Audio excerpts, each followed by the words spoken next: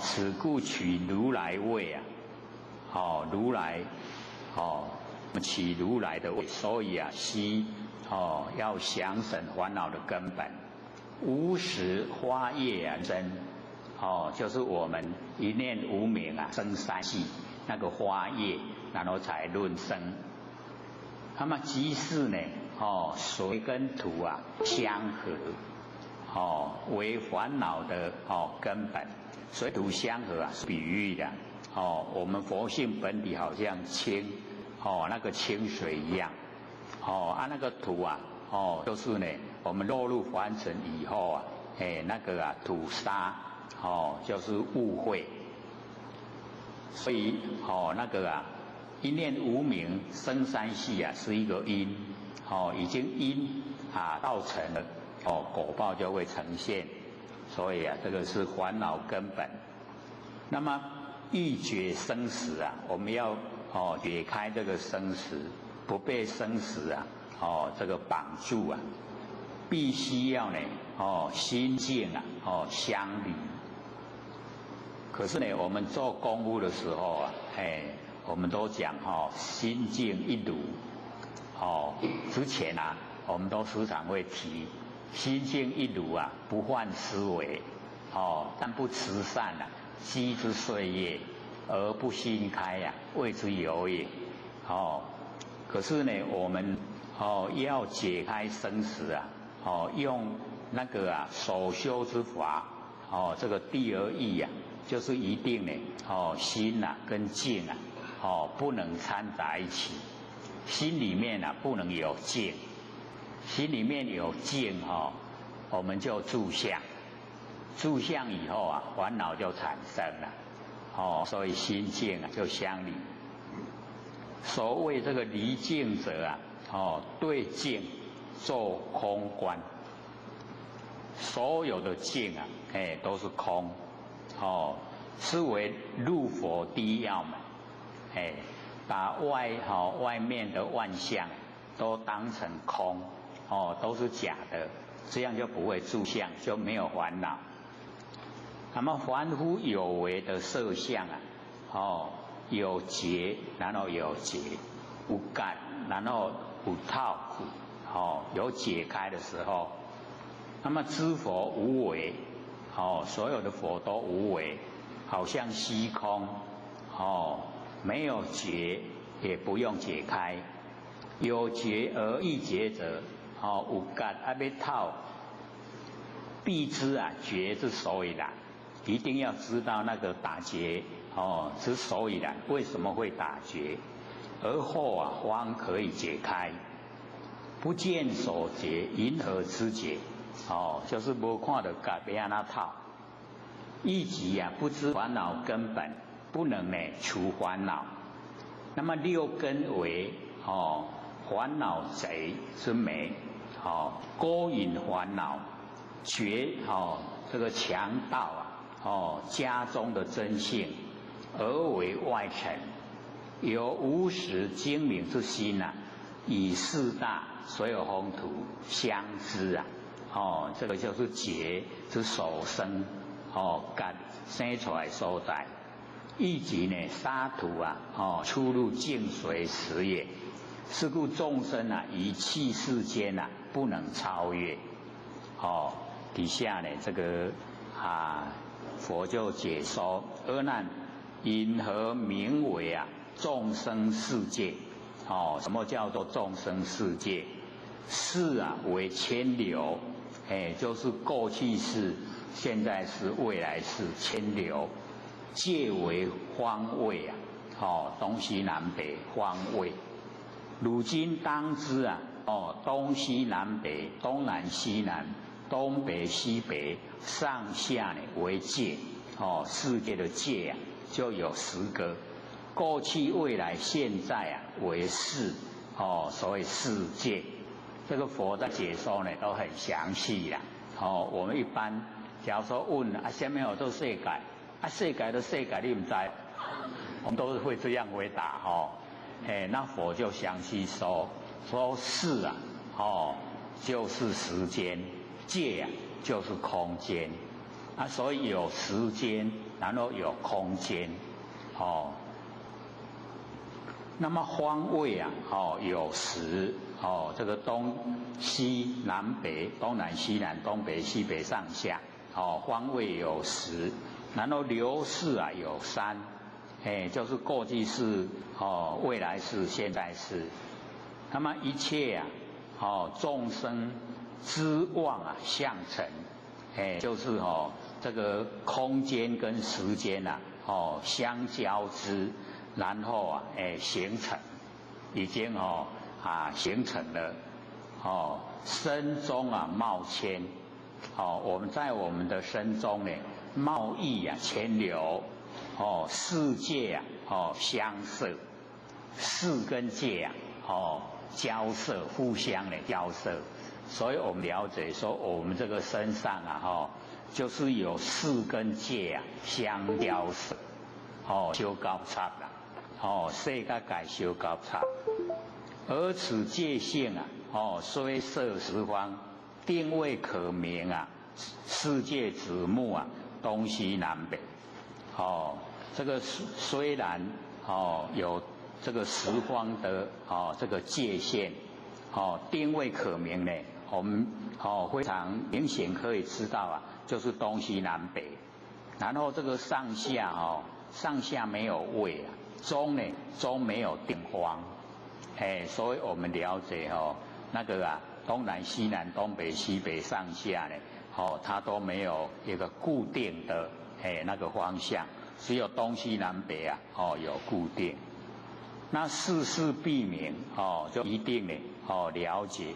那么以事啊，相摄，跟事啊，相交涉，三世四三。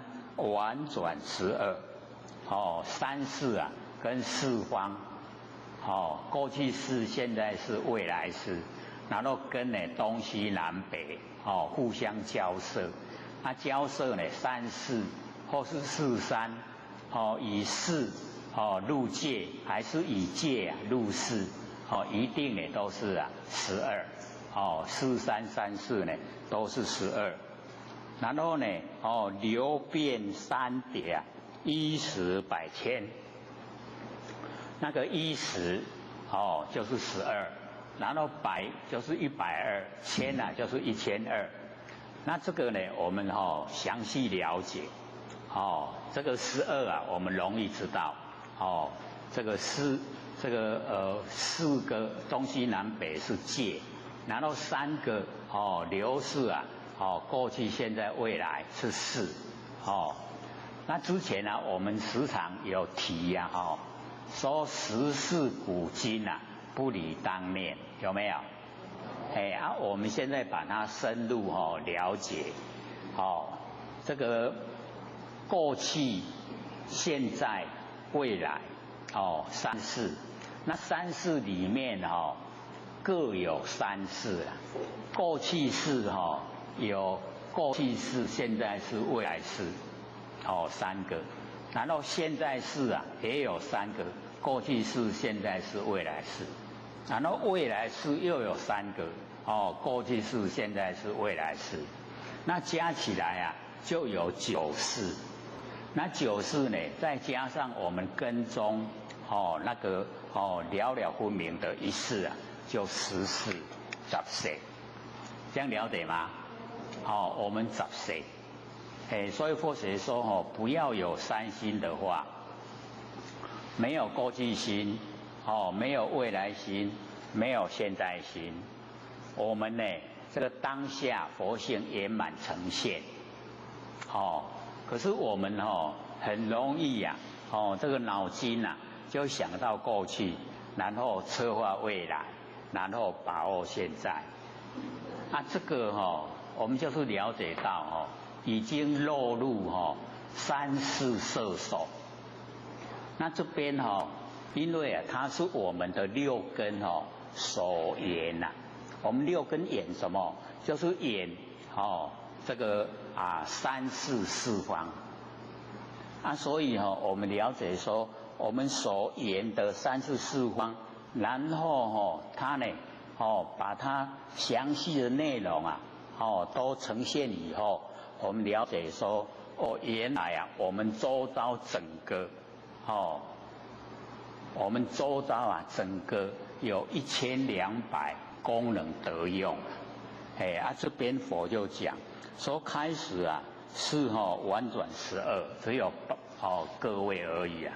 然后呢，流变三叠啊，就是啊，我们现在以是啊色方，就是世界，然后进入啊这个四方，四方里面各有这个3世，然后我们就了解到每一世啊又各有10方，每一方啊又各有3世，了解吗？可能因为或许看这一段的时候很多的那个讲解呢都不同内容了。那可是我们就是要了解，我们从佛讲的那个根源来了解，说离不开这个3世跟4方，然后3世4方是我们的6根所去缘，就是我们要跟4方接触就远离3世4方所以一世以后我们就知道这个世里面就有10世，然后方有10方然后我们第一叠是12，第二叠第二叠就是把那个12又每一个都有这个10方，每一个又都有10世就变成了12就变120，那120又再变3叠，第3叠的时候又增加1倍，120就变1200它的内容都离不开3世跟4方，就是我们6根所缘的这个3世4方，所以佛就讲那个依实百千是概略他把那个领的都没讲。那么总夸始终6根之中，我们6根之中各个功德有1200我们6根呢功德功能得用有1200，然后呢佛就跟阿难讲，汝复一中克定优劣因为我们6根有优，然后有劣如言关键后暗前明前方前明，后方前暗左右旁观2/3，统论所作功德不全，就是我们的眼根没有办法到达1200，东西南北各200，然后东南西南东北西北各100，这样了解吗？我们眼睛眼根看到前面已经有200，然后看到东南，我们以南方来算，我们的前面东南西南，这个就又200，然后左右我们左右这个旁观又很清楚又200，这样了解吗？后面前暗咱后边咱的眼根后边看不到对不？就缺少200，然后这个西北东北又有各100就各比加起来总共都400，我们400就没有办法这个看到。各位前人这样听懂吗？前面东西南北各方呢有200，东南西南、东北西北各100，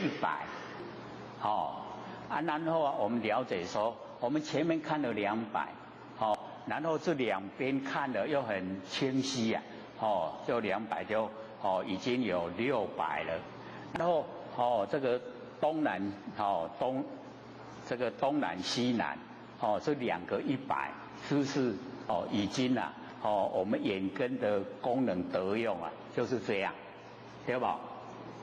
然后后面看不到200不见了然后呢东北西北哇又各100又不见了你这样了解吗？就缺少400，所以3分圆功啊，1分无德，当知眼根啊就是800，本来1200嘛咱欠后边甲迄个后边的边迄个东北西北，我们以南为前方来说啦。众生世界事呢为千流，过去现在未来，三世常流而不住，界呢为方位，东西南北东南西南、东北西北上下十方立定这个界限不移易那么此世界在自性之中本无此事，在咱的佛性内底无这个代志那么随着众生知妄，我们把那个妄已经改偏激已经知成了知妄那个相成。所谓呢有众生世界亦从之而有，有众生呢就有世界。世界众生两不相离，彼此依赖。那么四方呢摄三世三世12，流变三叠依时百千，6根之中呢各个功德1200，但是那个6个的作用不同，优者1200全部具备，劣者就是3分缺啦这个欠这个北方，然后呢东北西北3分缺，眼根为劣，只有800功德那么如耳周听我们呢这个耳朵可以周听十方呢无语，这个十方我们耳朵都听得到动若耳摇，这个动有这个声音耳就是近，摇就是远不管远不管近，然后呢见无边际有声音的时候，近的声音也听得到，远的声音也听得到，然后一静下来都全部没有声音的时候那个我们的听已经宽广到没有边际非常的宽广。那么当知耳根圆满1200功德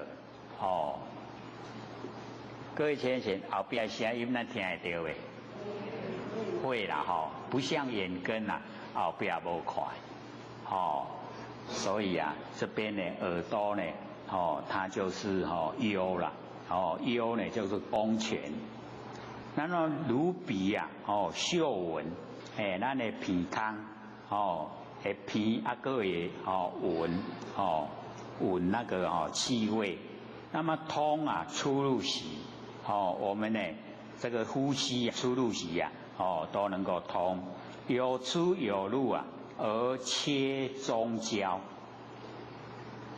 切中焦就是我们那个出不是要换入吗？那个中间有没有停顿？各位先生，我们的呼吸呼出去的时候要吸进来，这个中间有没有停顿？然后我们吸进来要呼出去，中间有没有停顿？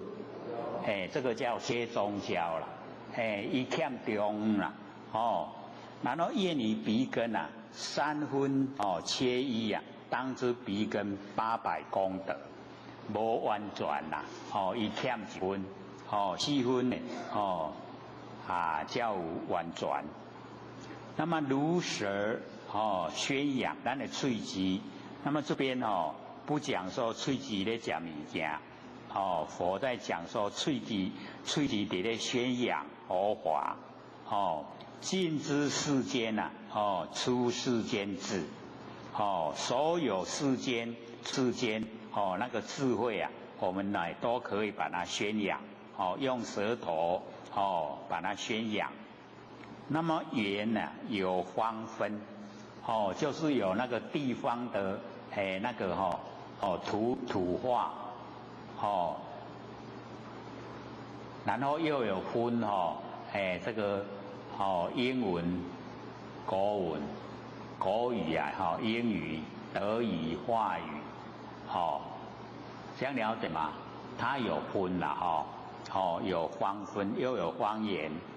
那么理无穷尽，就是你不管是哪一种语言，来讲这个修道的道理都没有穷尽可以尽情的发挥。那么当知舌根圆满1200功德，喙齿拢会当讲才圆满，1200功德功能得用。那么如身接触是以委顺，我们身体能够感觉那个触觉。那么是以我们是以委顺，这个认识那个委顺，委就是讲今这个热天人你切泡面油安尼做委啦。若顺就是讲即马热天人，咱拢穿安尼薄薄真凉的迄个衫，安尼做顺，这样知道吗？所以佛在讲，我说白话啦，说白话嘞。何时能觉离中不知？咱清咧，还有这何时都能够觉，能够感觉到，对不对？可是假如说离开我们的那个身了，我们知不知道？不知道。所以离中就不知了。离开我们身体的都不知离一合双，愿以身根3分切一当知身为800功德，完无够，无完满。那么如意莫容，我们的意可以莫容，就是含容，十方三世我们十方三世意都可以莫容，都可以把它呢融在我们意念之中。那么一切世间出世间法这个全部都能够莫容。唯圣与凡无不包容，不管是圣，不管是凡，全部都包容。那么尽其牙际就是天涯那个国际当知一根圆满1200功德，可以圆满1200的功能得用。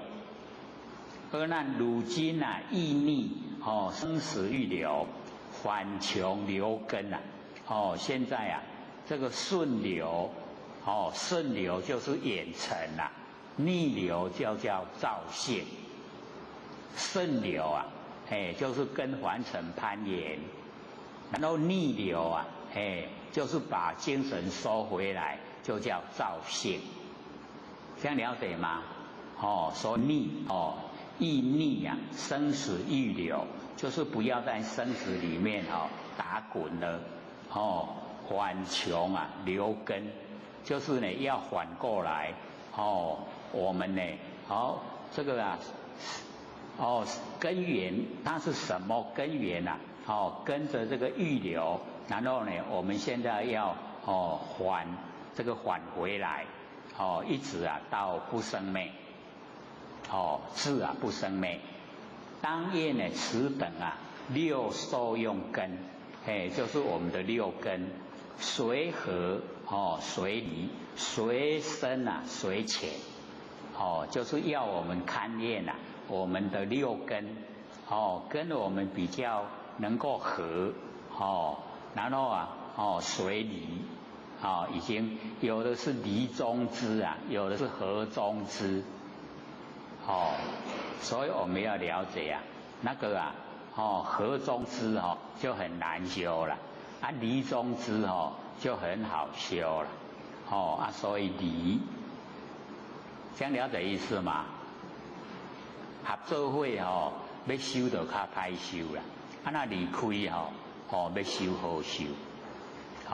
你像我们眼，这个耳根啊，这个啊就是都呢没有跟这个我们要了解到，说我们听到外面的这个声音啊，是不是都离开身体，离开以后，然后知道外面的所有声响，所以呢那个叫离中之，然后合中之啊，就像呢我们这个呼吸之中合了输入来分出去，那个要你根身接触合在一起，你才知道。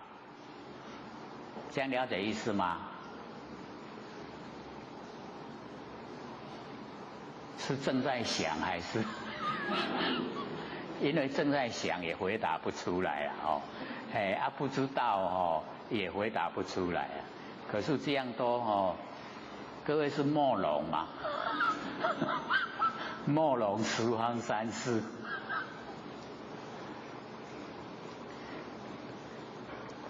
那么随深随浅，什么人深啊？就像那个意，意呢就很深。然后什么人浅？我们那个耳根啊就很浅。那么水为圆通啊，水不圆满，所以我们了解说这个圆通啊，就是耳根，耳根最圆通了。那水不圆满，这个就很多的这个六根剩下大概都不圆满。那么若能以此啊，悟圆通根，逆彼无始啊，知望业流，就是逆，不要呢再顺着，我们顺着凡尘的话，我们就在六道轮回啊就没有停止。那假如说我们逆那个无始以来，我们知妄，把那个妄啊偏知，然后起后造业，流转于六道，知妄业流。那么德行圆根啊，与不圆根，佛就讲我们能够找到呢那个圆满的根来修啊，跟不圆满的根来修，路皆相悖，就是一天之中啊，就成效很大那个不圆满的不圆通的就是一劫之中啊，你都还没有成效出来。所以相差很多了不只有一倍。那么我今备显六赞圆明释迦牟尼有说，我现在全部都把那个六根整个都显现出来了。六赞圆明就是我们六根那个整个那个全部都说明本所功德六根的功德。事量如是随汝详者随着你来详细选择，其可入者吾当发明，令汝增进可以进入的，你哪一个根可以修行，可以进入的，那释迦牟尼佛就会呢这个详细的说发明发现明了令汝增进。那底下呢就讲十方如来于18界一一修行皆得圆满。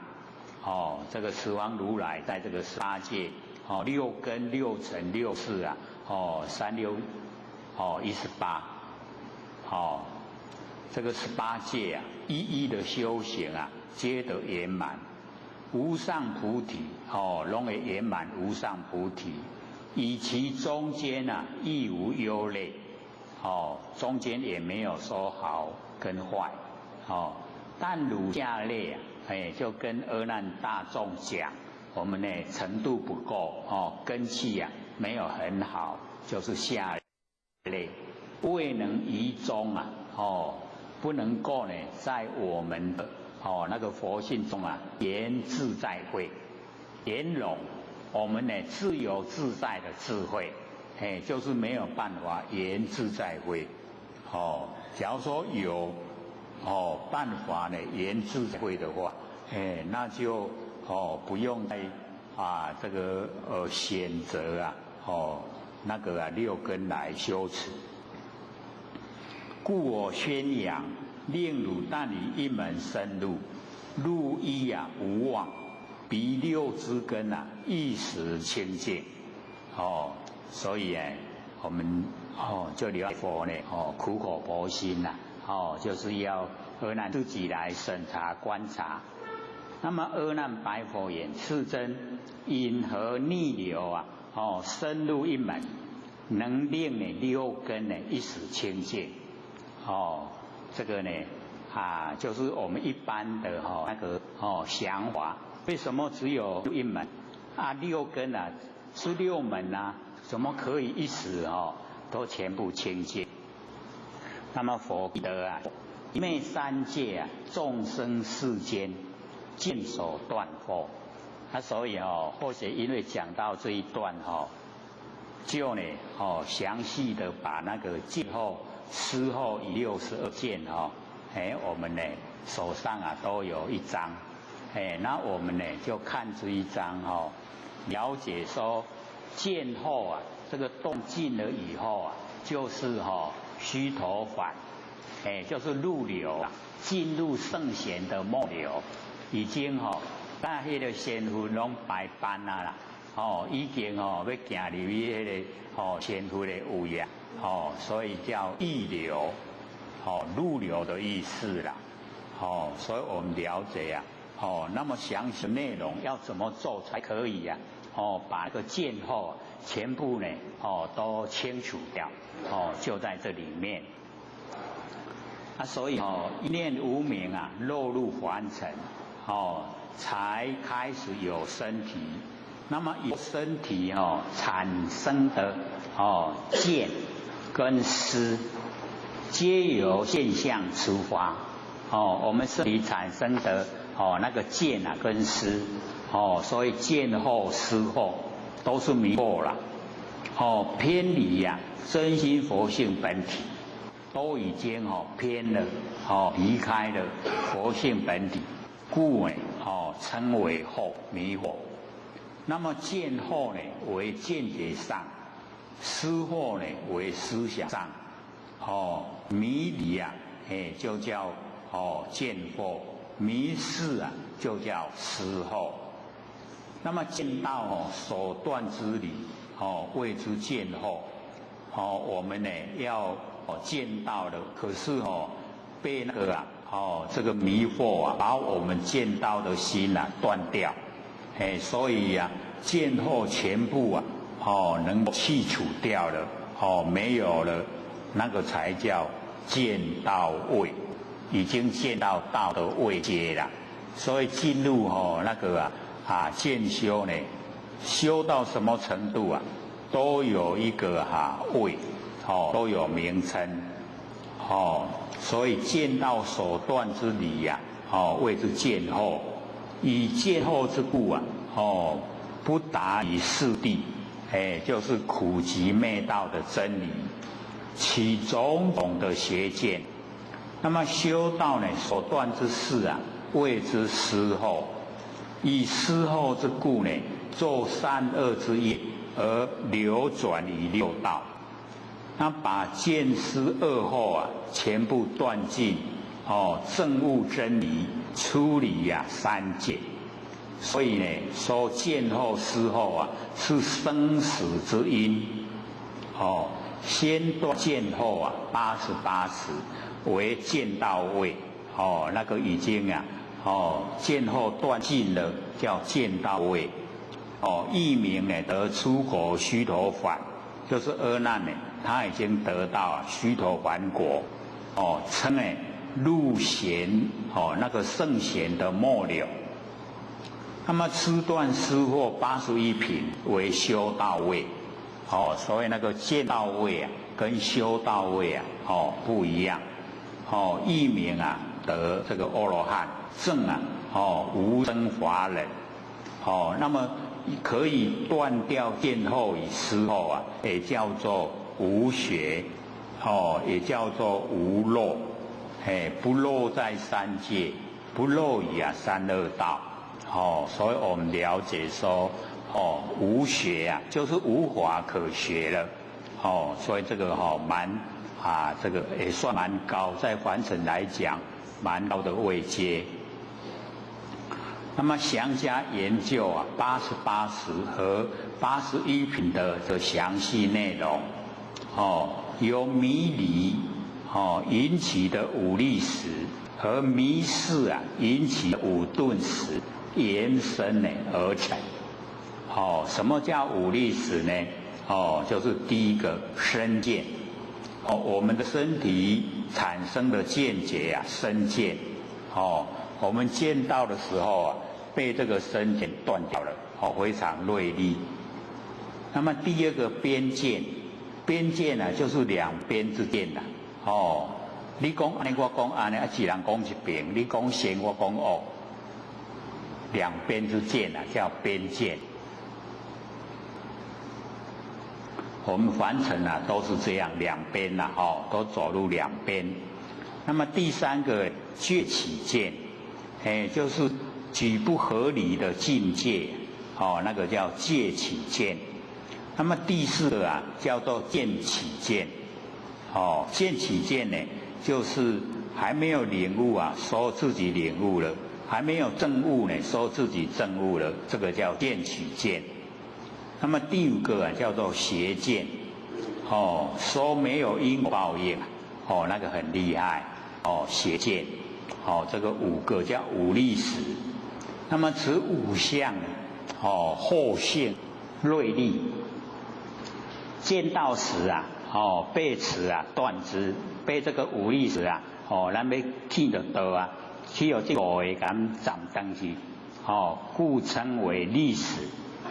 这个识啊，就是70区域的那个含义，识。那么五顿识呢，就是贪嗔痴慢疑，那个慢就是骄傲了，贪嗔痴慢疑呀，佛性里面都没有这个啦，可是我们习性里面全部有贪嗔痴慢疑呀，全部有。那么此五相啊，迷执于世间之事物而起，那么其性呢钝而难断，很钝。刚才那个很锐利，这个是很钝。那么修道时啊，被这个五顿识啊卡住了，故称呢顿识。五力识、五顿识呢，这个做本后根本的迷惑了，本后。那么疑皆名啊随后，剩下呢都叫随后，随着迷惑。那么88识呢是迷于四谛真理啊而起，四谛啊苦集灭道，那苦下即一切，就是那个苦，全部五力识、五顿识啊全部有。然后呢，极地灭地啊，各除三。那么道地呢，除二见。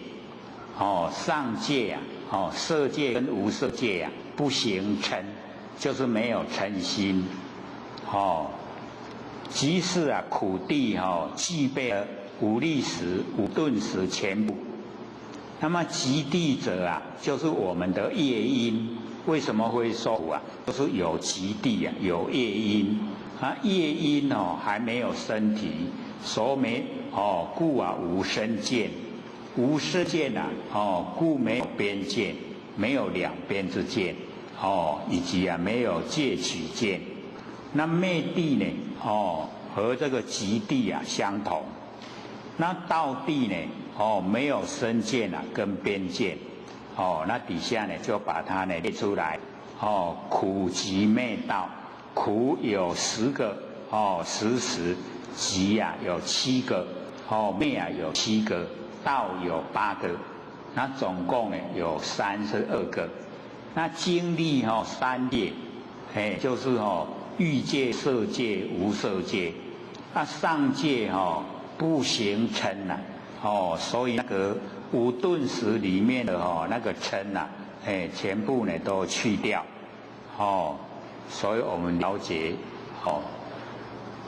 这个苦集灭道各减1个，有28时。欲界呢有32，色界呢有28，无色界呢有28，共88时。所以见后就是88时。这个88全部都断尽了就叫出国须陀洹。各位这样听得懂吗？懂不懂啊？懂啊？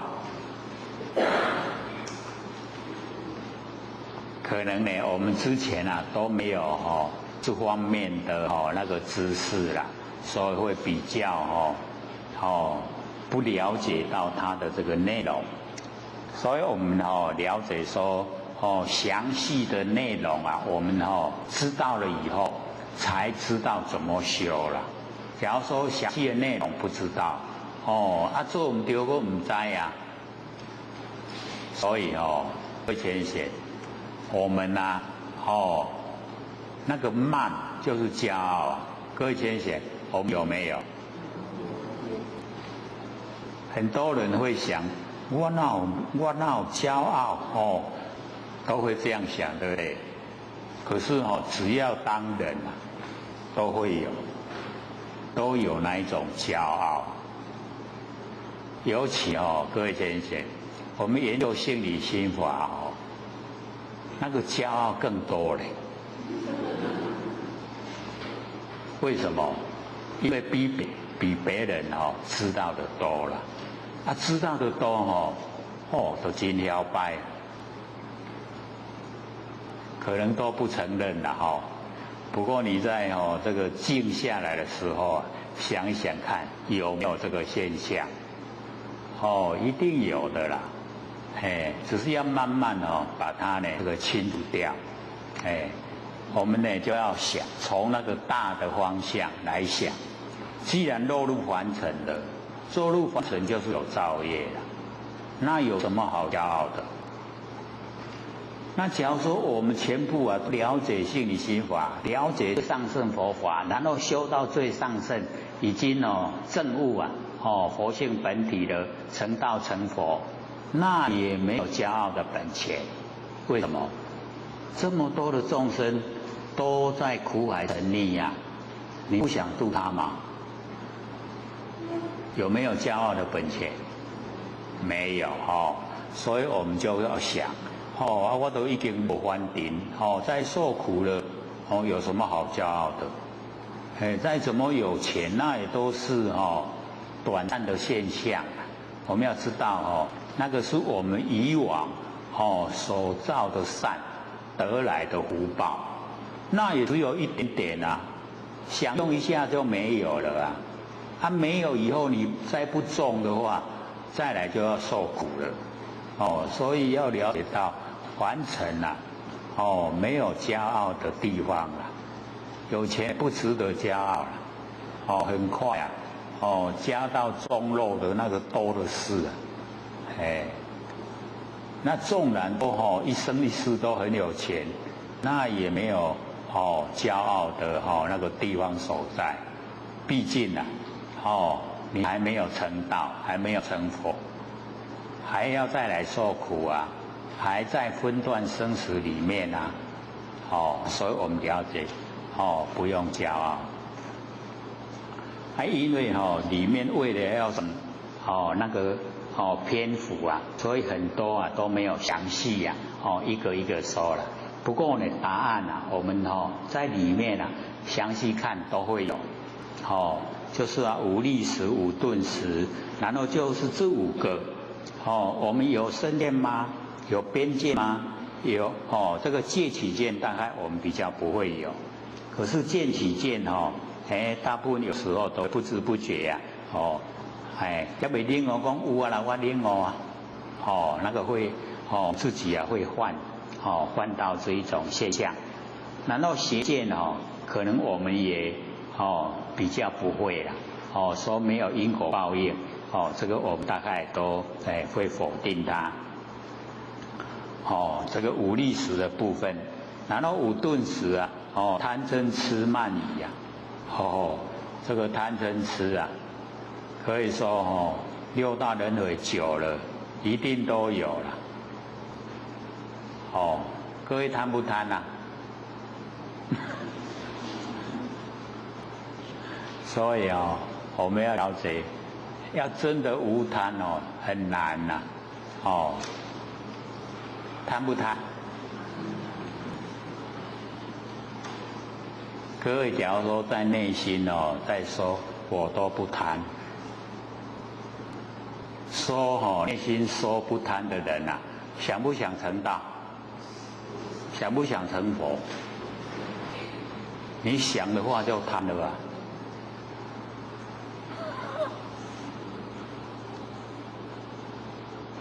所以我们真的要到达透彻了解真理就连成道成佛，我们也不想。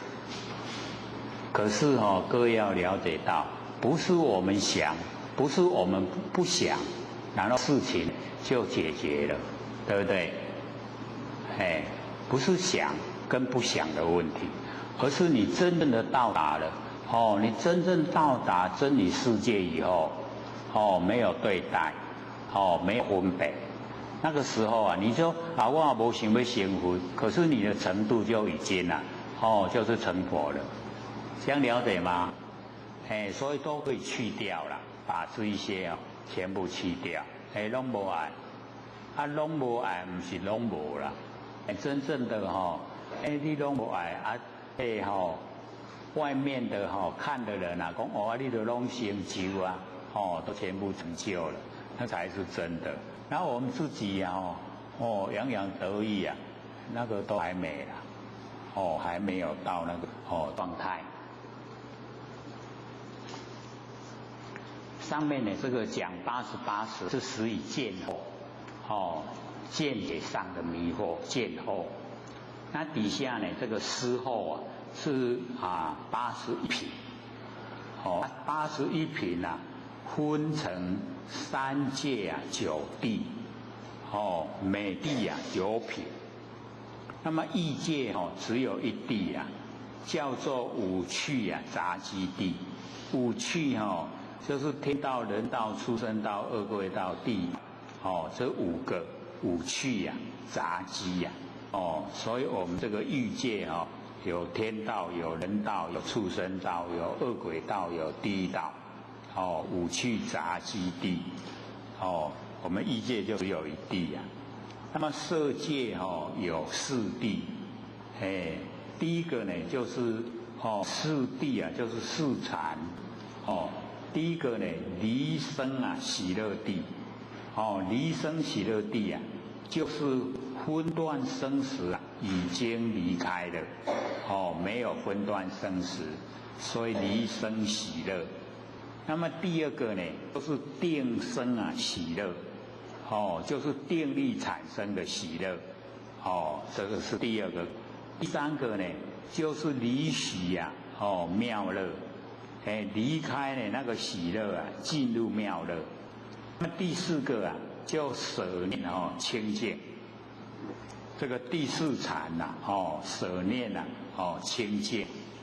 那么无色界一样有4地，空无边处地，是无边处地，无所有处地，非想非想处地，所以这个无色呢已经没有形象了，只有那个识，我们认识的识那个识在。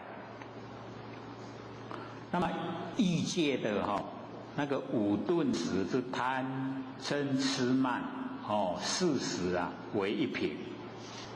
那么色界恒跟那个无色界贪痴慢那个嗔没有了，30为一品。那么断意界出第6品为得2果。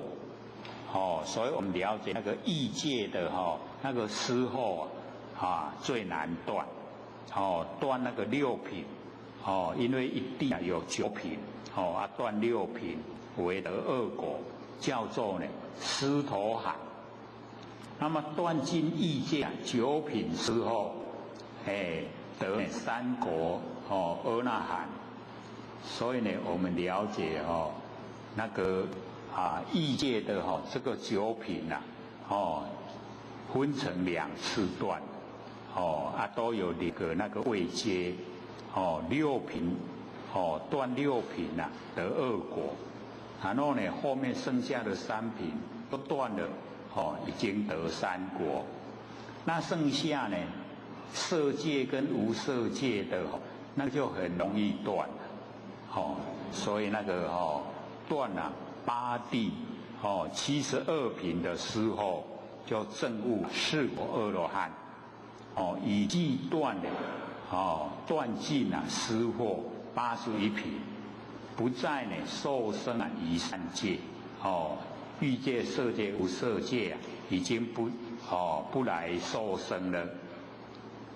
那假如说我们看到呢有98随眠那个术语是见后88时，然后加本后无力时跟无顿时而来的译名呢98时，是烦恼的译名。因常呢随主于人，故谓之随其体幽微难知，如眠，像我们睡眠的状态故谓之眠驱使人入于这个三恶道这个呢是见后跟思后。各位假如说还不很详细的话因为我们都有DVD 然后 CD 跟 MP3 可以反复你听，你只要肯用心的话，绝对很熟啦都会了解就像那个智显禅师智显禅师那个一级望手之那一个句这个还记得吗？那个智显禅师，他的师父龟山和尚跟他讲说，你还没有入胞胎之前讲一句我要记你，那个记就是受记你若讲对就要受记你会当成道。结果伊都袂晓拢袂晓呢，要求龟山和尚讲甲讲。龟山和尚讲我讲是我的你也无讲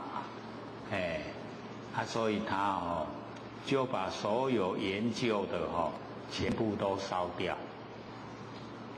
讲好我读得济无法度回答这个问题全部都烧掉，然后就行李打包就回家了等来吃饭。那个时候他满心的灰心故意就灰心没有希望的就回去。他回去处理环境或者不是讲那个割杂草的时候去打到小石头，小石头撞到那个竹子发出一声咚，然后因为这一声他领悟了，他领悟以后才讲出一首句语说一即忘手之。各要了解到因为他全部的心思都在修道所以不知道真理很苦啦他听出来那个声音的时候他是演技则生，因缘际会你嘛唔知影讲伊会去扑到石头嘛唔知影石头去讲到底是不是因缘际会？因缘际会才产生，演技则生演善则昧。所以他领悟说完成的万象万事啊，都是这样，眼寂则生，眼散则灭。那当下整个佛性都圆满了，也没有过去心，也没有未来心，也没有现在心，没有。所以他就赶快回去这个沐浴啊，就是洗澡，然后赶快穿新衣服，朝着龟山和尚的那个方向啊朝拜。说假如说当时啊，你跟我说就没有今天了。因为你当时没有跟我说，要我自己去领悟啊。虽然当时是很难过，可是现在不经寒彻骨啊，哪得梅花扑鼻香，对不对？所以我们也是一样，你要了解透彻的真理，就是要用心。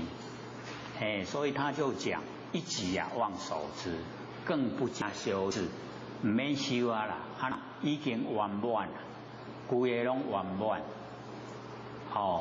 所以我们要了解到，我们平常就已经呢都时常在用我们呢不生不灭这心佛性，可是我们日用不知啊，拢怎样所以才会这个会感觉到内心很苦，然后呢又向外，我们心又向外去追求，跟那个修道者相反。修道者就是要回光返照，要呢朝我们的那个内心来修才是正确。所以我们了解说我们呢这个用一点用点心，各位都还记得吗？那个智贤禅师的寄语，都要赶快翻笔记拿出来看。一己忘守之啊，更不加修之。动容啊，养骨路；不斗呢，消然机。次次啊，无踪迹；声色啊，外威仪。此方达道者啊，显眼上机。有没有？我听较熟的嘛好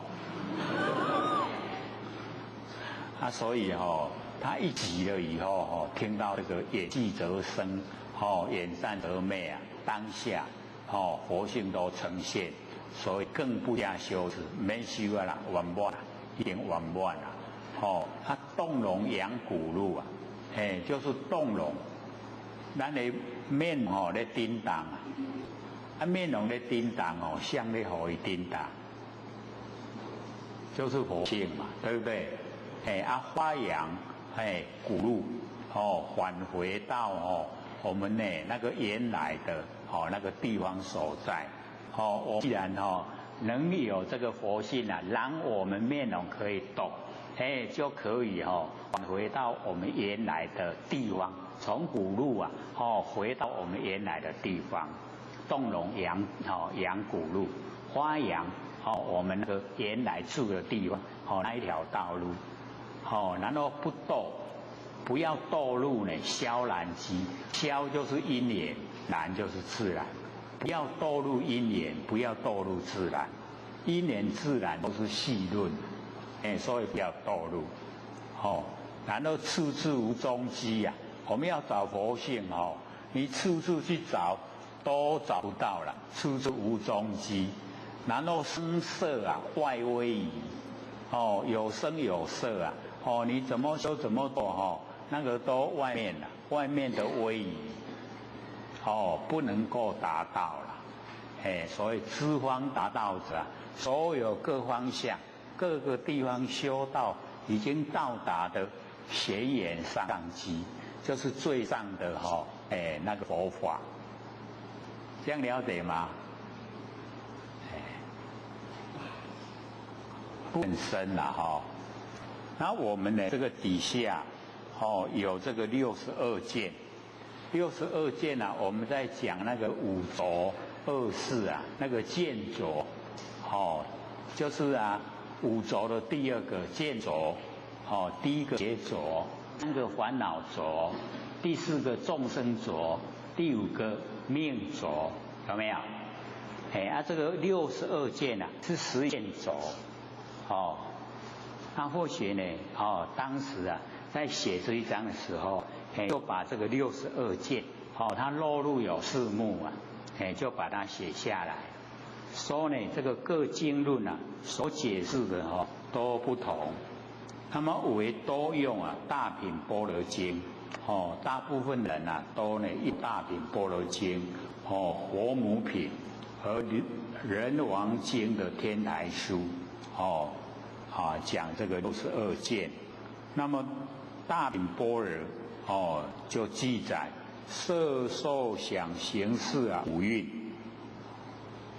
那么先呢记这个色蕴，色为常，第二个色为无常，色为常无常，色为非常非无常，那么受想行识四蕴也是这样子。那么合计有20件，可能当时因为各位这个手上都没有这个资料。所以听过以后不容易记下来。现在手上有资料了就容易记。假如说呢，这个要详细说的话，受为常，受为无常，受为常无常，受为非常非无常。然后呢，底下想，想为常，想为无常，想为常无常。想为非常非无常，行为常，行为无常，各位这样听懂吗？了解所以就不用重复再讲，就说四蕴欲染也是这样，就有20件。那么此事过去五蕴所记，过去的五蕴所记。那么又现在五蕴这个所执我们现在的身体这个受想行识五蕴所执色为有边，色为无边，色为有边无边，色为非有边非无边。那其他四蕴也这样，合计有20件就已经呢40了。那么在于未来五蕴之所见，第一个色为如去，色为不如去，色为如去不如去，色为非如去非不如去。那么其他四蕴也是这样，合计总共有20件。那么3世呢合起来就有60件。那么再加我们身跟我们的神精神为一，子身以人为一，为一是一件，为一是一件，就有2个2件，总共呢62件。这样各位就知道62件的详细内容，对不对？62件。那么此62件全部都是边见，两边的见解，离不开呢断常有无范围。而天台宗的解释他是说色是我，离色而有我，那么3呢，色为大，我为小，我自于色中。第4个我为大，色为小，色自于我中。四蕴也是这样，合起来有20。那么立3世呢，合为60，加常见跟断见共62。是五力识之中的身见边见所属的。那么另外又有解释就是本觉本见末觉末见62件呢各呢随意说了所以他们的意思讲出来。但是呢讲出来呢皆离不开四句的范畴都是在这个四句里面。若论呢这个涅槃理超四句涅槃经里面啊，有记载说理呀、真理是超越这个四句，他就讲一义寂不惧，有无非有非无，常无常，边无边，都是这个四句的范围。然后体呀，绝百非，就是100个全部都不对。四句之任呢，但有言说啊，皆无实义，这个言说都没有实际的义理。而上至62件啊，亦实以四句之任。若问佛，假如说我们问佛，世界有边也，无边也；世界有尽也，无尽也。佛都默然，不给予回答，拢不爱讲，伊讲迄拢无路用。四句直，第一个呢常，外道呢以过去之我及现在的我相续不断，持之为常，即斗于常见。都拢安尼啊，还有就常见啦。第二个无常，外道记我今生死生，不由过去之因，执为无常，即斗于断见。这个一了百了啊，就叫断见。都拢安尼啊，迄叫做常见。两个拢无合理啊，常见的不对，断见的不对。那么亦常亦无常，外道呢以上2句啊，皆见有这个构思，便记我是常，身呢是无常。若尔，则离身即无有我，名亦常亦无常。这第3个，第4个，非常非无常。外道呢既身有义故非常。我无义故非无常。那么非真理之言论皆经不起考验。那么人生呢很短暂，物以有限的光阴浪处在无义的见地里，稍涉及对待的两边，急需放舍。只要有对待，那个呢都要放舍。保持呢清醒的脑海，关照人生的实相，返回本位。这个我们就是要关照人生的实相，就是不生不灭的这个佛性本体。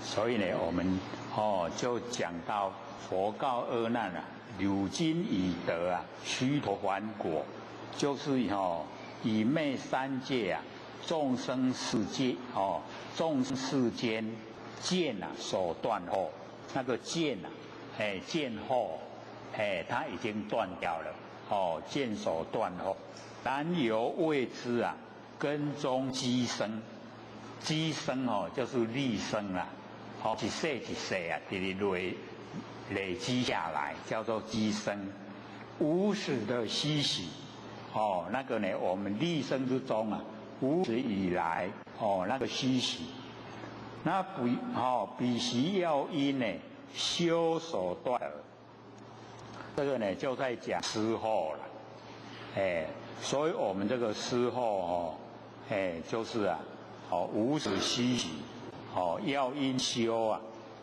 才能够断。所以见后断叫做见到位然后呢思后已经断了叫修到位修才能够得修呢思后全部没有都断掉了就可以得。何况此中呢生住意灭不计头数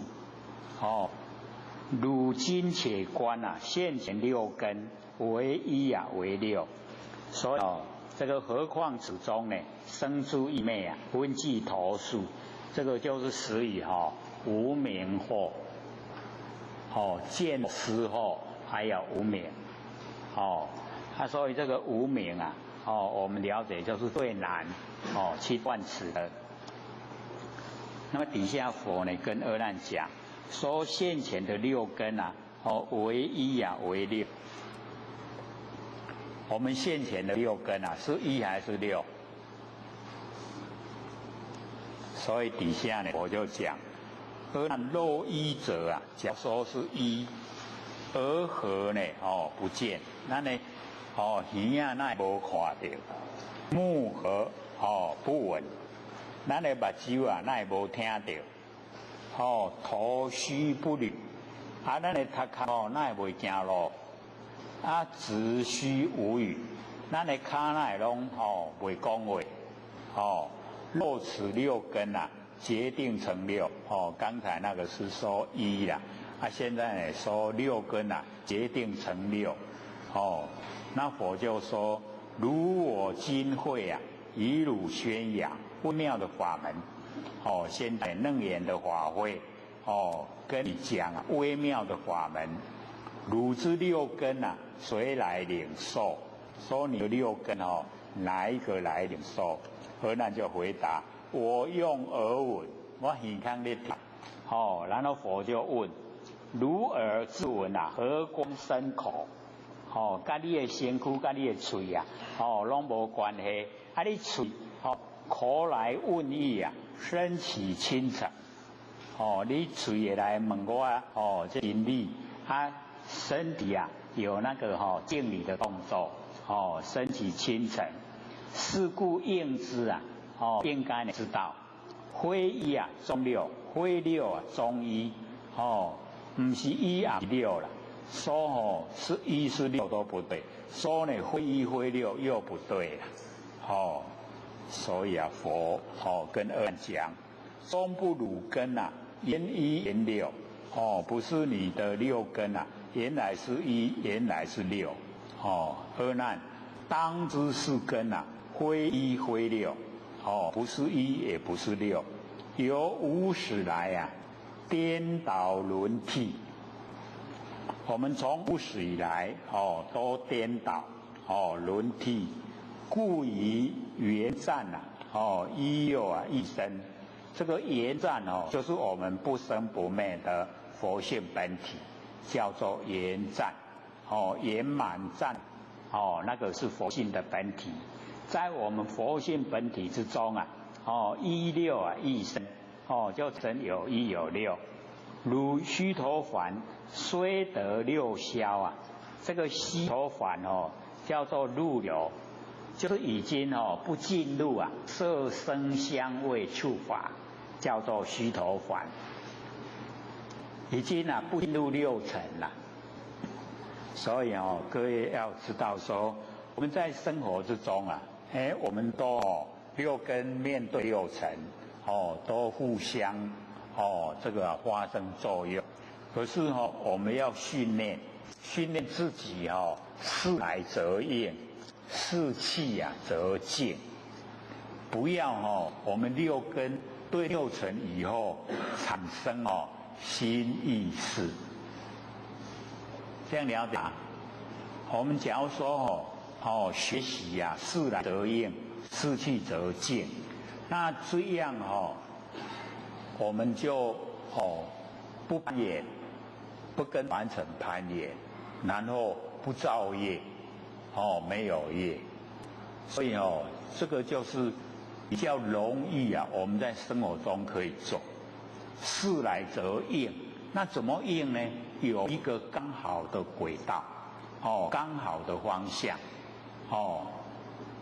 一定有一个刚好的比较上策的那个应这个事情，然后事情过了就抛开，全部不让它留在脑海。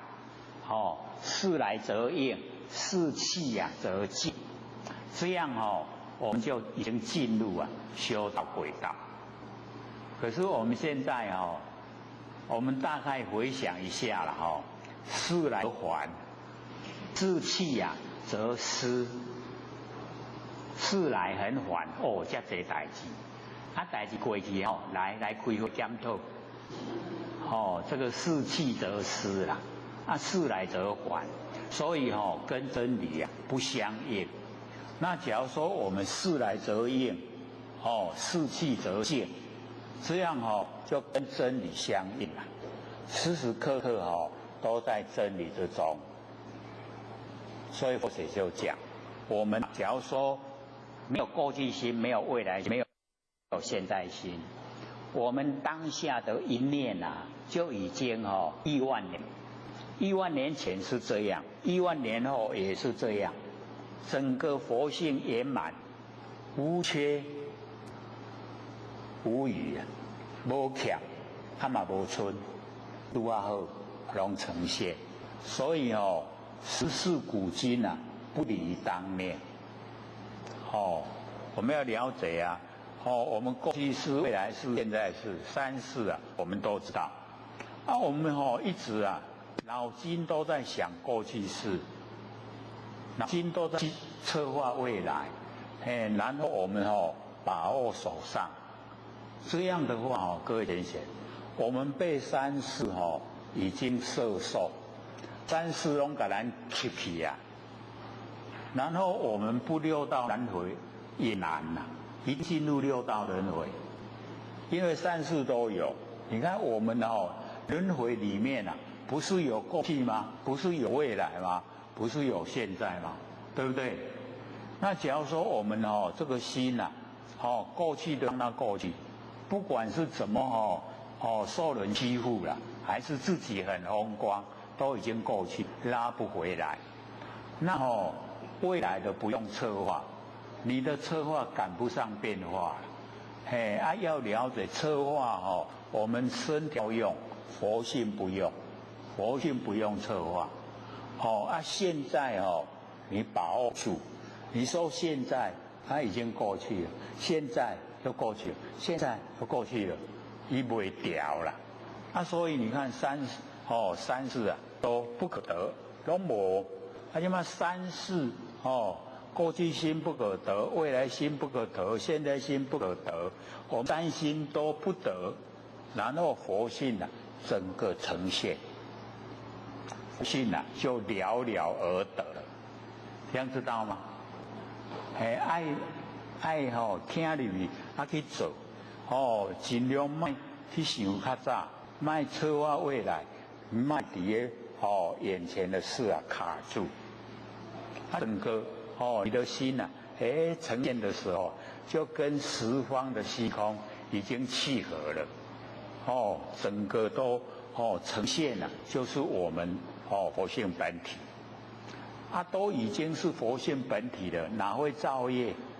不会了，不造业就不受苦，解脱了，这样会吗？所以我们这个了解这边这个佛呢就讲说，由无始以来我们颠倒然后轮替轮逆在凡尘，然后呢交替我们的六道呢都不一定呢是正道，故于缘战一六一生汝须陀洹虽得六消已经呢不进入色声香味触法，已经六消，可是呢犹未亡一就是一还没有亡，还只走在一，所以要全部亡了以后才进入佛性本体了。佛性本体里面没有这一些事，为什么？没有形象，佛性本体没有形象可是了了分明，对不对？我们佛性本体没有形象但是它给我们的却是了了分明，只是看我们要怎么用，是用在凡尘呢，还是用在我们回到呢明心见性，返回到我们的本来看我们要怎么用。如太虚空呢这个山河群气太虚空里面这个掺杂多的那个形象，那么由气形异名之异空就是不一样的现象那个形象呢都不一样然后我们呢就有这个名称啊这个义跟空形象有形象的名称，然后空呢有空的名称，然后瓷器观空所有的器具把它除掉来看呢这个空，收空为一我们这个时候收空为一，比太虚空因何未如成统不同何况呢更明是一非一所以太虚空呢就是我们那个佛本体，然后呢这个形器就是我们落入凡尘，有身体有现象所以跟我们的佛性本体就已经都不同了。然后我们呢辞掉呢所有的形象来看我们佛性本体收空为一那么佛就讲比太虚空因何未如成统不同你给讲啥都不对了您硬加它什么名称呢都不对，何况更名是一非一，是也不对，非也不对啦则如了知若受用根亦如是你要了解到我们的六根受用也是这个样子。这个有明暗等两种相形明跟暗两种互相呢形显于妙言之中，就是呢在我们那个呢佛性的本体妙言之中连湛花见，连我们那个湛然那个不生不灭的佛性本体然后花这个见，然后渐进映色结色成根我们呢就结这个色然后呢成我们的眼根。那么根眼目为清净四大这个根眼我们呢这个知道呢它呢就属于清净四大水有风土，因明眼体如葡萄朵我们眼睛的那个形象跟那葡萄的啦，一粒一粒跟那莹莹的鱼这个佛在讲像不像白话？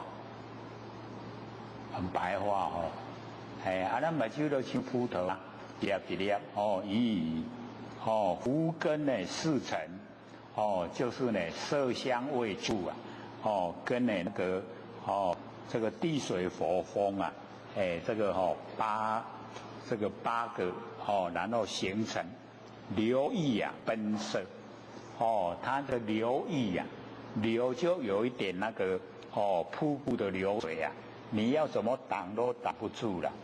然后的意就像野马在旷野之中奔驰，你要挡它也挡不来那个流意然后我们就让我们那个心就像流水，就像野马，然后奔色朝着所有的这一些形象去追求。我们眼根是不是这样都是向外啦有没有说我们眼根是向内的？有没有？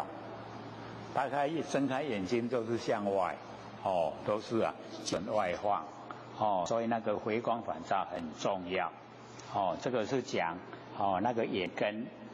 那么底下有动静等两种相即于妙言之中呢连湛花听这个动就是有声音，静就是没有声音，是两种互相呢这个攻击一动来了静就消失，然后一静来了动就消失，所以两种相即在我们妙言那个佛性之中连湛连呢我们湛然成极的那个本体花听就是呢听呢这个声音听经应声所以我们听呢就这个直接跟声音接触。那么眷声呢根根眼目为清净四大因名呢，而体，所以我们了解这个根源，那个根的，那个本来，也就是呢虽有风土，那么因名而体啊，就是我们耳朵的形象，如呢，熏，见月，那个月啊，刚才迄叶啊，呢卷起来。胡根四尘啊，留意啊，本身也一样色香味触啊，然后啊，就本我们耳孔眼来，拢直直咧听外口的声音啦。这个佛呢就讲眼耳，我们还10几分给各位提问。我们讲到呢这个88页，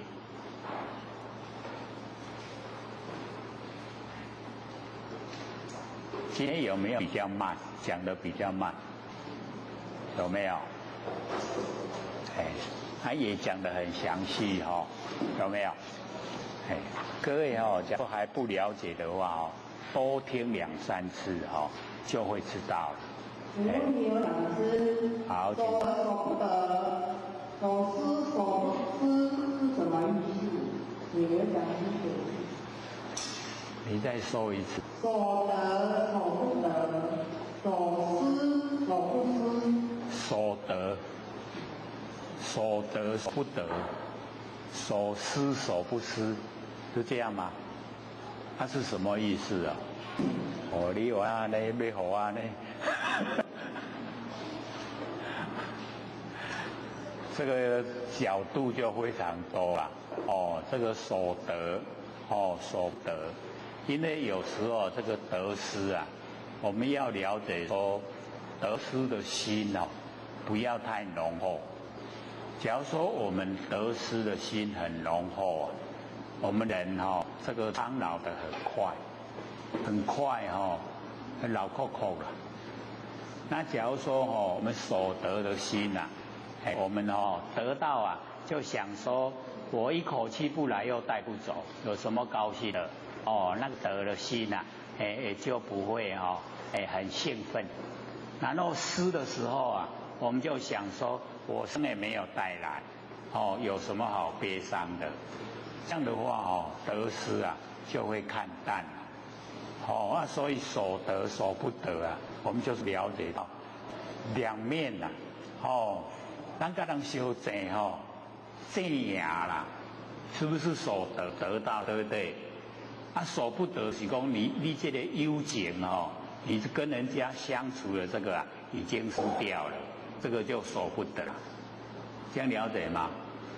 所以有时候我们要看看他的那个成效不能说只有顾表面啦。所以有时候我们师长都会讲吃亏就是占便宜。那为什么会说吃亏就是占便宜？我们一般人都不喜欢吃亏啦，都喜欢占便宜。那我们了解到我们的浩然正气就是吃亏之中最容易培养我们那个浩然正气。那我们占便宜可以说把浩然正气不知不觉都用掉，没有了。所以喜欢占人便宜的人没有浩然正气。那没有浩然正气跟有浩然正气有什么区别？有，当你在人烟稀少的地方，就是人很少的地方，那个时候你就会知道差别很大。为什么？魑魅魍魉就是会出现。你喜欢占人家便宜，魑魅魍魉就要欺负你。他没有恶意只是好作弄而已，你就受不了了。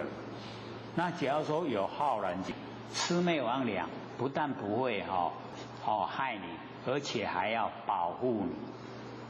所以在人烟稀少的地方那个就会呈现这一种状况。所以我们平常日常生活就培养，当然不是故意要去吃亏啦，只是我们不占人便宜，那个倒是一定要培养，绝对不占人便宜。所以啊，或许就讲，我们要培养到怎么样，就是不是我的我不拿。你虽然看到都没有人，有很贵重的东西啊，一样都不动心。我们动不动心？有时候很不容易啦。都拢无人，无提不拿白不拿，就会怎么样？我们就会违背良心。那我们自己了解说，骗别人很容易骗自己困难。那自己要就是这个非常的这个正面的思想，然后走的又是这个大路不走小巷子啦，所以那个人生过得就会不一样。不管别人怎么样去观看，我们自己心里面就是要笃定。那心里面笃定那个不是我该得的钱我就不要。所以或者都现在政府都鼓励要拿我们去买东西要拿发票，可是我都不要了。我们有拿了以后就会想对不对？对的时候是不是想中？是不是这样？假如说中了好不好？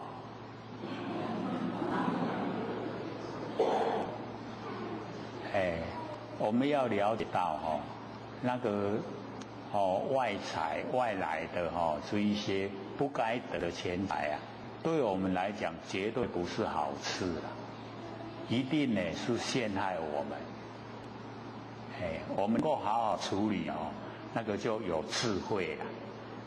你拿去这个帮助一些这个比较弱势的一些团体让他们能够照顾一些弱势的那一些族群这个都是很好。可是真正的你得到钱以后肯这样做的不多。他都会这个想独贪独的拢甲添了，这拢我的都是我的一般都会啦所以你问这个问题这个答案非常多。还了解吗？还有没有？还10分钟，好，请说。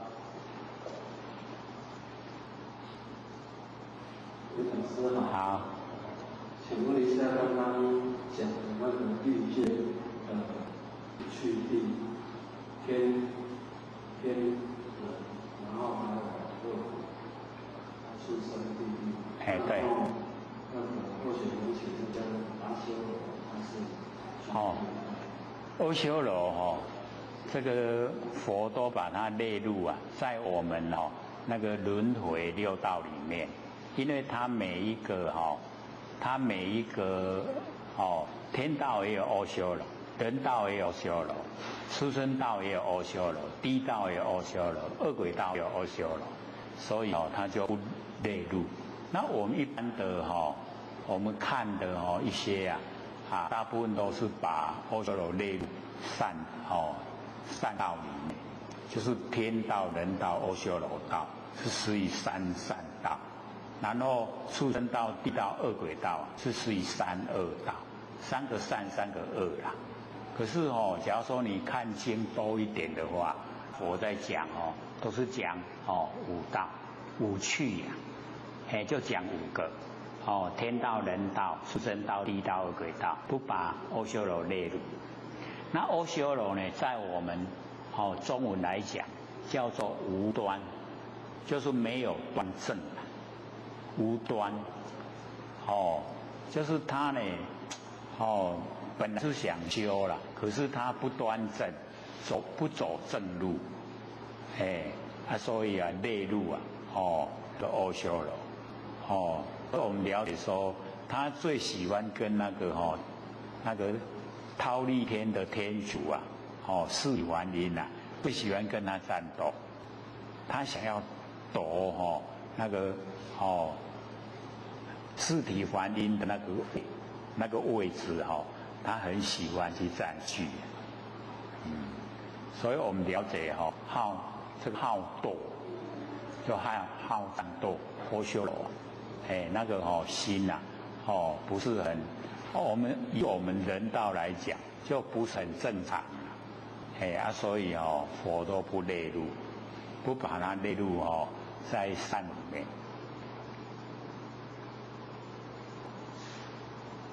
还有吗？还有5分钟。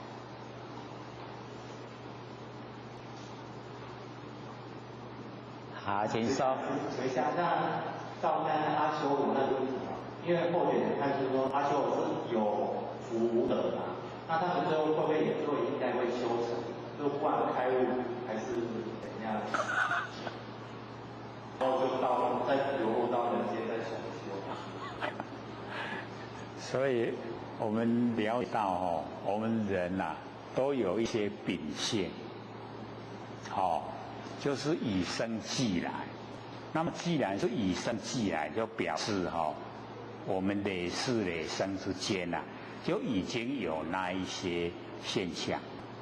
那么那一些现象的形成一定也不是说很短暂的时间，都是很长远长远的时间，然后呢形成。所以我们就了解到，有的根基非常锐利，很好，可是有的根基就很差。是呢，我们只要是在凡尘当人我们都有机会了，不管根基好根基不好，我们都有机会成道成佛。那或许因为时常看到根基好的反了，因为根基好福报大，那反而他不想修了。想修也不是很努力都是一种那个兼备的，兼的就好啦，不是讲正经要追求的，不是真的要去追求。不像我们那个西元大概1000年以前我们那个中国的那个修道都是投入生命在修，那爪华都是踏破铁鞋连铁鞋都已经被它磨破了，那个走的地方可以说非常要一直找，看看有什么好的修持方法在西元这个从西元0年到1000年这个中间都有。尤其在达摩祖师那个西元502年到我们中国来那个时候很兴盛，是因为很兴盛达摩祖师才把那个道又老水还草还给中国那之前大部分都是在这个印度所以印度西方有28代的祖师，然后我们东方有前18代，然后后来达摩祖师一传回来以后，又呢我们东方18代这样就个8864卦，整个卦我们圆会的这个里面都圆满了，所以到我们老师是最末后了老师师母都是末后一早。假如说再称有那个什么3祖19子那个都是骗人的啦那个都上天不是承认的。所以我们了解说会当阿修罗就是已经累世之间他已经都虽然有修，可是都沾了一个名而已没有实际的在做所以就有一点会异想天开做的话呢方法就不是很正确所以这个佛在讲的时候他都不把它列入不列入呢我们六道里面，都讲五趣呀，就是五道，只有天道、人道、畜生道、地道、恶道，只有五个。还有吗？还有2分钟，还有没有要问的啊？或者都讲，之前啊想问都问，找无人通问啦。所以那个时候发愿说好，以后我了解以后啊，我都要跟人家问。今嘛换些无人要问，较早是问无人，今嘛是无人要问。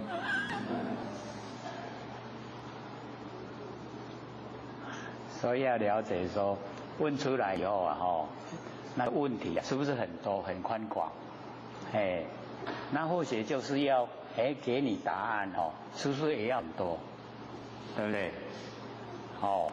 所以就是因为学的时间太久，学习啊在修道方面啊时间太久，因为时间久就知道的多，经历也多，所以就会，当然你提出来问题啊，都会有一个比较这个理想的答案。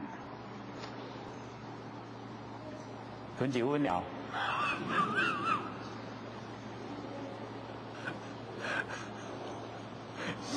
像给老师、各位讲师、各位坛子、各位天神，大家好。不学三道天之德，老天天大德，以及感谢呢各位天神给或许机会学讲。我们呢讲到这个88页，对不对？好。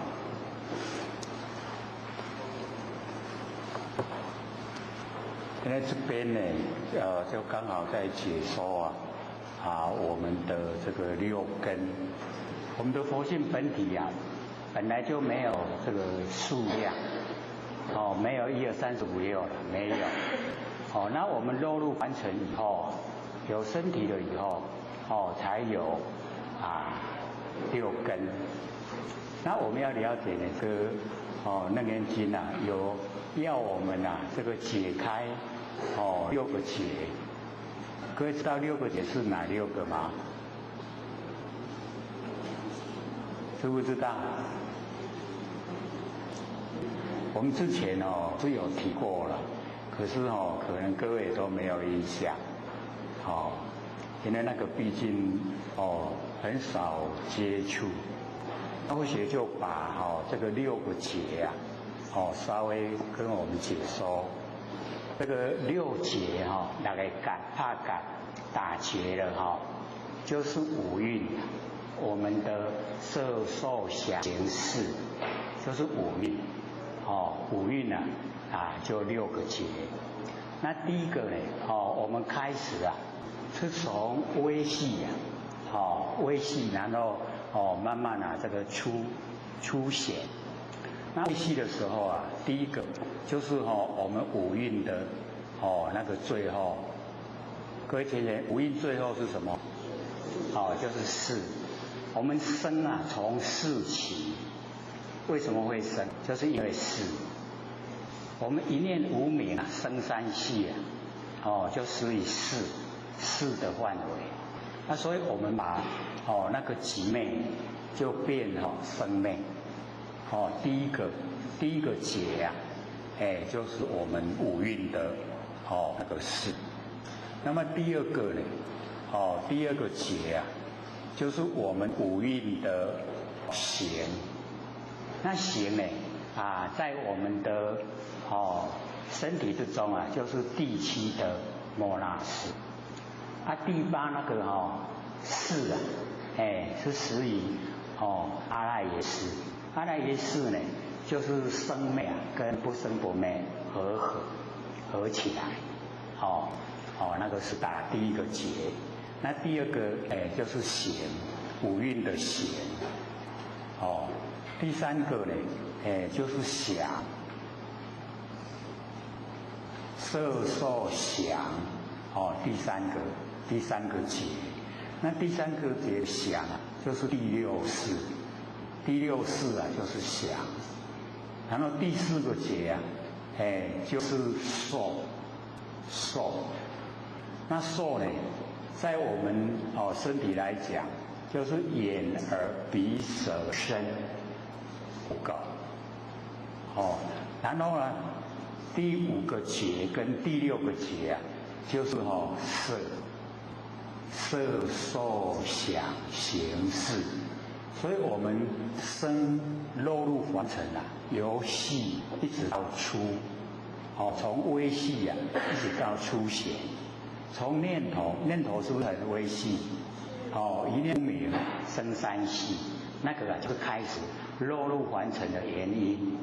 然后接着啊，我们阿赖耶识啊，就转给第7的摩那斯用，就是显。然后呢，我们想就转给前面的第6识用，就是想。想啊，我们就是了解，我们在凡尘啊用最多就是想，所以要回一定就是要去掉我们的想。那接着再下来呢，再打第4个结啊，就是我们的受。那因为我要知道这个五蕴啊，虚幻不实在。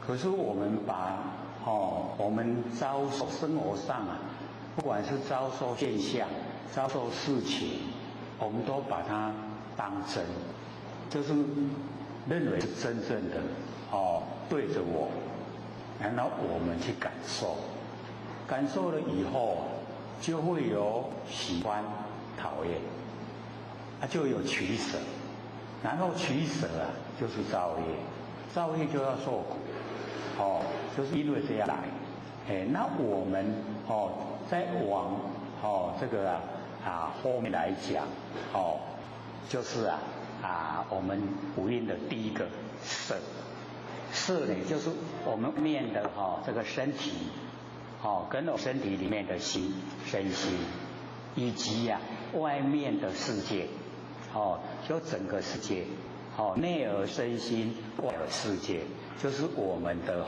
第5个结跟第6个结。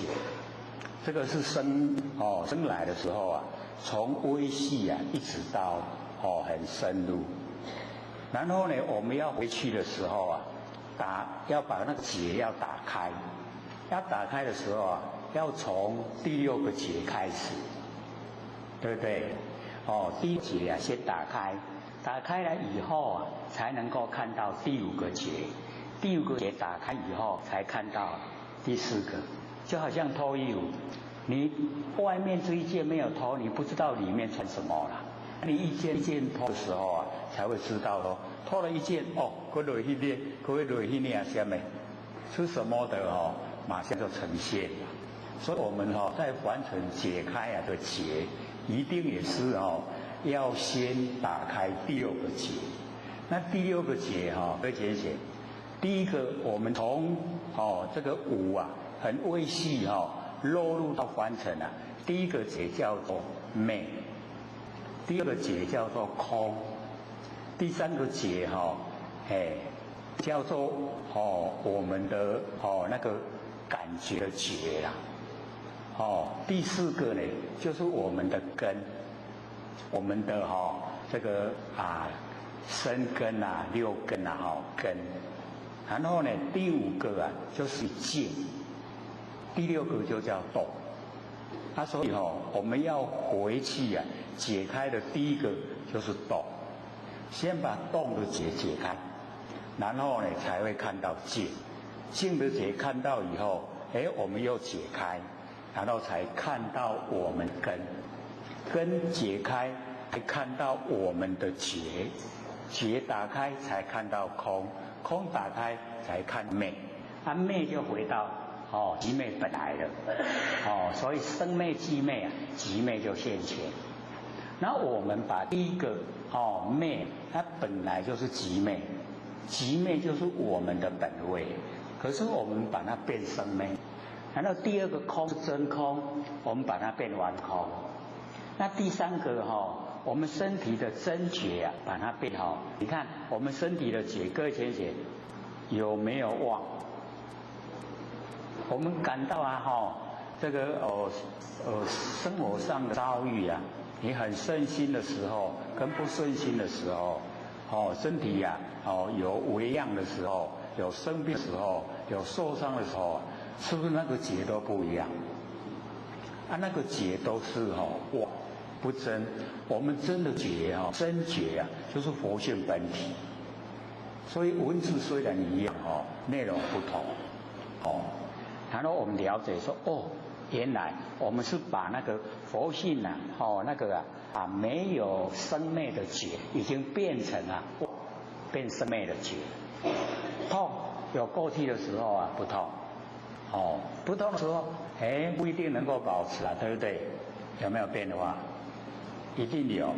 所以我们把那个劫我们虽然文字一样，可是在日常应用的时候，我们这个劫是时常都呈现我们都很看重它，看这个生灭妄的劫把真的劫就忽略。真正的劫或者就讲我们从身体有病的人按摩很痛，对不对？然后你体会到那个不痛，那个叫真的劫然后我们说耳根圆通整个佛性都延伸到整个虚空跟空合在一起那个才叫真的劫。可是那个真的劫我们就是不容易去体会呈现一定我们要自己有心来做，它才会呈现然后那个劫再下来就变根了。那根我们要了解到我们的身根我们的那个六根身，这个身是很大的一个我了解说有这个身以后我们就有眼耳鼻舌身意。那么这个六个本来都是佛性用的，可是各位要了解到我们佛性忽略，就变这六个他自己当家因为自己当家那个喜欢讨厌特别浓厚做出来就非常多的那个业因就形成所以我们了解说有这个根了以后造了很多的这个业因然后回到最后第五个就是静，第六个就是动动静。那我们现在开始打开因为要打开第一个就是动，把凡有所有动我们了解到那个老子那个清净经他就讲动者静之基，有没有？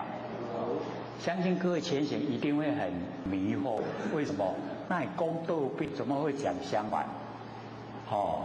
动变成静的基本，应该是静能够给动当基本才对，怎么会老祖讲相反呢？是各位前贤，我们没有了解到说假如说我们全部静下来，是整个宇宙大地都在动，有没有？地球有没有运转？然后小孩子会不会长大？我们长大以后会不会老？有没有在动？身体有没有新陈代谢？有没有在动？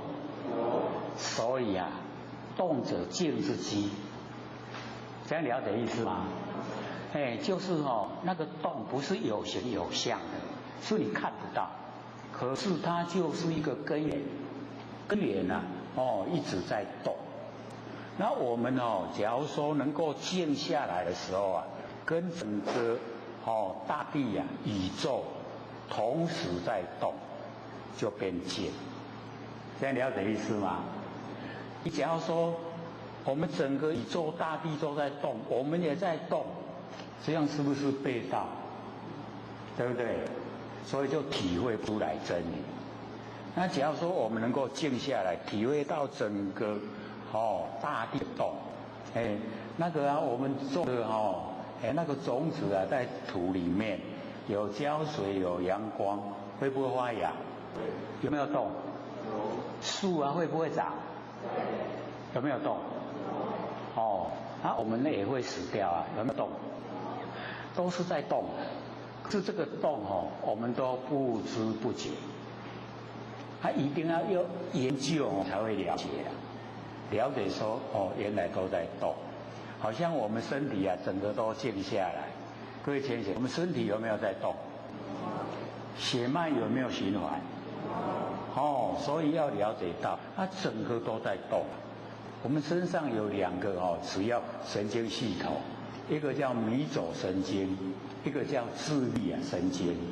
自律神经我们可以去控制它了，迷走神经它完全不听你控制，不会听话，它走它的了。所以我们就要了解到我们凡尘你真的认识的越多你就会知道那个大自然界的一种无形的那个力量。那我们了解说，我们先把动的这一个结打开，打开了以后我们就会发现原来我们真的是静到跟整个虚空跟整个宇宙合成一起。这个时候就是静的结成。那我们还没有打开那个动结的时候这静结不会去体会到。一定要先把动了解以后，动已经不影响到我们了。那个动那结已经都打开了不会挂碍了就是那个结打开静呈现。那静呈现的时候我们佛性整个延伸到整个虚空。这个时候我们假如说有体会会有华喜呈现。然后呢，这个静一样不能住，一住了以后我们又停住了，停在那个我们感到很舒服的状态之下。还后面呢还有4个结，然后静已经打开了，不会被动静影响。各位同学，动静是我们生活里面我们最重视的。可是要了解到是不是虚幻不实、无常变化，对不对？是不能住相，不能住在动，不能住在静，都让它自自然然，这样的话，在我们心中不产生作用。动跟静跟我们不产生作用。我们假如说这个很害的时候是很喜欢动。那假如说我们正在疲劳正在这个遇到很多事情是不是很讨厌动？喜欢静，对不对？所以我们被动静左右束缚。那我们要现在先把这个打开不被动静影响。然后不被动静影响以后，我们又怎么样？被我们的6根支配。这个就第3个结了。一定要先动静解开以后这个我们的这个眼耳鼻舌身意才会呈现它那一种当家的那个叫吸许我们的习惯性都整个呈现了，而且又很强那我们就是一定要了解说这个我们身体的6根它不是我们身体的主人，它是佛性的功能作用不能让它当家。让它当家呢，我们造毁为业所以要把这一个关系我们了解要降服它。要降服这个最困难因为我们用得很习惯六道轮回久了，用得很习惯，一下子呢要把我们6根都降服不容易。可是呢要从真理着手主人是佛性本体，6根是悲跟如财，不能倒转，不能颠倒。那我们打开这个根的结以后就剩下我们更高一层的这个觉性的生命，就是妄觉。那妄觉呢，我们就是了解到它都变化无常一直变化的，哦，这个觉啊，它也都不稳定，哦，一直啊，在变化。所以我们在生活之中呢，就可以去体会，哦，那我们知道觉啊，哦，是生命变化，是虚妄不真，那我们就一样可以去拼除它，降伏它。那么这个觉，这个打开以后，在上期啊就进入空了。不要把那个我们佛性本体的真空啊变完空。变完空就是什么都没有了啦，什么都没有就变完空。可是真空里面啊，它含藏如来藏啊，如来是佛性本体，藏就是藏我们的那个善恶种子，含藏啊天地的万象万事，山河大地啊都含藏在我们佛性的真空里面。所以我们到把那个完空已经又变回来真空，可是不能住，虽然很理想，还有一个再往上，就是生灭。生灭啊就有为法，有为法就是生灭。那我们到最后啊就变极灭。极灭啊就是所有的生灭都没有就变极灭。极灭啊我们就是了解到恢复本来的五蕴啊都已经破除了，然后呢五浊恶世啊也就消失了。各位都还记得吗？五浊恶世啊第一个就是劫浊，第二个就是见浊然后呢第三个啊就是烦恼浊，第四个众生浊，第五个命浊，对不对？我们只要是6个结都打开这个五蕴破除，6浊五浊消灭没有了，就是没有已经回归了到我们本来。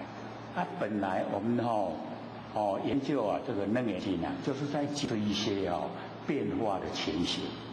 那因为我们都没有研究了，所以不太了解那个过程怎么来，我们怎么回去都不知道。那这个呢就告诉我们是怎么来的，要怎么回去。所以我在这边就讲，我们呢这个由一根一码深入就可以了同时啊只要你打开一个结剩下都解开了，全部都解开了。所以因为呢这里面它没有明白记载这6个结的名称了。大部分它都记载我们6根。那这边呢我们上个礼拜就讲到眼耳这2根，那接着就呢那个鼻舌身意还有这4个。那这4个呢一样呢也都是如来藏，就是如来我们自性所含藏，都是妙真无限的都是呢佛性的功能都有。这样了解意思吗？好像很沉重。我写呢这个前阵子在台北讲那个楞伽经的概略，因为楞伽经啊就是那个达摩祖师啊从那个印度带过来小水还潮，要这个要我们东方人来修的一个法门。它因为太深了都是针对释迦牟尼佛针对菩萨所讲，不是对他的弟子10大弟子讲的，是对菩萨讲的。所以很深。然后我们呢一方面就是接触面广一点，因为我们先听一听那一些讲的内容，它会帮助我们现在所学的。咱听个深的听拢听无，但是你回来再来看这个知道了是知道了。像我们研究六祖坛经，大家不是说拢听无听不懂，可是讲《道德经》的时候啊，大家说啊听懂了，很浅。其实各位，《道德经》它深啊，六祖坛经比较浅，各位都看完了，那就是表示啊，我们那个心的喜欢程度了。心喜欢《道德经》，就觉得它浅；你心喜欢六祖坛经，就觉得六祖坛经很浅。可是呢，只要你听懂了，都不深了。所以或许为什么有时候会讲得很快？我都觉得白话就是说讲得很快。听的人说你都在讲文言文，我说没有啊，我没有念书嘞，我没有国民小学毕业证书嘞，很奇怪可能我们做的人这个学识都比或许高，对不对？大家都没念书吗？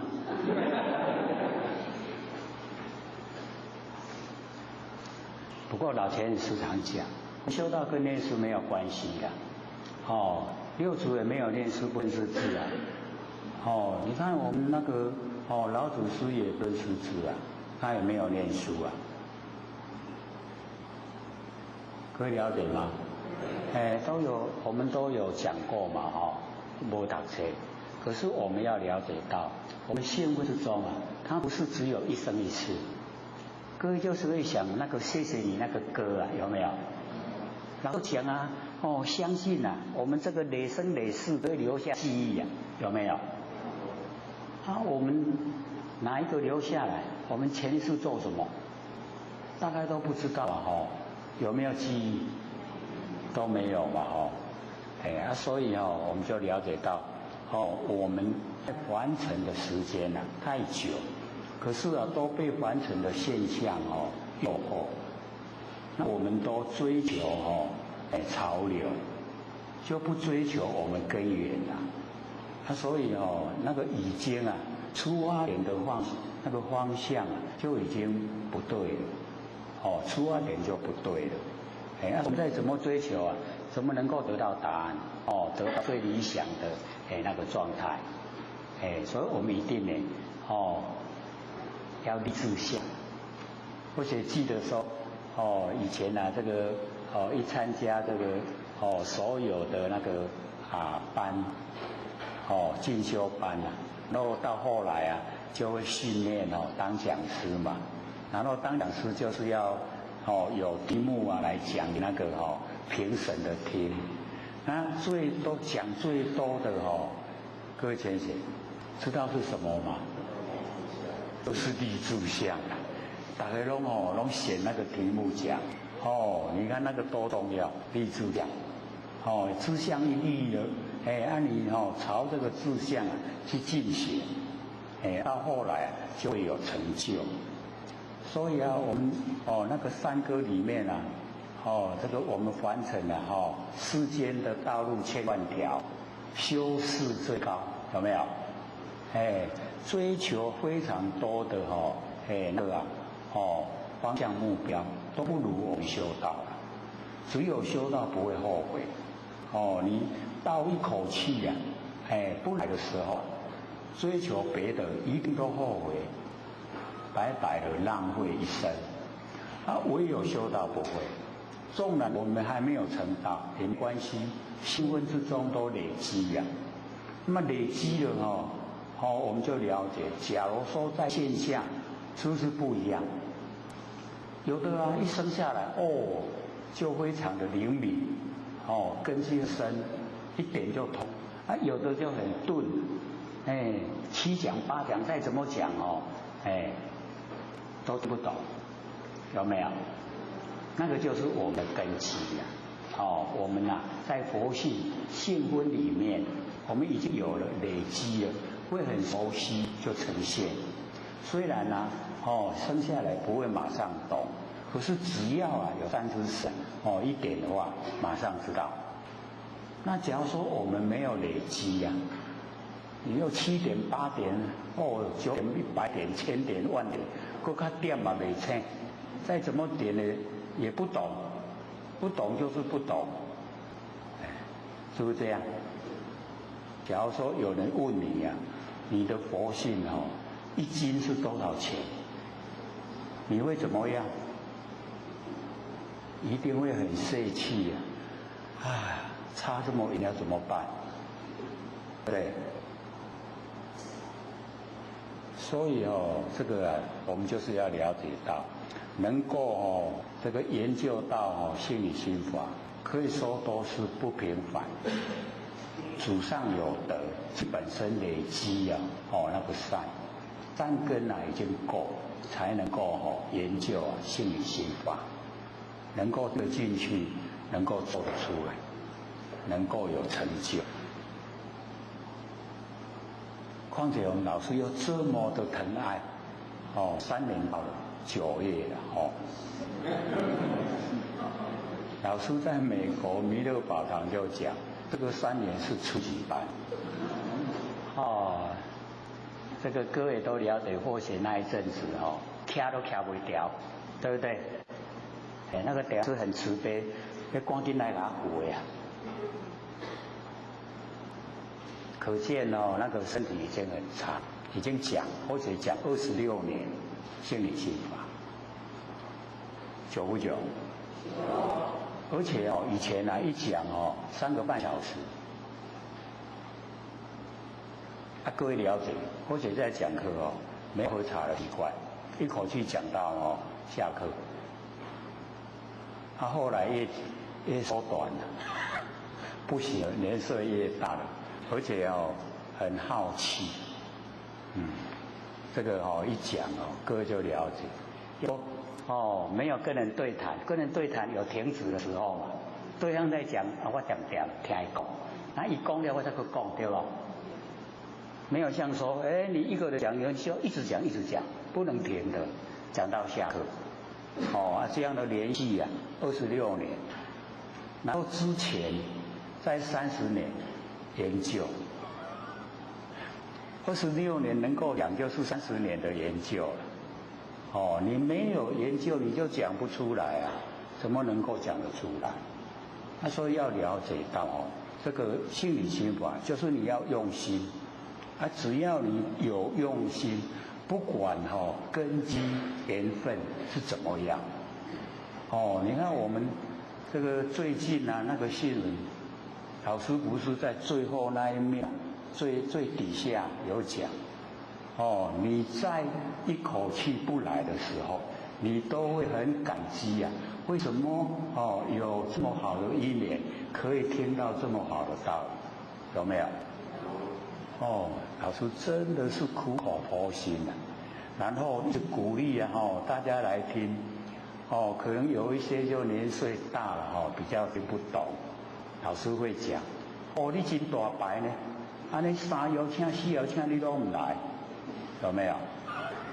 或者看到那样哦，老师真的是安尼，哦，恨铁不成钢，哎，就是要我们研究，对我们帮助很大，绝对可以改毛病啊，气脾气，不然我们修道的时间都很久啊。各位有没有改毛病脾气啊？有啦。有啦，他都有改，可是啊，多不多？不大，都不关痛痒，对不对？那我们研究心理心法，就整个从根源解决，从源头哦，把问题都解决了。哎，我们源头能够解决了，哦，哎，整个人生啊就不一样。所以啊，或者都讲，只要你研究心理心法。然后你那个来哦，那个脸很黑都变白了，哦啊那个都业障很深的脸啊，哎都很春风的，看起来都很好看。所以啊，各位就回想3年前跟3年后啊，一不一样？哎，你们互相看的时候，你那个叫什么？有没有？哎，所以我们只要哦境随心转，你心转了，你整个啊影像都转。你环境啊都转，你的周围的人跟你一样转，他看到你哦这个样子很喜欢跟，渡人容不容易？就容易了啊，不是？假如说你都没有变啊，而且人家很讨厌，你去渡人容不容易？人家才不愿意跟你走，对不对？啊，只要你都越来越理想，以前他认识你跟现在认识你完全都不一样了，哎，怎么这么好啊？那我跟你去，是不是很容易的？我们一定也要自立自强，用心研究，或许又不藏私，只要知道都会说，对不对？就怕我们这个不听，不听就没办法了。所以一定要花心修道，这个是对我们帮助最大。我们什么都没有办法留下来啊，所存留的就是不生不灭的真佛性，这个是万年、亿万年都不会消失的。可是我们对这个都不重视，对这个身体100年的非常重视，赶快做什么？去赌啊！那个还蛮贵的，有没有？我们最赌的还是心啦，心是最赌啦，所以从心给解决的话从心赌都排除，没有赌了，所以那个未曾有因缘经那个文殊菩萨出去化缘。因为下雨很久，所以听讲经说法的人都已经没有出去托钵，已经饿得都站不起来。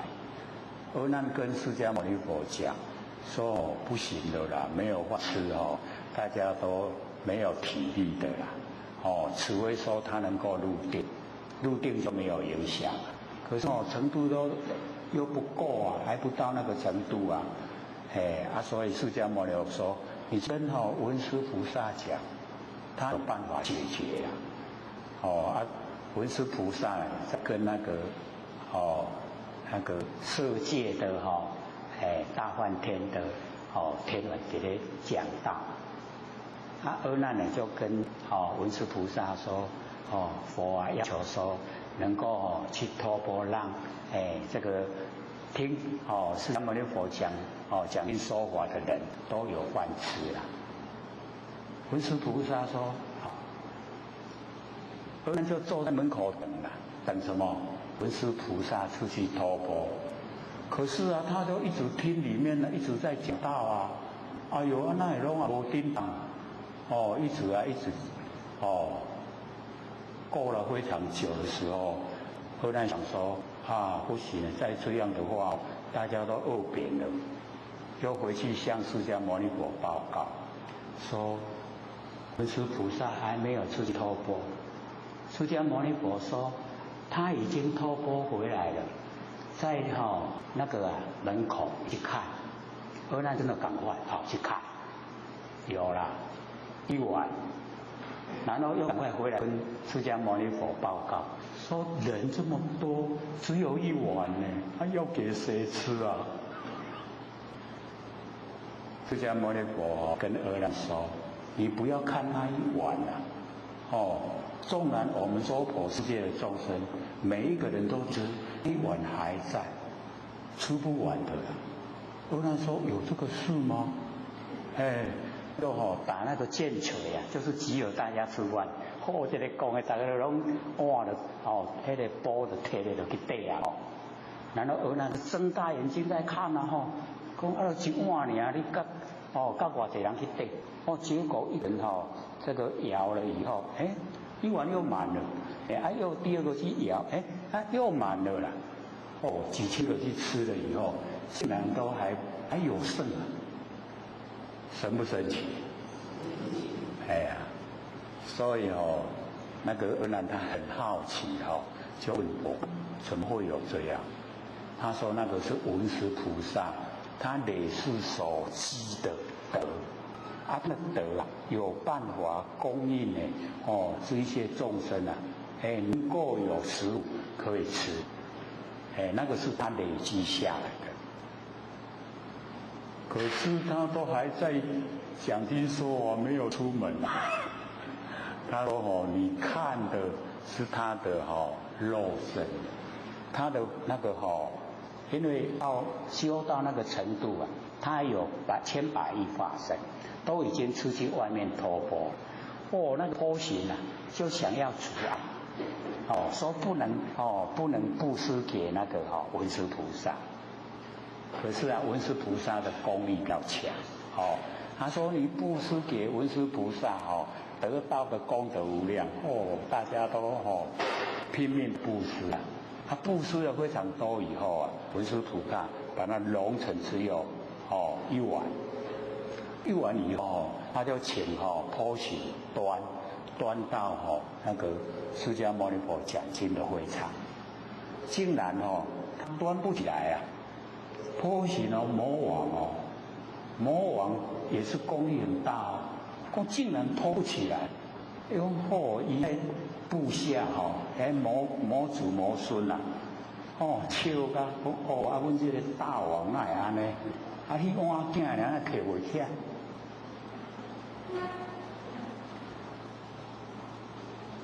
所以啊，他就非常没有面子了，要求那个文殊菩萨，文殊菩萨也用神力，就让那个波形能够端得起来，就端到那个会场去。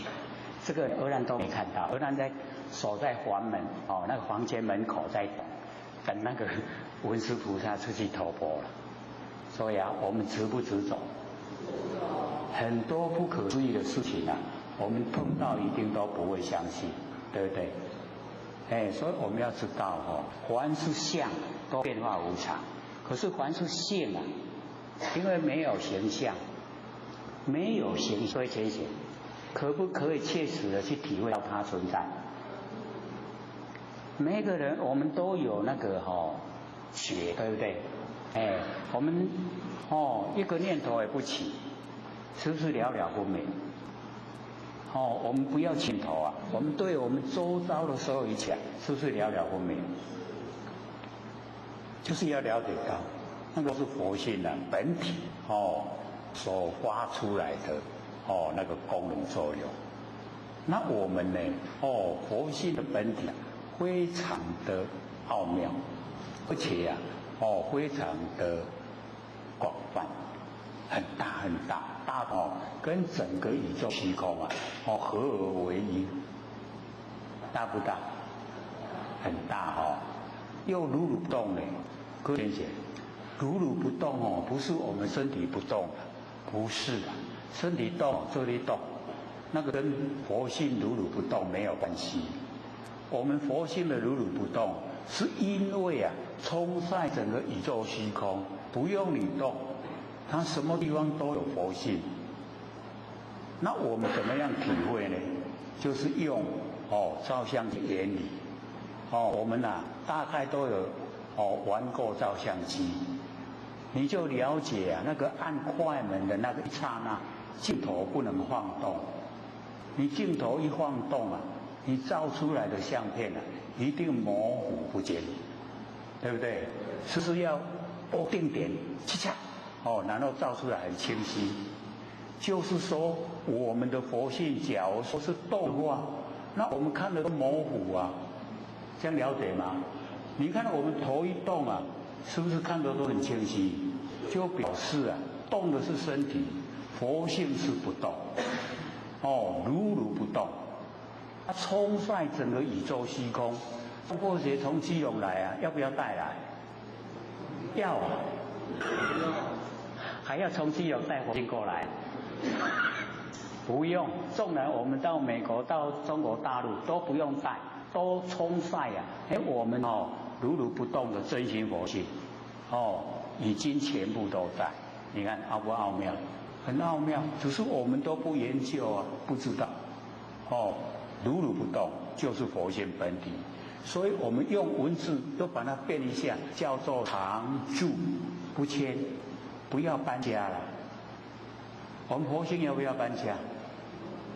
我们就说这个身体没有了，死掉了，然后我们呢再完成在视线，搁一个新的身躯出来，有新的身体我们好像搬家了，对不对？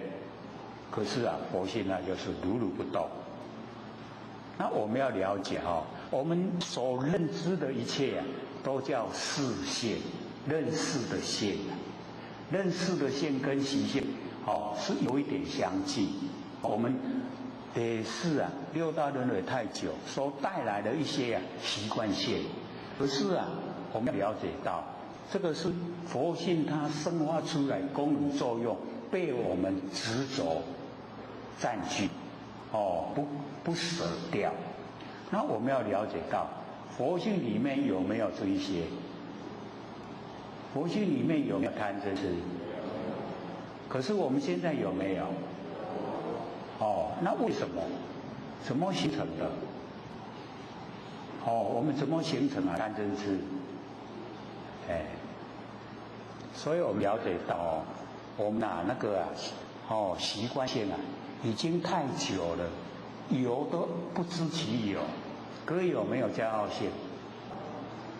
真的我们都很骄傲纵然没有钱没有社会地位也是一样很骄傲，只是比较小一点而已。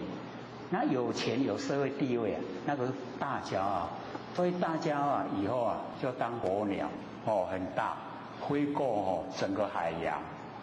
那我们小骄傲就去骄傲，很小体验。那要了解到，只要落入了有形象，就会有不知不觉那我们要有一个大的原则我们来想，既然落入凡尘，你就是有障碍，不值得骄傲。再怎么富有，都是人，都是来还债，所以骄傲不起来。那假如说已经透彻了解真理，成道成佛，那也不值得骄傲。为什么？还这么多众生受苦，你忍心吗？对不对？我们把这个大原则抓出来以后，骄傲的心会被我们降服，对不对？降不降服？很有钱的人，很有地位的人，他都很谦虚不骄傲的，那我们哪有本钱骄傲对，所以我们就是降服我们的妄心。只要我们能降服妄心，万念都放下，一念都不生。这个时候你就了解到，我们的妄已经尽了，真就显了。真显出来，人与人，人与物，物与物，全部都平等，没有高低的，高高低低是现象，佛性里没有，都是平等。所以我们一定就是要投入研究真理，对真理透彻认识，然后知道了一定要做，这个不会很困难嘛，都是从心地用功。心地用功夫不是说我们肉体去承受那一些劳力的工作，劳力的工作有些我们可能都没办法胜任，可是我们这个都是从心在做功夫，万年放下，要不要挑那个60公斤的？60公斤是100台斤，那个时候也不知道是几岁那个政府竟然要给或许介绍工作，然后做什么？去挑米，去压米，那个一袋60公斤，刚好100台斤。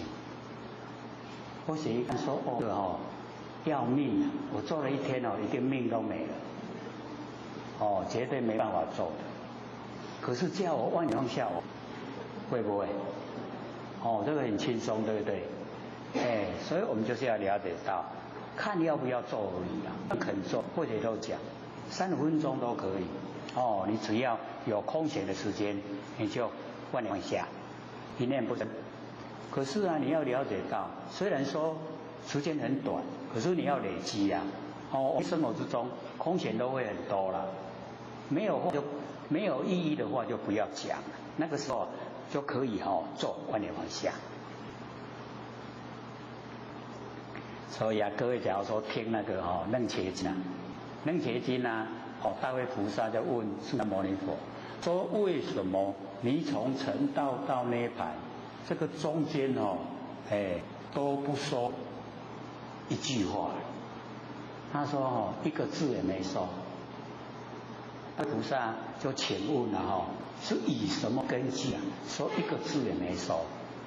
那释迦牟尼佛说两个根据，一个就是知正法，知佛所证的我亦同证；一个是本住法，就是我们佛性本来本体的，就依这两个来说。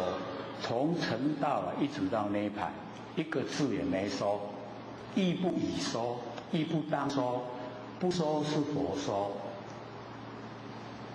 各位浅显了解了，不说就是佛在说，你说了就是众生在说，这样了解吗？各位体会啊，不说是佛说，所以你只要静默，就是佛在讲话，听懂了吗？容不容易做？不容易嘴安尼用不落来，所以要了解到，真的我们只要讲出口都有缺点的。那只要我们全部静默，就会把那个整个德性都呈现出。所以淹没而雷声，有没有？还记得吗？那三句第一是什么？失机而龙现。第三句呢？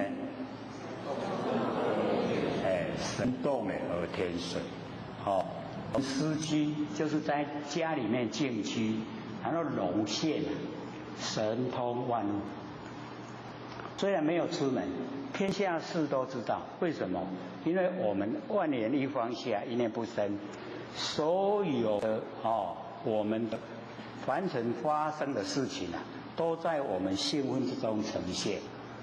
那既然已经都万念放下，心跟整个虚空融汇了，怎么会不知道？这样知道吗？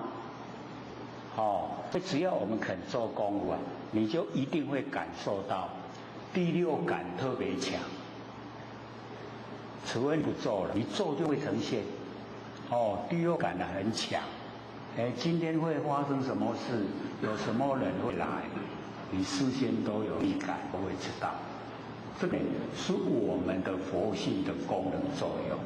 那现在为什么没有？因为我们从都不重视佛性，不启发它，不培养，那怎么会有？我们现在都把精神外化嘛，追求凡尘的金钱以及物质这一些东西。那我们要了解这一些呢都是虚幻不实。我们现在很多都是低头族了。各位假如坐车的话，都会看到每一个人拿了一个有荧幕的手机然后很忙，左拍右拍上拍下拍，都是低头，很忙呢。各位有没有看？你时常出门你就会看到，大家都很忙，连那个上下车他也都舍不得把眼睛看到别的地方去，都是在看他的荧幕。这样是好不好？那个我们要了解，科技是要给我们用，那我们现在都变成被科技用，对，是我们主宰，我们现在被它主宰了，是不是这样？所以一定要启发我们那个不生不灭的佛性本体非常的深入，然后非常的有自信。你相信到自己佛性本体，认识到佛性本体，能够很亲切的跟自性本体一起，你发挥出来的力量很大。我们竟然讲1个小时还没讲到这个，我们就回来看88这个由通塞等啊，两种香花互相显发了，通塞，就是呢我们的那个嗅觉呀，那就是呢我们鼻根，我们上礼拜呢就讲眼耳，现在呢就讲鼻，鼻子通呢，我们呢就是能够呼吸的，塞了，鼻塞，就是了解到不通的，有病的，两种呢互相显发。那么以妙言中，就是妙觉，暂缘性中，妙言，妙觉暂缘性中呢，就是不生不灭的佛性本体，然后年，这个年赞呢，就是呢，通塞是两种互相显发。年我们那个赞就是佛性本体，已经花秀，先变成了那个秀经，所以我们就是了解到，我们的那个嗅觉，嗅经呢，也是从佛性本体呢发挥功作用，出来，就是我们呢了解到说，这个妄尘啊，来连我们的真线，然后化成嗅觉，这样听得懂吗？听懂不懂？不懂不懂再说。就是我们的那个通塞，就是我们鼻根。那鼻根是两种通了，我们呼吸很正常；一塞了，我们呼吸就困难。这两种互相显发。那么在我们那个妙觉，就是佛性本体，那个暂缘性之中，年之内，这个凡尘通塞呢，这个鼻根就是凡尘，凡尘连暂，那个暂就是佛性本体，就是呢妄尘来连。那个湛然本体，然后化成了嗅觉，这样解吗？我们的嗅觉，假如说没有佛性本体那芳的草拢辟不出来它就是因为有它妄尘连我们的佛性本体，然后发挥功能作用，我们就能够闻到香，闻到臭，这样了解吗？听懂了慢慢说，没关系，不急。因为我们北部很多前学的一直在烦恼什么？说我们这个楞严经，假如说讲到60集那个大的那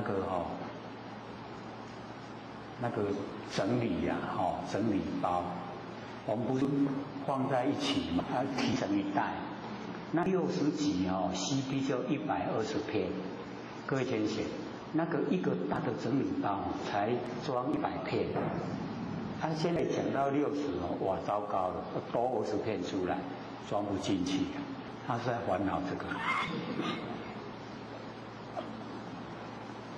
我说讲快的话，大家都听不懂讲慢一点嘛，没关系，我们一个装不下，装2个嘛。他说2个这个时候都会拿到头，结果尾巴不见了；有时候拿到尾巴，头不见了。我们说呢，把它绑起来。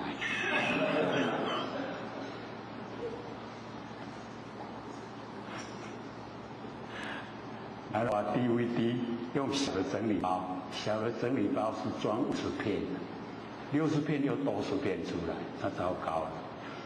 要装2个又太浪费，可是装1个又装不是。我说那个都小事大事就是要听懂，要能够做，要能够修，能够成道，能够成佛，那个才大事，对不对？那个都会修的、配死的，那没关系。我们只要能够了解，这个很重要。我们了解以后做就很自然。啊，你很自然的做啊，生活之中就快乐、欢喜充满。到时候以后成道成佛了，你在现实的生活里面你就过得很如意、很理想。可是我们现在凡尘事多不多？太多应付不了。这个对啊，应接不暇而且越努力完成事越多，然后我贪心大，对不对？哎呀，以前这个我们只要说有脚踏车可以骑哇，就很以后学的环境来讲，已经殊胜了啦。连那个我们晚上那个睡觉穿的那个木屐洗脚，然后穿，然后走到床铺上床睡觉就不穿了明天一起床一下床都打赤脚。你看一双可以穿多久？一身都穿不完那个要留个好几身。所以那个物质缺乏的那个年代各位就了解。可是精神都很充实。老一辈的我们就了解到都很守伦理道德。那现在我们都好像这个越发达物质越丰裕，我们人就越不遵守伦理道德就把它抛在一边了都不关紧要了。那假如说我们了解，我们不遵守这一些秩序，我们修起道来困难重重。那假如说我们是循规蹈矩，我们修起道很容易，因为沾惹的污垢不多。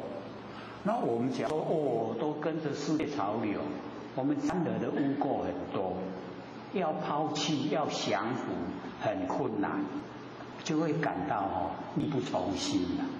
所以有的修道很快乐，有的修道很苦恼。各位前贤，我们现在晚上睡觉是翻来覆去，还是偷笑？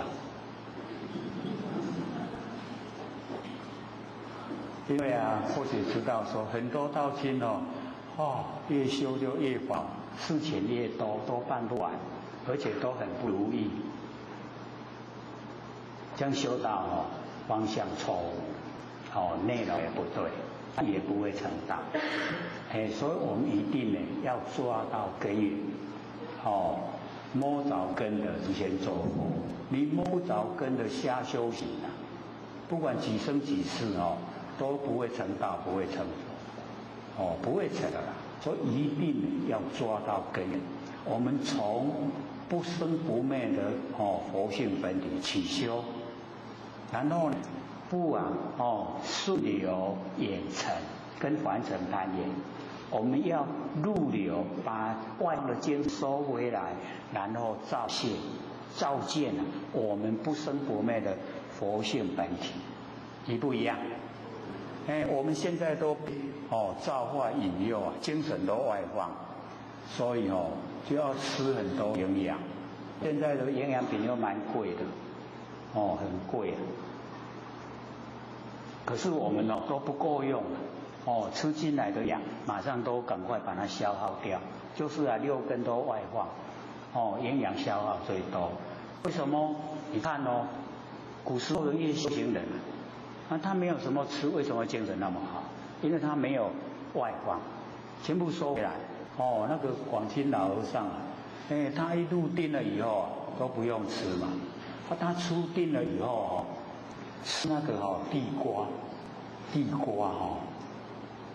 各位知道嘛地瓜，然后他吃一吃没有把那个整根的地瓜吃完，然后吃1/3或吃1/2，剩下的又把它埋在土里面，让它生长。它又在生长，地瓜又在生长然后它又入定。然后等到它出定的时候那个地瓜生长，它吃掉了又长出来了。我们现在谁可以做到？你做了，不要说一天了，不要1个小时就不见人影了。所以我们那一种心已经很野啊，放的让它放出去很久，你要它把它整个都降服它，真的就是很不容易。所以那个须菩提就问了我们已经发现佛性本体要怎么办？然后我们有妄想心呢，要怎么办？那佛就讲，你发现佛性本体了，如是住。然后你发现妄想心呢，如是降伏其心。有没有解答了？有没有？我们一看那个看经文是讲什么？什么都没有回答，他已经回答完了啦。如就是如如不动，就是真如，就是佛性本体。是就是当下，没有过去心，没有未来心，没有现在心。你看是不是已经都回答了？有妄想心，你用佛性本体，你用我们那个当下的心来降伏它，不要使它跑出去，跑出去就容易降服。你都是在你身内，时常各位就是要了解到，我们有做功夫啊，它会累积。你现在只要心很外放，没关系，你开始收心，尽量就把那个外放的范围缩小，然后缩小到后来你真的就可以回光返照，可以守住自己不生不灭佛性本体，这样就成了啦。简不简单？不会更难不是要我们去挑那个6公斤的啦。这个很简单，只要把外放的精神收回来，这样就修道了。外放的精神收回来，成道成佛。你心外放的变众生，有没有很刚好？那我们想想看，收回来的时间多，还是外放的时间多？各位先生，我们一天之中有没有20秒的时间是把心收回来？不要说久了，24个小时，那个可能很困难，20秒就好。20秒，2秒长不长？不长我们心收得回来嘛，20秒就好。你看着手表20秒，然后你开始心都不要动，你看看你能够支撑多久？绝对没办法。为什么？我们已经活动得很习惯了，你现在要它不动，真的很困难。不过只要你有心做，一定可以达到。不要说20秒、20分、2个小时，20个小时，你都会慢慢达到，你就会知道原来是可以做的。那个时候你自己就很高兴，因为战胜别人是英雄，你战胜自己了圣贤。我们不是时常听吗？有没有？我们什么时候战胜过自己？什么时候？可能都没有了。我们很放纵自己的，那个东西好，那个名牌包，多买几个，不要买一样过生活，对不对？现在私胶带很多私胶带装的就好了。你买那么多也没用炫耀，要炫耀什么？既然都当人了，没有炫耀的本钱有社会有地位有钱，那也没有用你带不走的啦。平白花了心思花了时间那个都是做些没有用的东西。所以我们最有用就是一定要回返照，一定要对自己的佛性本体让它发挥它的主宰力量。因为我们现在这个佛性都没有那一种前变各位姐姐，我们佛性来指挥我们6根指挥得动可不可以？哦，无一个安尼我都赢，就知道我们六根多么强。那六根强，相对的佛性就很弱，你佛性就没有前变了。你想发挥前变，你被六根压制了。你不要管是，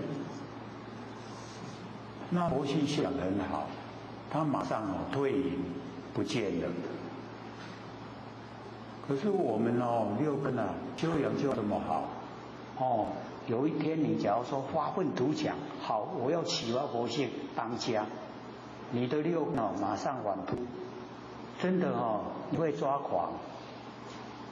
或许有经过这个阶段，所以才会讲一发狂你不知道那个力道会有那么大怎么这样？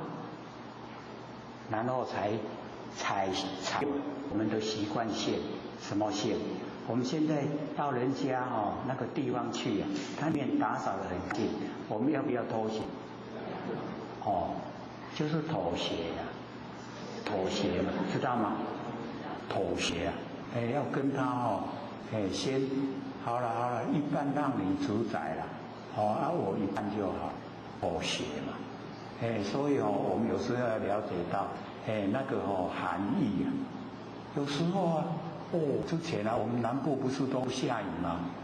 不下雨就告诉我们缺水，有没有？缺了水水还没来，天气已经晚，有没有缺很多人有没有？缺水，赶快去找，对不对？现在水都来了，还被你嫌得太多。有时候你借着外界来明了，上天跟我们讲话，上天跟我们在讲话，只是我们没有仔细听哪有？都是悄悄的假如有一天上天真的跟你讲话，你会吓死的。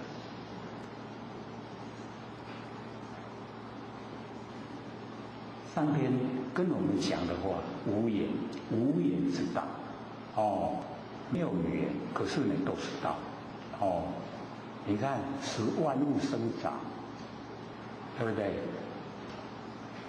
白天黑夜，春夏秋冬，有没有在做事情做得还很规规矩矩，对不对？那我们了解有这一些天灾，那个是我们人心引起的。我们人的心变化很快，又很恶劣。你看像现在的台风，那个天平，各位有没有看？它的行走路线，都明明走过去了，它还回过来。那整个南屿那个相片一照出来，整个加油站就剩下一个屋顶。那个加油枪都不见了。那个加油的东西都不见了。厉害，17级风才17而已只要34呢。所以我们了解说上天真的很慈悲。假如说上天要惩罚我们，真的我们没有一个可以生存，没有办法生存。我们那个7级8级的地震是不是已经很厉害？那我们看一看大的整个宇宙，你那个7、8级算什么？那个是蚊子在叮蚊子在动而已很小。你整个那个星球有那么多的星球，毁灭你一个，它又有什么？所以各位就是了解，很多成道的他在扶持这个娑婆世界，所以让我们能够安居乐业。然后我们成道以后，我们一样付出那个力量，我们都希望众生能够安居乐业，过幸福的日子。所以我们就是要努力自己，有那个能耐，这样知道吗？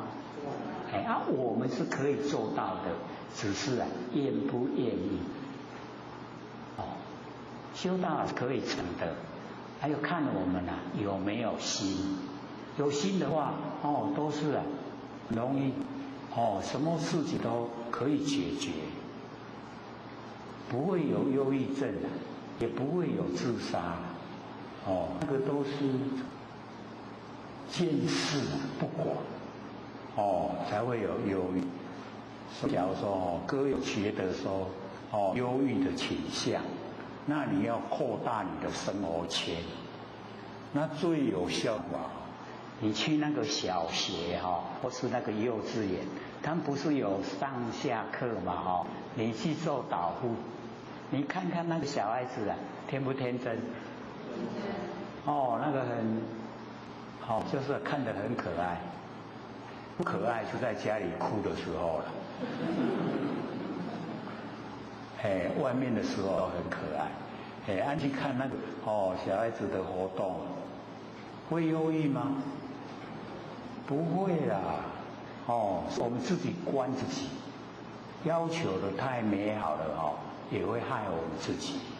要你随缘，像那个张轴张轴那个悟道记随顺誓言无挂碍，我们会不会不要攀缘，要随缘。随缘跟攀缘是不一样攀缘是有企图，要人家好，要人家坏，那个叫攀缘，那个有企图，那个烦恼很多。那我们随缘，他好他坏，跟我们都没关系我们随着缘，该我们做什么我们就做，做了就抛开，有没有烦恼？没有，所以烦恼也是我们自己找的。天下本无事我们庸人自扰，是这样，本来就没事的啦，是我们自己找事，是不是自己找事？我觉得跟老先生在一起的时候最常听到的都是，就是你做的是多余的、无所谓的，他都会讲都是。那我们假如说在外面时常这个做那个大众运输你就会时常听到人家谈话。那假如说你静下来听听他们在讲什么，你就会觉得他们讲的话都是多余的，那个都可以不用讲。所以讲10句的时候你说11句也没有用，那个在喉咙还没讲出来那一句没有用。那我们各位前我们在生活之中，那个没有用的话都很多所以我们就没有学到那个古人的那一种那个默，淹没雷声，淹深淹，默静默就是很深的静默。雷声打雷的声音就是你很静默，可是你那个德那个德性发挥出来，很感人好像打雷的声音一样。所以我们就了解说，古时候的人他很重视那个内在，内在的那个修养，内在的德性非常重视。那我们现在各位就可以看这个社会报道金块一大堆，名牌包是8坪来装，8坪的空间来装那一些，有没有用？都没用什么人有办法？就是他当官的才有办法，他百姓的税金拿去这样用，要不完你看他要几生几世当畜生道，所以我们不研究都不知道厉害落入畜生道以后他知道苦乐吗？他知道因果吗？他有能力改变吗？都没有。所以我们不要落入，一落入糟糕了所以一定要努力学习。那我们努力学习各位先生，启发般若妙智慧纵然我们有做错事，落入畜生道也没关系，般若还在我们讲有看那个《未曾有因缘经》啊，释迦牟尼佛因为贪图享受，结果落入狐狸身，狐狸啊，狐狸知道吗？落入狐狸，可是他般若还在，竟然会给那个那个33天的天王那个乔世杰，就是四体还音，给他讲道。他说：“那我要怎么样来报答？是不是这个办一些比较丰盛的给你吃？”他说他所要吃的就是大便。所以落入畜生道以后啊，我们现在都很好，都养宠物啊。以前的狗啊，吃什么就是大便。所以我们就是了解到，不要落入畜生道。一落入以后那个真的没救了。要把那个债还清了，才有办法恢复人道。所以各位假如说渡人遇到那个很没有一般人的那一种常识啊，那个可能就是畜道出来了。畜生道出来啊，你叫他行善，他肯吗？给他吃给他穿，给他钱，给他享受，他都要。你要他拿出来的，那大都不可能了。你要求到拜佛，可不可能？他一定没有时间了，也没有心神。所以我们就是要了解到，能够熬到我们研究心理心法，那是多久累积下来？那我们祖先跟我们都有连带关系。假如说祖先没有德，我们也坐不住了；我们自己没有累积善，我们也坐不住了。那我们能够研究到这么殊胜的心理心法，一定要用心，然后要实践、实际做。或许都讲了已经讲26年的时间了，竟然找不到一个能够或许有时候都会讲到没声音的，那或许都会想，在这个时候来辟一下、点辟一下，竟然都找不到。我们各位点选可以吗？假如说我没有声音你上来讲一下，可以吗？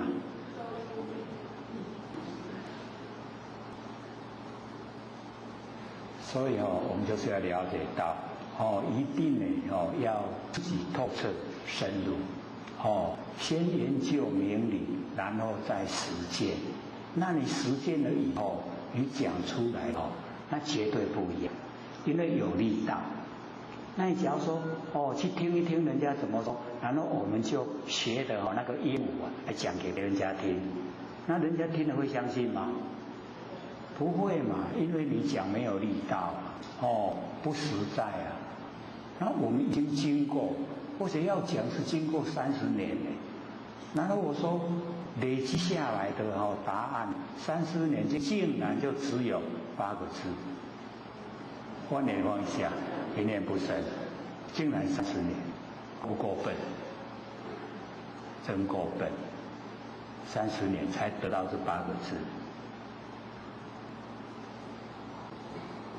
可能也是因为累积那30年，所以都是跟大德者在一起之前给陈大姑开车，然后后来给老千人后来跟老千人住在一起，感恩楼。各位有到天佛院吗？有没有看过感恩楼？你面对感恩楼是2个房间右边我们面对感恩楼，右边就老千人住的，左边就是佛学住的，就跟老千住在一起。那因为这个心思比较能够融通，要做什么事有时候都不用讲话，眼睛闭下就知道了，会冲讲。给大姑开车也是一样那有时候眼里看我就知道做什么了。都是30年累积下来，他又专心投入解心法。所以或许一讲了以后，就是因为有本身去经历，所以我会讲过那个结果会怎么样。那希望我们怎么样做？那你按照这样做，或许开始第一堂课就讲，你懂了，你听2个小时就不要了。6组的话，他连听也不用听，他都知道了，是不是这样？那假如说还听不懂了，那就要熏习。那熏习就没有时间的长短，只要你懂了、了解了，去做就好了。所以我们要了解到，在这个天佛院跟老千在一起而且时常，因为等下师都会去请示老千人，那或许在旁边不是嘛他都会听然后老千讲什么还要做什么都会时常听。然后时常听到的就是讲修道以个人为单位，没有背景，没有组织。你有背景有组织那个是教化，是劝善。我们不做劝善的事，我们要做度人为天，那个是我们的责任。所以修道没有开会了，开什么会？所以或许才讲，我们都落还俗这个事来则还，事去则失。失就是开会嘛事情过去了，要不要开会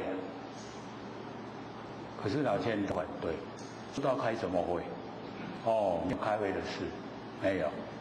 老千人都一直讲，以前在大陆地很广，然后你得到以后，你就赶快去修去办，得到了就去修去办，没有说还有那个时间再来集合再来研究，没有了。那么大的地方哪有地方让你这样去做？可是我们在台湾太幸福了这么好的环境这个等于是我们的那个我们就是要了解我们那个我们的主体就是身心那个正报正报身心都很健全。然后我们的那个外面环境都很适合我们修，对不对？可是我们有没有这样去做？都被环境拉走了都没有按照我们的那个理想来做。所以或许那个时候就看到我们很多前贤为了想领讲师都拼命的那个这个研究讲那立志相，最多的就是立志相。然后变成后来是怎么样？是常立志没有立志常，一不一样？我们是常立志，就是拢袂记立了志向以后忘了，然后又来立。那立志常呢？立了以后一生一世都只有这一个志向没有再转变的。可是我们现在受社会那个变迁的影响我们的心也一样跟着变化很快。所以天气的变化就跟我们的心一样也很快。一下子好天气，一下子下大雨没几分钟停了要出大太阳。以前有没有这样？或许小时候是没有所以我们了解说，随着人心天心随着人心在转。那我们要了解说，大道普渡的时间按照那个预期的时候已经没了，涅槃了。可是为什么现在还有呢？就是上天不忍心，然后我们善心要这么多尤其我们这个台湾真的都是很善心。一看到报道南屿就是受那个天平那个台风影响很大你看物质真的已经超多了大家都很肯布施，所以我们福报就很大。那福报很大哦，就不要迷失了。我们就是最好，这个福报太大了哈，迷失掉了。我们还不错呢哦，讲一行。因为只剩下20几分钟哦，准备给各位提问。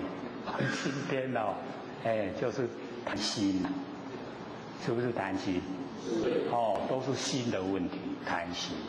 哦，讲根源。哦，要呢，知道了要做。哦，因为或者讲26年的经验，你不听心理心法，你现在研究很努力，你只要经过6个月，你都不再复习。你所听到的哦，上天都收回去，让你脑袋瓜哦空。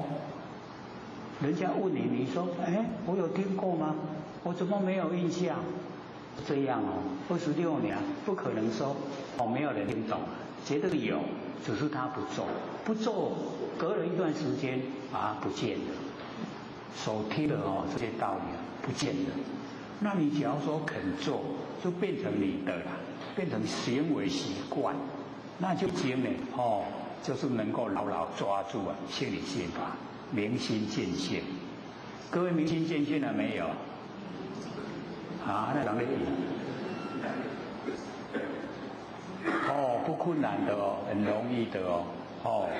刚开始先了解生灭心，后来呢研究不生不灭，然后呢我们就是了解如如动。就是我们的真心佛性，如如不动我们那个知觉性如不动，一定要体会了，体会了以后你就可以发挥我们一研究过了以后各位理解，你就可以了解。假如说你在像以前的那一些道理在研究，你坐得住吗？你听得下去吗？要你去讲，你讲得下去吗？是不是已经不一样了？就是要有实际的那个了解领悟，然后呢就能够讲出来，让人能够受到利益。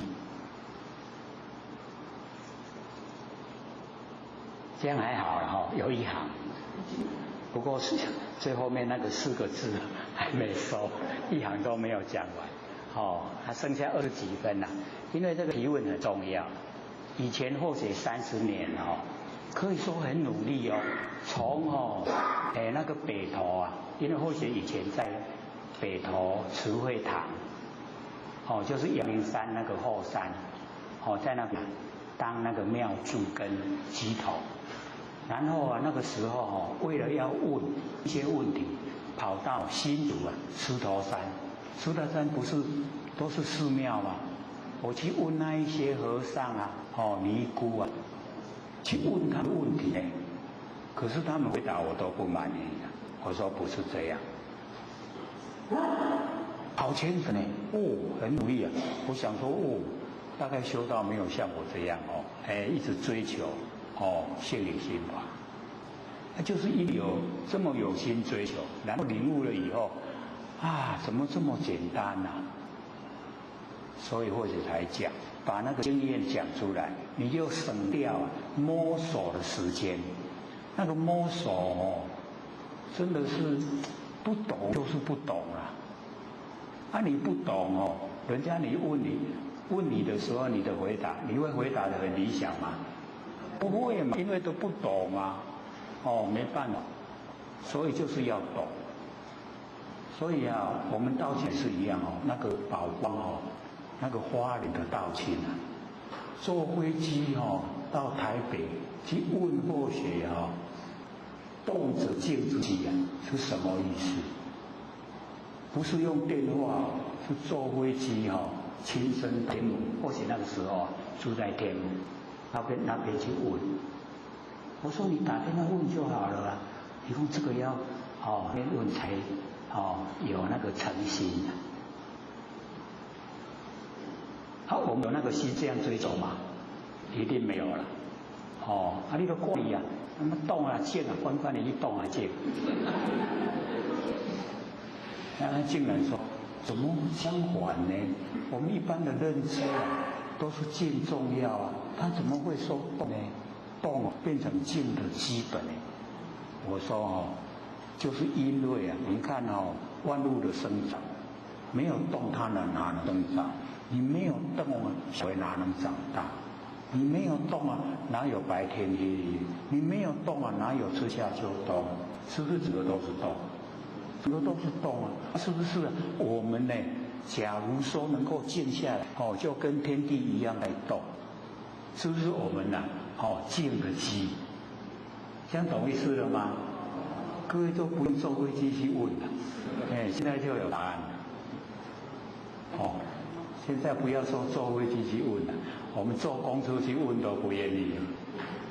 哦，是要了解到，知道的就是不知道。也回答不出来，纵然有回答，那也不合真理。所以一定要你自己本身亲入，自己也深入的，了解了，你就会知道，原来这样。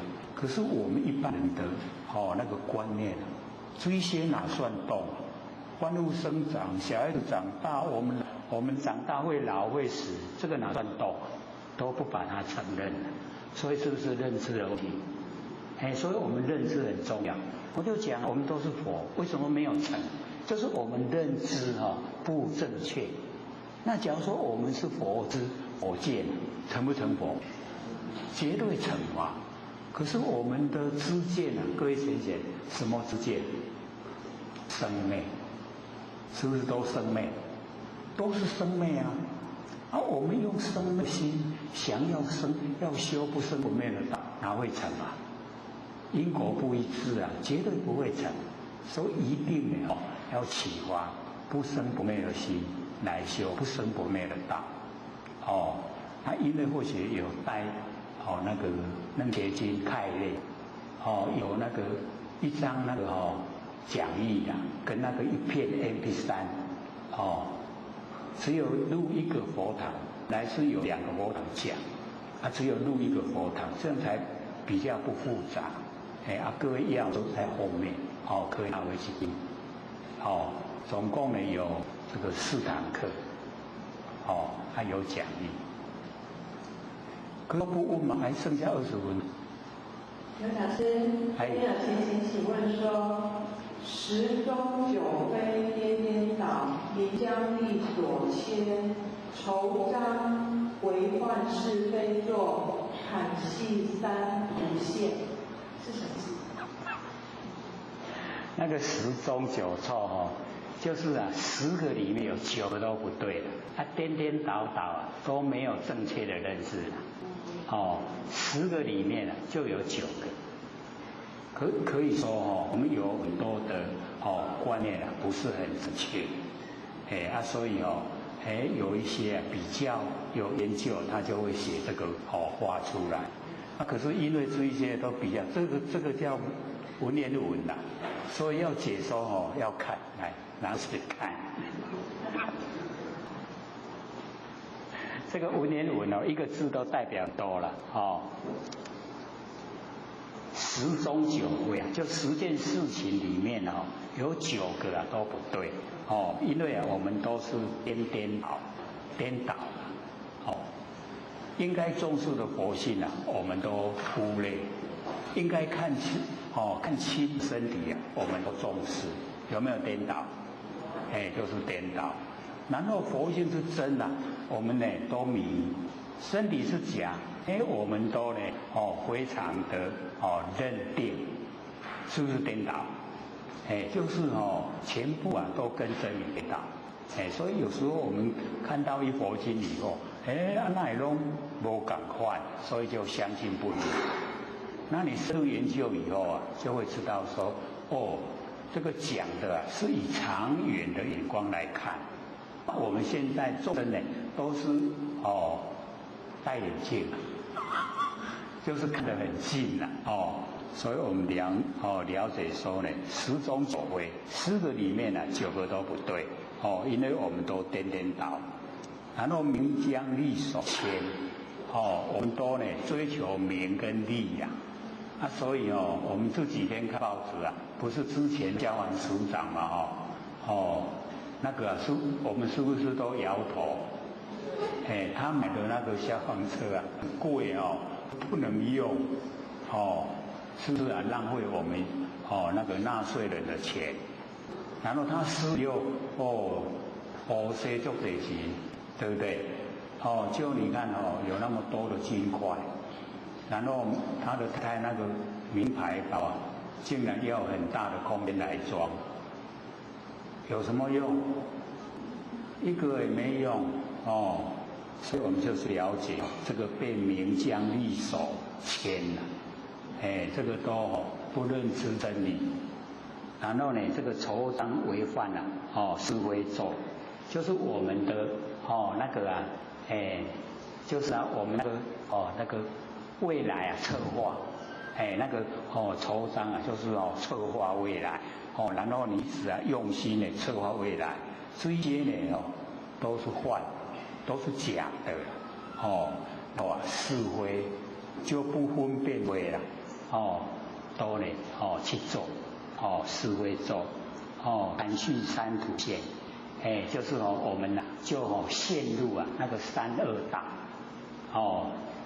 要了解到我们三途以后那个血途、刀途、火途已经陷入三途。那我们要了解它有一个意思是三恶道畜生道、地狱道、恶鬼道三恶道。这个导师比较文言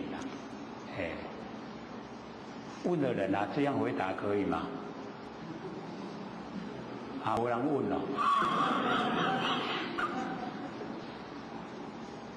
还有吗？还有10几分，还有人要问。或许以前你看跑那么远都去问了，现在来这里给你问你都不问。好，请说。刘讲师，请问那个您刚刚有提到那个老和尚，广清老和尚。对，广清老和尚他入定了但是他唯一的就是说没有找到隐私嘛，隐私意志点所以可能就是说有很多修行人，他也是在找明心见性，但是我们到了殊胜，就是说我们先接受明师意志点，我们是先有后修但是后学有时候像去中国大陆遇到那个道长，他说他已经找不到任何比他更强的道长为师了，而且也想说那个他只是缺得到明师意志点，因为他也收了很多的外国学生。但刚才讲师有讲说这个6级，因为很多后学讲的不讲对不对就是说我们出去可能说很多人以前包括说一些修行的很多，那有些人谈到动机都认为说他已经是把我心在第一关音乐的时候那感觉就是说这个非常的殊胜，这种就是明心见性，所以很多人把心不了真理，就是说这种就是就近但是有讲师你有讲到说可能在那个六关可能就是说以后可能或许我们都会佛心启动的时候，会慢慢的自己去了解自己会心起。那或许是想要请问一下这个空空如何来指这个灭？因为我们是把这个真空，各位浅显，所有天地的万象跟万事，是从我们佛性的真空生发。我们的真空可以生发万象、万事。那我们现在一落入生灭的范围里面我们的真空不见了，变完空。完空就是我们现在社会人士看到的这个空间，是只有一个空间空间里面什么都没有所以或许为了要让大家所了解这个空间里面它是有它有水火风土，因为我们现在更了解有除湿机、冷气机，我们可以把风空气之中那个水啊，我们把它集中，我们就可以看到空中有水，然后呢有火，我们呢就是有那个热度，纵然在下雪的地方，它一样有火，空中有火。那我们假如说用打火机用火柴让火呈现那个叫因缘际会，它本来没有的话，你再怎么样它都出不来啊。那就是因为它本来有，以后用因缘际会，它就呈现。所以火，我们身上有热度，那也是火。那所以这个火就冲散整个虚空。水火，那风更容易。你只要你一手不动，一手动，就感觉出来风有。那风从哪里来？从我们的佛性出来。各位都会很疑惑，哪呢？我们佛性怎么会有？所以要了解到，我们佛性的真空就是生花万有。那我们不重视自己的佛性真的是很糟蹋。所以一定要重视。土我们就是了解，只要呢那个阳光从空气一照进来，我们就可以看到这个空气之中有非常多的灰尘。灰尘就是土的散。所以佛在讲经说法，他就讲世界，然后说世界不是实在有的，它是很多灰尘积聚在一起呈现的。灰尘积聚就成土，土积聚就成世界，是这样的。所以这个空间里面有水火风土，那水火风土就变成万象万事。所以万象它的原来的本质就是水火风土。那我们盖房子也一样，它的所有的这些也是水火风土所以这个因缘际会让这个形象呈现，演技得生。可是水泥的寿命100年，100年以后水泥风化，它就那风化以后。那个钢筋就外露，钢筋一遇到空气就生锈，然后就没有力道，这个房子住就不安全，所以打掉就重盖。重盖一样它有100年。那100年在我们佛性来讲，它只有一刹那，因为我们身体这个1分1秒都要过，所以觉得很长。可是只要进入佛的本体面，那个千千万万年都是在刹那之间。它没有过去也没有未来，也没有现在，这什么都没有所以没有说很长远很短暂都没有，那个都是我们人制造出来的那个名字跟那个语言，假的都是假的我们聊佛性只有一个天地之间就只有一个，所以虚空就是佛性本体。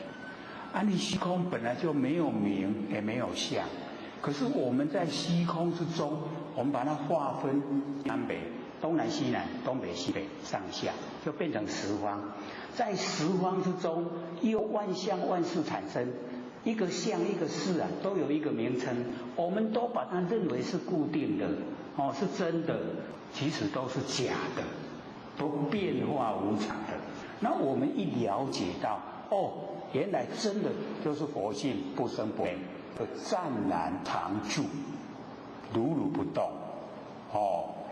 常住不迁，那个就是我们能够拥有追求一个最高目标。你一到达了以后就不用六道轮回，所以我们就是要研究深一点的道理。因为很多人他在中途有成就，他就赶快宣扬，然后收回那我们要了解，只要有华只要有，是不是短暂生灭？那我们要不要去追？不要。所以我们要进入无学，那我们现在是有学，在有的现象里面在学，那有学有生灭，就不会很高。你已经去掉见后，去掉思后，去掉见后叫做见到位，那个位阶啊，就是你可以见到道。你去掉思后，思想上的迷惑去掉，就可以修道。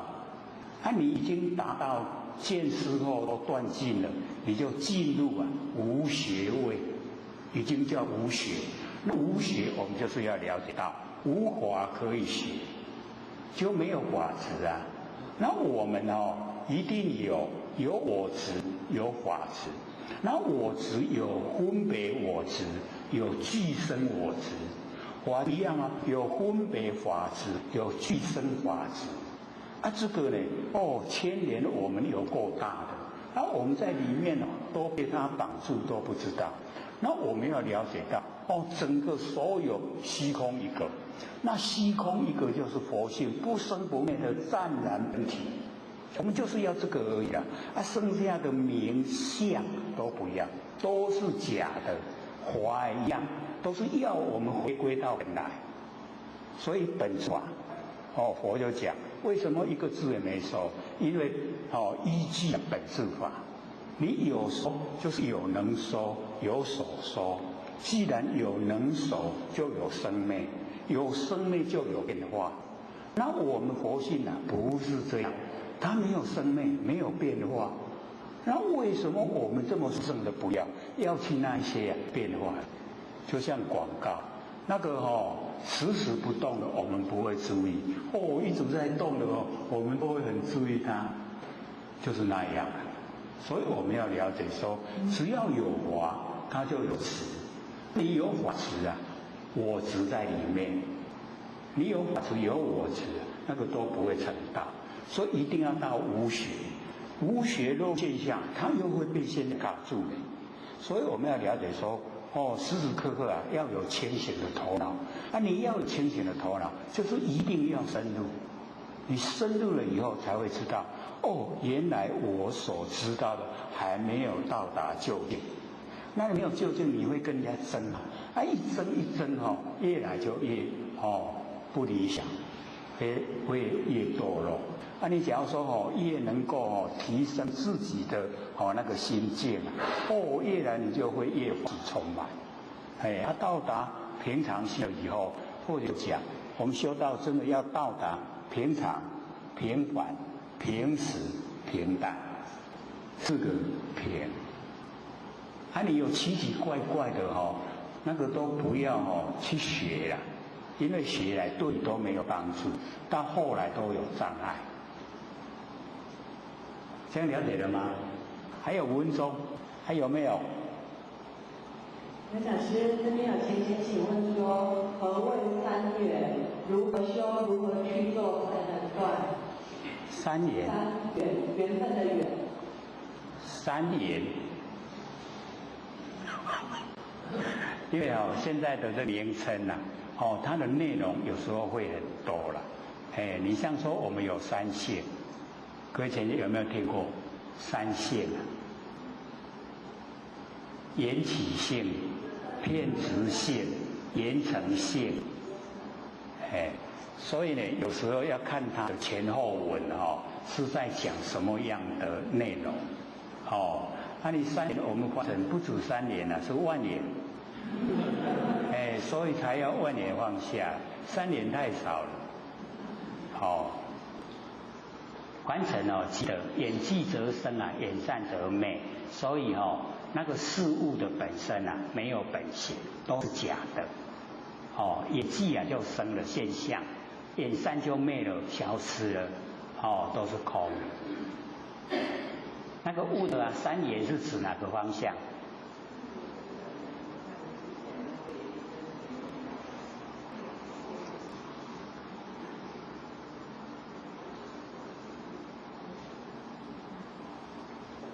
上一次我们在发言那边有讲到18界那个什么延伸缘起，在第几页？58 58页，哦，那个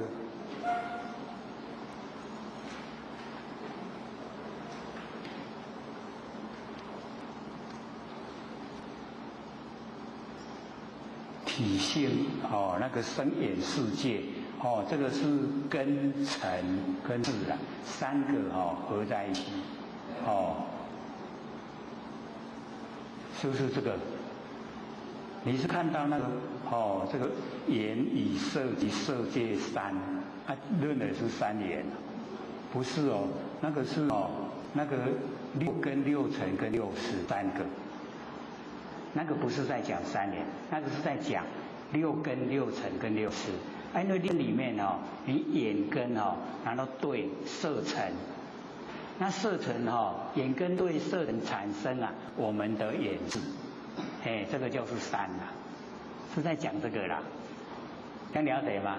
然后我们哦耳根，然后对声尘，然后产生哦那个啊我们那个耳识，哎，这个就是三啦，哎，是这样啦，哎，啊无你若讲哦三眼哦，安尼凭空来给它喂一个吼，哦，我讲三眼啦，要幻想。还有2分钟，还有吗？还有问的吗？问2分了，难得的机会啊！哦，或许供火有什么功能？哦，供火，哦，供养佛，供养佛就是咧供养咱家己啊。我们自己就是佛啊，啊，你轻视他，你就轻视佛，轻视家己啊。所以借着外表来回观我们自心，借着外表回观自心啦。所以你到深入最究竟的时候啊，就是啊虚灵一团，只有虚灵一团，拢无代志啦，没事。啊，你落入外相，你到底外相，那个都是在那个底下一层一层底下，拢底下也看，那不会不会到就近的程度了，也不能这个解脱。那我们要了解凡尘鼓励人家供佛那个是在累积啊我们本身的那个德借着来供佛跟佛结缘然后累积啊自己的那个德。那自己的德你够了，各位就是要了解到，我们为什么听心理心法做得住，就是因为我们行善，然后善行多了，让它生根，啊有善根啊，要让它成熟，那善根成熟，你就有机缘啊，接触到上乘佛法，啊你接触到了以后，看你累积的是多呢还是不多。就会影响到你那个了解的程度啊，是深呢还是浅，是这样的，这样了解吗？哎，所以最重要的我们就是了解说虚灵团就是我们所要追求最高的。那你有形象啊，你执着在哪个形象啊，都是过程，经过的需要了，并不是绝对。那我们追求是要追求绝对，一个绝对体，没有相对的。绝对体是绝对亲切的跟我们在一起，不是说去哪里找了，只要我们回光返照，全部都记住。不要有过去心、未心、现在心，不要有。全部佛性啊，圆满呈现在我们眼前。都不缺欠的，也没有剩余啦，无欠无余啊，就是这样。下课了。先我学机会学讲，我们讲到88页，对不对？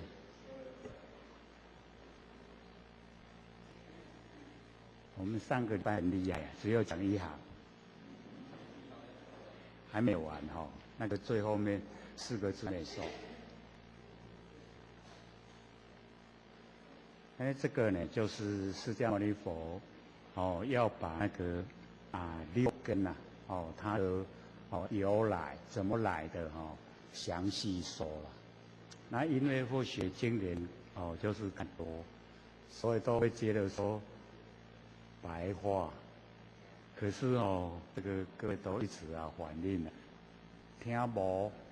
听不懂，那或者说好，那慢慢说，那个听懂的、了解的维持这样，会比较慢那我们呢一样从这个88的那个开头通塞两种呢互相显发这个通之后塞就不见了，塞的时候通就不见，就是我们的鼻根所以可能也都有鼻塞的那个过程，就知道一塞住了很这个呼吸很不顺畅就会感到有点难过所以有这两种凡尘的这个现象，在我们那个妙觉暂言的性中，这个妙觉暂言性中呢，就是不生不灭的佛性本体这个就是我们佛性本体。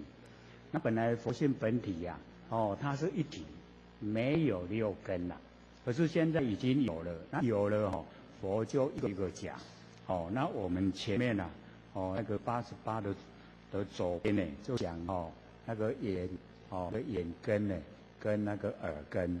那这边呢开始就讲鼻根鼻子。那么年湛，这个年湛那个湛湛然这个本体就是我们进这个本体，也就是呢妙言中就是呢这个妙觉暂言性中就是佛性的本体后来这个就连湛连起来就是前面的这个完成的事通塞这两种互相显发呢这一种是属于妄尘那个完成的景象已经呢落入我们佛性的功能作用，是完成的景象是妄不真。可是呢它现在呢妄现象连闻那个湛然本体那个湛就是湛然本体，就是佛性本体连那个佛性本体发嗅就已经发挥成那个嗅觉那个嗅经嗅觉。假如说呢我们这个鼻根没有佛性本体的话，那我们不知道香，不知道臭，香臭都不知道。那我们为什么会知道？就是因为有这湛连湛就是湛然本体。湛然本体就是不生不灭的佛性本体。因为有佛性本体我们那个闻鼻子的闻香臭就很明显。各位香臭有没有闻得很明显？那表示说我们那个整个都很正常。那要呢维持正常就一定有佛性本体。假如说没有佛性本体香臭都不知道了，不知道香，不知道臭所以连湛发嗅那个嗅觉就是因为有佛性本体在所以就很灵敏。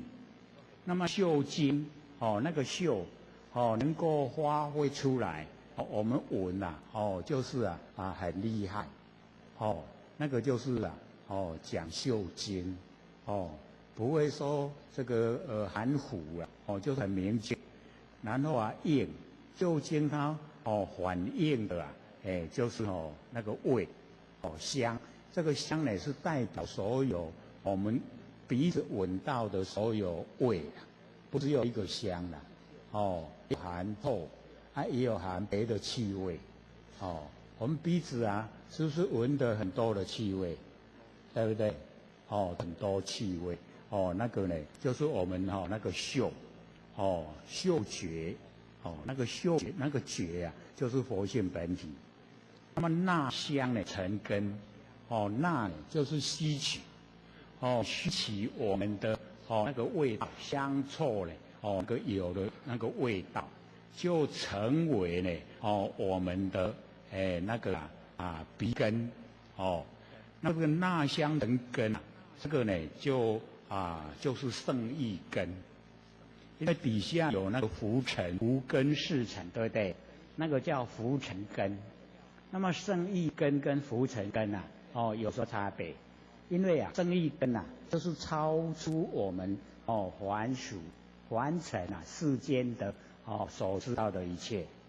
那么这个呢，纳香成根的根啊，就是很微细的那个是红土，所以这边就根源啊木尾，那个木啊就是名目啦，那个根源根的那个本来就是啊清净四大，清净四大就是水有风土。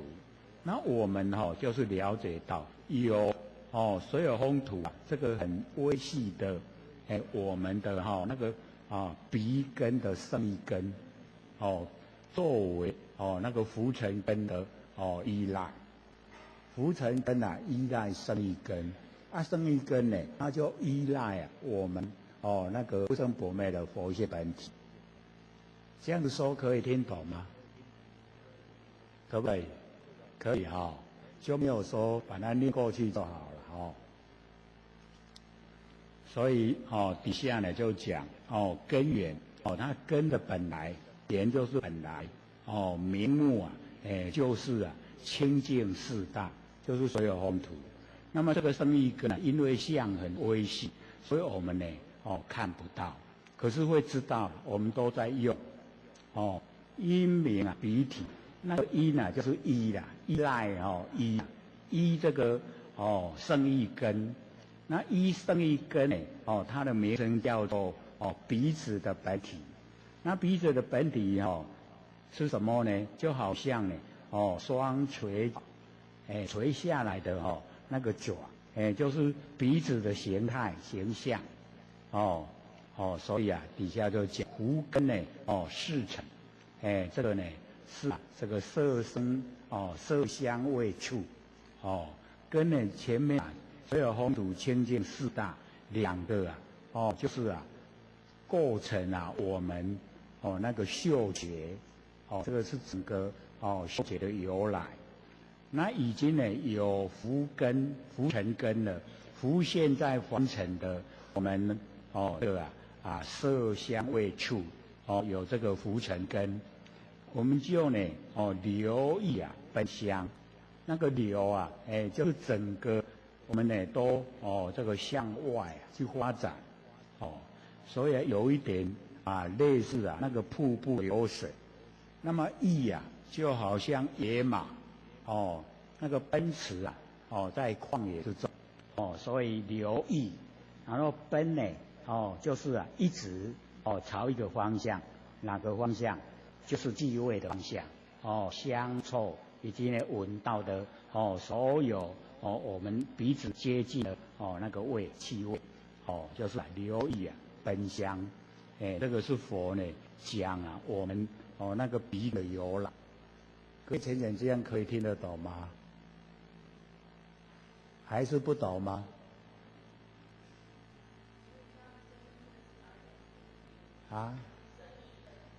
圣意就是圣的那个圣意道的意，圣意根。然后因为底下呢它有浮根四尘，这个叫浮尘根，浮现在凡尘的那个呢是根就是色香味触这四根。那呢香成根的根是圣意根因为它呢就是给那个浮尘根依比较呢我们不能够很这个清楚明显的看得出来所以他就讲根源那个圣意根的根源那个名目就是清净四大，就是水有风土。那么因为水有风土我们整个身体也都是水有风土。那我们的鼻根那个清净四大鼻根的水有风土比较微细，我们看不见，可是我们可以感受各位都可以闻到气味嘛，对不对？所以那个闻到气味中间的构成就是要有佛性本体，然后要有圣意根，然后要有福本根。那整个凑合了烟气啊则生我们的鼻根就产生了。那假如说我们回归本来的话它没有连战这个花秀，没有连战花秀的话，我们是佛性一体本体，就没有变成六根啦。所以我们之前时常讲，我们呢那个一念无明生三系，第二个转本有的智光而成能见自己我们都时常讲，有没有？这个本有的智光就是佛性本体本来具备的智慧。可是我们因为本来具备的智慧在我们日常生活之中呢没有体会，所以就变成能见之见。那能见之见我们都用我可以看到什么，我可以看到什么，那个叫能见之见。可是我们有能见就有所见能见所见互相对待，就有生灭所以假如说没有能见，没有所见，它就恢复到佛性本体。那恢复到一体以后没有能见了，可是也不是说完全不知道，而是了了。这样有没有更详细知道了？我们为了要使身体那个知觉更清楚明白，可是我们知道说为了要使身体清楚明白，把原来的佛性理已经把它分化，把它已经详细的细分，把它分出来了。那我们假如说不分的话，它就是一体。那一分了以后有能见就有所见，那我们有能听就有所听，就已经落入相对待。它就有生灭，那有生灭以后我们就会有喜欢讨厌，那喜欢讨厌就会有取舍，那有取舍以后我们就造业，我们造了业就要受苦，这样连得起来了吗？可以的所以我们就是了解到我们每一个人都希望自己能见能闻能嗅能禅能觉能思，都希望这样了。可这样的话六根都已经形成，那六根形成我们一体的佛一体就分成六根用，就已经分开了所以这个时候就没有这个可以说互用了。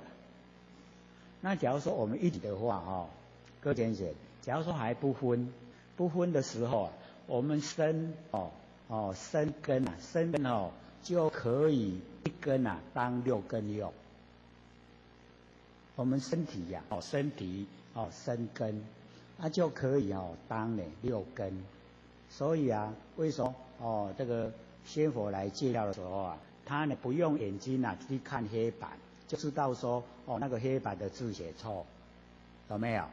那个就是六根互用身体可以当眼根用，可以当耳根用，可以当嗅根用，是不是不一样的？那我们就是现在已经都落入已经分化成六根了。那我们就好好的发挥从一门深入，我们把六根全部都了解了以后我们这个根就尽了，尘就亡，凡尘都亡了，根都尽了，没有根没有尘，又恢复到佛性本体。这个时候六根就可以互用。眼睛不但可以看，眼睛还可以听，眼睛还可以嗅闻，是不是不可想象？所以或者都讲天理心法刚开始真的像看卡通影片好呀呢，沙地是我们佛性那现在我们都知道经典明白的记载是一些之所有物皆即菩提妙明圆心，有没有？不是后发明的啦，是释迦牟尼佛讲的，有没有？我们有看到没有？在第几页？所以就是为了要让各位更深入的有印象，所以要了解说这个呢是佛讲。那佛为什么会讲？因为他证悟证悟说山河大地啊，就是我们的这些佛性已经证悟。那我们跟着证悟的脚步走，我们证悟了以后，一样成道，一样成佛。那个时候啊，我们就了解说，不骗人的，都是真的。然后我们还没有去修正呢，跟我一样，我们都很怀疑，然后我们越了解以后啊，怀疑就会越消失，因为从内心产生对我们呢不生不灭佛性本体信赖，所以这个是始于离根。那么接着底下呢，有田变等，那个田就是安然无味，那个变就是变迁已经有味了。各位，我们嘴巴都没有吃东西是不是那个安然无味，安然无味叫做甜我们放东西进去嘴巴里面，然后我们吃了牙齿一咬了，味道出来了，对不对？这个叫变甜安然无味，没有味道。就像我们现在嘴巴里面有吃东西叫做甜就是没有味道那个变就是已经吃东西了尤其你看吃花生的味道很强，对不对？那就变变这个甜变是两种相称，不相凑了没有东西的时候，嘴巴没有东西的时候，跟有东西的时候互相交错相凑。于妙也之中在我们妙觉那个这个赞缘的性中妙觉赞缘的性中就是佛性的本体。然后连赞花禅连我们那个湛然本体已经变成花禅会我们那个禅就是味道那边禅下面比吃的东西是什么味道禅一禅好不好吃那么禅性应味那个禅性反映出来就是味道。所以各位同学，我们要了解到我们那个那个味道是不是都很明显？所以才会这个好吃的东西很远的地方才有，我们都会还会去那个比较远的地方呢去吃那个东西。所以我们就是了解说我们已经被那个味道吸引。而且那一阵子不是有休息50天吗？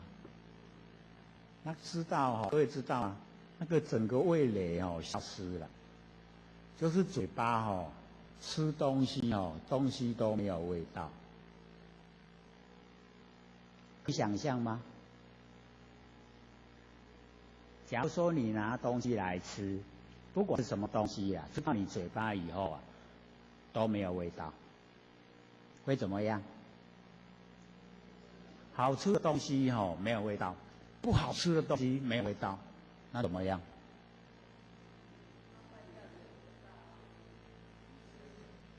全部没有味道。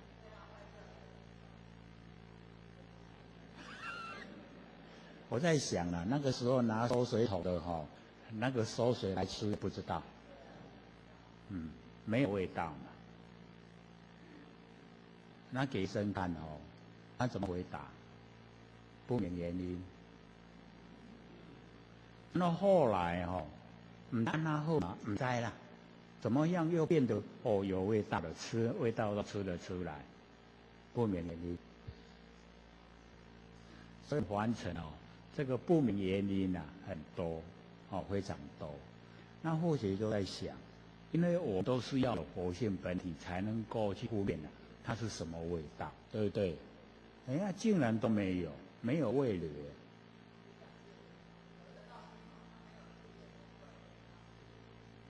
啊？没有什么味人。哦，嗅觉啊，跟味觉啊，没有这个嗅觉、味觉，那个跟味觉那个时候一样啊，一辈子都没有啊，那个真的是很异类了。哦，这个一定会有因缘啊。然后或许一直在探讨说，哦，什么样的状态之下，哦，使或许啊，这个整个味蕾都消失。那又什么样的状态之下，要整个会？各位帮或许想想看，什么原因？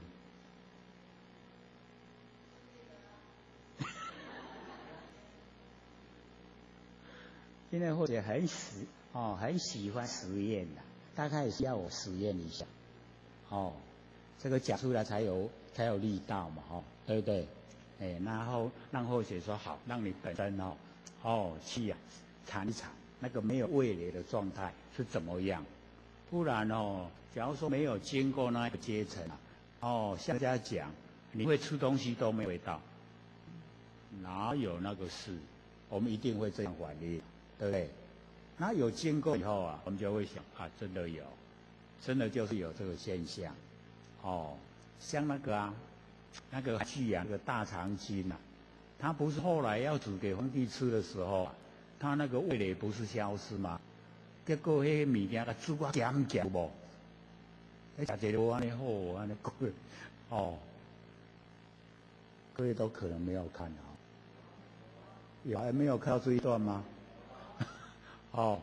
就是味蕾消失了，所以他放很多盐巴，不知道已经超咸了，可是或者在想或者那个时候没有味蕾啊，迄规罐的咱盐罐拢放落来吃，我看嘛唔知啦，也不知道那个是盐加咸，很奇怪嘞，不明原因，怎么会吃东西没有味道？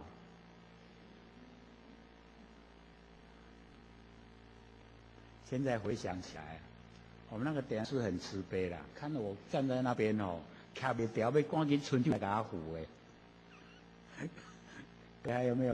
还有没有印象？站都不住了，卡不掉了，很难，跟现在可以说不可同日而语啊，整个都不一样的。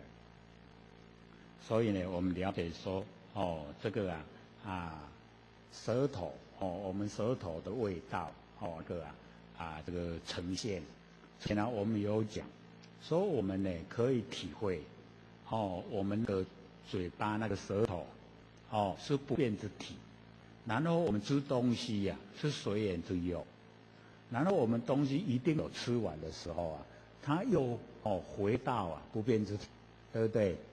我们都是从这一个现象来体会说我们那个佛性是什么状态？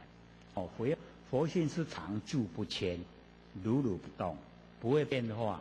那会变化的是现象，可是呢，会变化的现象都是无常，很快又变化了，一直在变化。那我们研究就是要了解说，对我们整个一生影响，这个生灭变化的影响。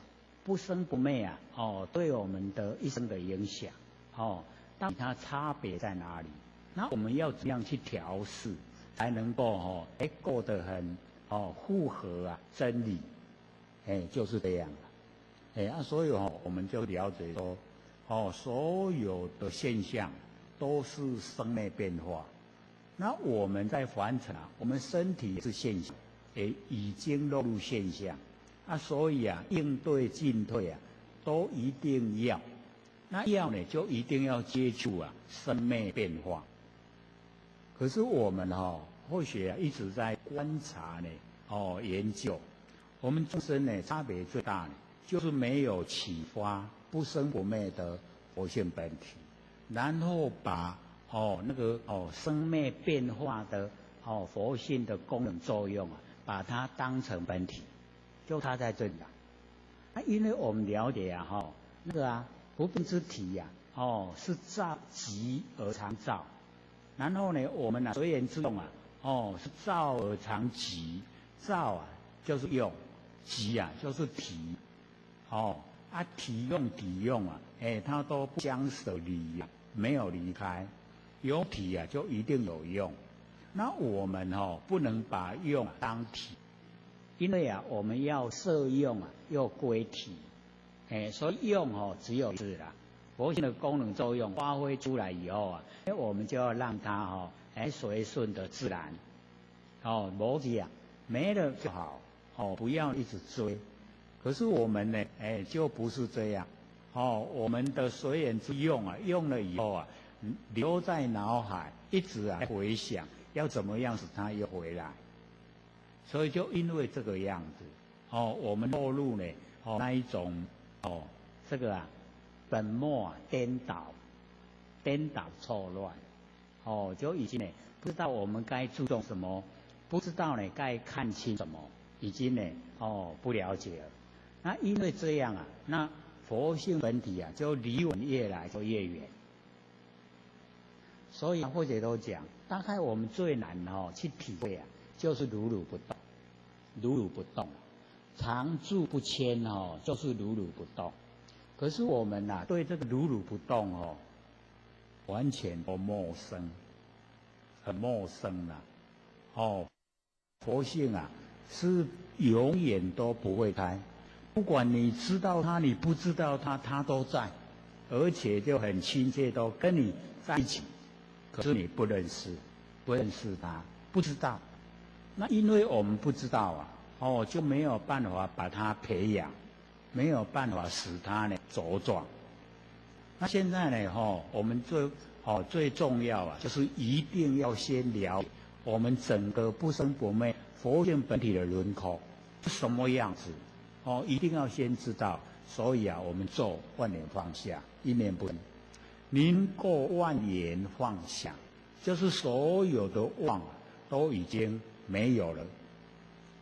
一念不生这叫真，真都呈现，妄性真就显，一定要这样。真显的时候我们要培养一段时间，让我们那个不生不灭的佛性它能够茁壮以后呢，我们最好再做耳根圆通。然后我们这个念经后面有讲耳根圆通，会讲到耳根圆通。所以呢，我们了解说事先我们一定要先了解佛性的轮廓，然后呢把它培养让它茁壮。到那个时候我们自己的内心很笃定，这个很重要了，很相信自己不生不灭的佛性。你相信了以后它可以发挥力量，发挥出来的力量就很大。那假如说我们不相信自己的佛性那个发挥出来没有力没有力道。所以佛性一发挥出来了很多我们都可以了解说儒家为什么一直强调良知良能。良知良能是本来我们具备的，可是因为我们被社会引诱，我们把良知良能都埋没没去不见了所以不见了以后我们做错了想错了也不知道，不知觉就错了，不觉就造业了。然后受苦的时候我们又很不甘愿，为什么都是我在受苦受的时候我都努力的在做，为什么受苦都是我在受，不是别人在受？就一定会有这一种错觉。所以我们就是要详细深入的研究一有现象一定有它的原因，背后的原因是什么我们最重要的就是要了解到没有抓到根，没有摸到不生不灭佛性本体，这个就是最重要因为没有我们都在形象用心，都是在形象勾心斗角，这样我们一生很快差就过了，我们都会很后悔所以在这个很短暂的人生礼当中一定呢就是一定要立志向，就是一定要追求我们不生不灭的佛性本体。这个本体它是亿万年都在，不会消失，没有生也不会灭。它呢常住不迁，如如不动。会动的是我们身体会动是我们习性，佛性不会。所以我们习性造了很多业跑到三恶道去舍弃我们习性佛性要不要跟去要不要？因为佛性无所不在，你到哪里它都跟到哪里这样了解吗？你到地它都跟你到地你到天堂它跟你到天堂因为都有整个宇宙虚空全部都有你的佛性。所以佛学都一直讲，我们一定要体会如如不动，常住不迁，不会搬家的啦。我们佛性不会搬家，也不会离开。你不用它，它也在你用它，它在。可是我们的妄心、昧心就不一样。我们根尘相对六根面对六尘，这个都变化无常。可是我们的不生不灭的真心不会变化。它都呢永远都在。或许就讲我们要体会的话怎么样如如不动，就是用照相机的原理。我们有过照相机吗？一定会了解说，按快门的那一刹那，一定镜头不能晃动。镜头一晃动我们照出来的相片就模糊不清，对不对？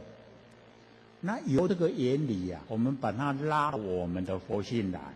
假如说我们的佛性在身上是身上住在一起，那我们整个身都在动，对不对？看出来的影像，看出来的这一些形象它会不会清晰？一定不会，模糊不清。可是我们现在转得很快，看得又很清晰就要了解，动的是身体，佛性如如不动。这样有没有比较有印象的？如如不动，因为整个宇宙空间都有我们的佛性，不用动像或者从基隆来到这边大概有300公里有没有带佛性下来？有没有？各位都会想有你辛苦给大来了解到没有了。为什么？因为整个宇宙空间都是我们不生不灭的真心佛性。这个空呢是真空，真空就是佛性本体。那我们了解说，佛性本体的真空可以生发妙有，万事都从佛性本体生发出来。这样有没有更了解了？凡尘的万象万事都是佛性生发，都是佛性出来。我们看到了什么？知道什么？为什么？就是因为那个是我们自己佛性本体，是一个本体，当然知道咯。所以或者那个时候就讲司机而龙现，淹没而雷声，神动而天水，有没有？刚开始讲的时候或许并没有解说了，可是现在呢，我们就可以了解它里面的含义。司机就是在家里面静居，没有出门龙现就是神通万物，我们的神通万物，那就是要了解到为什么？因为所有万物都是我们的不生不灭佛性本体，就是神这个神呢你看通万物所以你不用出门不窥游知天道，不出门知天下事，不用。为什么不用出去？因为全部的天下事都在你的佛性里面。这样了解吗？那为什么我们现在都没有因为我们现在用错心别人是搭错车哦，我们是用错心，我们心呢都用在凡尘的现象，都是追求凡尘的事跟物，这样呢跟我们佛性本来的格格不入。我们佛性没有形象，可是呢我们所追求既然全部都是形象，我们有没有追求没有形象的？有没有？没有形象面对我们都这样都这样想。我们就是要了解到，有形象的都不久了，最久才不过100年。那没有形象千千万万年。所以就是要这个注重呢，我们该注重，不要本末倒置了。我们现在都这样该注重的忽略了，不该注重的，我们注重的要命，花了几万块要去排毒，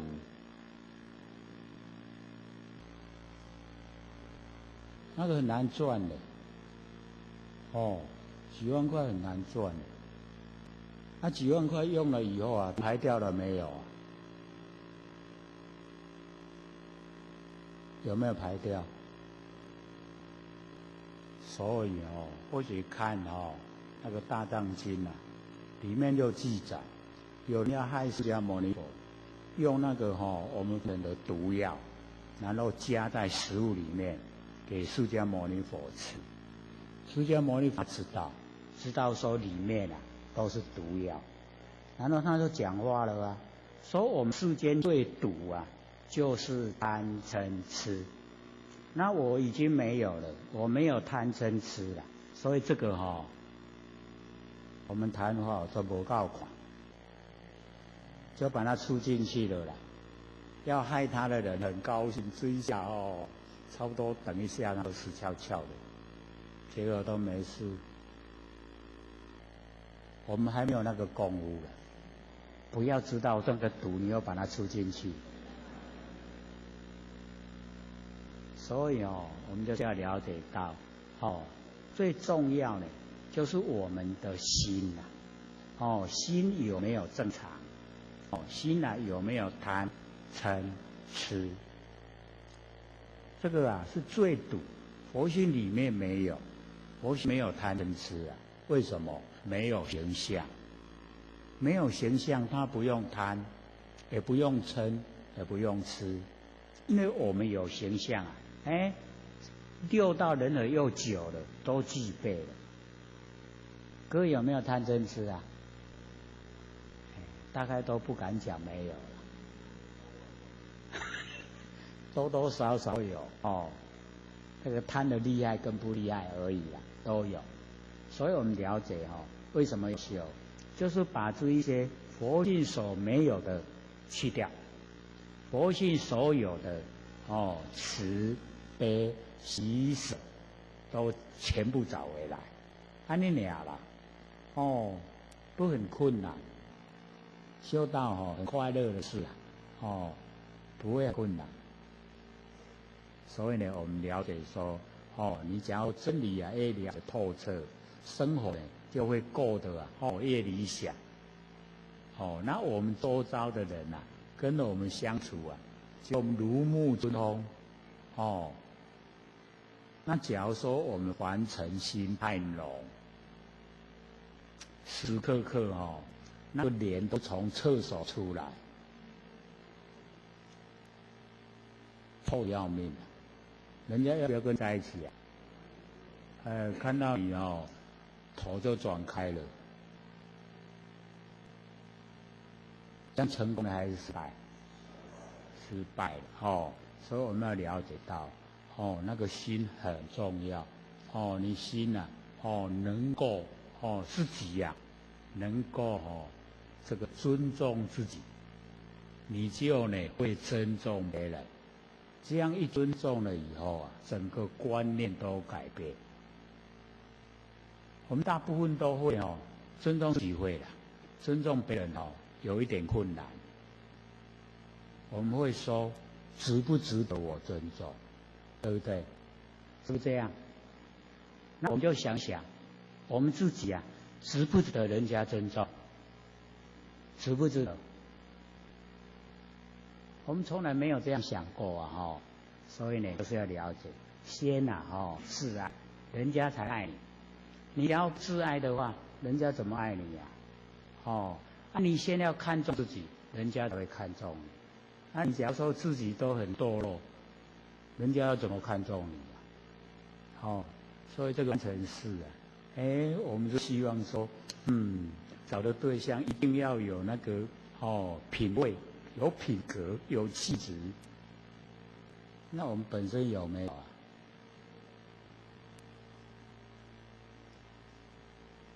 很有意思哈，说话很有意思啦。然后我们要回来，不然这一章可能又要讲好几个礼拜。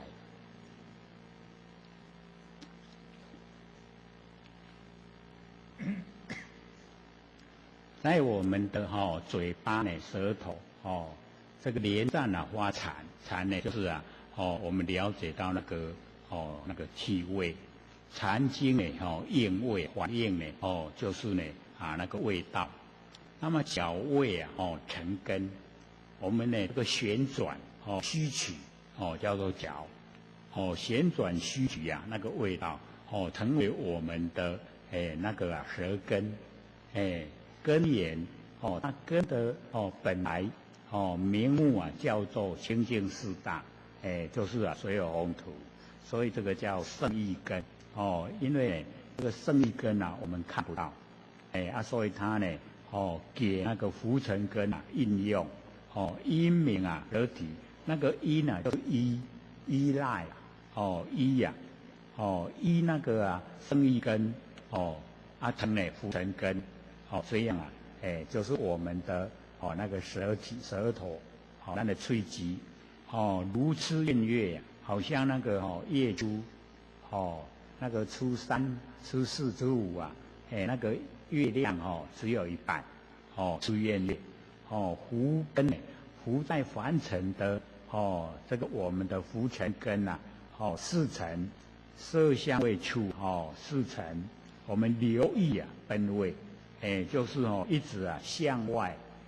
我们的六根啊都没有回来了，都向外发展，所以啊留意啊本位，朝着味道，所以或者时常都讲，以前啊或者开自行车，曾经呢那个载很多客人啊，到很远的地方，就是为了要吃。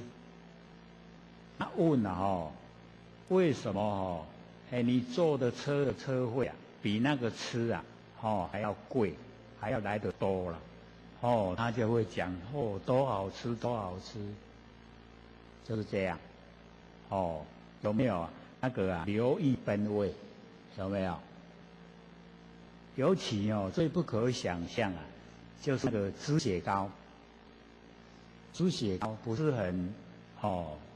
很低嘛竟然坐计程车去吃猪血糕。我们问说。那么好吃嘛？他会讲你不知道啊，那个有多好吃。那也载到很多的客人这个可能真的他是做得很成功了，不然我不会那么时常载到他们都是要吃的吃什么？黑鳞鸡啊，怎么讲？可以怎么讲？虾仁羹，他说要快一点，不然吃不到还会吃不到。他说他下午4点出来，卖到晚就回去了。这个生意好不好做？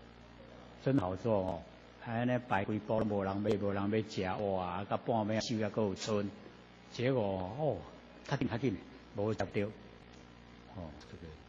所以要以那个吃得来生存的话，赚钱真的要抓到那个客人的胃，他好吃了以后自然他就会来了。所以我们现在都养成一种习惯，那一家假如说排队你也会跟着排就没透了。那一家都没人你说这个不用等，我说赶快进去吃，你吃了一定嘴巴一直念，所以那个好吃的，就是人家愿意排队，愿意等待。不好吃的就是不好吃啊，不要了，就是冷冷清清，所以我们就是了解到既然你要以吃的来生活的话，你就要弄得很好吃，连那个槟榔啊，我们都说不要嚼槟榔，可是很多坐进车啊买槟榔，我说槟榔不是到处有吗？为什么要坐进车去买？他就会讲，那个里面他夹的那个东西呀，真的是好了。可能我们都没有经验啦，再说怎么好，我们都体会不出来。可是经验就花车钱啦，坐车去买，那一定是绝对不错。所以我们这个留意本位，都是这样的。我们众生这个人同此心心同处理，都是一样，都是想吃到好吃的啦。我们这个除非说没有吃到好吃的，我们会安分守己。只要吃到好吃以后我们本来吃的糟糕了，都撇开就不吃，都要吃好吃的，对不对？都没有那只有后学。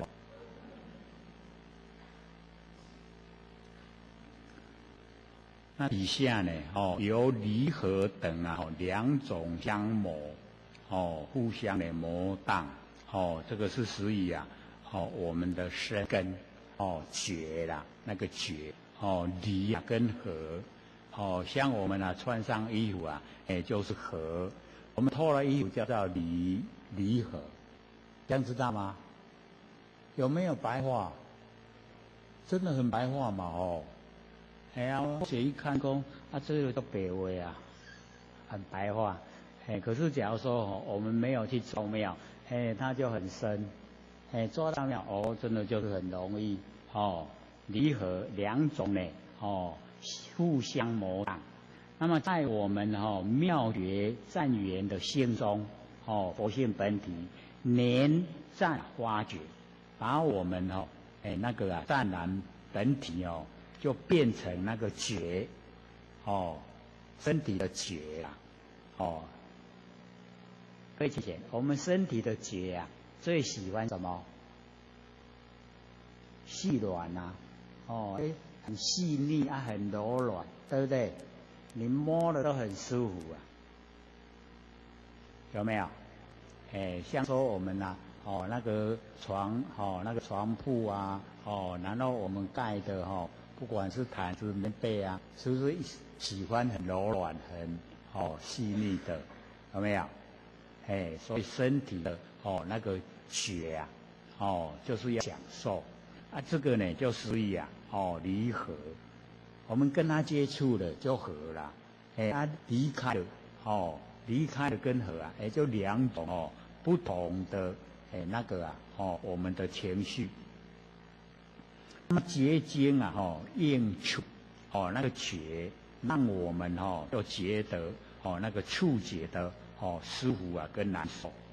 那么团触成根团呢就是我们用手把它捏，有没有看到那个我们早餐吃的那个本丸饭团饭团是不是要捏？那个叫团各位会不会做饭团？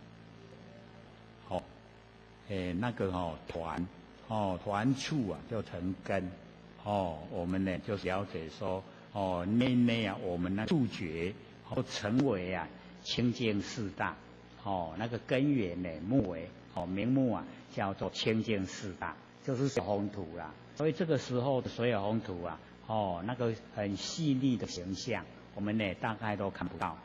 那么因明身体，因呢就是依我们讲过就是依着这个团触成根的这个生根，然后成为浮尘根如腰骨赏。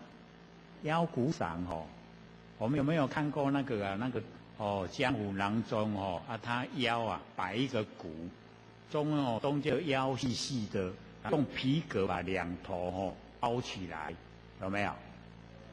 有没有看过？腰鼓伞啊，背在这个腰间，然后就是两边好像鼓一样可以敲，腰鼓伞，因为那个很像人的身体啦，所以这边呢，就说呢，身体就好像腰鼓伞。那么福根呢，四层就是福成根，上面那个根源木尾那个呢，就是生一根。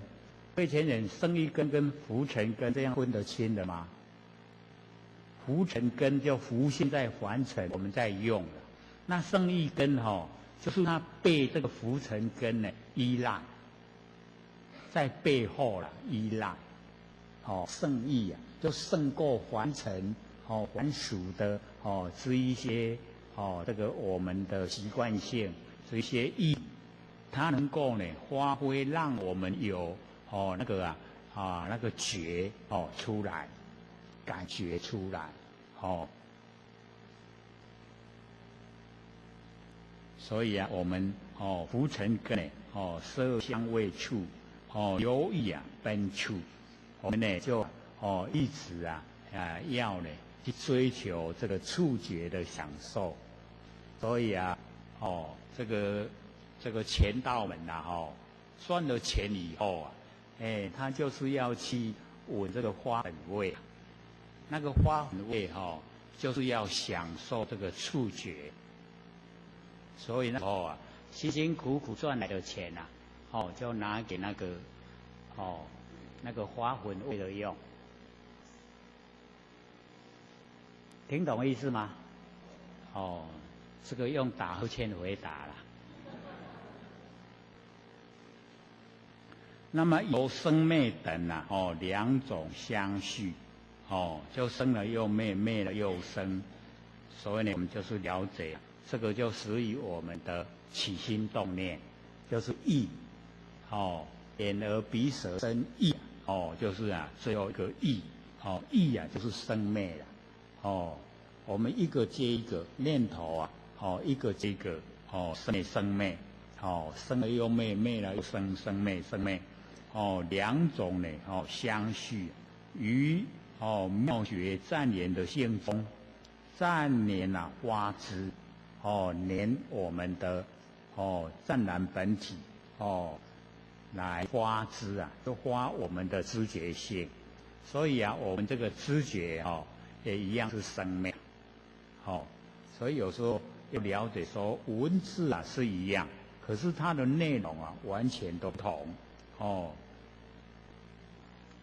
知经应法，我们那个知就反映那个法，所以这个地方呢，或者又要讲这个法，我们平常用的法很宽广，法界就整个虚空，可是这边的法它是眼耳鼻舌身落入那个异地的影子，叫做法，比较窄没有很宽广。就是因为眼睛、耳朵、鼻子、嘴巴、身体它都没有地方藏它知道的。那眼耳鼻舌身所有的那个跟外界接触它都归纳到异地里面。那这一些影子就叫法。这样听懂吗？了不了解好像又很沉重。我们眼睛看了以后交给谁耳朵听了以后交给谁因为眼睛没有藏，它看到的地方那一些形象没有地方藏得住了。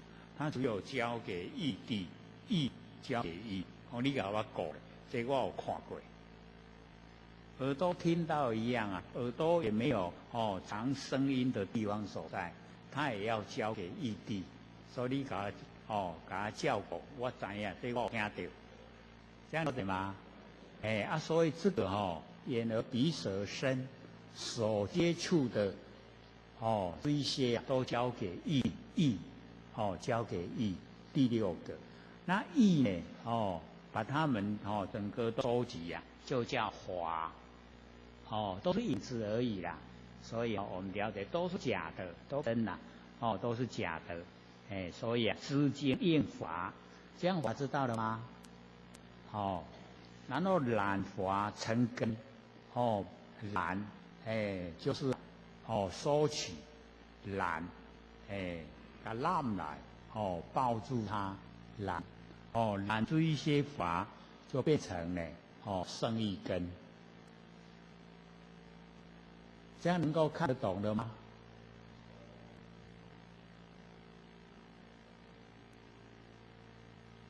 根源木为，那个根源生一根的根的本来，名目呢叫做清净四大，四大呢都是水有红土，那边下面呢，那个福根四尘，四尘就是色香味触，所以是8个合起来，交织而成，有水有风土，有色声，色香味触，8个合起来，然后就完成，我们的那个意知，我们的意知道，所以这个构造还真的很复杂，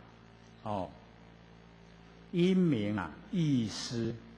一的四根就变成了那个福根四尘。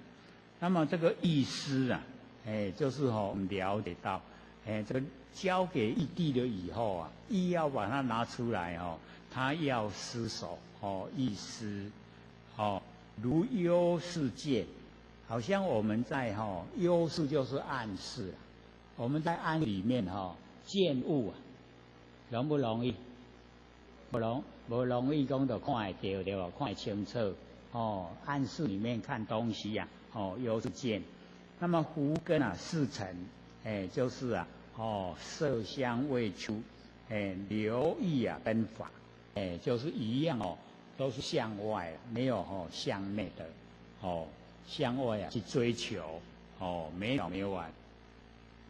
那么佛就跟阿难讲说，阿难如是6根这个6根的本源呢，就是我们佛性本体，本来就是佛性本体而已啦，没有6啦，有比觉明，这个真觉跟知明，有比就是有我们的佛性本体是真觉跟真明，那么有明觉，就是我们加明，这个有明就是加明啦，咱就是讲像我们说到要把佛性呢加的光明，我们都这样想嘛就错了，因为本体不能在外面加东西这个本体只要了解认识就好不能加东西，一加东西本来是真的就变得妄的，说因为有明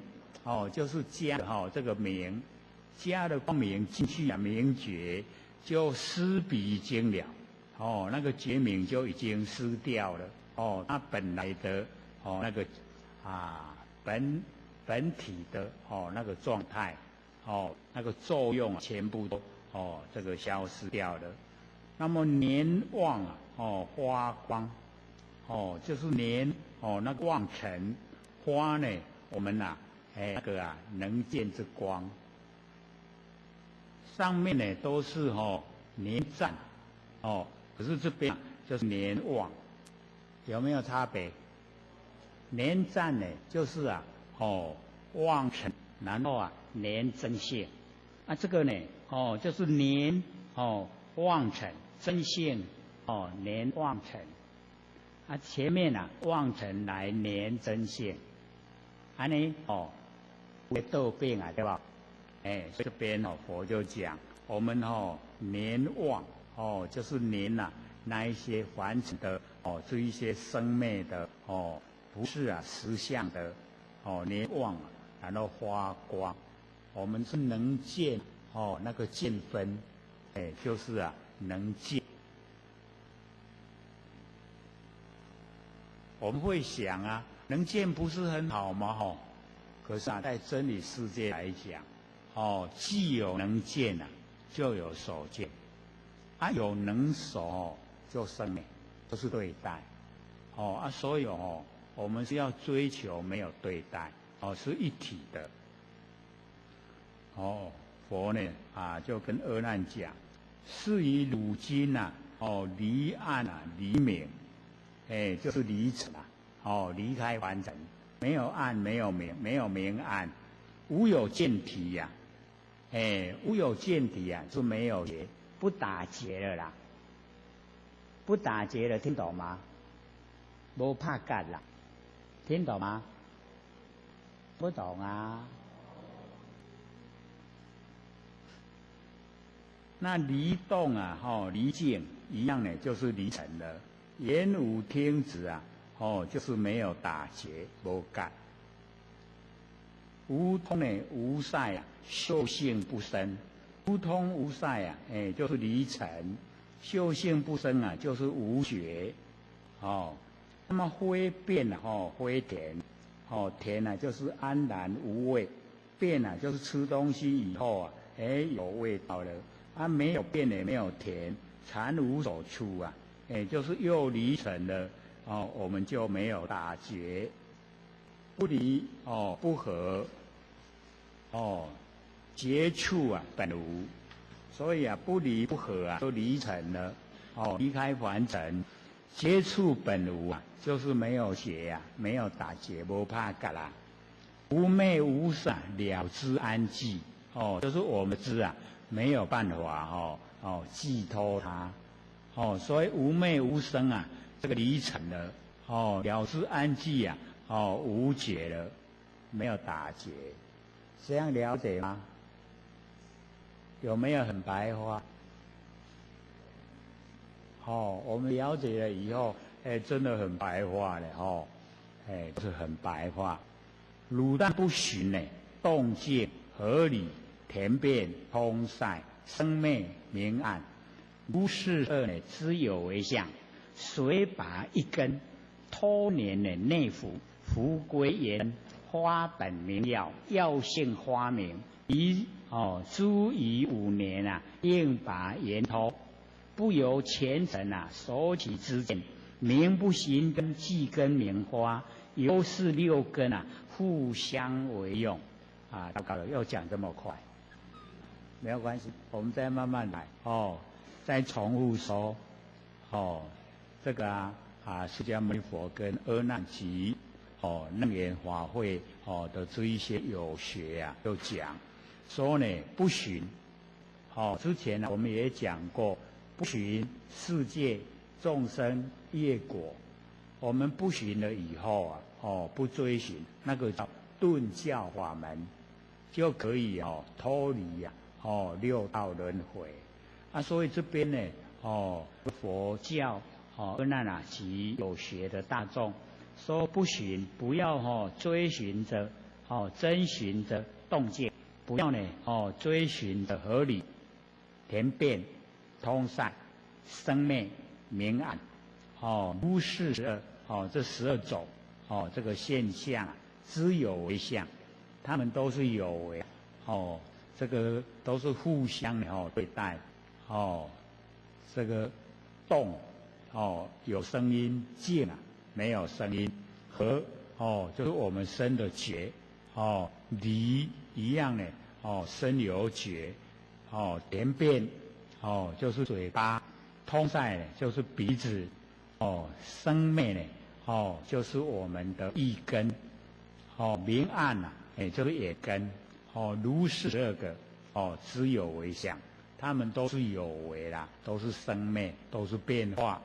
那么把一根，我们把一根呢拔除了脱黏脱开这个外境对我们的这个黏，这个黏很厉害啦。各位有没有用过强力胶？黏不黏？很黏所以我们了解这个黏比那个强力胶更厉害，就是那个瞬间。各位有用过瞬间吗？那个瞬间比强力胶啊厉不厉害？更厉害哦！瞬间之中哇两条呀，哦爆不开啊！所以我们了解说脱黏，就是啊不要被这个12个有为相啊黏住了。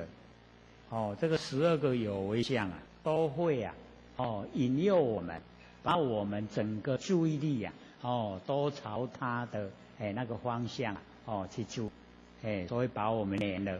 我们要脱黏，不被它黏。然后内服啊，就是降服，内心里面啊，整个都降服这个12个有为相，脱黏内服，然后内服啊，降服无归元真，就可以啊，归到我们不生不灭的佛性本体来，就无归元真，本来就是真的，实相。那花本啊，明耀，就发挥啊我们的根本，我们佛性的本体花本，然后啊光明道耀，耀性，光明，那个耀跟光明的那个耀性呢，已经呢，发挥啊已经光明了。那呢115年剩下的，我们只要拔一根就好了，看看是要从一根呢。耳根啊，鼻根，舌根呢，身根一根，不要6根同时做了，一根就好。只要你一根水把一根能够脱黏内服，那剩下的这5个5根呢，应拔圆脱，就全部啊都圆脱了，圆满脱离了，就不会啊，这个诱惑我们，不由前程。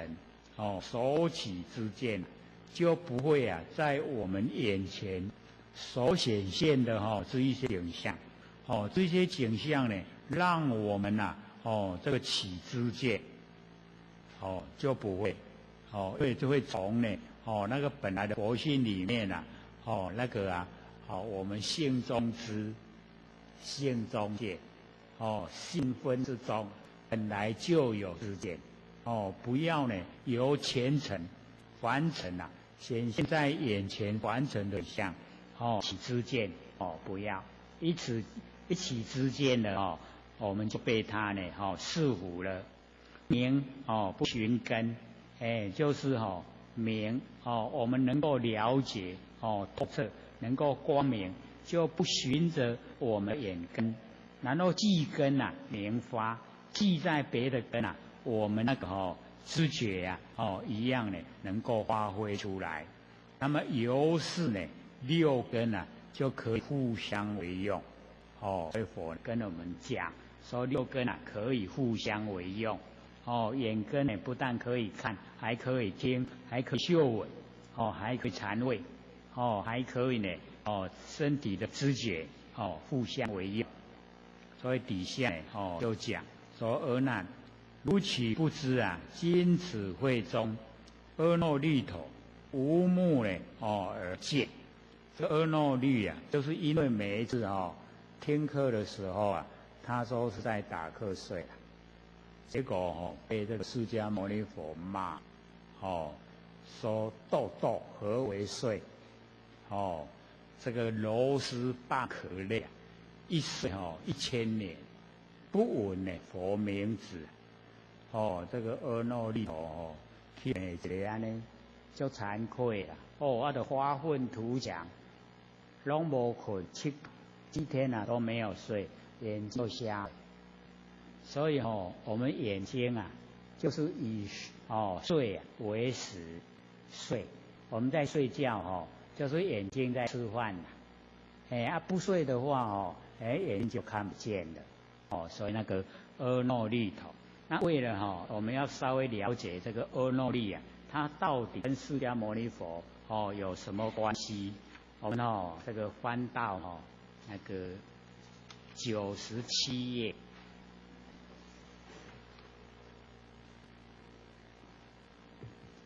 97页啊这个呢写说再次介绍佛的背景，有没有？其主就是佛的阿公，紫霞王生4个王子，金饭王、白饭王、胡饭王跟甘露饭王，然后4王啊各生2个儿子。净饭王呢生世尊啊及阿难陀，就是生陀罗陀。白饭王呢生提婆达多跟阿难。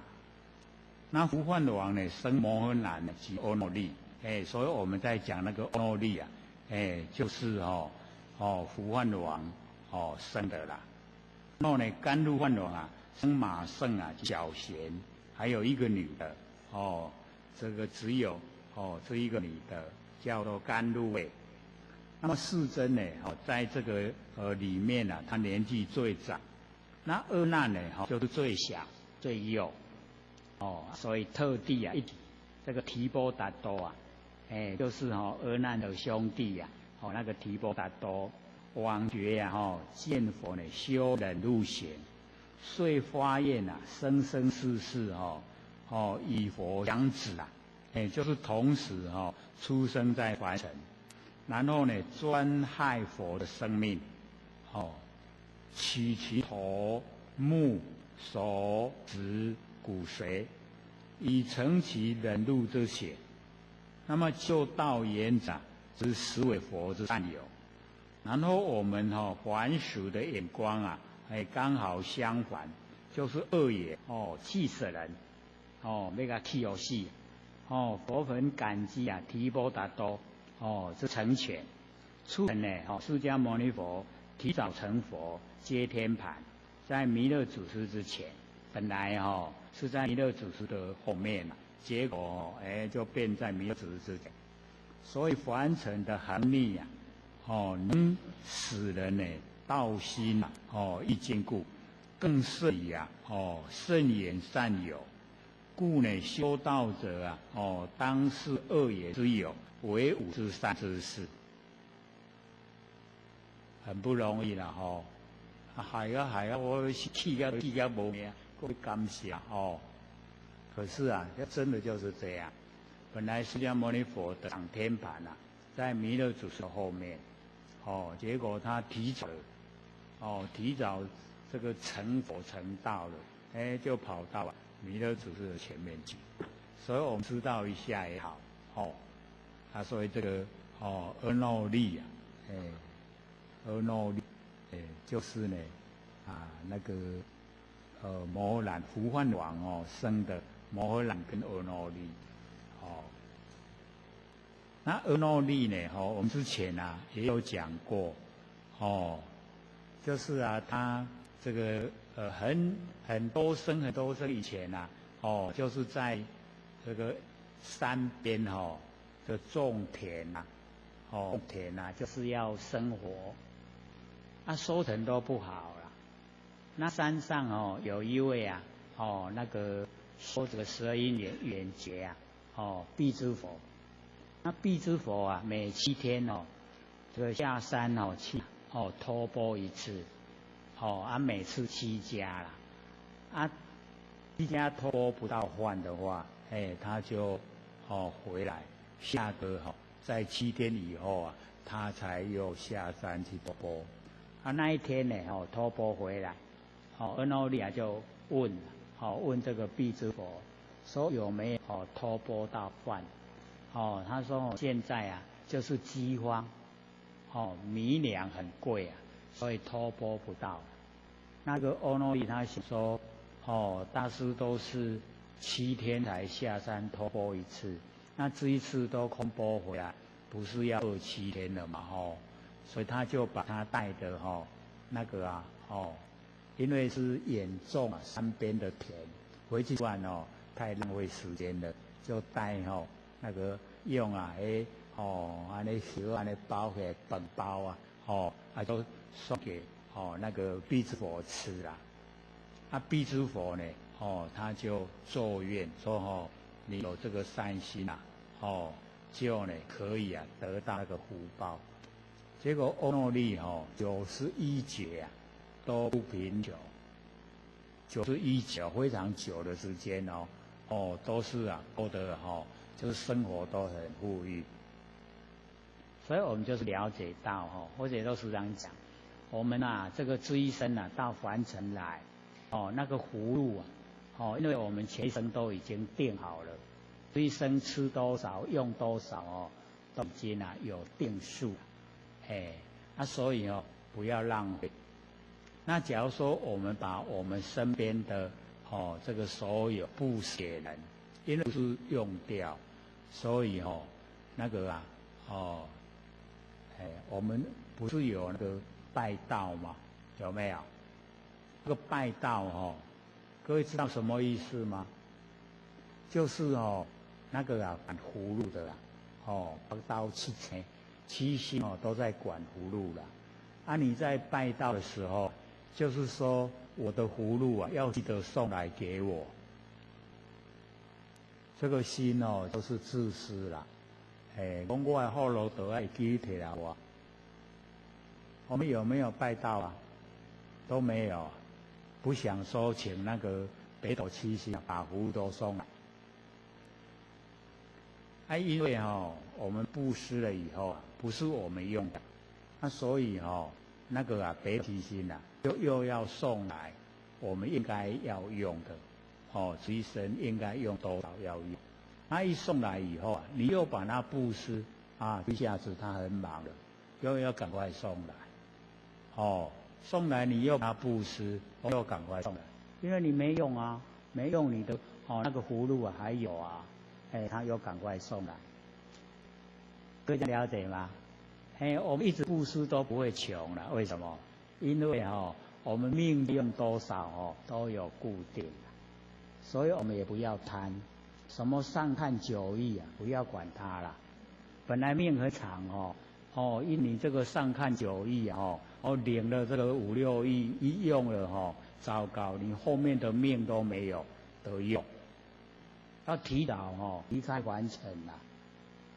所以那个都不好不要贪那个横财，要布施啦，要多多布施。你看布施就很快乐。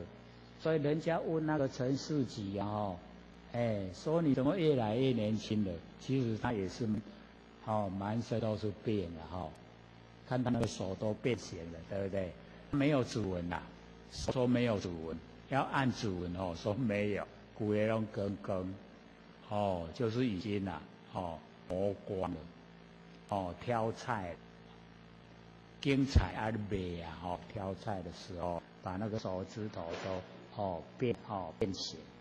他就是因为虽然赚得很少，可是他都布施，他说每一次布施都很快乐。这个想也知道布施一定很快乐嘛，对不对？我们自己假如说去布施的话，你就会体会，真的说布施的人比那个接受布施的要来得快乐。你接受布施当然你快乐，可是那个快乐不会超过那个布施者。那我们一直布施也不会贫穷，不会了。你都一毛不拔，我们谈话说一仙钱怕24个干，有没有我们现在有没有这种人？还有那还真的是给怕一干25。所以你看那个叫守财奴，对不对？那个北斗七星很空闲，你就拢唔免搁送给你你该用偌济都已经拢送去你就拢收条条，这样各位了解意思吗？所以布施不会贫穷，越施你就会越宽广然后累积的善越多善就生根。善根有了就成熟，善根成熟你就可以遇到善知识可以研究上乘佛法。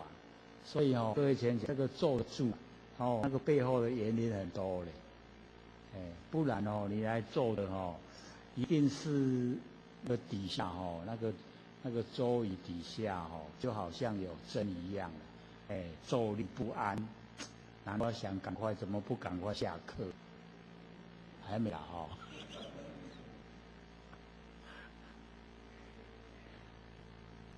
所以我们得说那个恶诺力他就是因为布施给那个辟支佛，就只有辟支佛吃他一个便当，就让那个阿耨利啊91劫都不贫穷。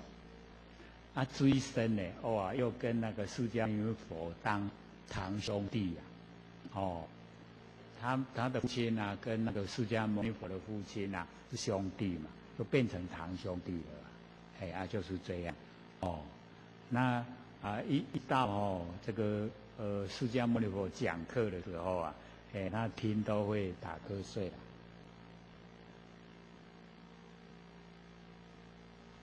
或者导师都会讲说，因为我们打瞌睡不会做梦，打瞌睡也不会胡思乱想，不会起心动念，所以打瞌睡的时候，最接近佛性，那个朦朦胧胧最接近佛性，所以那个佛要现身给我们看，大概就在这个时候，不然就是喝酒醉醺醺的时候啊，佛就现身给你看。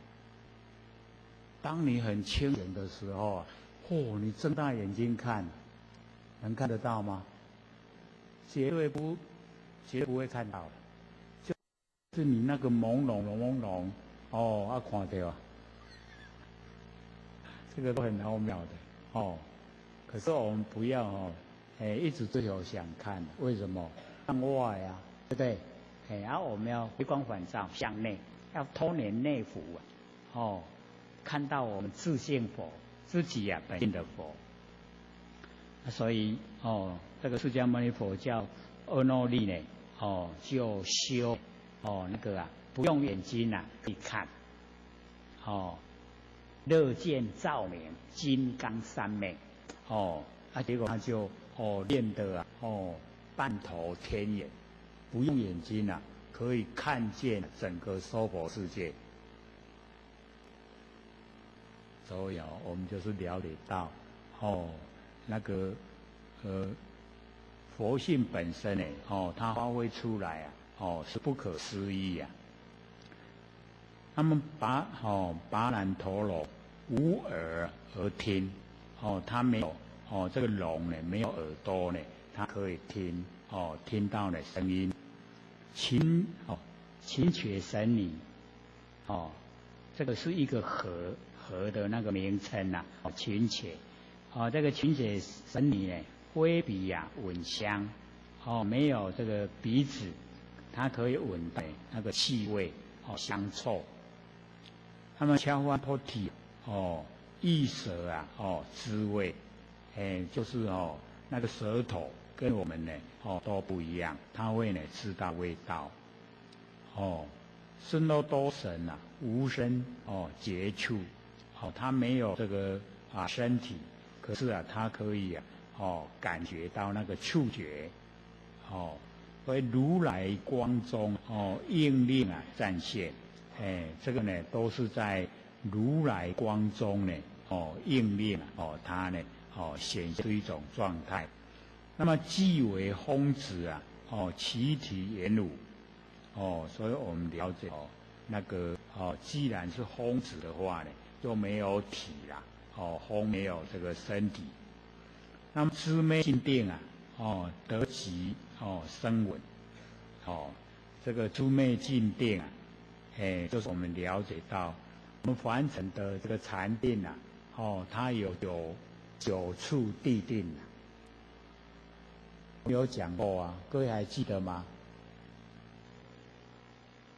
有离生喜乐定，定生喜乐定离喜妙乐定，有没有？还记不记得？没啥印象了啦都好像很生疏了这个八定呢，就是这个四禅跟四空，然后呢那个灭尽定就是第九次地定的第九个这个灭尽定。那么得即声闻就已经呢到达那个极灭那个声闻到达极灭如此中摩迦舍九昧一根啊，言明了之，不因心念。那个灭尽定啊，那个摩迦叶佛的大弟子啊，他就是呢，已经啊九昧一根，已经呢得到啊灭尽定。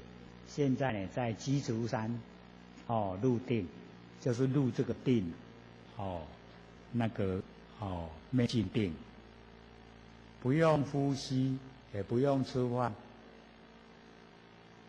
不可以想象那个四禅的第四禅都已经不用呼吸，不用吃饭，第四禅。那到四空，四空呢，那只有事，没有形象的只有我们那个认识的事。阿难金乳之根呢肉眼拔矣内眼啊发光，就是我们的这个六根啊，已经呢都圆拔没有呢各处啊独立发生作用我们内眼我们内心里面啊已经呢发出它自己的光芒。那么如是浮尘，浮现在凡尘啊及气世间，我们看到形象的世间啊，就叫气世间。知变化相呢，如汤消冰所有的变化相呢，就好像呢热汤消融啊那个冰冰，应念呢化成啊无上知觉无上知觉啊就是我啦。所以我们了解到这个知根圆拔了以后啊，这个凡尘的所有一切啊都不会影响到我们，我们就可以恢复了我们那个佛性本体所以底下呢这个释迦牟尼佛就讲一些真实的状态，说阿难如彼世人既见啊于眼说我们现在要看到呢这个形象啊都是眼根，肉令集合啊，咱把手甲刻起来暗相啊现前规个拢无看暗蒙蒙，对不对？有没有很白话咱把手啊拢刻起来，是不是拢暗烁烁六根黯然头子啊相类。即摆这个时阵六根啊拢无无作用暗眠，头子啊竟然都同款啊，头甲骹竟然都一样这个眼睛啊没看的时候啊那个六根啊黯然的头跟脚啊相类，就是一样头骹同款。那么底下这个就发生变化，彼人以手群体外绕，即嘛这个人手刻起来，这个人用手啊甲徛伫伊对面的这个甲伊群体外绕，就是循着他的身体外口甲摸鼻虽不见啊，头齿异变。讲伊无看咧，目睭就刻起来无看，即马摸到头知影头对无？摸到骹知影骹对无？跟目睭看到是毋是同款？目睭看头嘛，头骹嘛骹对无？即马用手去摸到头这个头摸到骹这骹啦，是不是跟眼睛看到一样？对不对？佛就是说这样啦有没有白话？白话那么知觉是同那个知影拢同款，眼见因明我们呢因为有光明那个银眼，所以我们看眼见一眼光明的因眼，让我们眼睛看见。那么暗呢成无见，这个时候暗的时候咱眼根都无看，暗烁烁无看，暗成无见。然后不明自发，这个时候我们用我们的手来循体外绕，摸到头知道头，摸到手知道手，摸到身体知道身体，摸到脚知道脚，是不是不明然后自发，对不对？则知暗相永不能分这个时候无看，但是你摸就会知影，甲你看到完全拢共款，所以那个暗象就不能来让我们呢昏昧了。这样了解意思吗？了不了解啊？不很深啦然后根尘既消，允和花明不成圆妙。那个根六根成六尘既然都已经消，就是我们不住在相，不住在六根的相，不住在六尘的相，那个根跟尘都消除了，没有根尘。那允和发现明了这一种不成圆妙圆满然后这个妙那个奥妙整个都呈现，知道意思了吗？我们就可以让我们都成为圆妙圆满妙觉都整个呈现。那么那呢白佛言：师尊，如佛所言因地结心欲求常住，要以果位名目相应。师尊，如果位中菩提、涅盘、真如、佛性、阿摩罗氏、空如来藏、大圆净智是七种名，称谓虽别清净圆满，性体体性坚尼如金刚网常住不坏。所以这个就是已经如来证悟了的果位的名称所以阿难呢都把它呢提出来就是讲佛有说我们因地心要以果地觉都是相同，用不生不灭的心修不生不灭的道，这样了解吗？所以因地结心欲求常住要以果位名目相应，就是要跟果位的名目要有相应所以阿难就讲：师尊，如果位之中果位里面有菩提菩提就觉了然后涅盘不生不灭然后真如真如就是我们佛性本体一真呢一切真，一如一切真如。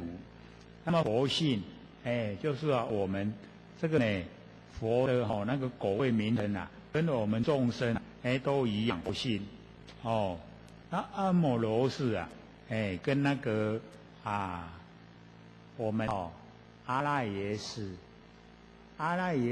跟阿摩罗氏有什么不同？或者呢这个解说，阿摩罗氏就是善于分别而不染，然后呢阿赖耶识就是没有分别如圆镜镜镜视来它就照整个都呈现，那视气了镜子里面空空。是呢阿摩罗氏它能够分别，善于分别，可是不染着，能够分别了吗？那我们因为都是转世的时候我们把那个阿赖耶识转成末那识，我们没有转到阿摩罗氏了。假如说我们出生了以后我们就转到阿摩罗氏，那我们就不用受苦了啦。可是有一位娃娃婴儿有那么聪明吗？可以阿赖耶识把它转到阿摩罗氏，可不可以？因为我们六道轮回太久，一种习惯性让我们把第八的阿赖耶识转成第七末那识。那末那识叫做意根那意根又转给第六识叫意识第六的意识。那第六意识又转给前面眼耳鼻舌身5个，就这样转了。我们是不是越转越进入凡尘，越转就越贪念凡尘，对不对？我们肯不肯把它转到摩罗斯？肯不肯啊？所以啊，六祖就讲5867啊，果因转有没有？58五啊，就是眼耳鼻舌身，8就是阿赖耶识，6啊就是意识，7啊就是末那识。5867啊，果因转。58是果，67是因。你要从67转58才会转。一转了以后，恢复到本来。这样了解吗？就我们之前都一再讲过了。因为这个久了都会忘。我们要把它复习。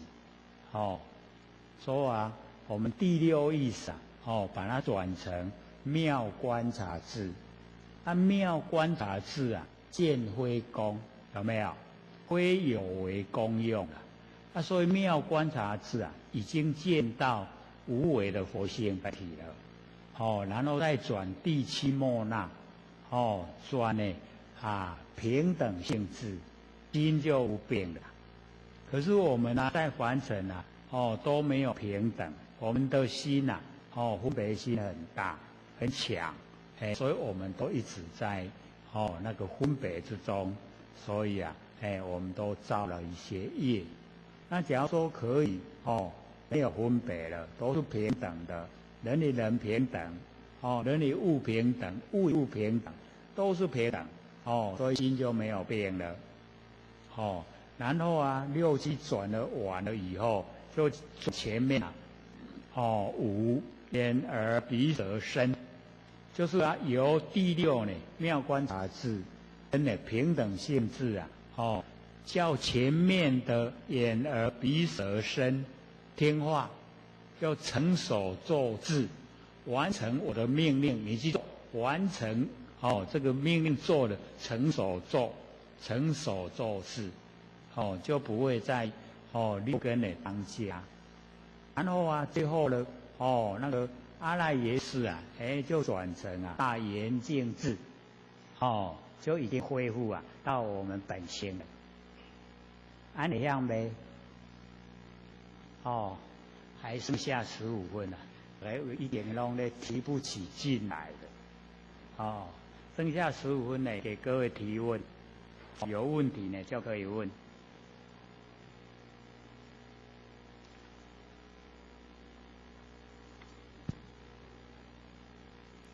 有没有啊？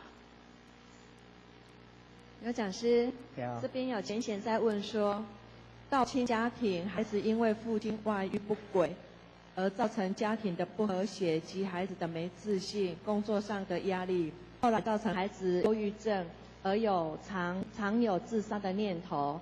那因为最近已经自杀身亡，那以下有3个问题，我们刘讲师说，第一个问题是有求到自杀死亡之后灵性的去处。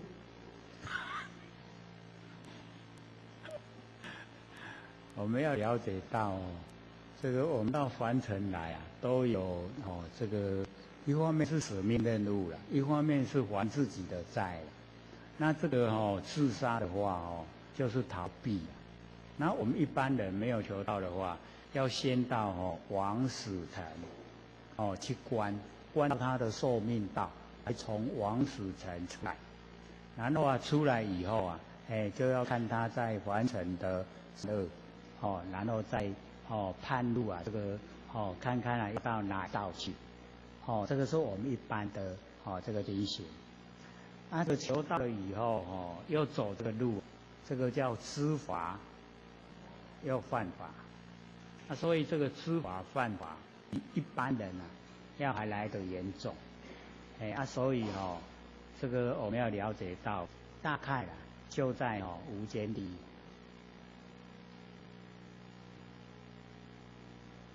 那第2个问题是说，因为这个亡者他身不由己，那他这样子是不是有罪过？这个身不由己这个就是借口。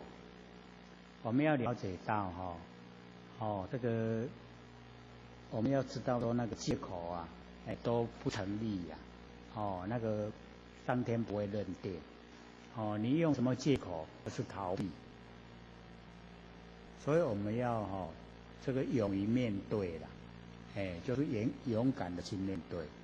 这个事情啊，一定有解决的时候，它不会都在了，一定会变化，它会解决。那所以我们逃避的话，不会说你逃避就不用还，一样要还，而且这个要加利息。绝对有罪了，哪会没罪？那今后他的家人该如何做才能帮助他，帮助这自杀身亡的孩子？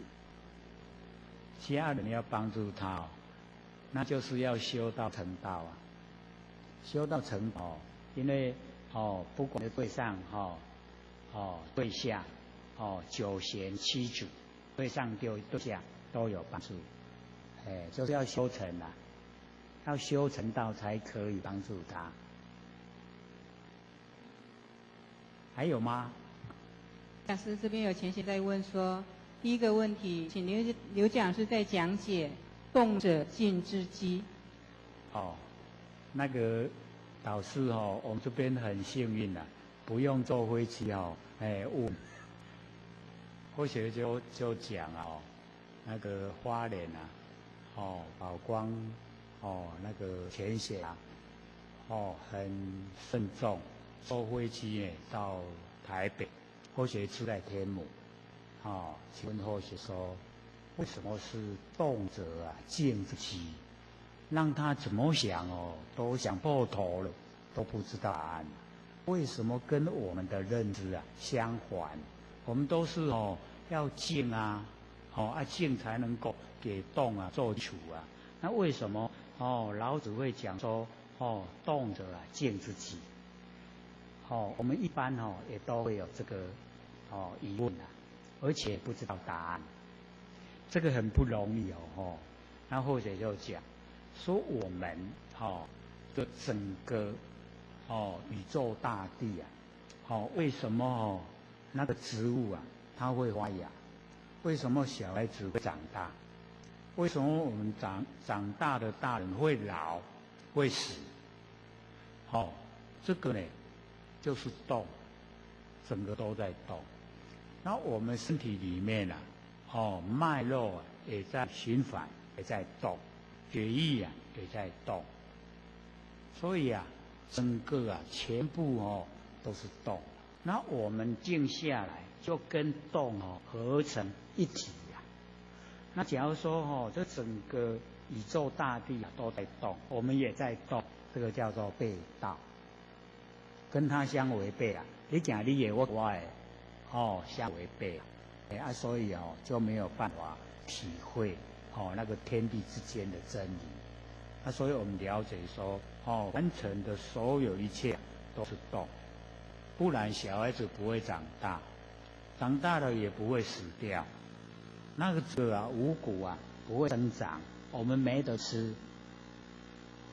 因为都在动所以五谷长水果生长万物生长我们呢这个这个生活的才能够很得意，才能够呢很感觉到呢很舒畅，就是整个都在动了。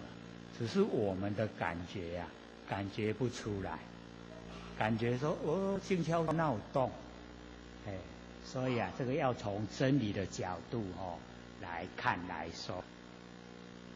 还有吗？第二个问题，如何扩充心量、包容心？这个扩充心量就是要自己的见识宽广，因为我们的见识大部分都生活在很狭隘的那一种空间。为什么？因为我们的接触面不多，我们都有习惯性。那这个接触面窄，形成我们的心也一样窄。那假如说我们拓展那个生活面宽广，我们可以当那个义工可以啊，各行业啊，去当义工。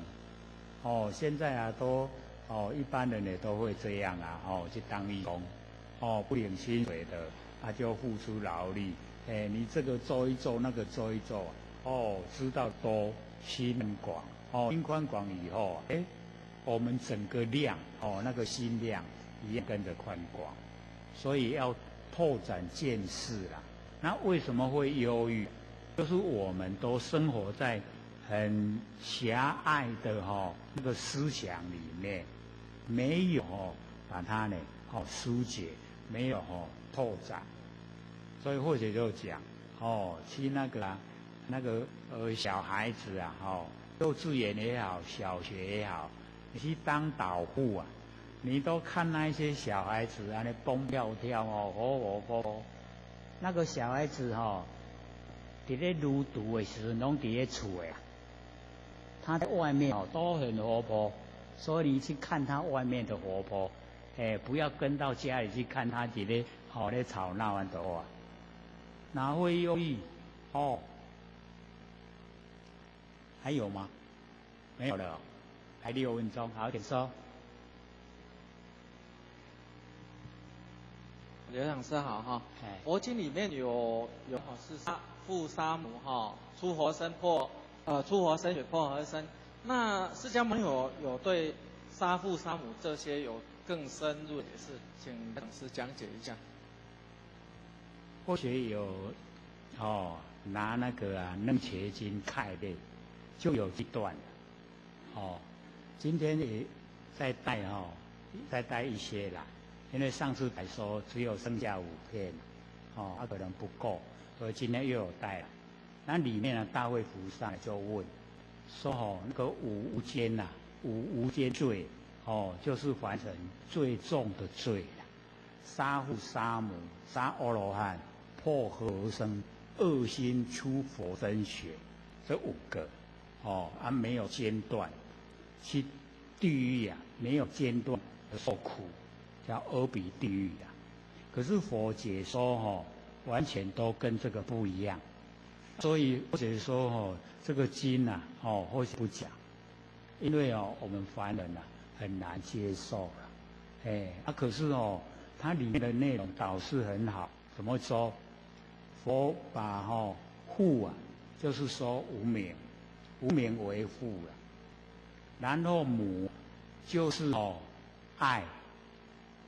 与贪许具备爱贪许，乳母养育那我们把这2个去掉，就是杀父杀母，是不是不一样的？这个完全都在讲我们内心的啦。你把无名去掉，就是杀父；把那个爱贪许去掉，就是杀母。然后杀阿罗汉，就是随美为愿。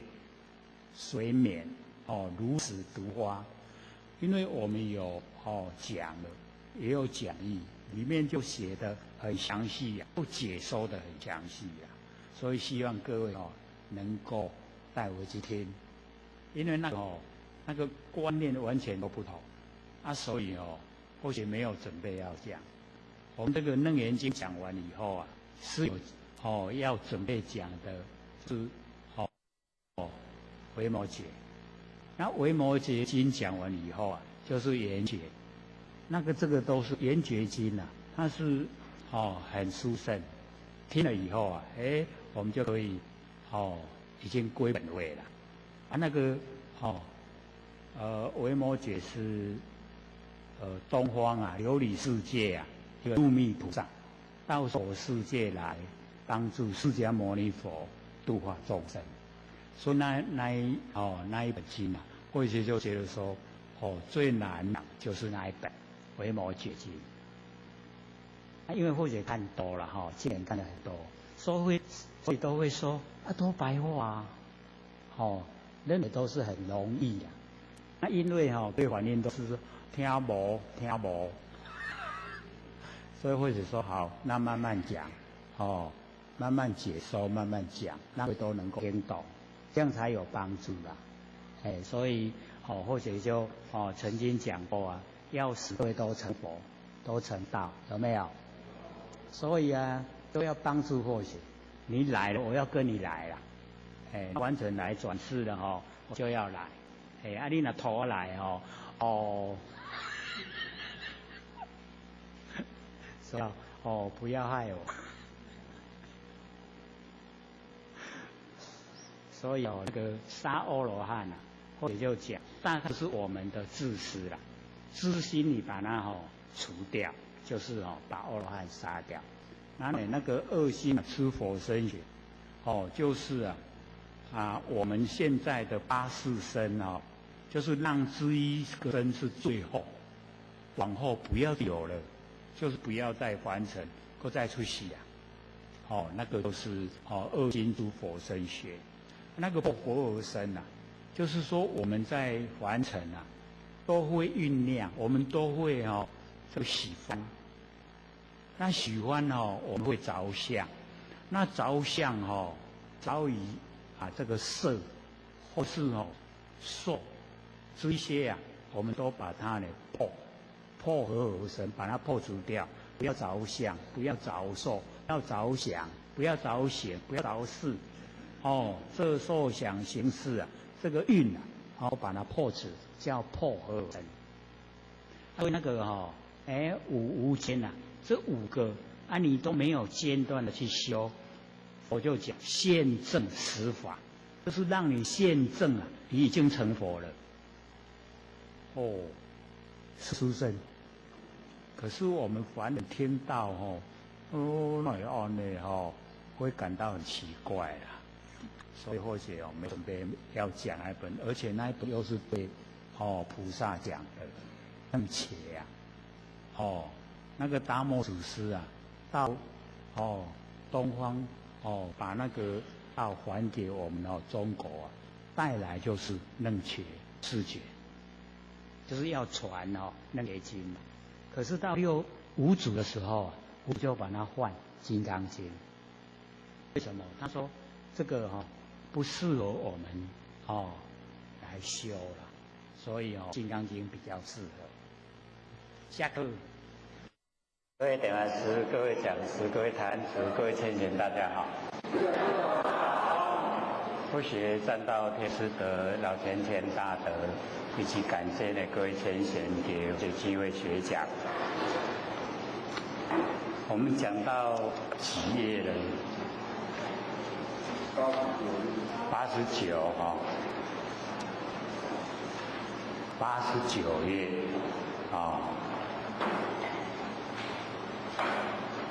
中间嘛，受持监听，对这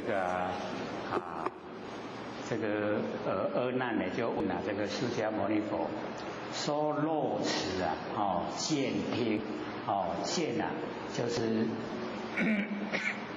眼根，听呢就是耳根。那么离于这个明暗动静通塞毕竟呢无体，所以他把这个一个见就代表这个6根见全部因为明暗是始于见，然后动静是始于听耳根，通塞呢始于鼻根，所以呢明暗动静通塞就全部我们这个6根所有的作用都包含在这个里面那么用这些来代表。那阿难呢就讲说我们的6根讲说是离开6尘，那毕竟无体。各位先生，我们6根呢离开6尘，有没有体？有没有体？有没有体？连问3次一定有问题。为什么？因为大家的回答都不对，所以才会连问3次。我们的6根，然后面对6尘，产生的是6识。那么6识它是生灭。我们这个根尘都不要，根尘都不要，留下来是什么？我们研究3年了呢，根尘都不要啊，留下来不生不灭的真心佛性。因为真心佛性呢，它施以根尘，它可以脱根、脱尘、离身、离境。我们不是有看过了吗？好，那个如是我闻啊，没有？有没有这样讲？有。所以啊，我们凡人都以为啊，我们6根啊，这个离开6尘以后，哇，什么都没有了，那就是没有进入啊我们不生不灭的佛性本体。我们起心动念各位就是要了解到，因为有根，然后对尘，根尘相对然后才产生我们的认知。那因为根尘相对产生的认都是变化无常，都是生灭。所以呢，我们修道的时候一定要认识透彻收知一些根对尘，然后产生的那个知觉性，它都是变化无常，它不住在知一些假象的上面。所以阿难呢，他这边呢就讲说，有我们的内心离开眼前完成的景象，那就本无所有。所以各位可以看出他的问题所在了吗？可不可以？已经告诉我们阿难是把根尘相对产生的6识看成是我们的真心佛性。有没有一样？不一样因为我们的真心佛性它是不生不灭，如如不动，常住千，所以不用借着根尘相对，不用，它本来就在所以我们研究一定要分能够分生灭跟不生灭我们根6根尘6尘根尘相对产生的6识都是生灭。那这些生灭变化无常，所以我们修道呢尽量都撇开6根6尘6识，不用根尘识都不用。那不用了以后我们所用的是什么？就是不生不灭的真心佛性本。那我们就要这个不生不灭的真心佛性本体。因为成佛就是不生不灭的佛性本体成佛。6根对6尘产生6识，不会成佛，不会成道，这样子吗？非常重要我们修道呢，一定要找到不生不灭的真心。各位找到了没有？3年了9月26，今天9月15号。再11天都3年所以我们了解到已经都一段时间的熏习可以说虽然不很透彻明了，可是已经有一点认识了知道我们要怎么修，知道了没？万缘放下一念不生，万缘都是假的，不真妄。那我们妄言都放下都是妄已经尽真就显，真显都是一念不生。那我们要了解那个一念不生不是没有念头，而是我们不起动念。我们起心动念大部分都是自私自利我们不起心动念，可是了了分明。这个了了分明是佛性本体我们要落入我们那个自私的范围我们保持佛性的本体他不喜欢也不落入讨厌，没有喜欢没有讨厌，我们就没有取舍。没有取舍我们就不造业，我们造业就不用受苦所以我们日常生活之中，我们没有研究啊，我们就不知不觉造业，造了业就一定要受苦，受苦的时候啊，还埋怨天尤人啊，埋怨，这个时候还不知道说自己造下来的，我们都不知道。那所以呢，我们研究我们原来在凡尘的应对，都是变化无常。可是我们把凡尘的应对啊，一些变化无常，把它看成是一个决定性，不会变，是不是这样？所以我们毛病呢就出在这里，都把假的当成真了。我们把这一些跟尘相对产生的东西呀，都当成真。所以啊，我们在跟人家这个争论的时候啊，我都先看到，我先听到，有没有？都讲得很切实啦。不知道说我们所看的、我们所听的，都是变化无常，都是假的，都不真。那真的呢，他没有讲话了。真的，我们佛性本体啊，没有形象，没有讲话。各位有拿那个楞严经开的回去听吗？有没有？所以啊，那个最后面大慧菩萨不是问吗？问释迦牟尼佛，这个根据什么？说我从成道一直到进入涅槃，一个字也没说，有没有？有听嘛，也无听啦有听嘛，也未听到尾溜啊，对不？因为那个楞伽经啊，就是达摩祖师啊，老水还草还给中国的时候啊，所带来中国的一部经典，要用这一部经典啊，来救我们所有中国的众生。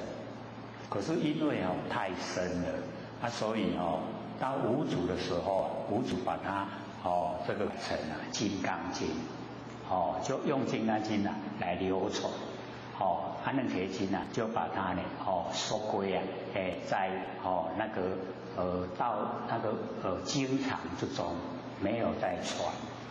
那要了解到它是对菩萨说的法。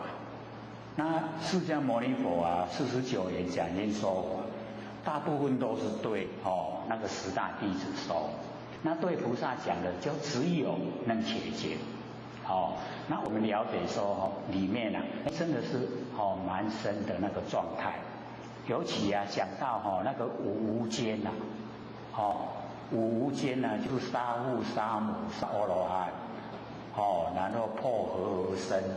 恶心出佛身形，那个呢，可以说跟我们的认知完全都颠覆了，相反了。那佛讲，我们能够做到5个无间就可以现证实法，就是可以成道，可以成佛，一不一样？跟我们凡尘的认知完全不一样，对不对？所以我们了解说，大慧菩萨问，根据什么来讲？从成道一直进入涅槃，一个字也没说。那我们知道释迦牟尼佛49年讲经说法，讲得很努力的，为什么一个字也没说呢？变成了那个睁眼说瞎话，对不对？我们凡人的那个见解就会认为是这样。那我们要了解到释迦牟尼佛为什么会讲说呢？自从成道一直到进入涅槃，一个字也没说。根据什么？释迦牟尼佛回答：根据本住法以及自证法。本质就是我们不生不灭佛性本体。本来就这样出，那自证就是那个十方之佛所证悟的我亦同证，也是一样证悟，就是2个依据这2个，所以讲一直从成道进入到盘，都没有讲一个字。这样了解意思了吗？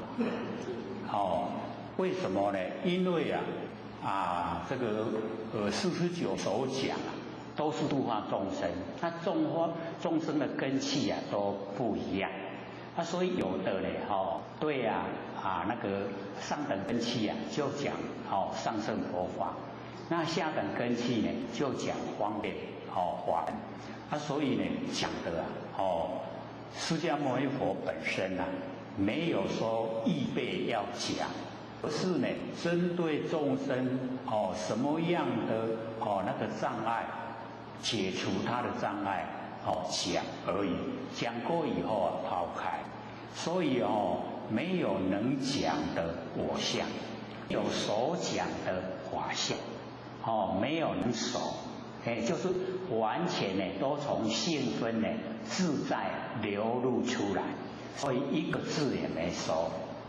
这样了解意思了吗？那假如说释迦牟尼佛49年没收的都要留给我收，各位浅显，我们听了会怎么样？不明理还可以明理了以后会晕倒。讲的是真理，所以之前或许不是有讲过吗？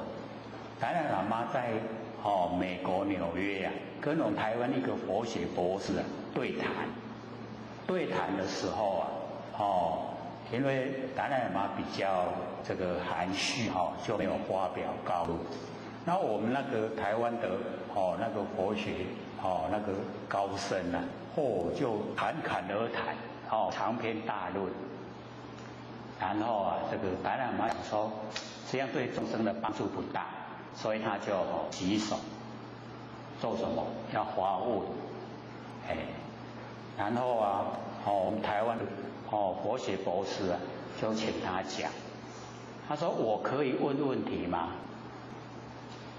然后他就讲，等到我讲完了你再问。然后达赖喇嘛又第二次举手，那我们那个高僧又请他讲，说问题是你讲完了我都不知道要问什么。那我们旁边的人听到达赖喇嘛这样讲，我们就会想说达赖喇嘛距离那样吧，才一点点时间就忘了要问什么。各位先生，这个里面的含义因为一直讲论对众生的帮助不大，所以达赖喇嘛的意思就是要我们当下，那我们真的程度上，这个行家一生便知有，他一回答，等到我讲完了，你再问。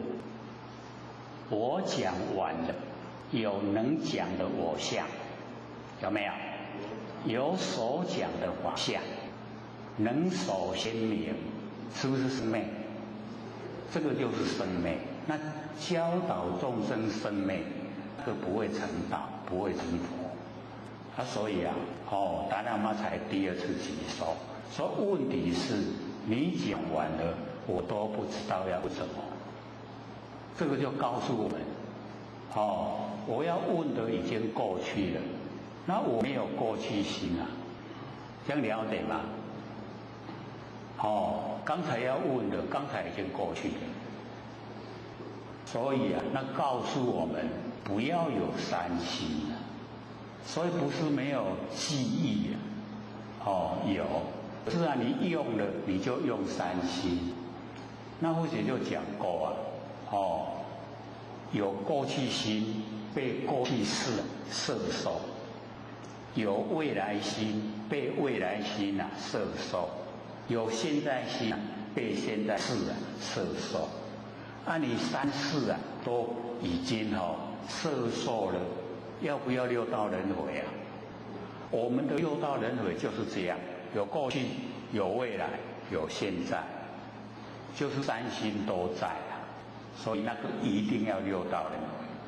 那达赖喇嘛慈悲啊，就是要我们去掉，没有过去心了，过去世啊，它摄受我们，摄受不住，吸咱袂掉了，然后未来世我们没有未来心，未来世啊，摄受我们不住。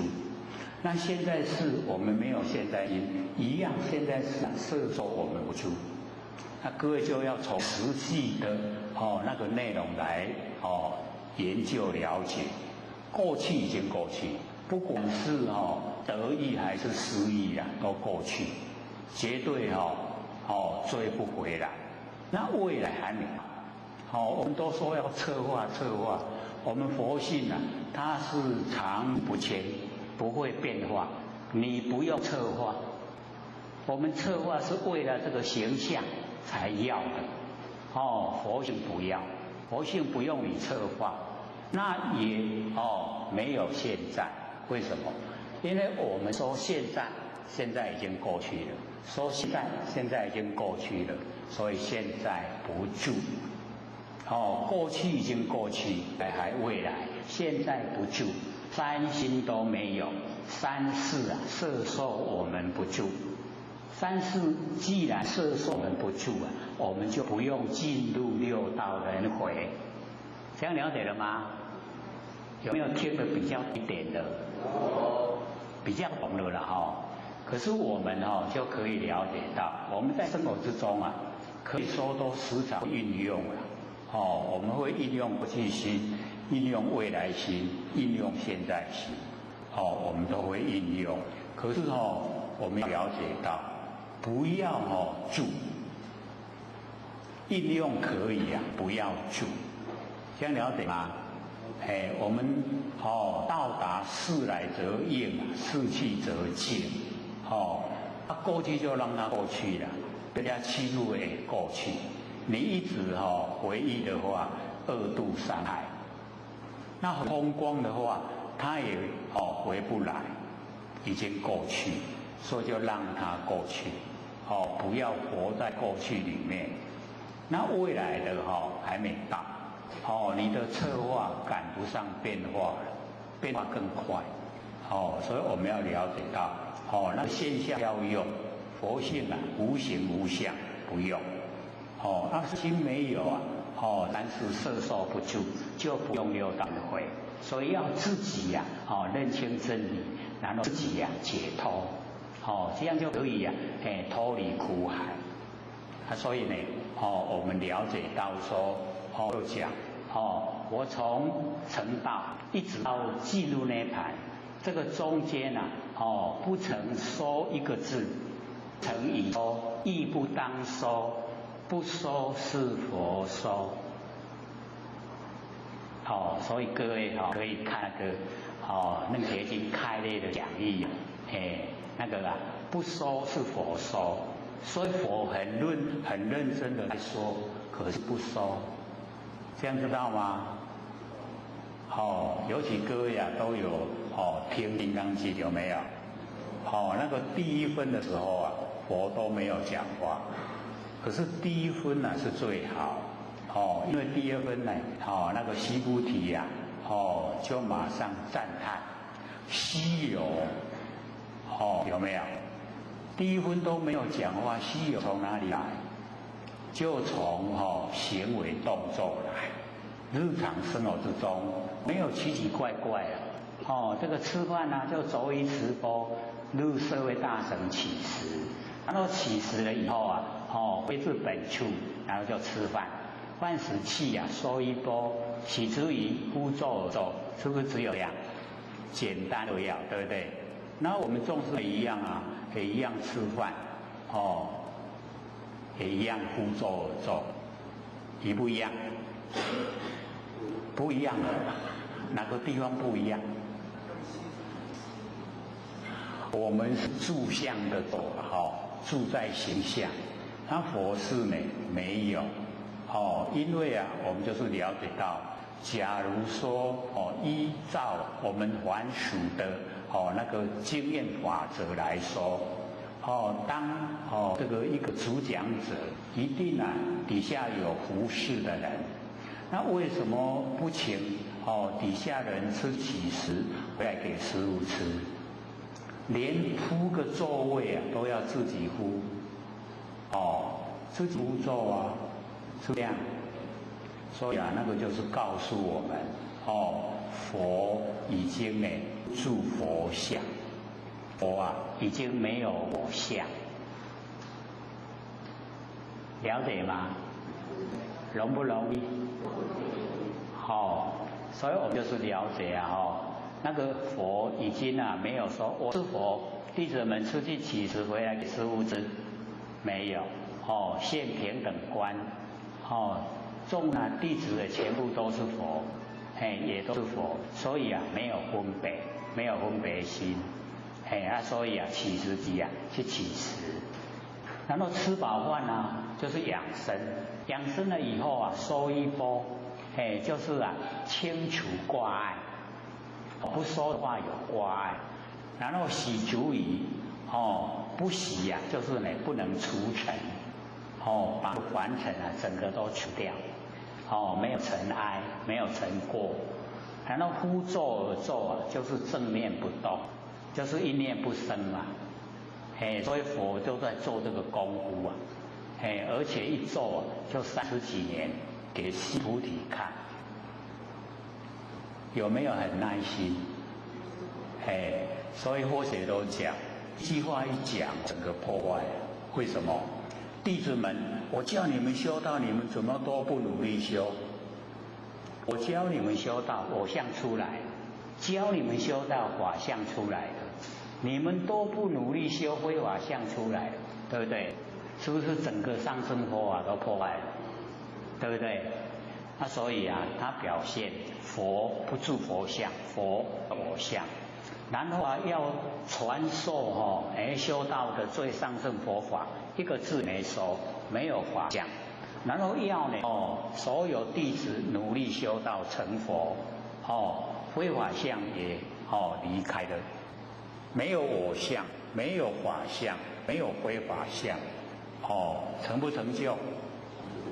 就可以成就了，对不对？所以修道没有奇奇怪怪，很平常。很平凡，很平实，很平淡，对不对？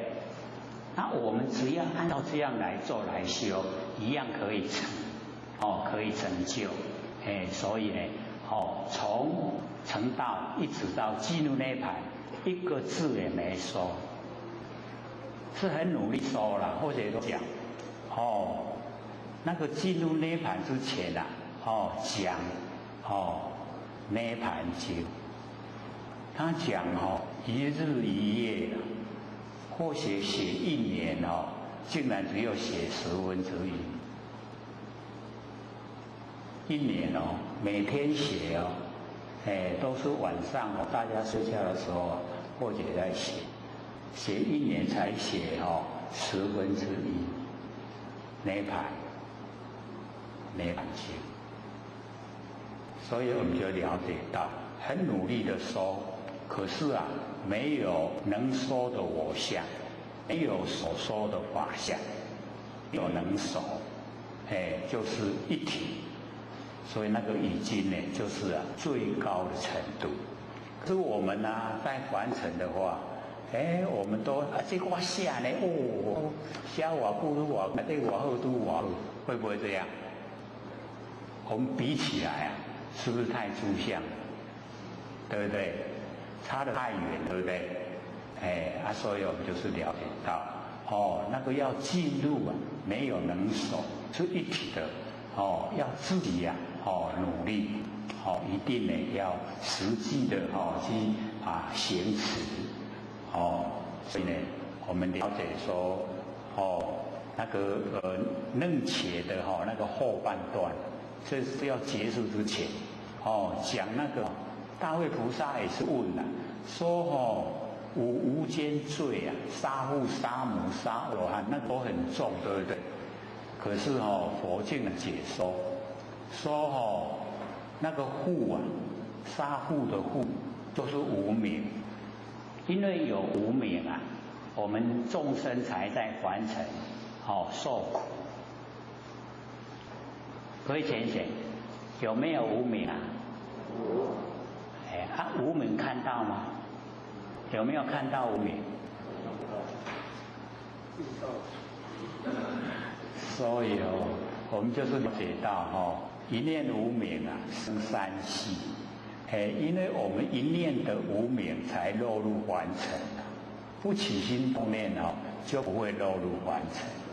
可是我们呢，起心动念都不会把它认为是不对的，不会，认为都是很正常，却不知道念，念就是业，因为我们起念了，业已经形成，业既然形成，接着下来就转本有的智光，本来有的我们智慧之光，那就是般若，已经变成能见之见，就是一念无明生三系的第二个，第一个是业相，第二个是转相，转相呢就是转本有的智光，变成能见之见。那我们呢？在凡尘生活是希望都有能见，对不对？那既然想能见，一定有所见，能所很鲜明的对立，对不对？那我们认为是很正常，可是，在真理来讲，都已经落入生灭，在生灭里面。那所以第三个。一念无明生三系的第三个就是现象，因为有业相，有转相，然后就有现象。那我们了解在实际业相、转相、现象都是没有，只是酝酿而已酝酿在我们那个无形的空间它酝酿。酝酿以后，第三个现象就是结暗为胜。我们呢结这个外面的暗象，然后真的形成现象。那你在经典里面就记载说瞪目花老，各位了解吗？瞪目花老就是我们眼睛都眨眼，然后一直看一个景象，久了以后眼睛疲劳，就会显现那个虚空花。那个虚空各位浅显，虚空有没有花？有虚空没有花，可是我们这个瞪目花老，眼睛都不眨眼，看久了会呈现。它是结暗为色，就是这样来的。结暗为色的时候，本来都没有形象，你一直瞪目花老，结果真的结四大所有宏图就成为三而大地。那三而大地已经形成了，我们众生呢就生在三而大地的世界中。那生下来以后这个境界为眼长六出，所以一念无明生三系境界为眼长六出。我们之前也都有讲，可是那个时候可能真的都是很朦胧胧，听无啦，你在讲啥？现在比较听得懂一点的有没有？因为我们有境界，就是有现象的，然后我们就用六个连续下来。第一个就是智相，智慧了可是那个不是智慧发生，而是说我们看到什么知道什么，叫智相。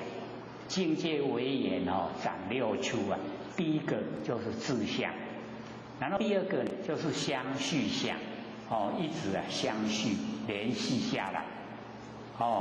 第三个就是直取相，第四个就是记名字相，第五个就是取业相，第六个呢就是业系苦相。所以我们从一念无明开始，一直到业系苦相，整个人就完成了。有世界啊可以住了，然后有我们众生的身体了，然后有业果了，所以世界众生业果这样绵延不绝，一直延续又到轮回。那我们要回去的时候啊，我们要把这一些都回到本来。我们从开始啊，一念无明生三世啊，那个呢，就是最开始的生相无明。那个最开始一念无明生三世啊，是生相无明，因为无明然后产生啊，它把那个本来寂灭啊，就变生灭。这个是第一个结。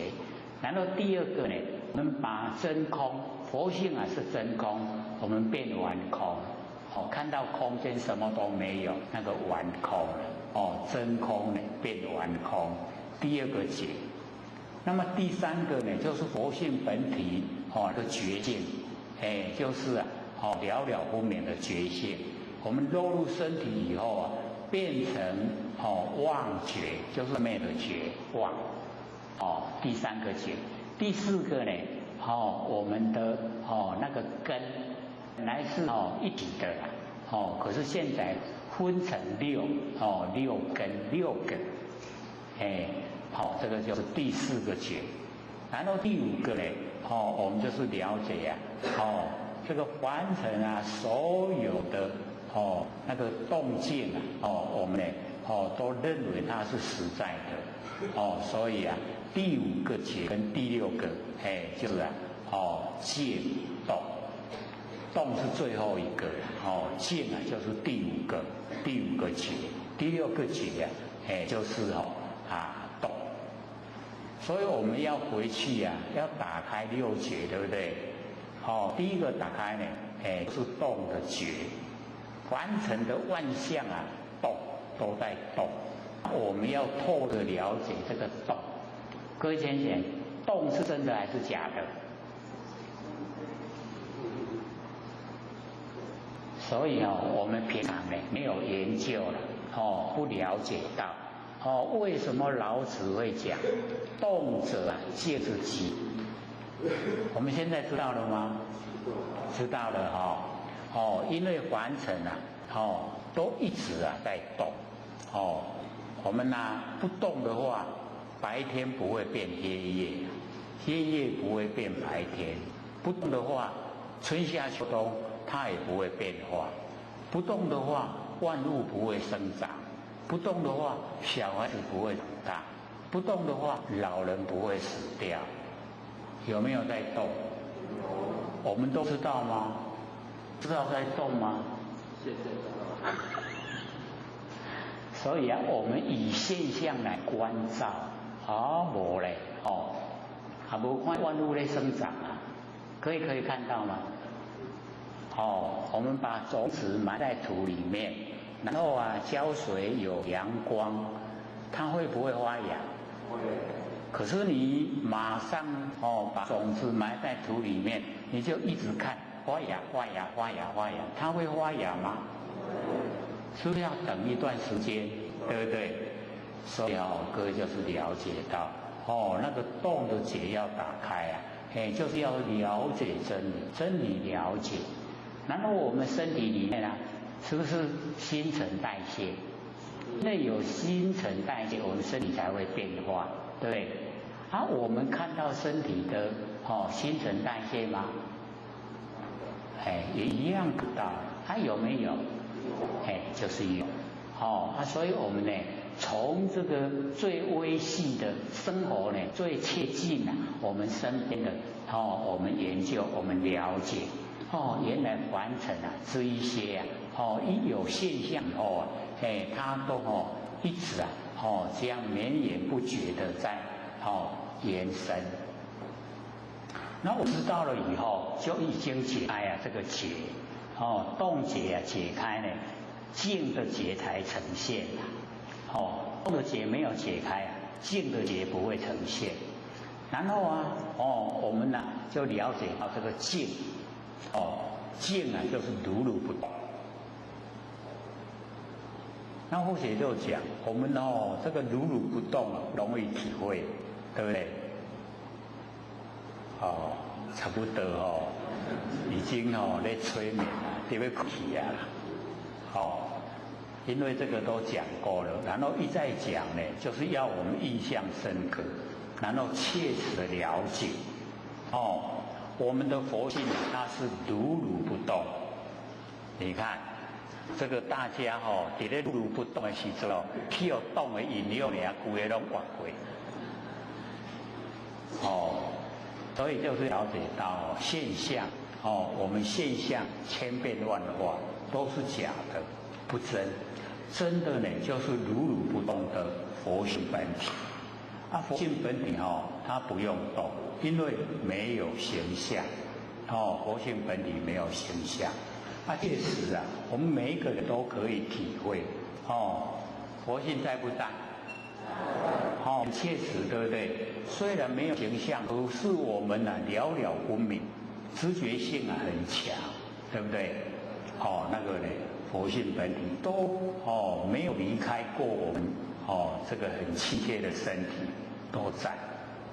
那我们自然当然不行，可是我们都没有在身体不行，所以不急不离就是他的正确的那个说法，不急不离，不要住在身上，可是也不要离开身上所以我们要了解说，我们一到呢那个静的时候体会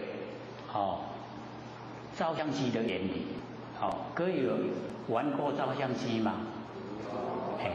有的人都会知道尤其我们到相馆去照相，你看那个相机是不是摆的实实的？然后那个照相师一按快门的时候他的那个照相机是不是都不动？所以我们有玩过照相机呢，就了解说按快门的那一刹那，镜头绝对不能晃动，一晃动了以后照出来的那个影像都模糊不清。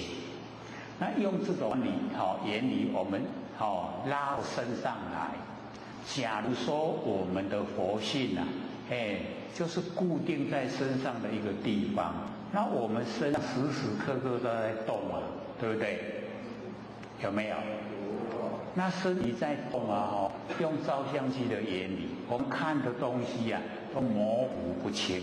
可是我们现在都看得很清晰所以佛性就是如如不动。有没有更体会了？所以要了解到我们的佛性是如如不动，常住不迁，没有来也没有去。那我们身体有生的时候就来，死的时候就去，对不对？佛性要不要跟要不要？生的时候跟着来，去的时候跟着去，要不要？不用我们要了解到我们佛性尽虚空遍法界，我们的习性要到哪里佛性呢它都陪着去可是它不用动，为什么？每个地方都有我们不生不灭的佛性所以我们到地狱道去了，佛性也去了；我们到道去了，佛性也去了，因为都有佛性，全部都有所以我们了解说，六道轮回太久了，每一道我们都去过，佛性也都跟着去。那我们努力的修回归到我们的本来，我们本来就是佛回归本来都是佛。我们之所以没有错是被我们自己障碍。各位浅显知道自己哪里障碍了吗？知不知道？了不了解哪里障碍没办法成佛了不了解？了解那么好既然了解我们就可以把它清除掉让我们真的就成道成佛了，所以我们了解说呢，这个真理一定要研究。我们研究了以后透彻明理，明理了以后，我们再回观自己，就会了解说，原来我跟真理真的差一段距离。那我们没有跟真理相契合，能够成道吗？没有办法，对不对？所以一定要跟真理契合了，才可以成道成佛。他说一定呢要投入研究，研究性与心法，要明心见性，心明了因果不明，见性了成佛无疑对不对？会不会背啊？要会背，然后会做，真正的会做，心明因果不迷昧，都可以。这个什么想以后就会什么样结果，有因有果，然后我们就会畏惧原因，不敢造，不敢造原因就不用接受果报，对不对？所以心明很重要。然后见性，我们佛性如如不动，能够见性成佛无疑，不用怀疑，就是这个性在成佛的。了解吗？对自己有没有信心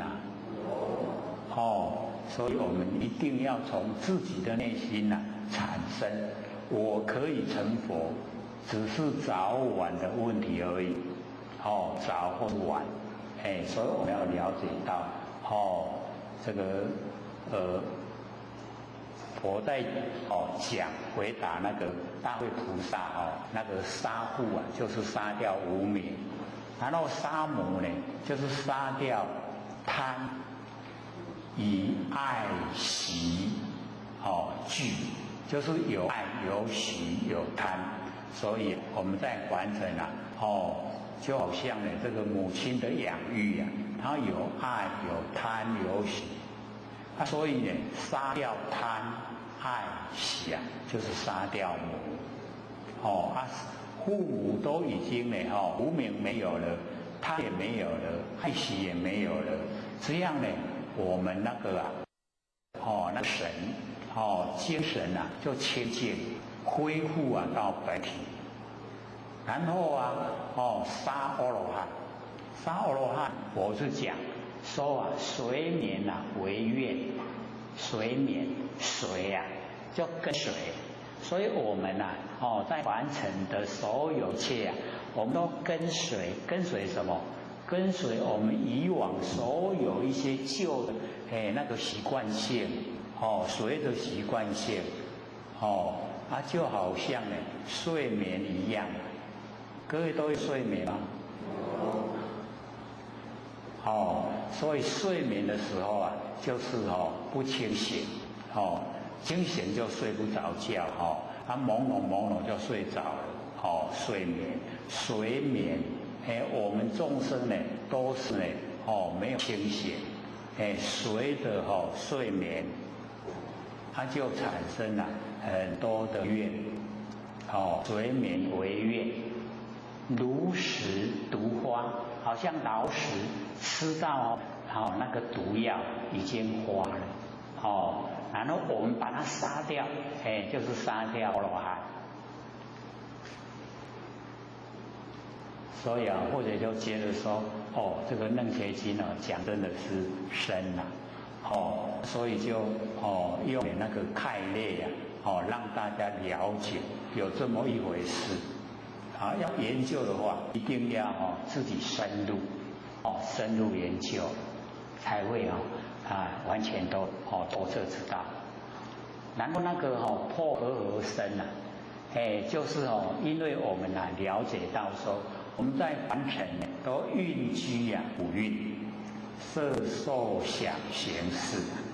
那破我们就是不要蕴居这个五蕴，把它破掉。五蕴都没有了，我们就不会落入凡尘，在凡尘现象。所以这破和合身，然后二心啊，出佛身血，就是我们这一生呢，现在的身体啊，就是最后生，最后的不再来了。各位先生，再不再来？来不来？还要再完成再出生吗？要。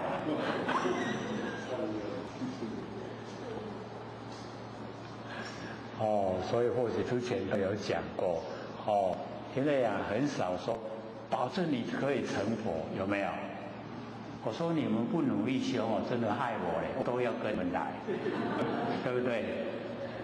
所以一定呢，这个最后生的不来了，一定要成就。纵然来也是度化众生的，那就是愿力来的，不是被我们的业力推来。那我们现在都是被业力推来所以我们了解说那个佛讲那个无间就是没有间断你一直把杀无明啊、杀贪啊、杀个爱喜呀都全部杀掉，然后那个水眠也都杀掉，然后呢佛身都不应即无应，然后这一生最后生这样没有间断的一直修，现证实法，就是马上可以成道成佛。安尼嘛真简单从原理来讲很简单，从实际做的方向来讲大概是蛮困难，因为我们都很难坚持啊。现在做好的一直做，然后做个2、3天人家在讲话了，我们就放弃了，对不对？不同意啊？真的是这样努力做，努力修道，那结果人家讲话了，好了，不要好了，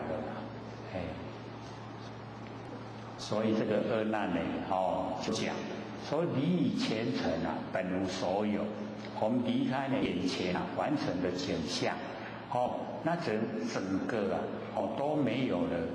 那么云何将此必定断灭？断，这一了百了断，灭了。各位先生，一了百了有没有断灭？我们自杀的人就是一了百了有没有了？没有了，所以要了解到自杀了你寿命到凡尘来，寿命都有其这个固定，就是我们出生的时候该几岁寿终都有它固定。你在中间把它自杀、暴力对付自己，自杀要先到枉死城去关，然后关到你的寿命到了才出枉死城，然后呢出来以后进入审判，看看你在凡尘行善还是作恶然后再这个按照我们一般的过世了以后的那个事情办理。所以我们了解到到凡尘来我们都有使命任务了最起码也要来还债，或者是来讨债。各位是来还债呢，还是来讨债？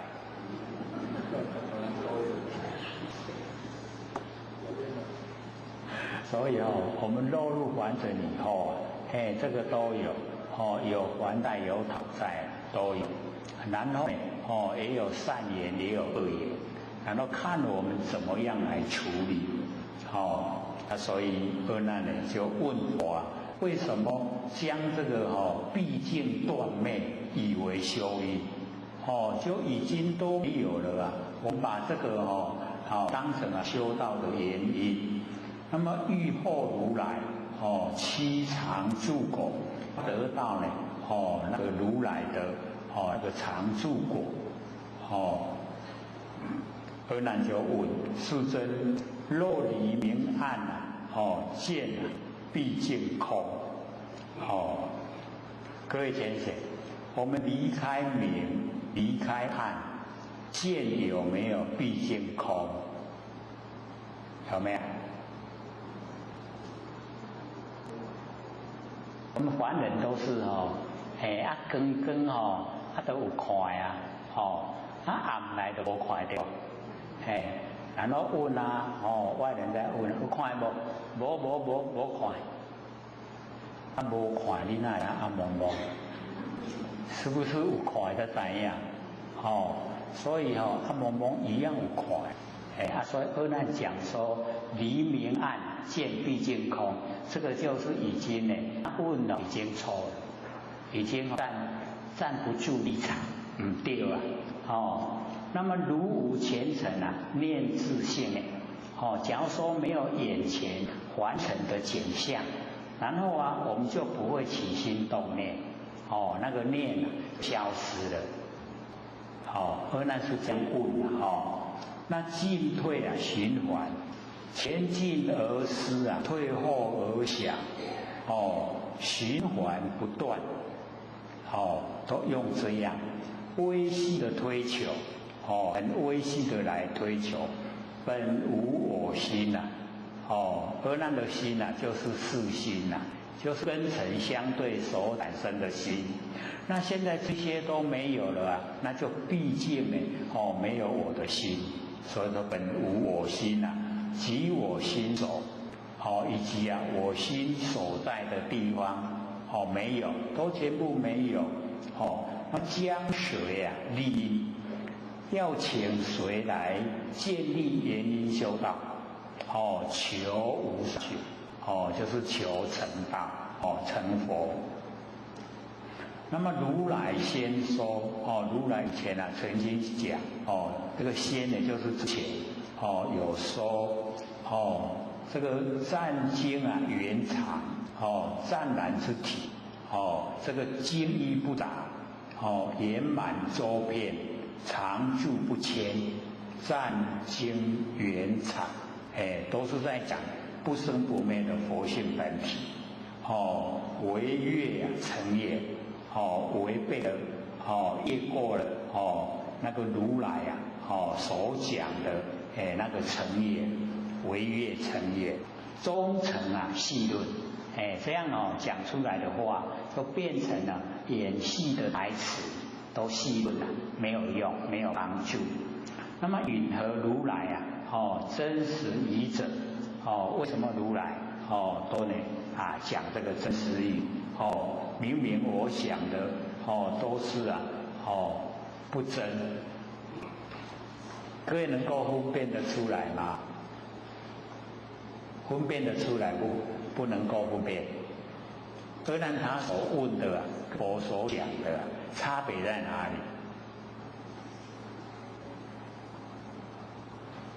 里？可能要一段时间想了，没关系，我们往后还有中期班，还要再3年，对不对？老师说的本来这个3年讲到的时候我就快垮掉了，对不对？徛不掉直直要倒去起码老师讲，我有办法让你搁起来，所以这一波转以后没问题的啦，再3年没问题。所以慢慢回答，3年后再回答。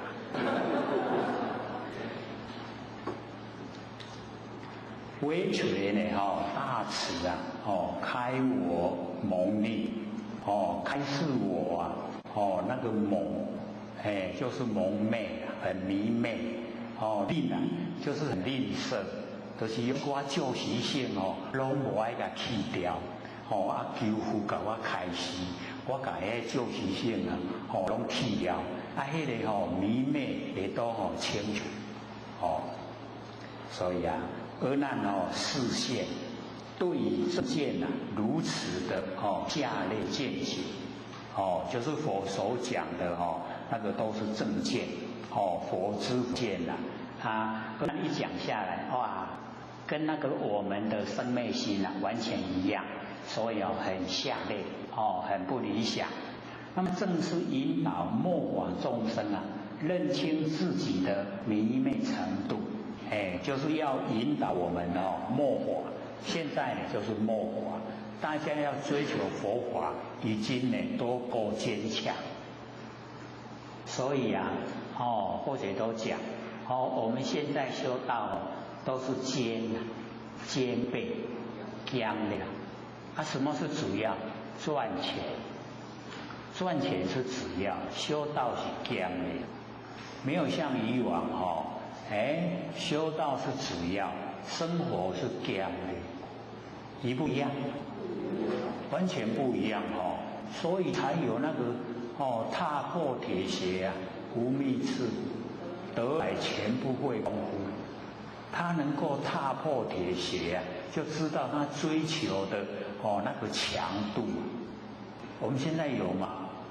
那破鞋都穿不破，佮穿个铁鞋，所以了解说，我们那个修道的那个坚定的心都不够，所以要自我鞭策自己。那么正和阿难的视线相同，就是我们末法众生呢迷昧的程度跟阿难视线是一样。在如此的情况之下，要如何改变自己？正是呢阿难的慈悲那个慈悲心所在。眼前呢不知如何为之见如盲人呢对颜色。盲人看得清颜色吗？盲人就无看你也知影什么青红的乌白是以至此犹疑离根尘无见怀疑离开我的六根，离开六尘就已经没有看见，没有听闻没有嗅觉都没有。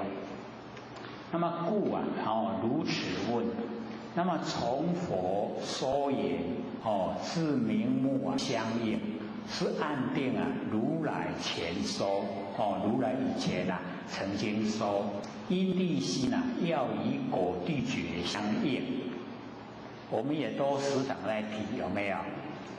要用生不灭的心来修不生不灭的道，有没有？那个就是因地心不生不灭，果地觉不生不灭的佛果，佛的果位不生不灭，要相应一定呢要相应才会成就。那么从若此见听自本无所有然后小寡妇会就写说这一段退步有够厉害这个修道要前进结果这个阿难事件一来就一退退步了是说如来的因地心断灭常。那么如来呢一再的声明真心常住不迁，以其它的重要性。那么阿难呢多加以忽略以及火绝就是呢不听佛讲。那么一如我们呢末法的众生，所以呢不要怪阿难，要感谢有如此的深问，佛才会详细的给我们答案阿难有问了，佛就会说。那我们呢现在来修道就有很清楚的一条明路，要怎么做佛详细讲以后可以成道成佛。那七菩提果归菩提有7种果，乃是名异那个名不一样体同它的体是一样就是我们不是我们的佛性本体这个7种都是佛性本体。菩提呢即是正智我们一切的智慧有别9法界众生烦恼。各位浅显法界知道吗？在家佛就是10法界啦我们就讲9法界就是把佛那个去掉，就剩下9个菩萨、辟支佛、阿罗汉、天道、人道、阿修罗道、畜生道、地道、恶鬼道，是不是9个？这个9个叫9法界，这样了解了吗？以后再看到的话，他讲10法界又加一个佛进去就10法界，就是4圣，然后6凡。6道轮回我们6道众生还人然后4圣佛、菩萨、辟支佛、阿罗汉都施以圣然后我们6道众生呢施以还。那么涅盘者就是不生不灭，不生不灭叫做涅盘。所以我们了解到这个文字假如说只有讲涅盘，那我们有看过呢张卓悟道记张卓有讲涅盘跟我们生死等空法，有没有？反正都听了3年才会回答。好啦。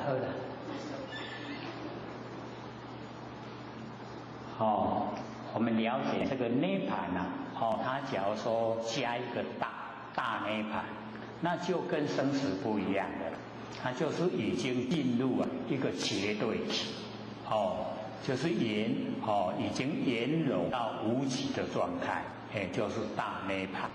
那只有讲涅盘的话，它跟生死是相对的，有生死才要涅盘没有生死就不用涅盘。所以我们把2个都去掉，生死也不要，涅盘也不要，这样了解吗？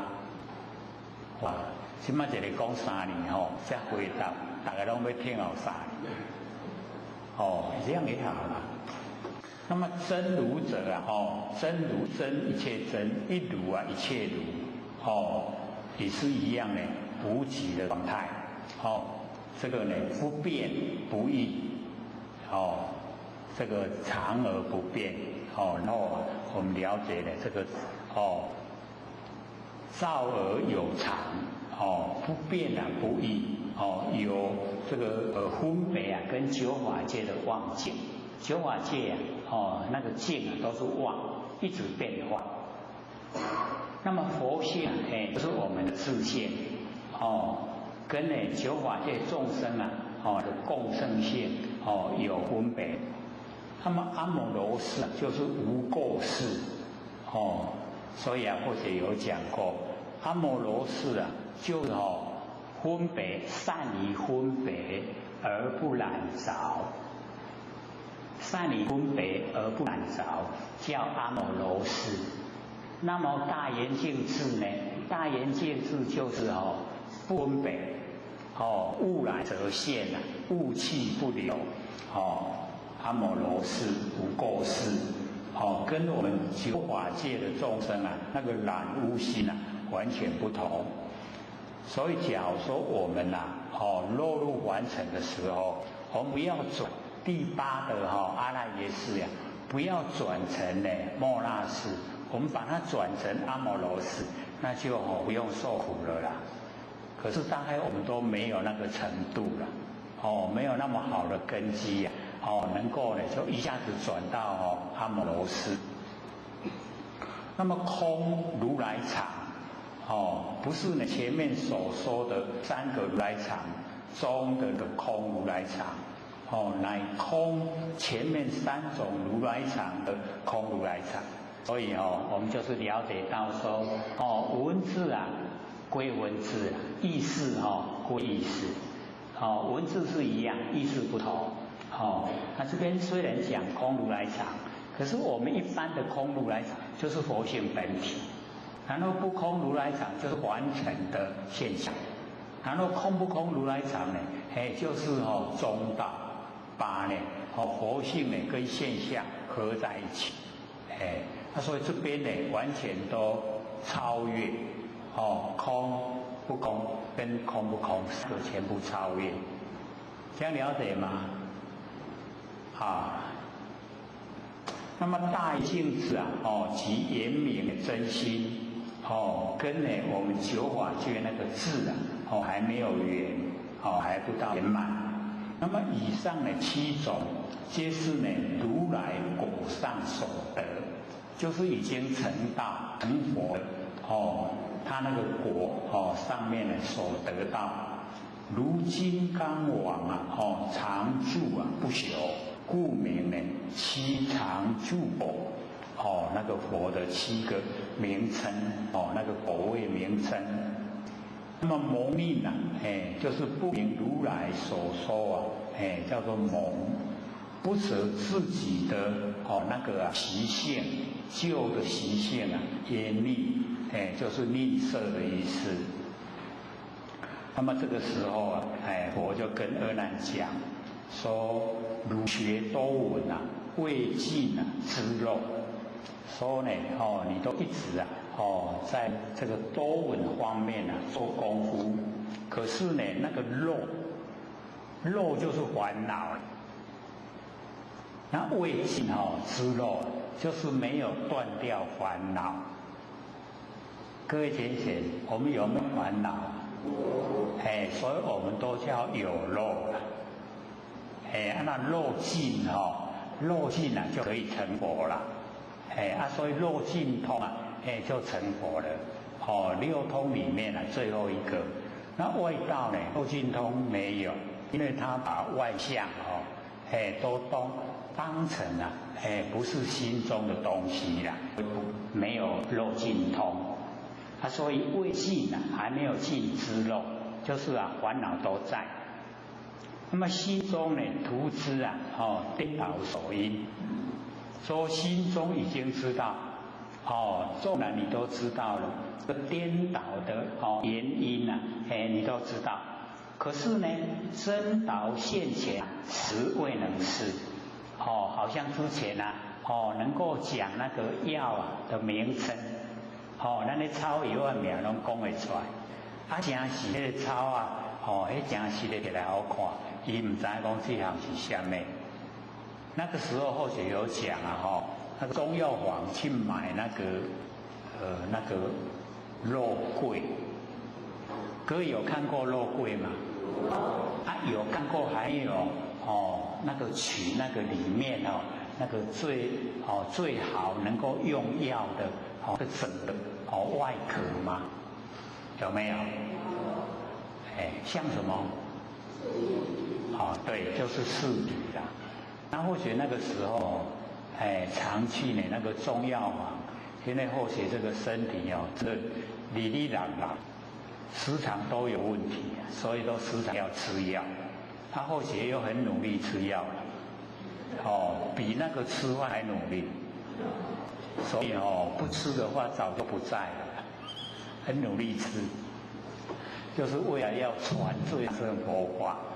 努力照顾身体啦，不传出来很可惜呀。学了那么久，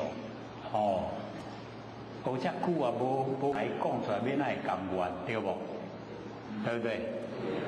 一定要讲出来，所以歌要努力听。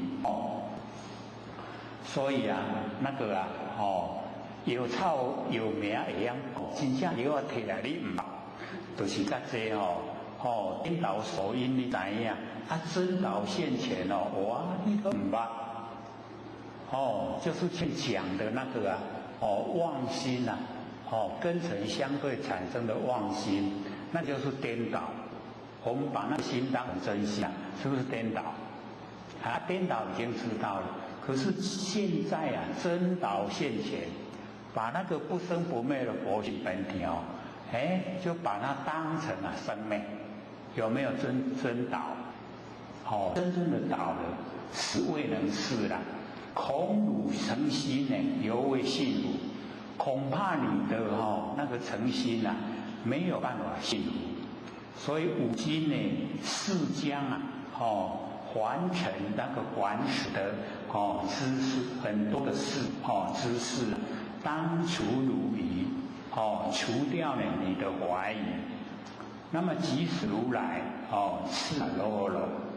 如来呢就命令呢他的儿子其中一生。问呢而言，如今闻不？你即马有听到无？而咱呢大众啊，具言我闻有闻，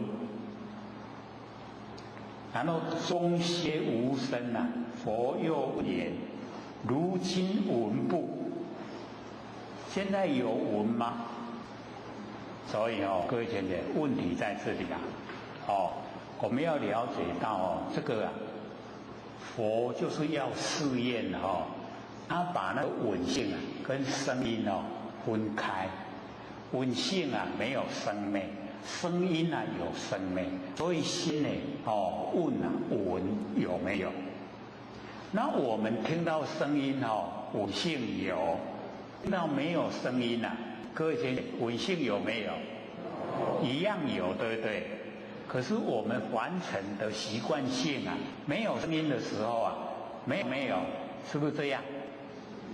这个呢，就是跟我们凡尘一样，跟大众具言不闻，没有闻啊，没有不闻，那么时柔啊，就集一生，用呢这个集中啊，一生。那么佛又问言：如今闻不？你现在有闻有闻到吗？阿难大众啊，又言既闻，那么佛问阿难：如云何闻？云何不闻？你怎么样有这个怎么样不闻？那阿难的回答呢，就跟我们凡人的认知啊，完全都相同阿难大众啊，具白佛言：众生若急啊，则我得闻，弄了我都听。伊即马把声呢当作闻啊，把声音那个声灭啊，当成闻性啊，这样就已经颠倒。闻性是闻性啊，声音是声音。声音有生灭，闻性没有生灭，所以这个时候佛就是要我们了解我们的闻性啊没有生灭，声音有生灭。急久这个打撞击那个钟啊急久声消，就是声音都没有，音响相双绝那个响啊就是音的余音音响双绝，则名无闻。这个我们凡人都这样认为啦。然后底下呢，就问个声音了，就是要我们上面要我们了解闻性啊，没有生灭；下面呢要我们了解呀，我们声音啊有生灭。那么如来又次呢，柔火集中，问阿难言：耳今声不？你即马有听到声无？阿难大众呢，具言有声有声。少弦声消，一时啊久声音无去啊。佛又问言：耳今声不？即马有声无？阿难大众答言无声。尤其还佫一时啊久，柔火更来壮钟。佛又问言：耳今声不？阿难大众具言有声有。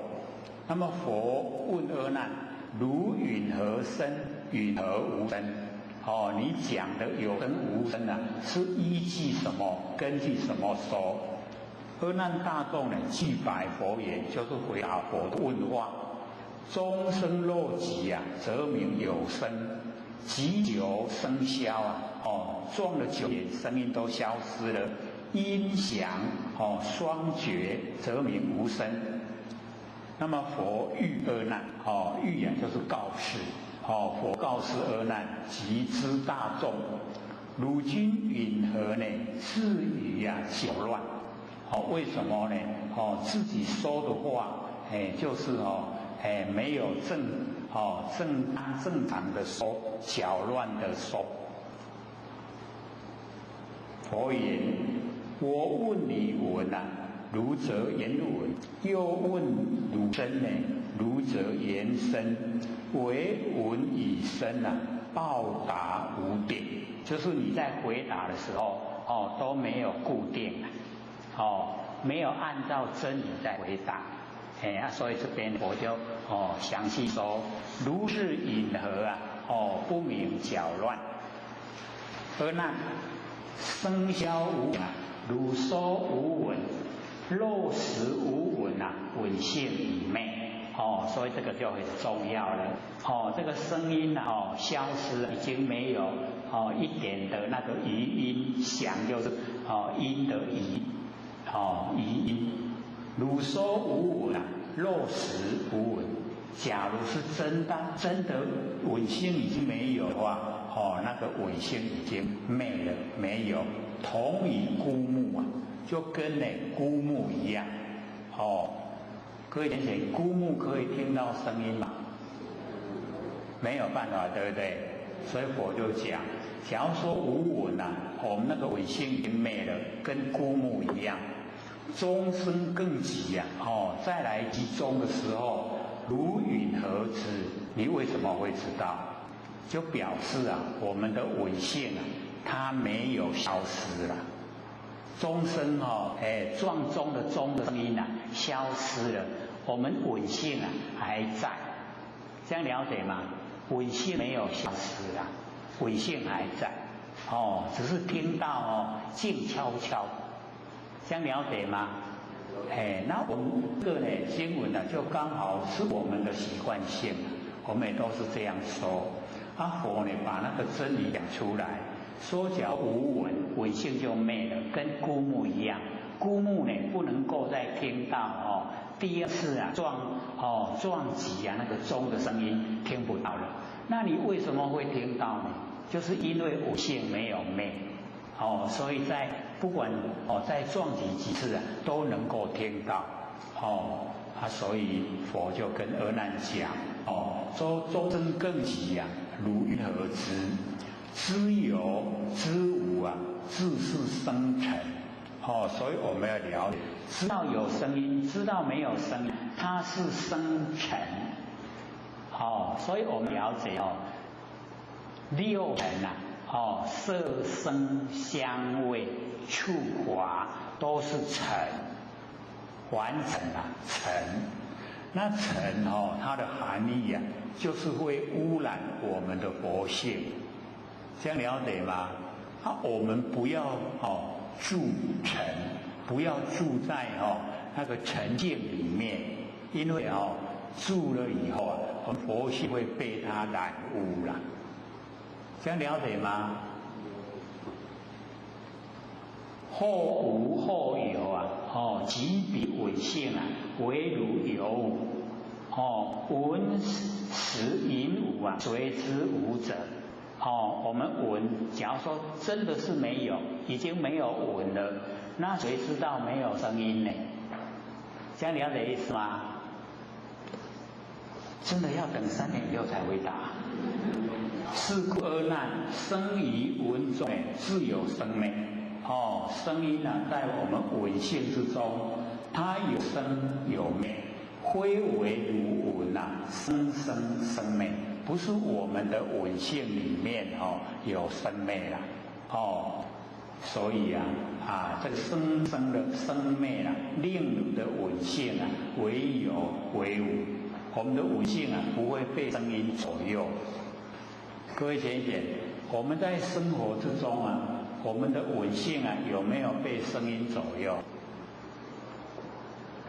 有没有？都有，我们会都被声音左右。然后我们看到这一段以后，就是了解到有很多这个讲出来的话都是凡尘的事，凡尘的事变化无常，所以最好的方法有时候你觉得很难回答，最好的回答就是默，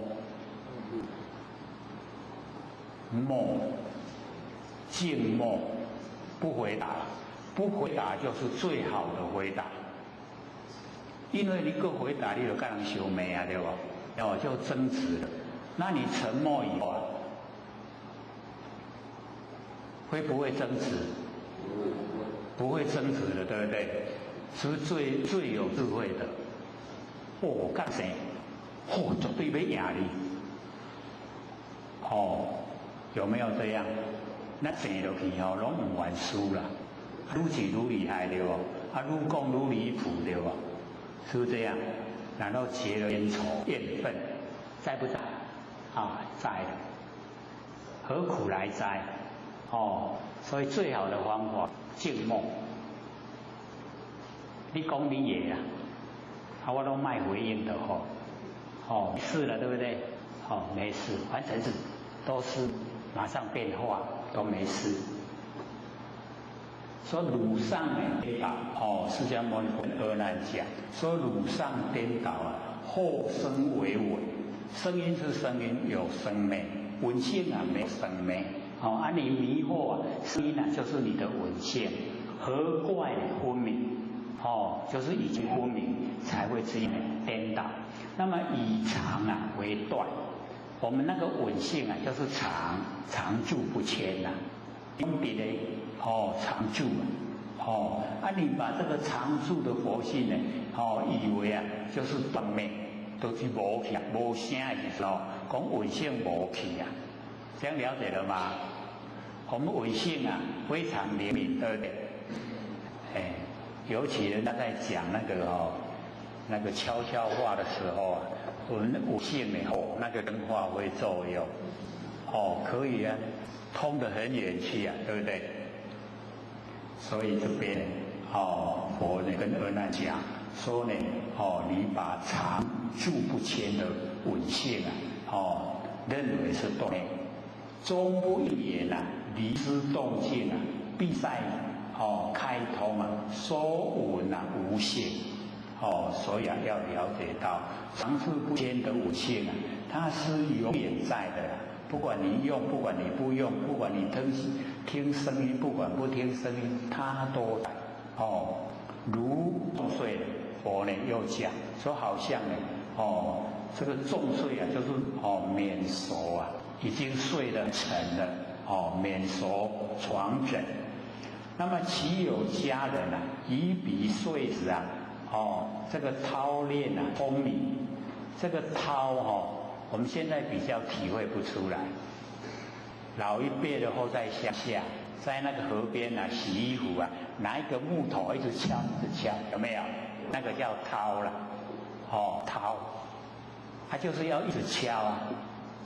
或者在想，以前都会穿的衣服很快破，就是那样敲破的。现在用洗衣机就不会了，所以那个操练聪明呢就是精密。现在我们就比较少看到了，现在人好命啊，拢嘛白米安尼送到厝里来，对不对？要我们聪明啊，假如说拿一堆连那个壳啊，那个米的壳都在，拿来给我们，各位姐姐会处理啊？觉得这个一个头就2个大，这个要怎么弄啊？要怎么把那个壳去掉？古时候的人就是聪明呀。各位有看过那个剪苦啊吗？我们这个乡下都还有，都会区就见不到了，那个聪明呀，那么即人梦中啊，闻冲涛声啊，别作他物，所以那个叫梦中独头，就是属于意识啊。意识各位姐姐，意识跟我们的伪性啊没有关系。独头意识，为什么叫独头？因为6根啊没有跟6尘接近，所以它独自的存在。我们的做梦啊都是独头意识，这样对吗？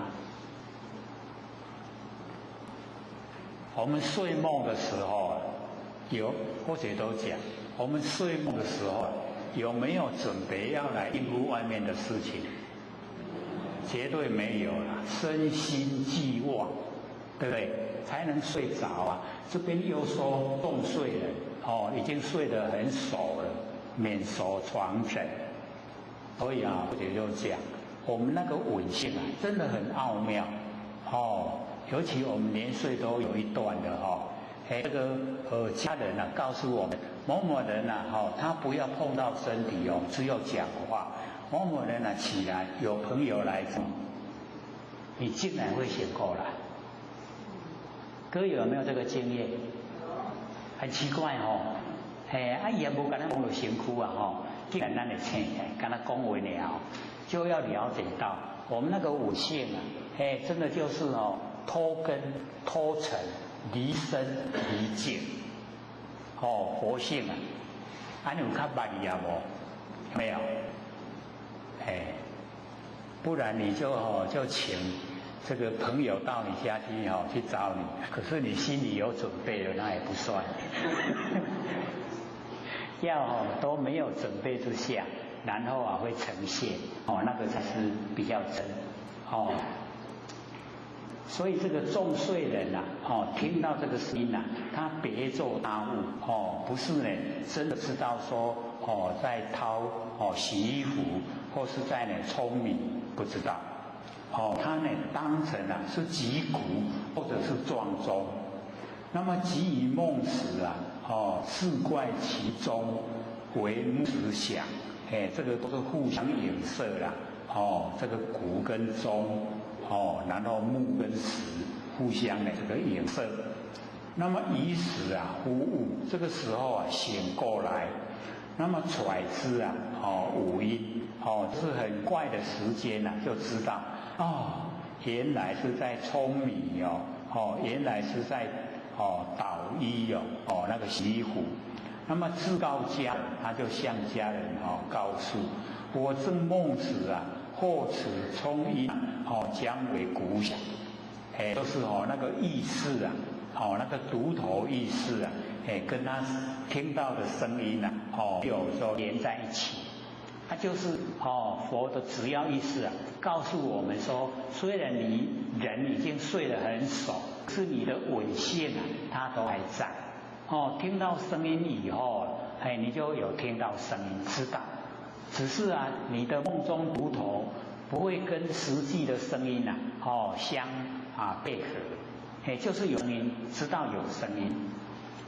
所以佛就讲阿难世人梦中其意静摇开闭通散这个睡梦的人他绝对不会去这个回忆静摇，摇就是动了静跟动，他不会去想静动开闭通散就是我们的那个鼻根那个开闭通散，那么即行虽昧他的身体这个形状虽然已经昧就是睡觉稳性不分，稳性它不会昏迷它都永远在。那么纵如形象就是我们已经死掉了命光牵线已经没有身体，那么此性允何为你消灭？就是我们的性不会被我们消灭，我们已经死掉了，性还在，了解吗？所以佛呢，就是以自己本身的证悟跟我们讲就这样身体没有了，我们的佛性还在，这样知道意思吗？然后底下这一段或者以前常常要各位背的，以知众生从无始来，寻知色身执念流转，诚不开悟性净妙常，不寻所常足足生灭，由是生生杂染流转，若去生灭所于真常，常光现前，真诚世心应时消落，想象为尘，事情为垢，恶迹远离，则如华严，应时清明，允和成无上知觉。有没有听到很熟悉？以前或许就是要能够背下来，因为从无始那个时候就是众生，然后无上知觉就是果佛果位从众生到佛就在这一段里面只要我们这一段呢都能够背得很熟，然后按照里面所讲去做就可以成就了。所以或者说，这个就是最上乘的顿法、顿教法门呐。那我们解说它的意思，就是我们诸就是所有了我都众生从无始以来就是没有一个开始的时候，非常久非常久要算什么时候开始呢？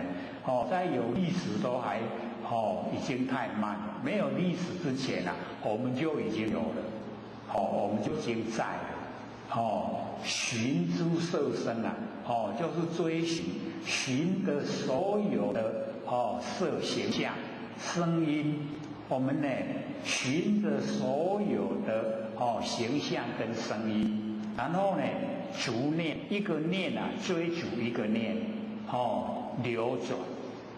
因为我们呢一直逐念追逐念头，所以造业不断，所以我们六道的轮回也不断。所以佛就跟我们讲，因为寻诸色身然后逐念流转一个念接一个念，成不开悟就是不曾开悟性净妙常。我们的佛性它本来很清净，很奥妙常住间所以我们呢性净妙常。那我们一般呢，假如说呢要解说那个妙就是不变之体，常就是随缘之用然后不变之体这个极而常，然后呢那个常就是随缘之用，造而常极，极而常造呢，造而常极。所以我们了解说极造妙常都是讲呢我们呢不生不灭的佛本体，然后我们不寻不追着不跟着所藏，就是我们不生不灭的那个真心佛性，我们追逐逐诸生灭，追逐所有的生灭所有生灭都忘了。那么由是呢生生杂染流转，生生就是生了又死死了又生，生生。那么杂染就是每一世都不一定是当人杂染，有时候天道，有时候呢阿修罗道，有时候呢畜生道，有时候地道，有时候恶道，所以叫杂染在呢这个六道之中一直轮回不息。就是六道轮回，肉气生灭。假如说呢我们把生灭都去掉，我们守真常，那个常光就会现前。所以后学就教各位说，万缘放下一念不生，对不对？万缘放下就是去生灭，一念不生就是守真常。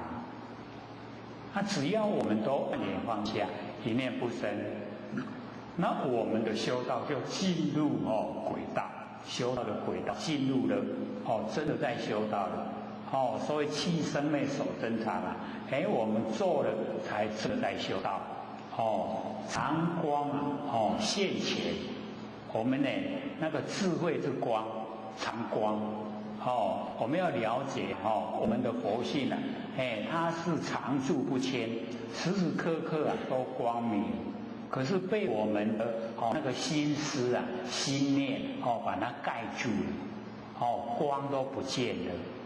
所以我们之前就讲那个句说真心不落入思维，妄心本来无处所，三际求想心不有，心不有次妄言空，妄言空处即菩提，无相光中常自在。记不记得都没记要常复习或者没有常常讲的话，很快就忘光光了这个自现象所以我们就是了解那个常光我们的智慧之光我们本身的般若，般若就是常光智慧之光就会现前显现在我们眼前然后啊根成四，六根六成六事，我们这个根成四心啊，应时消落，没有了，都没有六根，也没有六尘，也没有六事，已经消落了，消失了，不见了。哦，想象为尘，想就是念头，相也就是形象，念头跟形象啊都是尘。然后啊，事我们的认识啊，跟情我们的还情为垢，尘垢。想象为尘，事情为垢，尘垢。然后我们都染了一身的尘垢，尘垢。二际远离，就是想象远离，事情啊远离，二际远离，则华眼，我们见华之眼，眼睛啊都能够看到，这个能够见到的，见到真理的华眼，应时清明，落去乌云俩的，都清明。那么允和不成啊？无上之觉，就是一定可以成啊！无上之觉就是佛的果位，一定可以成。从无始来到无上之觉，就是从众生啊一直到佛就是在这一段的距离内，这样了解吗？还剩下15分钟，那准备给各位提问，有没有要问的啊？15分钟，好，请说。我想请问当下跟现在心这个要怎么样分离？你拿那个麦克风，让大家能够听到。就是我们有过去心、未来心，那现在心这个现在跟我们讲的当下要怎么样分离？好，因为我们这叫习惯用法。现在我们就是了解到显现了在我们这个眼前的这个时候，现在。那我们说当下就已经可以，它的比较微细的分别的话，当下就可以远离过去、未来跟现在。可以远离了，那个叫当下。那我们说现在就表示我们还酝酿有三心，有过去，有未来，然后有现在。所以那个现在等于是说还没有进入状况，要修的时候还没有进入状况。那你说当下会讲当下就已经可以可以过去心没有，未来心没，现在心没有，才会讲当下。所以我们当下就具备万年因为时事古今不离当念，当下的念头。所以我们说呢念佛法门我们要了解说10界10个法界一心，一心有10个法界。所以这个就是念佛最圆融的那个里面的真理。那我们现在念佛大部分都会念那个已经成就的有名的那个佛，就是外相而不是念到我们不生不灭的佛性本体回来。因为到佛性本体，它具备有10个法界，10个法界全部都在一心里面。在我们的一心，所以这个10法界一心，一心有10法界，这个才叫做圆满的念佛。那我们了解说，已经没有过去，没有未来，没有现在，实事就是过去是，现在是，未来是。那过去是一样有3世，现在是也有3世未来是也有3世。过去世它有过去、现在、未来；现在世有过去、现在、未来；未来世有过去、现在、未来。那3个就已经加9世，跟现前念就1世，刚好10世10世古今不离当念，不离开呢我们当念，就是万年啊一念，一念万年，就是我们的念头里面啊计量万年。所以我们假如说都没有听过的话，对这个会很生疏啦。不过你听熟了以后啊，你就了解到我们的佛性啊，竟然这么宽广。不管是时间，不管是空间，时间啊万年、亿万年，然后空间啊，整个虚空，整个法界全部都是。我们的佛性啊，那一般呢，我们会讲法性的话，就是包含三河大地，三河大地也是我们的真心佛性啊。可是我们假如说比较没有研究的人跟他讲，三河大地是我们的真心佛性，那听到以后啊，会想说呢，我们这个讲法都跟一般不同，所以会怀疑。所以我们就会讲法性，法性啊跟佛性，佛性啊就是我们有情的众生啊，法性就是无情的现象界，它是一样的啦，这样了解吗？还有10分钟。刘讲师好。好。他有讲说佛性里面有三河大地，那我们的一念无明生三起。业相、短相、现象有什么不一样还是相同？好，因为没有一念无明生三系就没有三河大地呀。这个有没有关系？所以啊，开始的时候无极无到极点，已经都全部没有了。可是各位浅浅要了解到，我们在讲无极的无啊，它不是全部都没有，而是呢万象万事都含藏在无极之中。无极里面它有含藏万象万事，非常宽广。那因为我们一念无明，它本来都各归本位啊。那我们一念无明了以后，业相形成。业相形以后啊，我们又转向，把本来的般若变成能见之见，然后第三个就是现象，就是灯木花了，结暗为色，结这个暗象，然后变成整个三河大地。那么这个时候业相、短相、现象虽然有文字都没有。都只有我们那个心中的酝酿，然后接着以后既然都有了，好像我们怀孕了以后经过286天那个孩子就出生了。那假如说没有酝酿，没有怀孕了，286天了，有没有孩子生出来？就没有，对不对？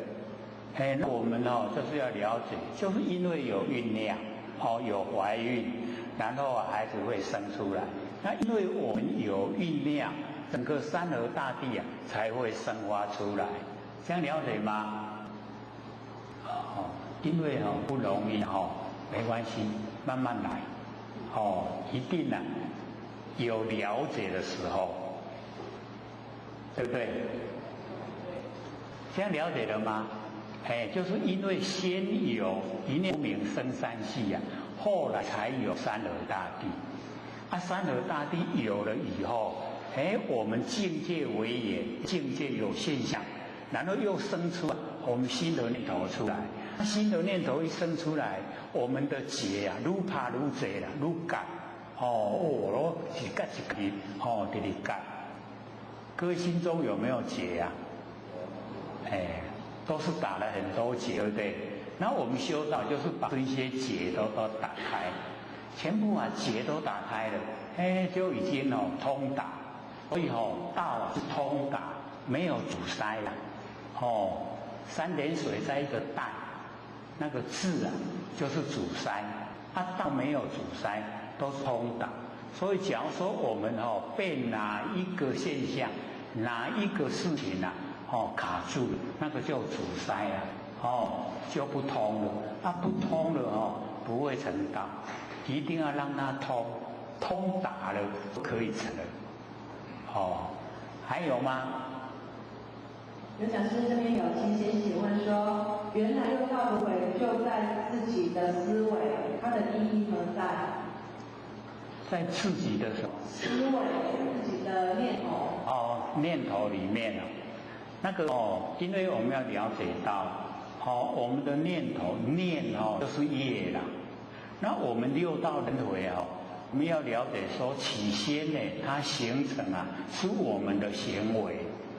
那行为形成那个比较粗了，然后一直我们修持以后，外表行为比较不造业，那么再接着下来就是从念头，我们起心动念就是业，那个就细，比较细，所以我们遭受到的一些那个烦恼也跟那个形象不一样，比较微细方面就是需要我们用心解开的这一些烦恼，是我们的起心动念形成。所以我们要知道说，进入修道以后，才能够去谈说，我们的念形成六道轮回。那念头形成的六道轮回，我们就是要了解到。起心动念有它的分别，有的生出来的念都是善，有的生出来的念都是恶，可是有的就分不清它是善还是分不清它是恶所以念就有千差万别。那么形成的那个六道轮回的现象，也就不一定是哪一个道。有一些念头比较恶劣的话，就会落入三恶道。那我们一般比较善良、忠厚老实就会在善道，所以就不一样了。可是呢，我们现在的社会人士他不是讲念，而是讲行为现象，你怎么做接受什么果报，很粗的啦，紧抽。然后呢，讲念都很细，这样了解吗？还有5分钟，还有没有问的这边还有个问题，《桃园明圣经》里面有一段连在周礼，以6纪为定，时从义至终身。请问6纪何意？6纪的意义是什么？6纪是哪一个字？那个6，1、2、3、4、5、6的6，计是计划的计。计划的6计对。那一定呢，就是我们在这个好多立法院在立法的时候然后他呢把那个这个所有这个呈现能够让众接受的那个内容把它分别出来。那分别出来以后这个一个就把它标明，一季一季6个季就把它标明出来。那因为过去呢，这个桃园圣经只有讲过一次啦，后来都大部分投入在佛经里面，所以没有对那个典故非常这个详细。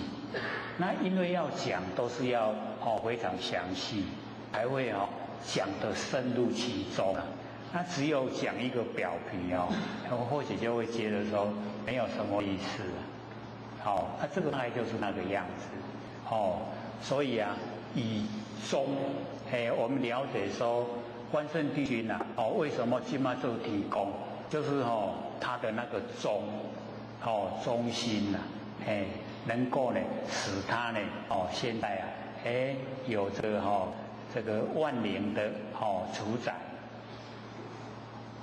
还有吗？还有2分，还有没有在问的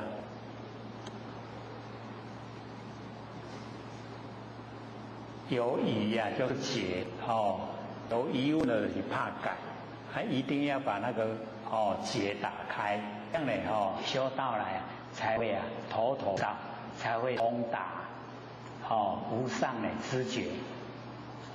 没有要问的吗？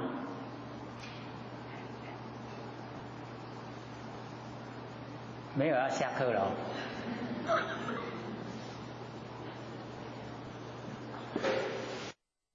我学占道天师德、老千千大德，以及感谢各位前人给获取机会学讲。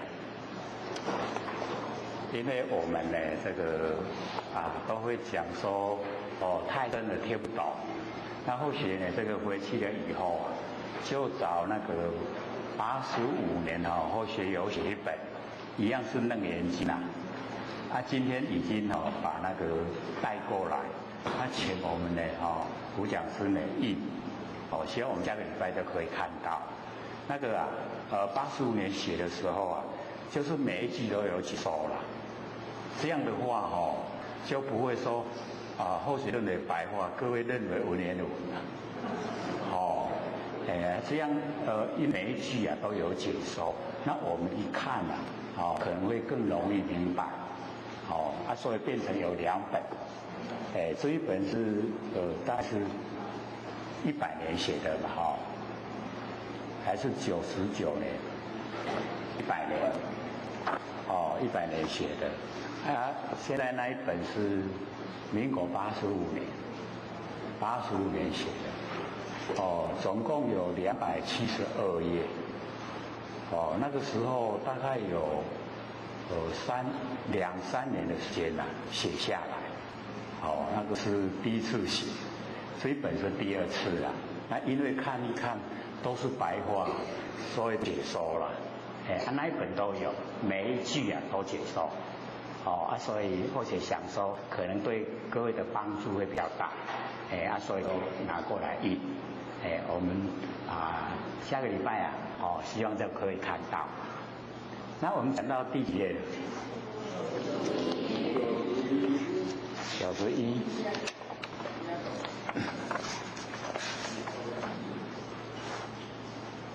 91页的中间，是阿难问说如来虽说第2义门这边嘛，这个阿难呢就问这个释迦牟尼佛说呢，如来虽说呢这个第2义门，第一义就是能修之心，第2义门呢就是所修法。那阿难呢就讲说，今观呢世间决绝之人要超感若不知其所觉之言，我信世人终不能觉。假如说不知道那个觉打在哪个地方，那这个人一定没有办法解开各位先生，我们的觉打在哪里？那你怕你都一样打在哪边？心心怕干心还怕干厉害的所以呢，我们了解说这个阿难很慈悲就是呢要这个释迦牟尼佛来讲说呢我们众生呢那个所觉之言是在哪里？世尊，我集会中呢有学声闻这个楞严法会里面这个有学就是在有形有相的这个之中学声闻都是苦集灭道师地法程度呢都比较低那么亦复如是就是也是一样，不知道呢那个所觉之言在哪里就是不知道要怎么样去开。那么从无始际就是开始我们这个不知道是从哪一个朝代开始不知道哪一个言会开始，就是非常久之前无始际以知无明具昧具生。所以呢我们到凡尘来就带无明来因为无明才落入凡尘所以以这个无明具昧俱生，一直呢都在这个生昧之中。那么虽得如是多闻的善根，虽然已经得到很多那个修持的佛法，也知道要行善累积那个根。所以我们要了解我们在日常生活要行善，让这个善能够生根，让我们的善根能够成熟。那善根成熟我们就容易接近上佛法，就能够听得进去，然后能够相信，能够修。那么名为呢出家呢由格入内，虽然呢名字叫出家，可是呢只有出这个呢还俗的家了，没有出呢三界的家，还在还俗里面打滚。那么好像呢那个格入内内急怕寒怕烈的一番内这个老一辈的有的都有经过那一个格入内的那个朝代，现在年轻人都没有遇到了老一辈的可能都有就是那个口粮有没有听过？有听过，年轻的都大概不太了解那很厉害人都冷的时候你再盖怎么多的棉被都不会热，热的时候你跳到那个水里面都不会凉那个怕寒怕烈很厉害所以那个老一辈的时候那个真的医药没有这么发达那个时候都很苦唯愿呢大慈哀悯伦理希望呢这个释迦牟尼佛能够大慈大悲哀悯这个众生轮这个沉沦在苦海里面溺都是呢这个在水里面沉溺在水里面在苦海。那么今日的身心呢允和是解今天呢这个身心哪个地方呢是打结了，那么从何明觉，要从哪个地方来解开那么意念未来就是我们众生苦难的众生我们众生呢都是受苦受难纵然福报很大，一样是苦难所以我们最好就是能够修正做呢这个佛菩萨就呢不受这个苦难，得免轮回让这个苦难的众生呢都可以免掉轮回，不落入三有。这个三有就三界就是欲界、色界、无色界。有就是有因有叫有有三有那么做事语讲了这一些话以后普及大众，五体投地就呢跟所有的那个有学声闻这一些大众五体投地两只手两只脚跟额头都碰到地上那个是最敬礼啦五体投地。那么语泪翘成那个流眼泪好像下雨一样是很伤心啦然后就把那个诚心非常的明显呈现是佛如来无上开示，是呢就是等待等待呢这个释迦牟尼佛能够呢这个开示最上圣的佛法无上无上的开示。时世尊灵敏阿难及之会中之有学者这个时候释迦牟尼佛呢灵敏阿难以及呢知会中之有学者有学所以我们了解说有学就是有见后有思后有无明惑这都在，这叫有学。然后我们断掉见后以后啊，就已经见到位，然后断掉之后啊，就修到位，然后见之后都断尽了，无明后也去了，就叫无学位，无学。所以到达无学啊，无法可学，程度啊就高了。这有学啊，程度都还不很高，就是有因有果。我们在有因有果的里面学啊，就叫有学。我们有住相，就叫有学。所以啊，这个诸有学者啊，就是这个释迦牟尼佛要让这个诸有学者啊，也能够了解这个真理。那么依未来一切众生为出世因，也为了这个现在的末法众生呢，能够出世得一个因，怎么样可以离开呢？这个凡尘。那么做将来也，做以后啊，就是这个修行的眼目，就是修行的目标。以后呢，做这个修行目标，以圆如坛紫金光手，因为这个佛啊，这个全身呢，都呢这个紫金光都是呢圆如坛的那个紫金光啊。就是很好看的这个形象。摸阿难顶，就是安慰摸那个头顶就是一方面安慰，一方面呢也就是表示要这个传授最上圣的佛顶。我们的这个头顶是最上圣的那个法。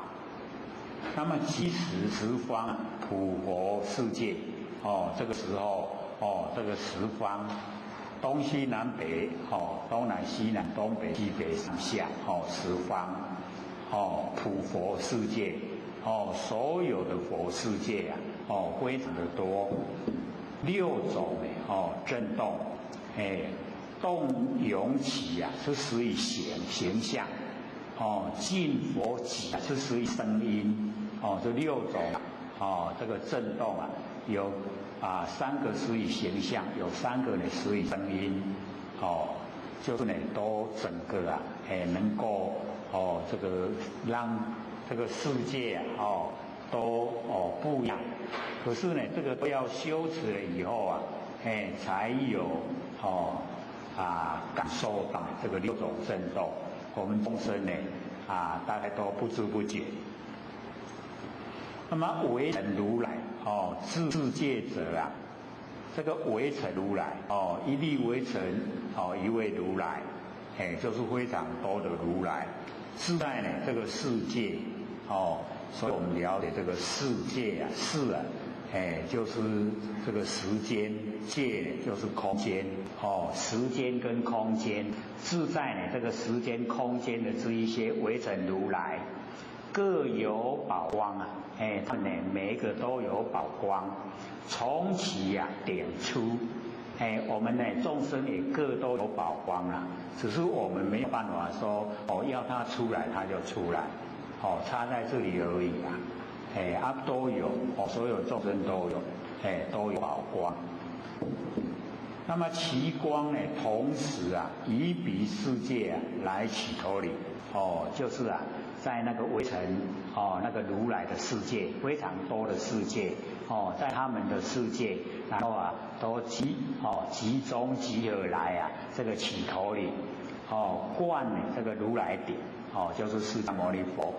是知大众得未曾有，这个时候大众呢看到这一个样子都不捌看未曾有这个就是显现那一些修正佛菩萨的可以就是动用不用这个到娑婆世界来在他们本国的地方就可以把宝光然后这个普照到呢这个我们娑婆世界。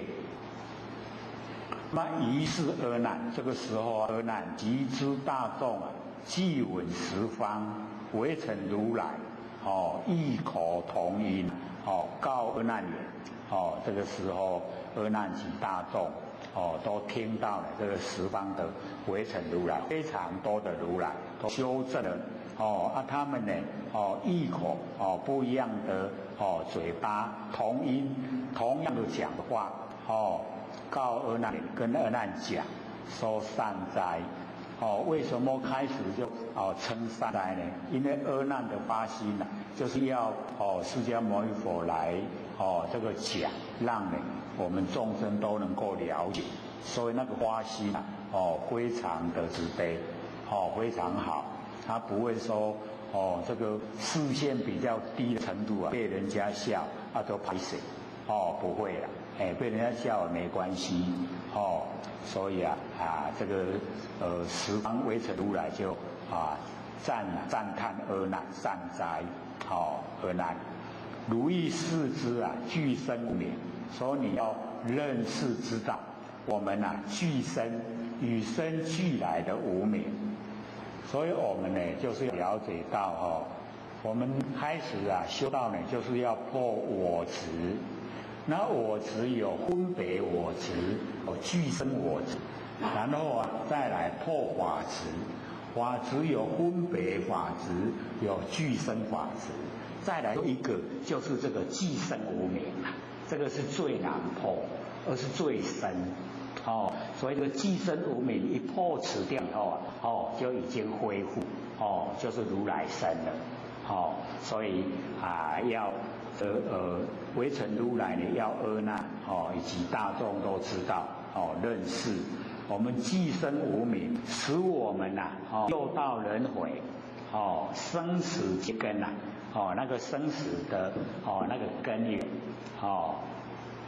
唯如六根，更无他物，就是我们的六根让我们六道轮回，没有别的东西所以我们之前都一直讲，说我们在生活之中都是六根在当家，就是因为六根当家，才使我们六道轮回。这样了解吗？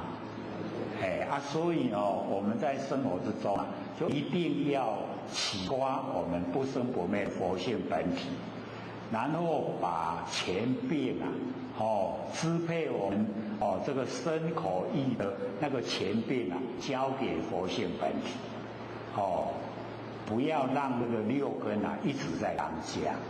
我们假如说让六根一直当家，我们一直六道轮回都没有办法脱离。所以要交给佛性本体。可是后学都讲假如说你这个太知道了自己马上就全部的前病交给佛性本体，那我们六根会反扑了，那个反的力道很强，我们大概都会受不了，所以要先妥协。这个跟我们现在的生活很紧密的结合现在家家户户里面都整理得很干净。那我们到人家的家里去就是要把鞋子脱下来，对不对？然后穿上拖鞋，那个告诉我们妥协，要先跟他妥协啦，跟我们的六根妥协。你不是主人那你现在让一半的权利给你的主人，那六根他就会答应这样一段时间以后六根他才会认清自己的身份，说我不是主人，所以他就会慢慢的退了，然后佛经就可以全无当家了。各位有没有试试看？一定都没有了，熬赢加不赢生活之中都很忙，忙什么那关系，忙什么？所以我们要了解到我们很忙，忙什么一直追究了，都要赚钱赚钱创啥？要吃饭吃饭要创啥？到最后都在关心，了解吗？是不是都这样？已经有一个模式了用一点爱所以我们要时时刻刻能够回光返照，就是把万有精神收回来，收回来以后我们会有改变，就会改变。所以我们研究了明心见性然后我们一定要从心性修，才会成就。所以使我们六道轮回就是我们的六根。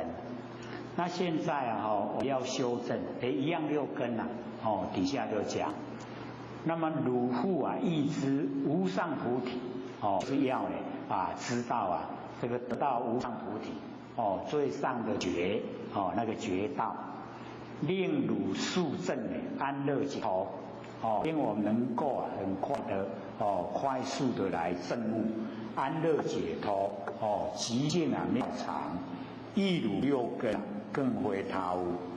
所以我们要了解说这个让我们六道轮回也是六根让我们解脱完成的苦恼也是六根所以我们之前就有讲，我们六根有生灭，有不生不灭，有没有？还记不记得？拢袂记得了因为那个时候我们就用那个舌头来做比喻你看我们舌头有生灭，有不生不灭我们什么都不吃的时候它不生不灭的时候它在。那我们吃东西进来吃什么东西有什么味道，那个是生灭所以你看我们的舌根它就有生灭，有不生不灭我们都可以体会吃东西一定东西吃完了味道不久就消失了，再吃另外的东西有另外的味道，那个都属于生灭。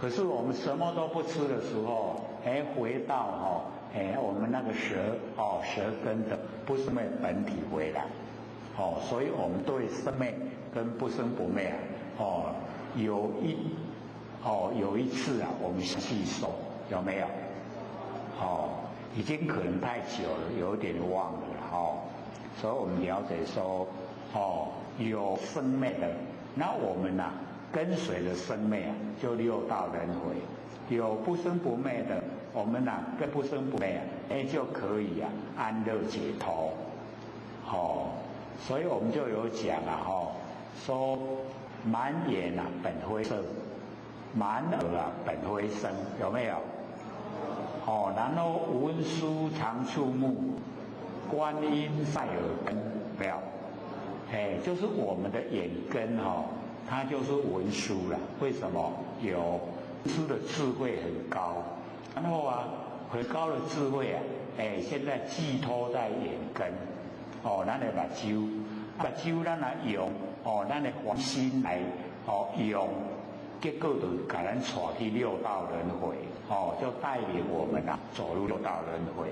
那就说我们眼根一看万象万事，我们都有文殊的那个妙智慧，文殊的智慧很高，所以一看了就知道说形象是假的，不真不真的话有，可是我们不住相事来则应，事去则见，这样文殊显出来了所以眼根看，你看什么都没关系都不会着迷，对不对？是不是这样？是。假如说我们没有智慧的话眼睛一看喜欢的，我们就促成身体要去实行，对不对？看到衣服很漂亮就一直想买，是不是文思不见了？那假如说我们眼根一看然后看到很漂亮的衣服，就想说我家里很多，我都穿不完了，不用再买那个文思是不是出来了？对不对？所以文思出来不生不灭你看你很喜欢想买那个生灭这样了解吗？所以六根之中，有使我们六道轮回，有使我们安乐解脱，就看了我们怎么运用，对不对？然后那个靡靡之音耳根耳根你若听听到人咧甲你塞来，你拢袂去啊，那个叫生的啦。你若听到讲这声音迄就是众缘机会才出来，才出来的声，那观音那个观世音就出来了，就不生不灭了，就委出来，这样了解吗？我们在日常生活的时候用生灭的多了，不生灭都不用，没习惯。那我们现在研究就是要让我们的不生不灭在日常生活之中习惯性的用，那习惯性的用都用不生不灭。当然我们到时候安乐解脱对不对？所以不能说听我那一口气不来。等到我一口气不来的时候我就成道了，有这吗？还有讲说，等到现在赶快去度人，等到一口气不来回去几天再修，有这样的吗？现在有身体都不修都没办法，等到一口气不来，回去还有办法修还可以可以的话，我们就不用麻烦，就等死就好了啦。为什么？回去再修。反正在凡尘也不能修了，合不合理？不合理的啦，那讲都要讲合理爱听起来讲就这个这样做对，不能听起来怪怪的，会不怪怪的？听起来怪怪的。所以我们要了解说讲出来要契合真理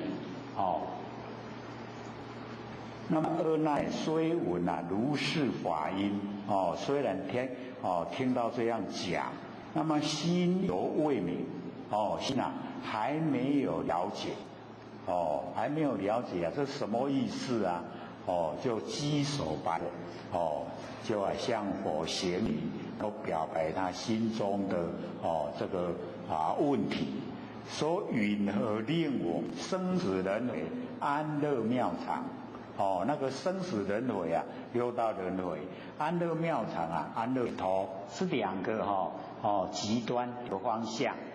为什么同是六根阿难就问释迦牟尼佛说为什么两个六道轮回也是六根，安乐解脱也是六根，为什么全部都是六更非他物，不是呢别的东西。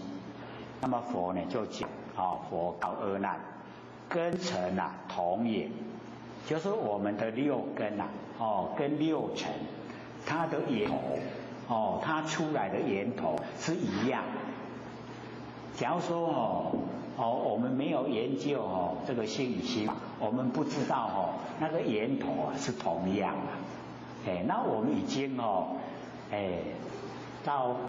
这个礼拜我们是9月26，不过9月26不是礼拜六9月263年满了，对不对？3年啦真紧目一个呢，还记得说第一天还在讲说我准备要长期抗战，有没有现在还抗战那个时候身体都很不行了所以真的是长期抗战。所以我们了解根尘我们的六根，然后跟六尘六尘就是外面的色声香味触法然后根呢就是眼耳鼻舌身意，根跟尘都同样源头，都同样不生不灭的真心佛性本体。然后佛性本体它是如来藏，含万象万事那我们都把它落入怎么样？就含藏善恶子如来藏含藏善恶种子。可是它更大更宽广的范围是含藏天地整个万象，那个哦，那个才是我们本体的那个功能大用。所以我们了解所有山河大地是从佛性本体生发，是不是同源？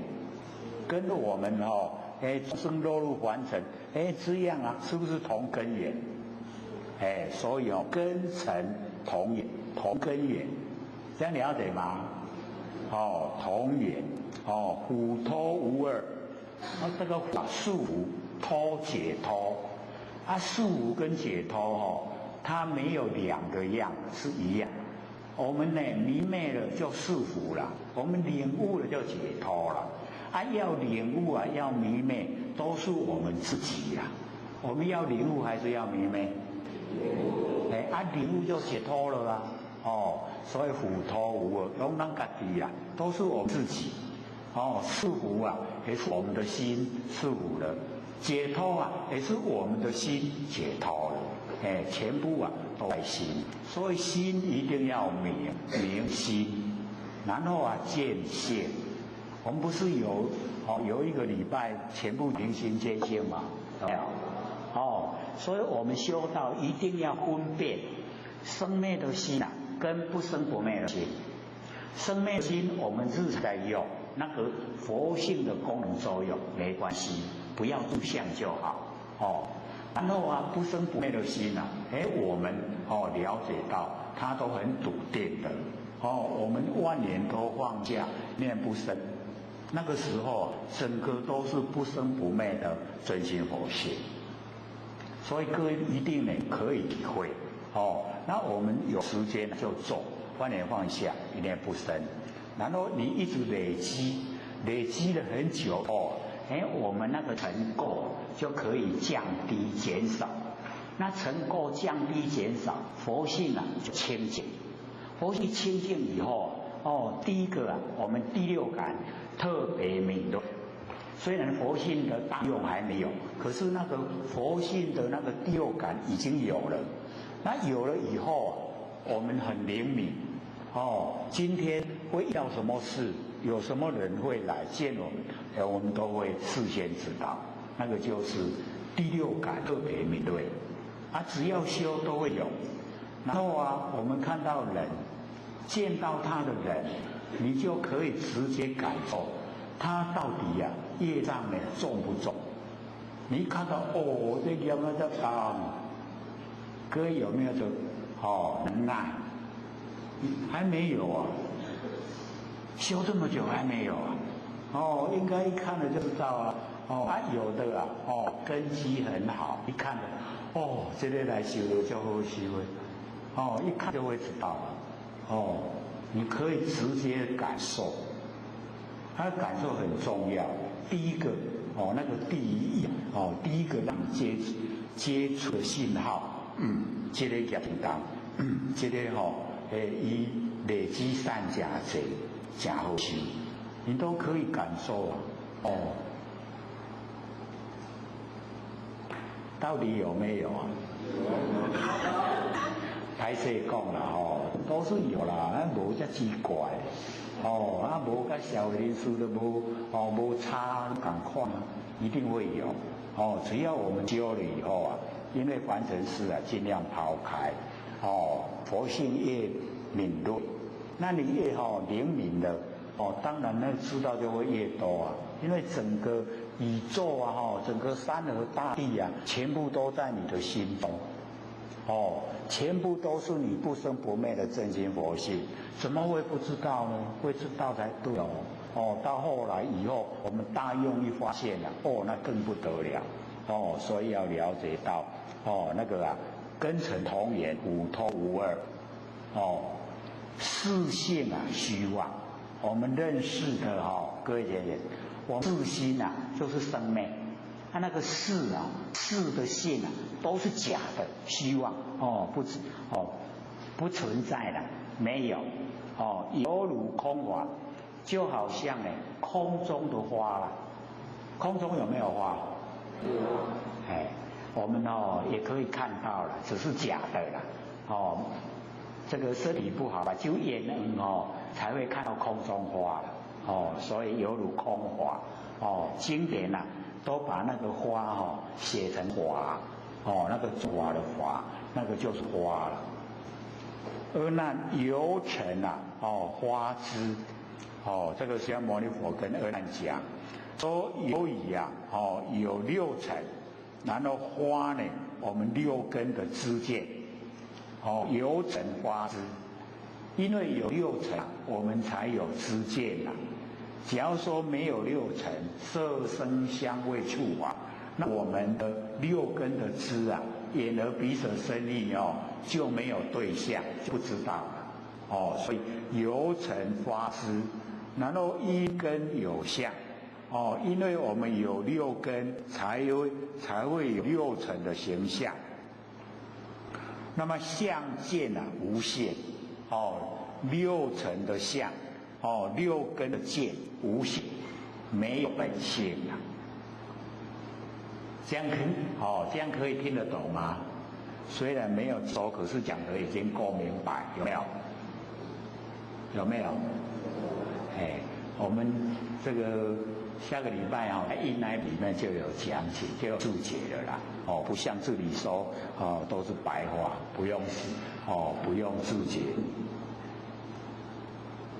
同以交乳那个交乳就是那个植物生长要2个互相依赖它才立得起来，站立可以站得起来。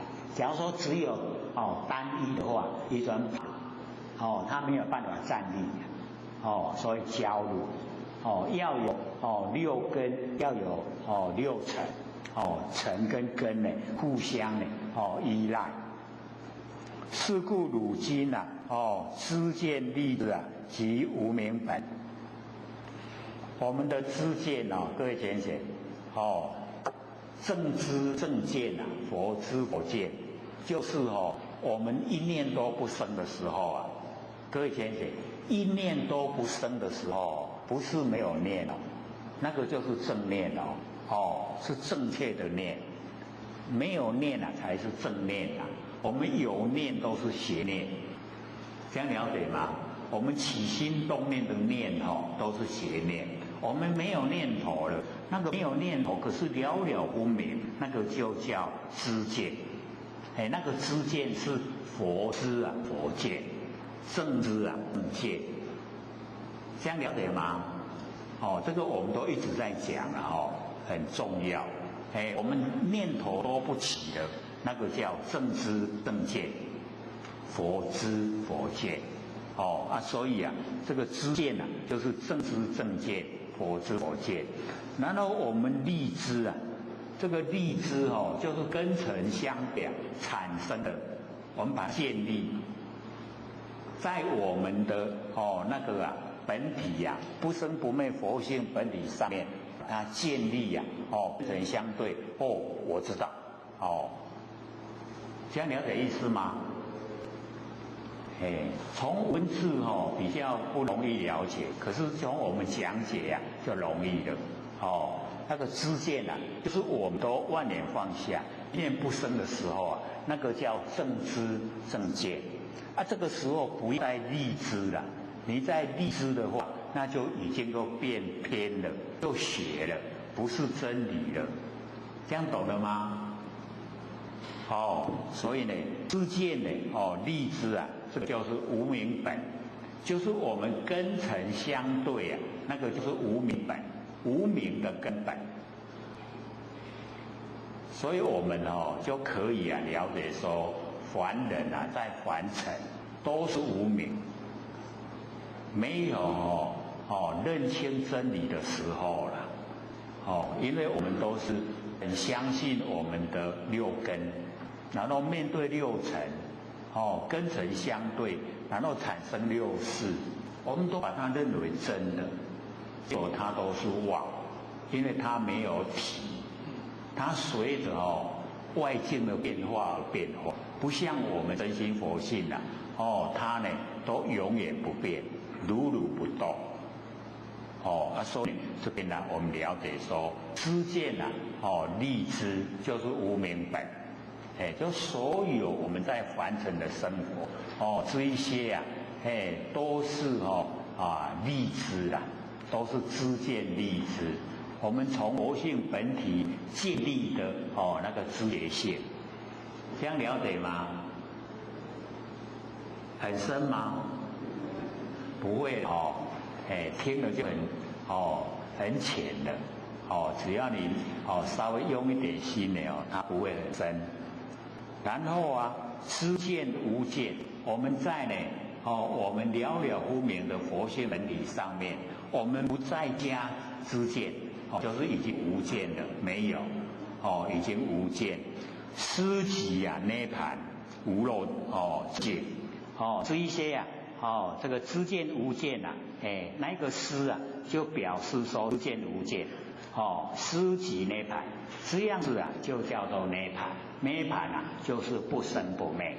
我们在我们佛性本体上面没有再加我们的知见，这样就叫涅盘。这样了解吗？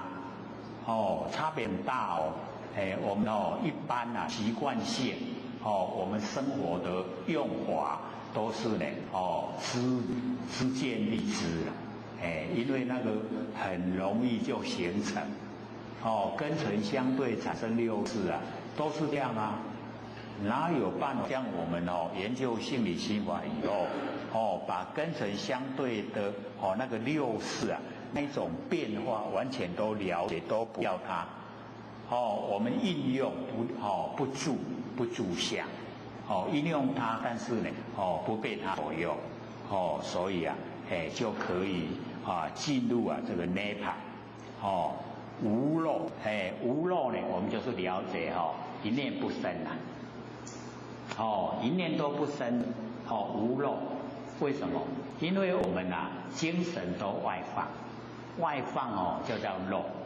可是呢这个漏翻成中文竟然叫做烦恼无漏就是没有烦恼无漏。各位有没有漏我们大概都漏蛮厉害的这个造化一引诱我们都精神外放，那个叫漏。因为精神外放，然后漏入三恶道就是因为漏精神都外放的漏所以跑到三恶道去。那无漏精神不外放全部呢全神都完全的无漏真净真正的清净到达不幸的一来状态。那么云何事中呢更容他物就是我们不生不灭的佛性本体不能再加别的东西进去了。这样了解吗？不是说我们佛性这很狭隘，不容纳别的东西，不是啦，而是说我们的佛性生发万象万事。这样懂意思吗？不能在我们的佛性本体上面再加另外东西上去。这样了解意思吗？这个很重要因为我们都会说这个佛性太不光明，都无明，我们把它加明进去不加的话它本身发出光明，一加进去全部都无明了。这样了解吗？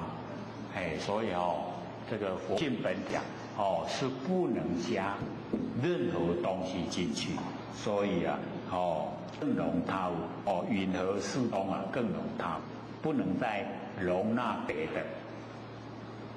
像我们研究六祖坛经怀让禅师不是有讲说这个染污即不得，修正即不了。我们看的时候是六祖一问怀让马上回答。结果或许看那个虎灯慧眼不是这样，那个怀让被六祖一问什么物怎么来？那个怀让整个都愣住了，什么物什么物怎么来？他都不会了，他就回去了呢。回去啊，哦，他把凡尘的所有万象万事啊，都拿来合了，那个六祖问他的意思啊，说你佛性啊是什么东西？啊，你佛性怎么到这里来？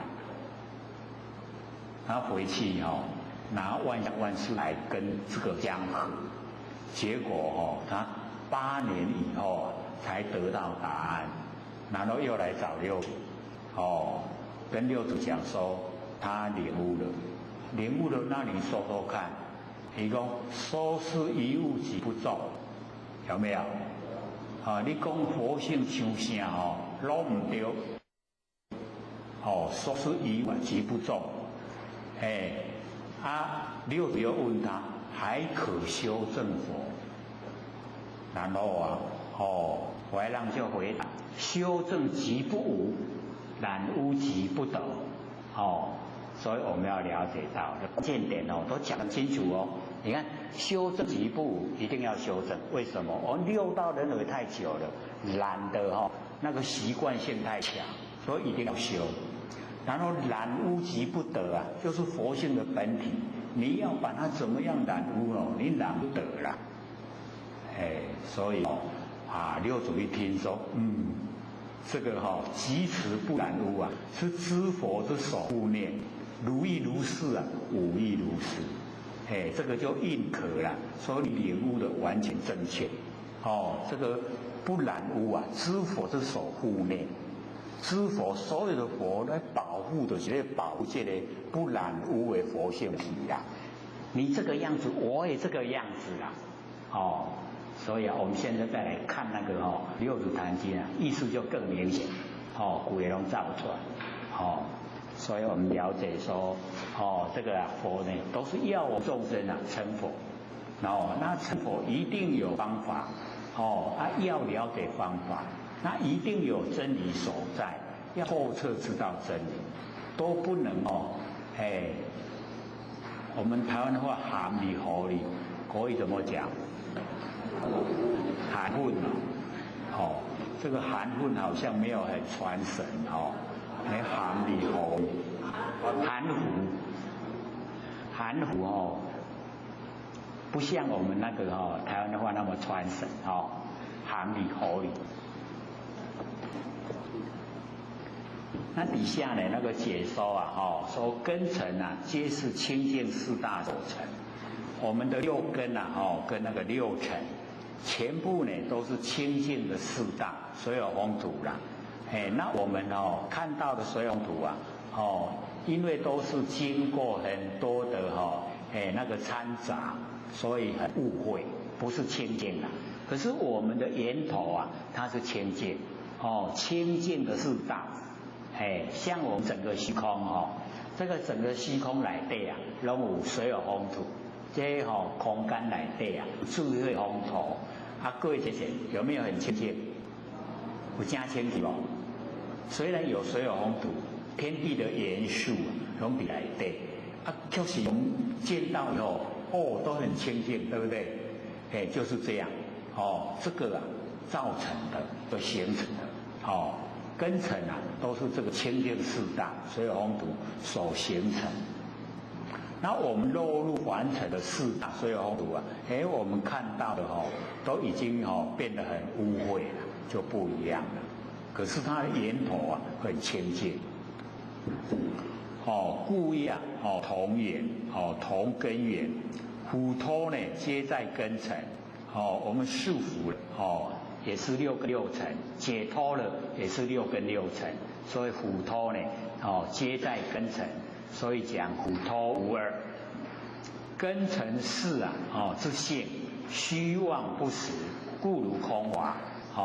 我们六根六尘六识它的性都是假的，不是真的，不是实相是虚相所以好像空中的花。那么由外尘而花根中之知见就是因为有六尘，才有我们六根的知见。因内根而有尘土的假象，因为我们有六根，然后呢六尘那个形象我们才这个说得出来才能够呈现。那么即一根生呢而有器界，按照我们的六根以及身体，然后就有外面的这个器具世界，这个我们看得见的都叫器具。依器具而发知见，按照呢我们凡尘的这一些器，跟呢这界世界。具就是看得见形象的东西啦，像我们的房子、桌子、椅子这个都叫器，界就是世界，器界而发知见，有这些东西我们六根的知见才可以发挥出来。那么相与见相就是六尘，见就是六根。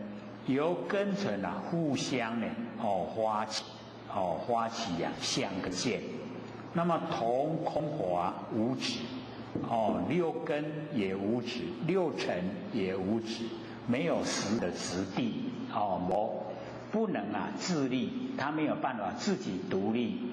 若无相决定无见，若无见亦决定无相。所以相跟见六根呢跟六尘同于交流。那么知见呢，立知者知见即本具之知，就是佛性本体本来具备正知正见，佛知佛见。那么立知之知就是六根性，就是咱的六根对六尘产生的六识，那个呢叫做立知。知见本身呢，即是知见性，无需呢于知见性上呢更立知见，唔免我们佛性本体它就有正知正见，不要再加了，再加就变无明了，就变妄了。如心色本是一体，净色呢常在眼里，知见心中。色跟心是一体，可是我们说呢，色有形象，容易知道；心没有形象不容易知道。那在真理之中呢，色跟心它是一体的。那么我然不觉，于净色上起明暗见，这个我然不觉就是无明，这个无明已经起来了，在呢这个净色的这个上面然后起明暗见，本来很清净的形象然后我们有明有暗，就起这个明暗的见觉，明就是知见立知，知见呢然后建立知见，一即由尘发知，有六尘才能发六根的知，明暗即相。又因又明的因根有相，因为我们六根才有这个六尘的相。那么知见呢，无见者即言明的心中无明暗之见，没有那个相对待的明暗见，有明暗动静等12种尘见见与尘只知不分。则失无漏真净之体，随尘生灭，随着凡尘生灭，则失涅盘本相，不生不灭的那个本相呢就失掉了。若人呢将言明知见心中，我们知见的心中呢12种尘见除去，是名知见无见。已经呢在我们正知正见里面不再加入别的东西，此妄知见无已经无了，则不随尘生灭，不随着那个凡尘生灭，是名涅槃，就已经涅槃不生不灭，所以已经叫做涅槃，不以妄尘为伍。都不跟他呢相处在一起，故名无漏真见，允和适中呢更他无该，就是我们的佛性本体不能再加入别的东西进去。那么尔时世尊呢，亦从先处意啊，而说偈也。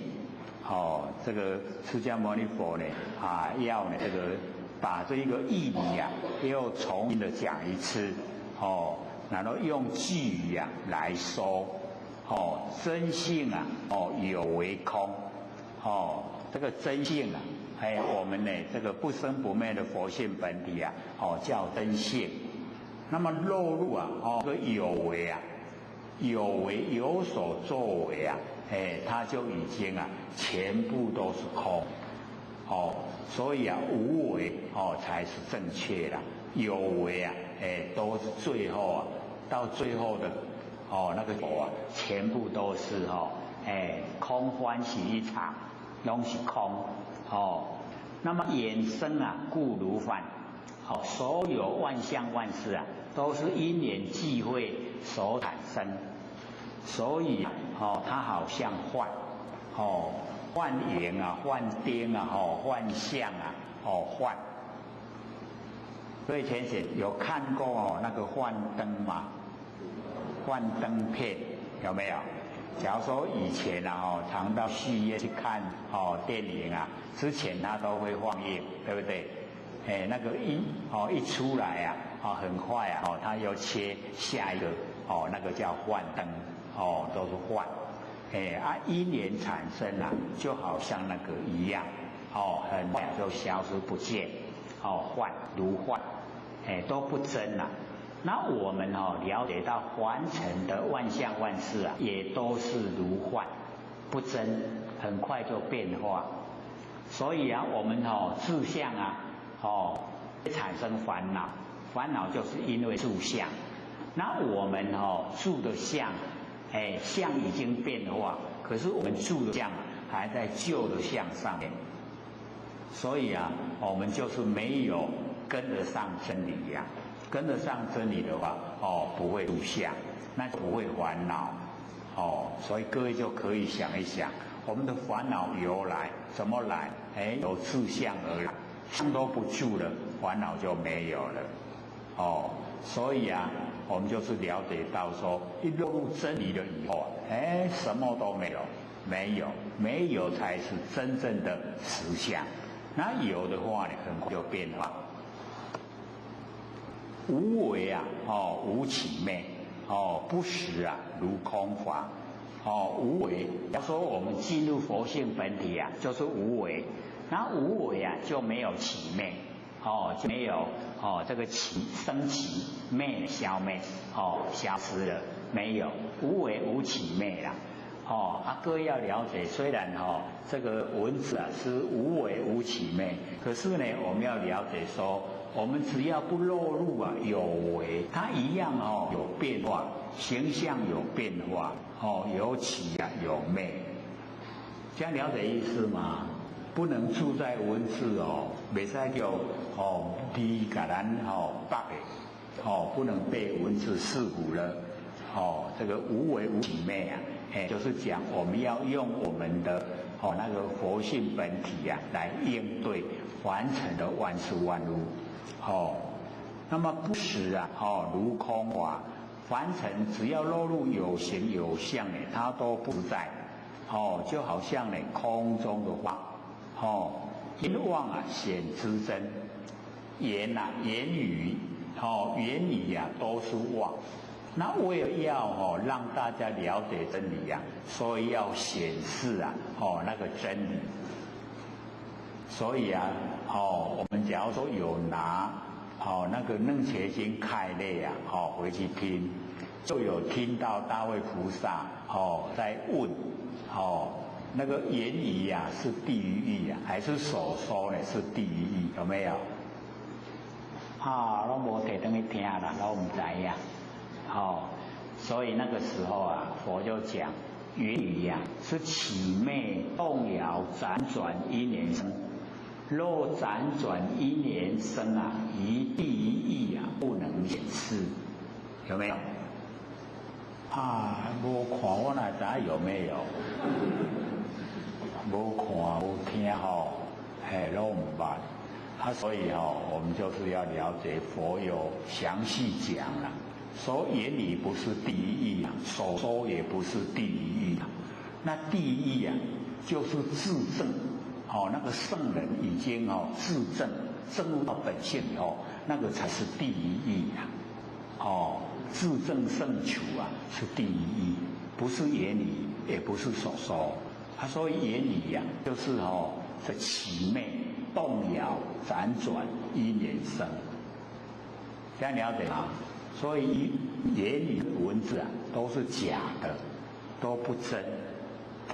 不要住在语言跟文字，所以这边就讲语言妄，语言跟文字啊都是妄。可是呢，它可以显知真，可以把真的显现出来。之前呢，我们不是时常讲嘛，说无言之法，以言显说，因言而入啊，非即是言，有没有？一个都没印象的这个都是很好的那个内容所在，一定要用一点心啊，要用一点心把它认识，我们才会修了，所以啊，这个我们老师也讲，说道本无言非言不显。言无以达，言你讲出来没有很清楚的话，这个道无以明，这道要让明白，无法度啊，是不是这样？道本无言，道本就没有语言啊，可是呢，一定要讲要让我们一直那个朝那个方向目标一直前进到达以后。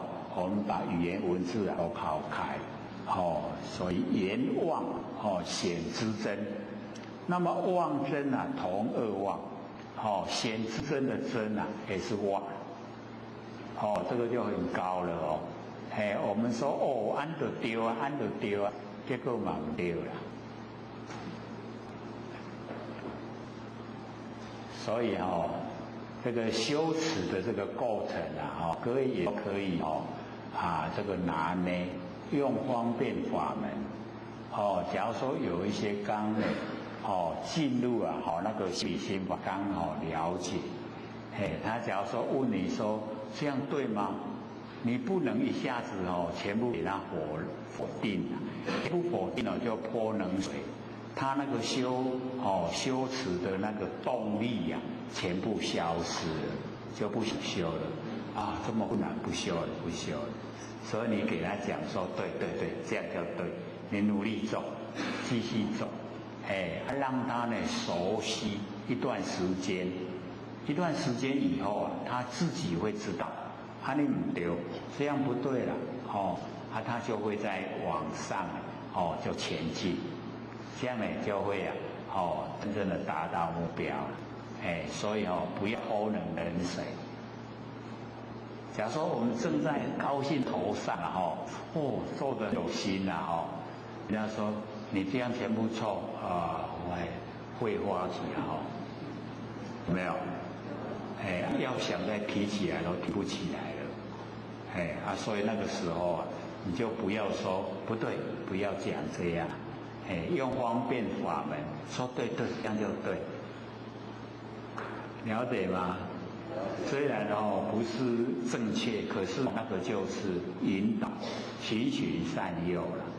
循循善诱就有一点拐骗的意思我们不是拐骗他去做坏事，而是拐骗他要成仙成佛，所以要用方便法门那么有非真非真，那个真不非啦。这样了解吗？真的不对，何况是假？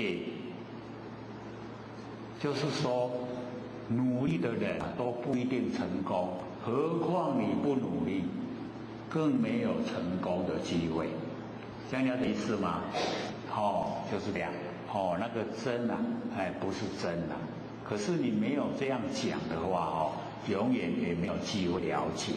所以要借着这一些不真的来讲，那么云和啊，所见，真都是真的，那你的见解啊，那更差得远啦，那为什么执着在你的所见里面呢？就更对了，所以意思啊，都把它整个呢呈现出来。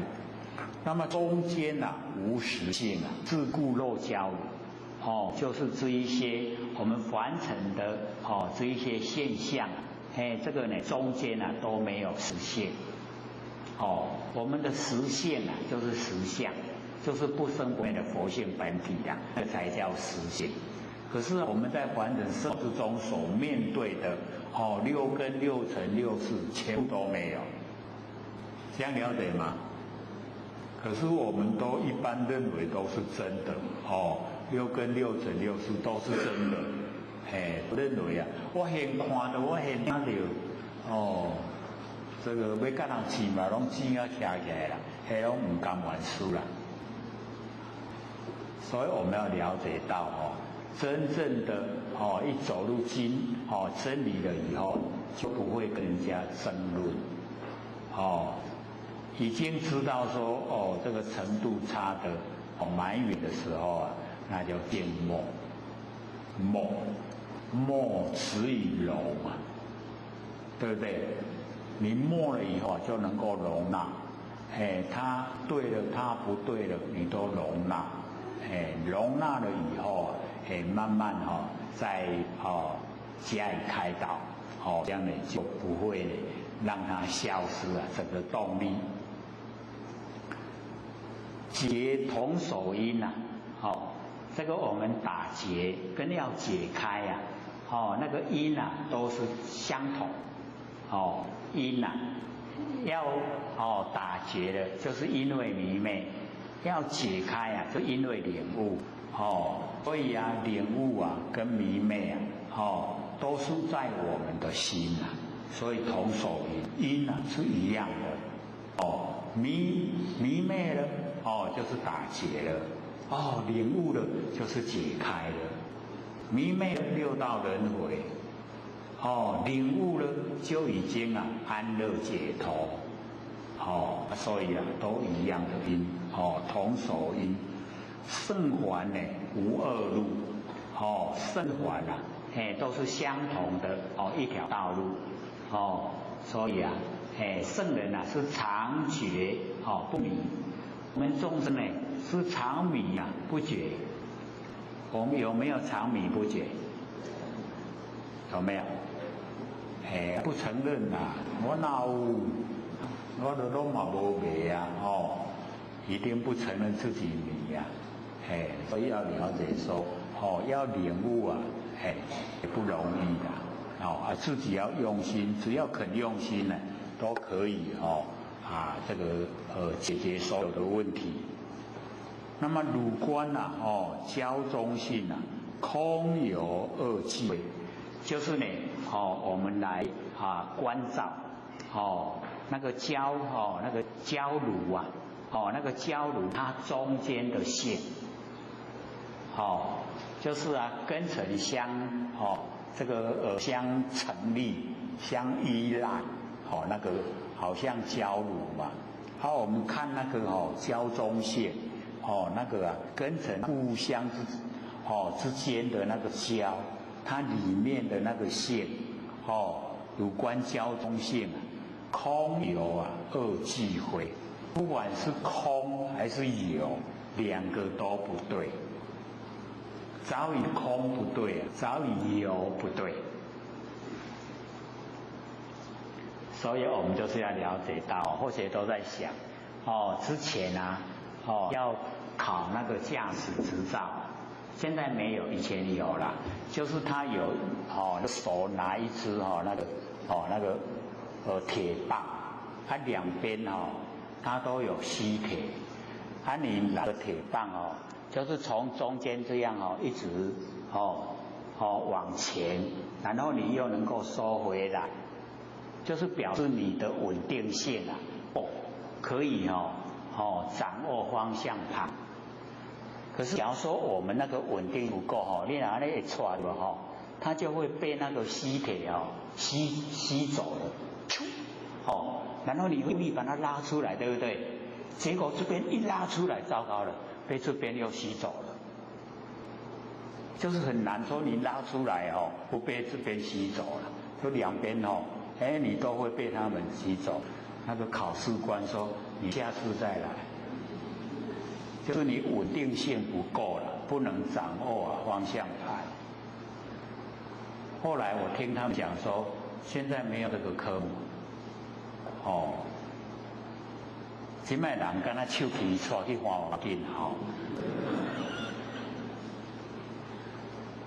以前不行以前比较严格所以那一个都有那个不能被两边吸走，所以我就想，一边是有，一边是空，要伫个中道你都要真笃定真有法度来掌握自己才不会被两边吸走。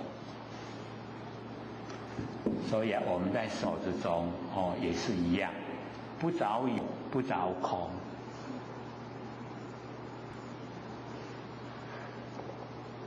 之前我们都说要体会这个不可思议就讲说不着有，不着空，不着亦有亦空，不着非有非空全部状态，就不能思议，就没办法讲的啦。不能思，不能议论，就是那个样子。迷悔即无明，迷昧的悔就是晦暗，晦就是暗明蒙，迷悔即无明，然后发明变解脱。你把这个迷跟那个暗这个去掉变明了这样就解脱了。所以发明变解脱，结因触地我们要打开个结就是要次第六结一一往六个结打开，那个一消失了根选择圆通就是我们六根里面选择圆通根来修，入流成正觉。我们出流呢就远程跟完成攀缘，入流就照性，照见自己的本性，所以入流就可以成正觉。所以我们在完成的生活都是出流、远程跟完成攀缘。所以有没有入流照性？要先知道嘛出流就远程跟完成攀缘，入流就照性，照见自己不生不灭的佛性，要这个入流就叫回光返照，这样会吗？要回光返照。托那维系事这个托那维系事就是我们的那个第八阿赖耶识阿赖耶识就是托那维系事，它就是始于我们第八识里面的那个微细的地方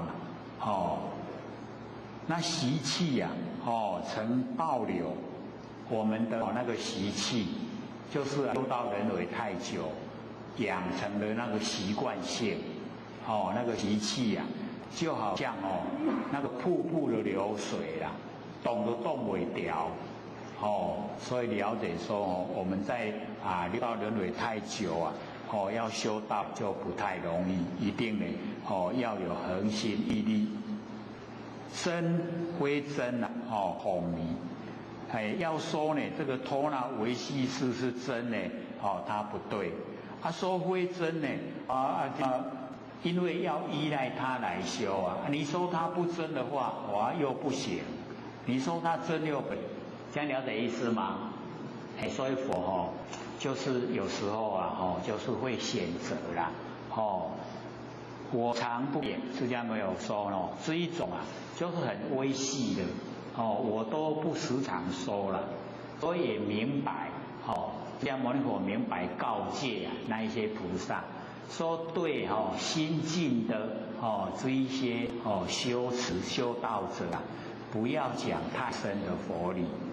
为什么？因为他们听不懂会诽谤啊，诽谤以后那个罪过很大，所以佛希望说听懂了再说，不懂了就不要讲，所以佛就讲真非真啊，孔迷我敞不开眼，说真不对了，说非真又不对了。这都就歹讲，所以拢无时常讲，不时常讲，就是要遇到有那个根器啊，上等根器这个师资敏合了以后才讲，才会把那个说出来。自心呢，起自心这个倒是很重要了，因为我们在生活之中已经在用的就是我们的真心啦。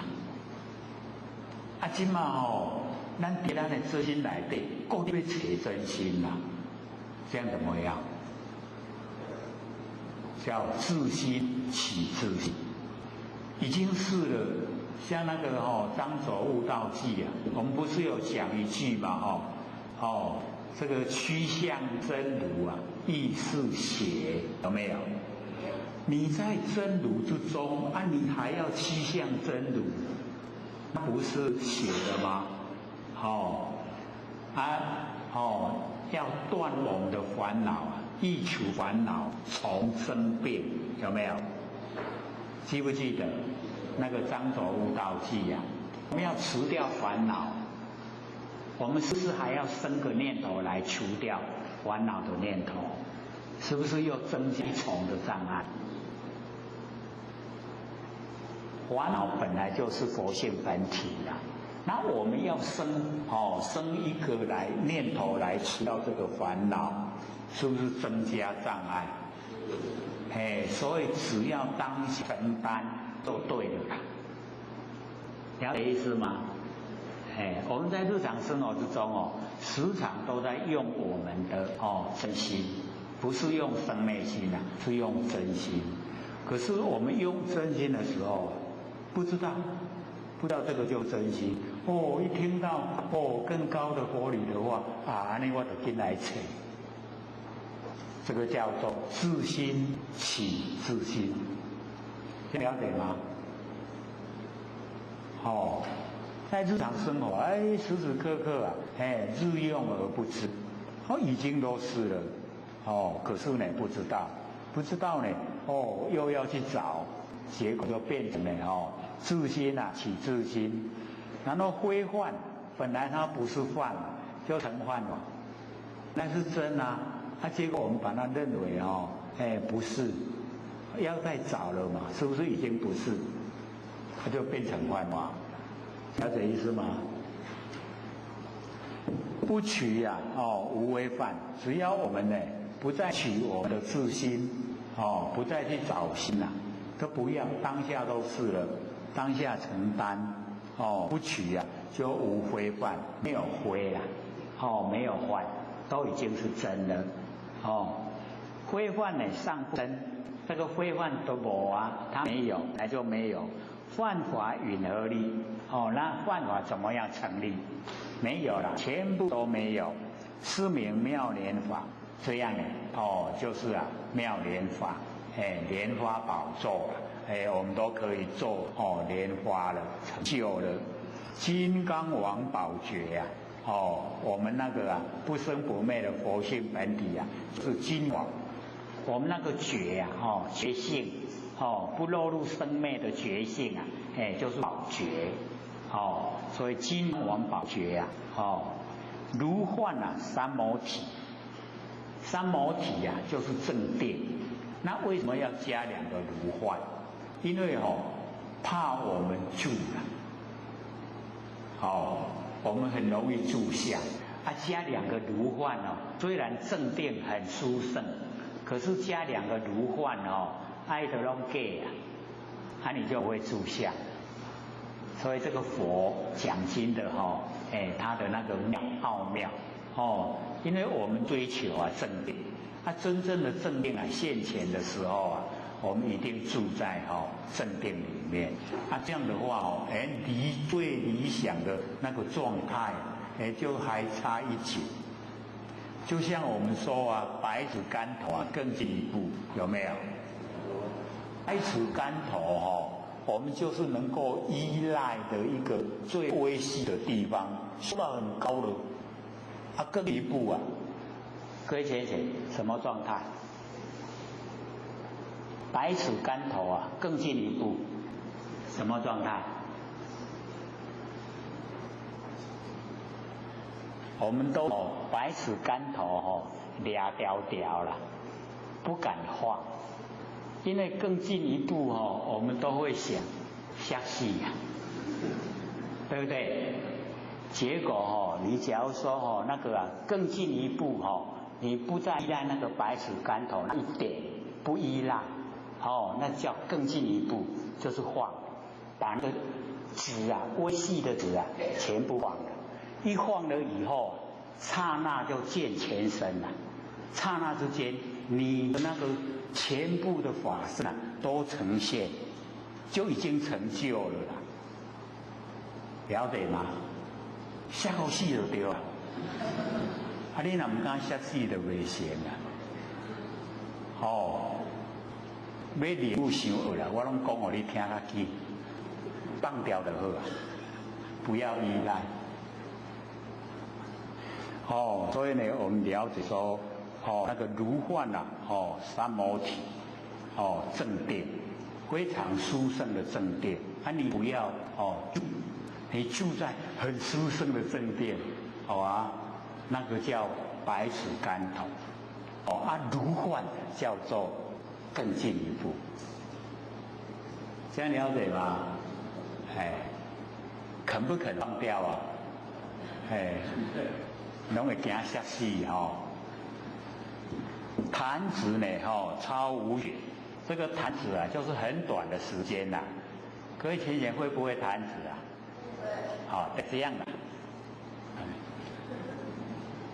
很短的时间弹指就超无血，超过你看无血不是有血它是无血因为无血我们就是了解说无法可学，那已经是阿罗汉了。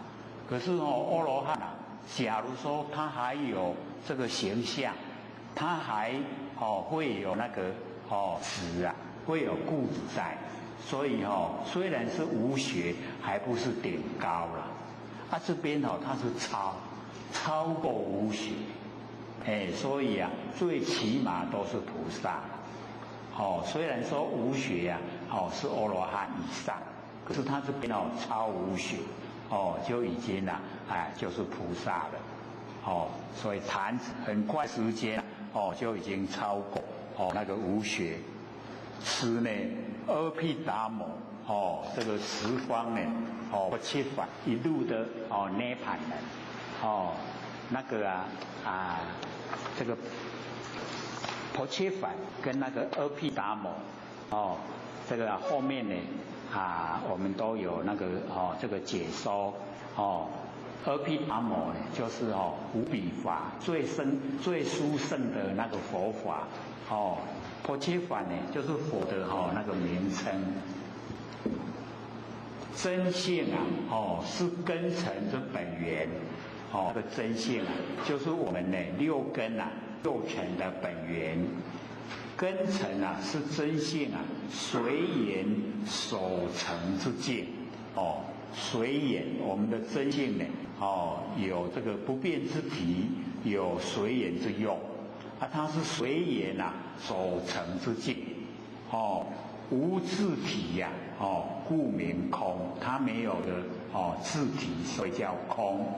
那么从衍生故如幻。真性能生根尘，根尘不能够生真性所以我们了解说我们的真性可以生根六尘，可是跟六尘不会生出佛性。大种性常无起昧，这个大种是随有风土所有风土它都是充塞整个宇宙虚空，所以称为大种。大种呢性常，故无起灭，它没有起灭。所以风土呢在空中呢它没有起灭。那么真本无真，因妄而显。真本来就没有真假，它没有名相，没有名也没有相。那么因为妄然后才显示真。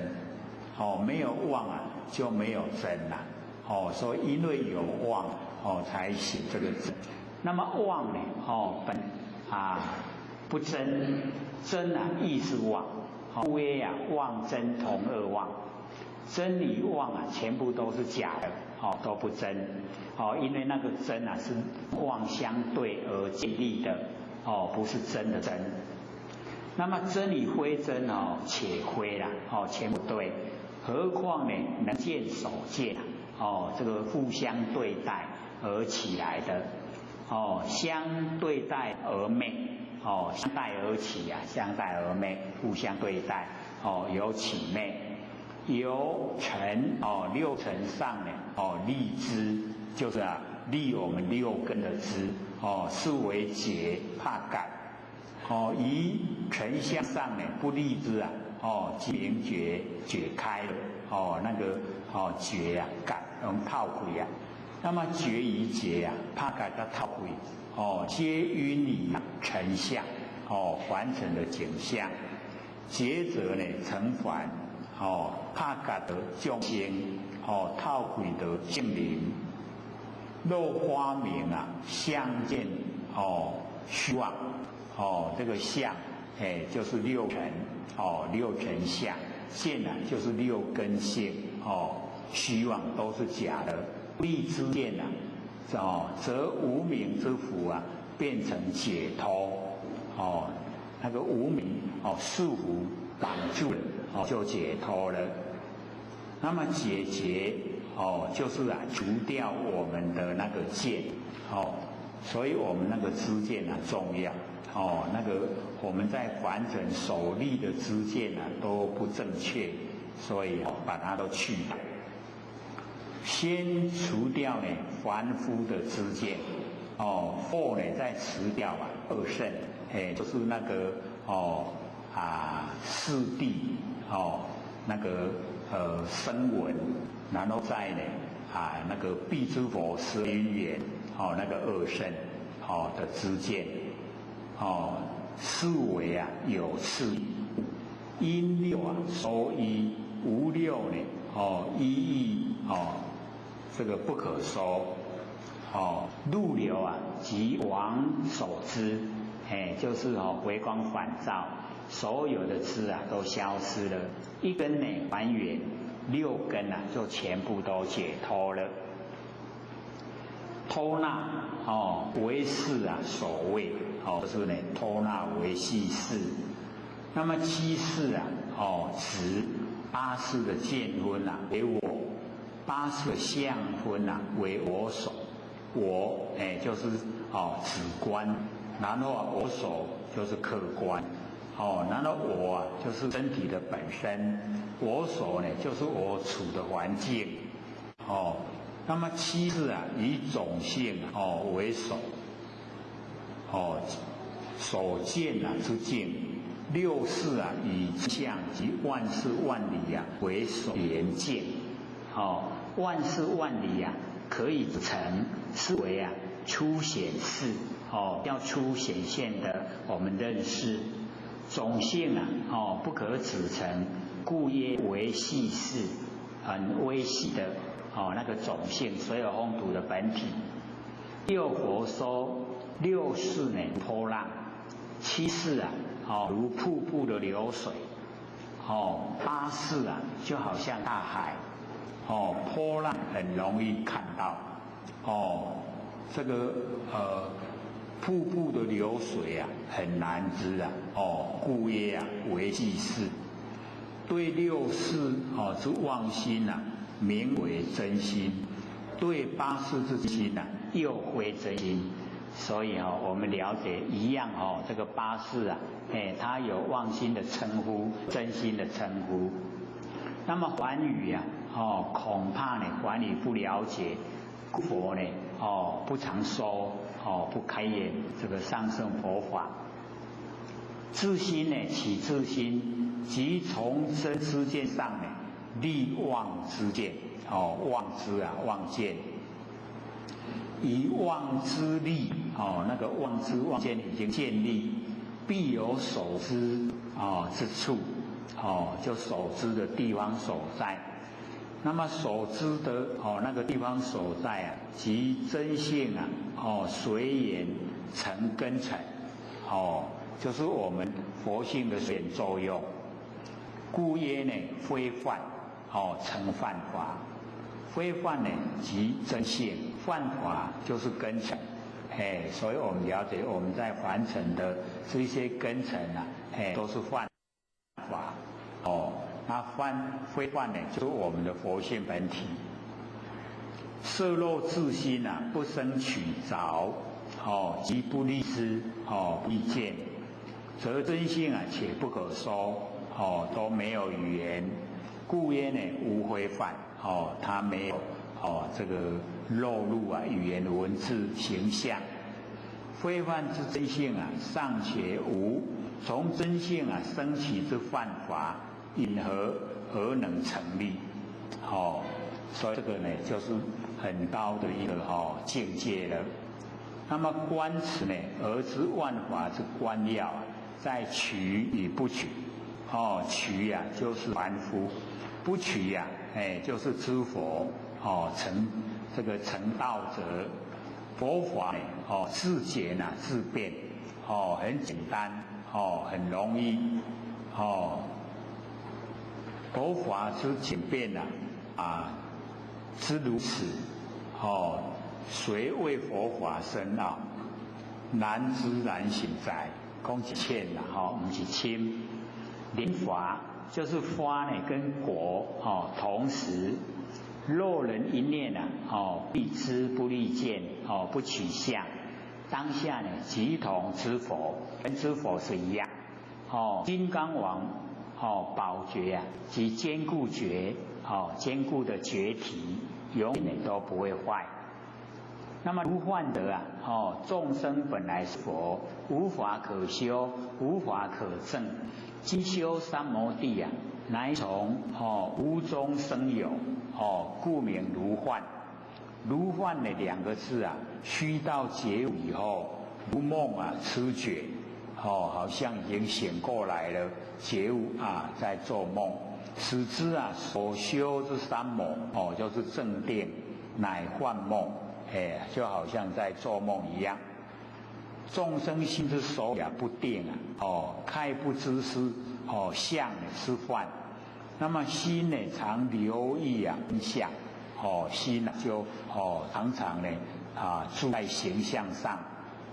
若视得相是幻，假如说认识知道所有的相都是幻，那心呢就不留意，心不外放了，则无时无次不成妙定，就是时时刻刻都在妙定之中。入如是定者，止息弹指之间，能超到呢无学之位，超过了，无学之究竟更无所学，已经没有法可以学了。阿毗达摩，我们中文呢叫做无比法，为此转六根之法，最胜。破切法呢，就是佛的别名，就是佛的名称。十方之佛，入涅盘者，皆从背尘和觉而入。所以我们也一样，把凡尘放到背后，把觉性掏出来，跟觉性相合，背尘和觉，只要这4个字我们就可以成就。那么舍此更他路，把这个去掉，就没有别的路可以走了。那还剩下呢20分钟给各位提问。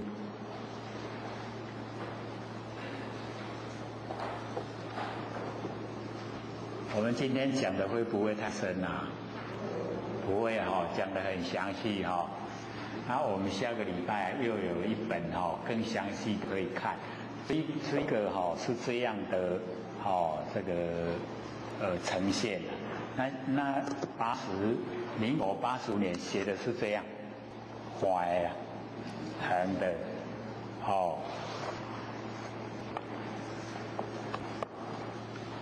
这个学姐要拿给各位看，就是这样。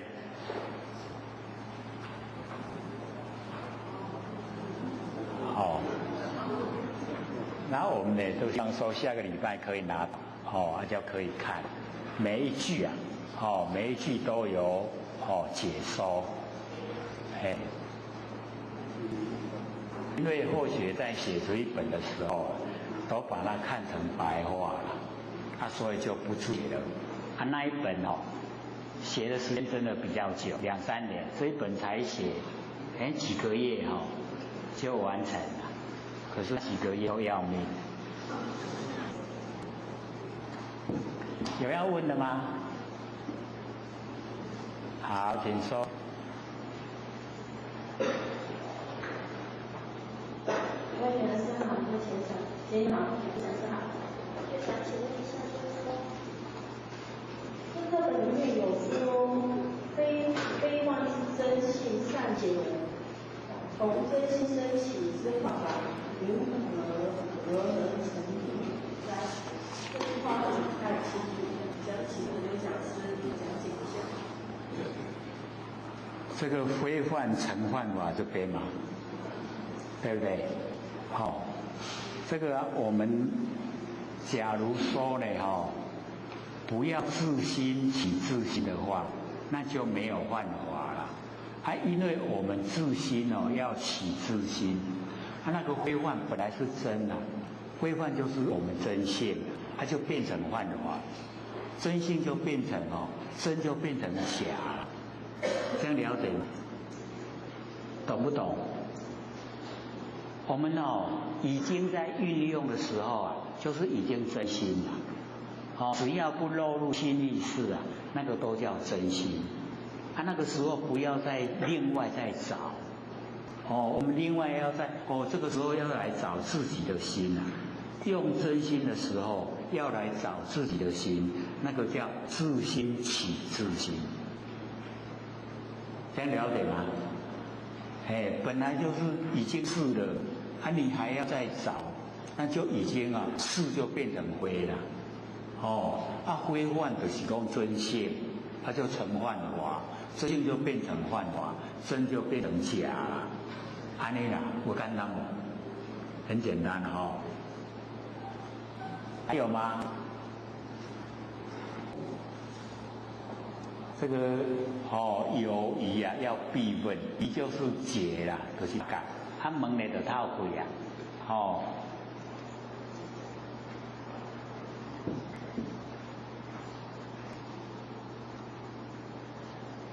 讲师这边有情形，请问2个问题。第一个问题，九学是往下几代，没有结婚会有九学吗？什么首贤？九学是九学。是九贤。所以我们要了解到我们在凡尘的那个轮回真的是太久，也太广。有时候我们这个前一代是当这个长辈，可是在这一代呢就变成晚辈了。有时候我们在这个前代就是当这个比较呢这个富有的这个家庭，可是呢这一代来以后变成这个贫穷。那我们要了解到我们在六道轮回的那种角色互换是不固定的，看我们怎么样造业，然后怎么样跟众生结缘。像说我们有时候这个还没有进口之前有那个呼死，那个杀动物啊，那我们要了解那一些也是有时候是我们的亲属啊，就是我们这个亲戚关系，然后因为做的不好，就变成那个畜生道。那畜生道以后我们把它杀来吃，不知道是吃到自己的眷属的肉了。所以要了解说，没有结婚的话，怎么会有这个九贤？怎么会有后代？各位先生，有没有后代？没有啊。看我们用什么眼光来看？你住相的眼光来看都爱结婚，都爱生囝生孙安尼才好做咱的族系的亲属。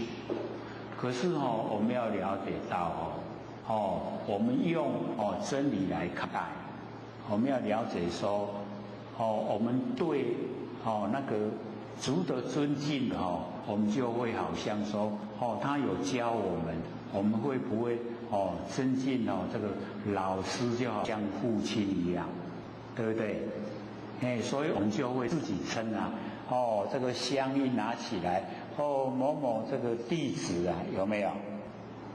弟跟子就是是不是晚辈了？说当弟弟或是当祖孙，是不是已经晚辈了？你都没有结婚，你坐在那个供桌上，你那个弟子是不是很多很多？多不多？只要你值得人家朝拜，你的弟子多不多？非常多，所以不能用那个现实的相来看。你用形象来看，一定要结婚，一定要生孩子，那个相可是我们要了解到那个是我们很粗的因果显现的。那到我们进入比较微细的时候我们都不知不觉。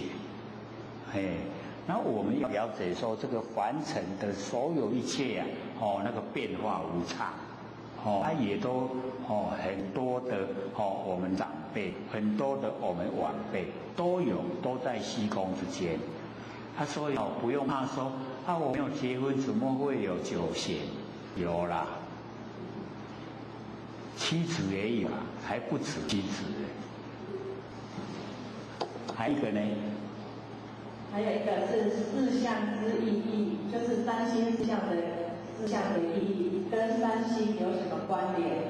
我们要了解到这个三星四象三星我们都知道了过去未来现在三星，然后四象是我们在凡尘的那个能守，四象就是能守。很微细的我们说我相、人相、众生相、寿者相，这个是文字可是呢，我们用比喻更容易了解。说我眼睛能看，是不是我相？一定有手看，对不对？手看那个就叫人相。然后我们手看不是只有看一个点，是看很多面，那个叫众生相。然后我们连续不断的看，叫寿者相。能看手看，能守就是四相，就是很微细的分别心这样了解吗？然后能听就是我相，一定有手听。那手听的声音非常多差别重生，那个叫众生相。然后我们连续不断的听，叫寿者相。所以只要肉能守，都是四相。我们要挥三心少四相，这样会了吗？会不会？只有讲两个我们要把它延伸能闻的就是我相，一定有所闻。你所闻的又不是只有一个香臭，很多味道那个叫众生相。你连续不断的闻受相。你看能做就是我相，一定有所做。那你手做不是一件事啊，很多事，这个叫纵向。你连续做叫受者相。你有看捌无？捌。所以微细的分别啊，肉入能熟都叫四相。那我们要三心，三心不要，少四相，四相不要，这样了解了吗？不要有能熟，全部啊都是不生不灭啊，佛性本体。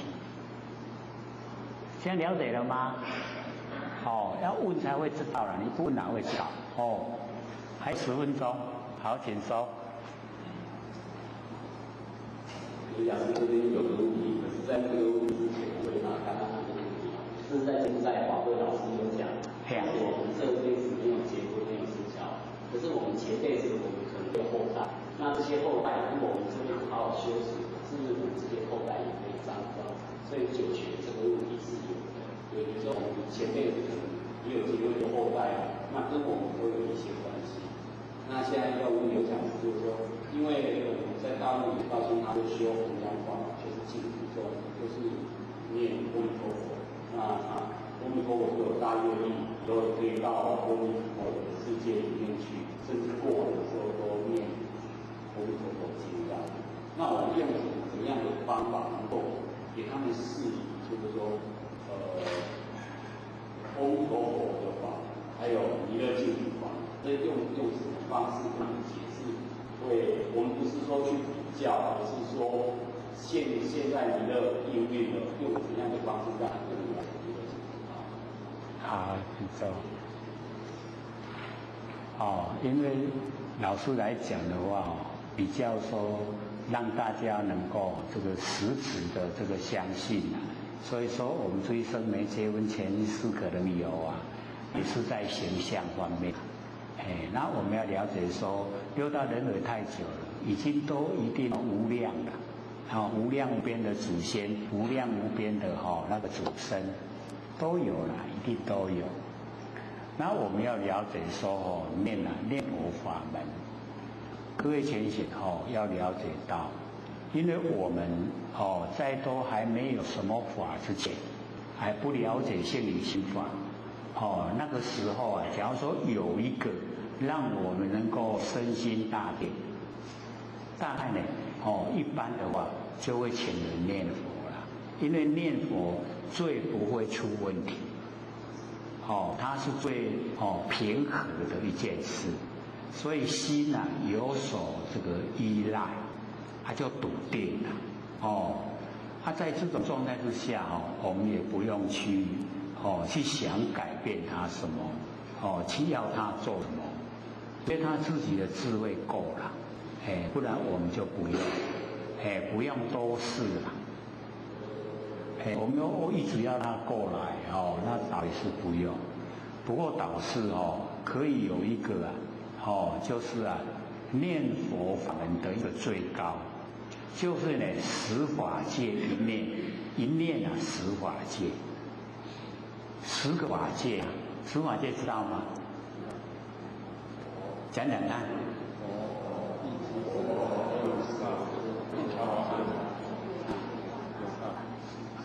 对，就是4圣跟6大，就是10法界。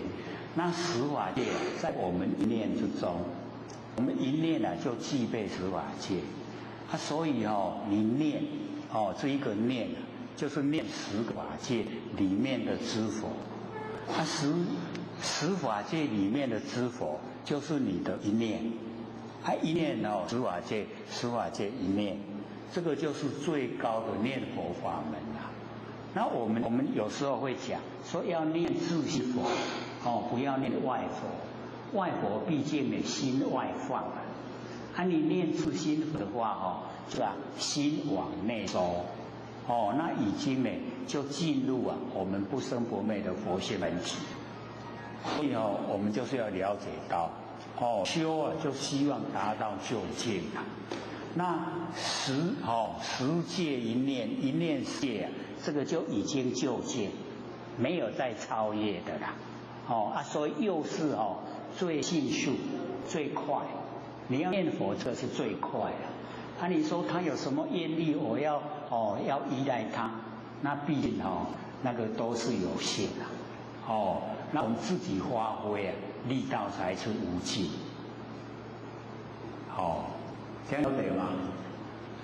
还有吗？还要问吗？还有5分钟。还有一个问题，前贤常强调要积极行功立德，度人行功，才能成仙做佛，该如何解？这个应该都正确的，因为现在上天大海普渡啊，很不容易啊，遇到。那遇到的一方面我们现在努力的学习，一方面呢就是度化众生，赶快亲朋好友认识的觉得他可以的，赶快引进佛门。然后我们度他呢，就是要了解到，不能说只有光带了求道就算度人了。你度人要送佛送到西天了就是要度他成道。你度了以后要呢就是成全他成道。那你自己本身一定要有把握，我可以成道，时间早晚。那我度人的话，我也要让他走这个道路，他的内心产生自信，自己的成佛，那个才算啊。那假如说我们只有说把人引来然后呢点完事一点了以后，就算已经度人了，就不管他了。你自己都迷迷糊糊的，那你度的人他要去哪里啊？然后他以后会埋怨我被带要给他带去倒。地下若要去，你来去就好诶，唔能有一大堆的人。还有吗？还有2分钟。还有没有要问的？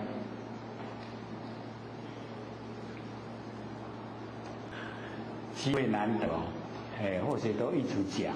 之前或者不是研究非常长的时间嘛，找不到人问了。有问题找不到人问，所以要问都很远，真的找到很远去问，也得不到答案，答案我都忘记了。现在好，蛮花心说好，以后虽然还没有成佛了，可是我大概从一路走过来，大概可以回答我们修道方面的问题。结果没人要问。真的问了以后，或许才会讲比较宽广。你不问的话不会无缘无故来讲一定要有一个因所以有时候像那个活菩萨，他们都知道真理为什么要问佛？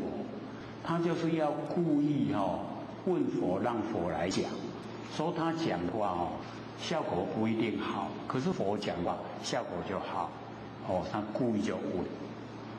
自己知道故意问。像我们看这个阿难，他也有的知道那为什么故意问？就是要留下来，让我们末法众生能够看到，能够看到，能够听到，就可以学就可以成道，可以成佛。下课。各位讲师、各位坛主、各位前贤，大家好。或许站到天师德、天大德，以及感谢各位前贤给或许机会学讲。我们手上都有一本的心得那个楞严经因为3个礼拜讲才拿去印，所以可能还印不及那可以2个人看一本。会在后续会再拿过来，会印好再拿过来。这一本是85年，民国85年写的因为那个时候是第一次写，时间比较长，大概有2-3年的时间，不像我们看的那一本它才几个月就写好了因为解说比较少，那这一本解说比较多。那因为或许有发现说里面的解说虽然或许说白话，可是一般都看起来说是文言文不是白话所以变成解说的内容还要解说了，或者那个时候在想说，那这就干脆又重写一本，所以才有后来这一本，里面呢就解说比较少。那我们这一本呢，里面的解说各位就可以看，有没有比较多？比较多因为每句都会有解说。我们要了解说，重点就是在完全要领悟了，就是要全部能够领悟，那个才是重要。那解说的是帮助我们领悟了，那我们呢，这个讲到123页。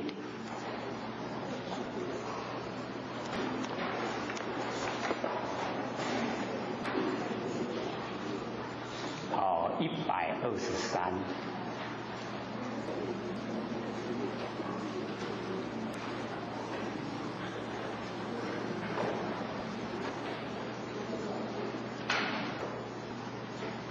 找到了没？找到了哈。因为或许当时在写这一本的时候并不是说从头开始一张写下来。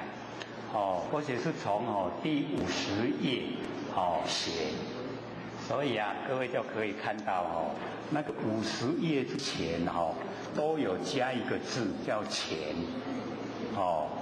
，50了以后就没有，但在50之前都有一个前，有没有？那个就是用补写的啦，开始是从50开始写。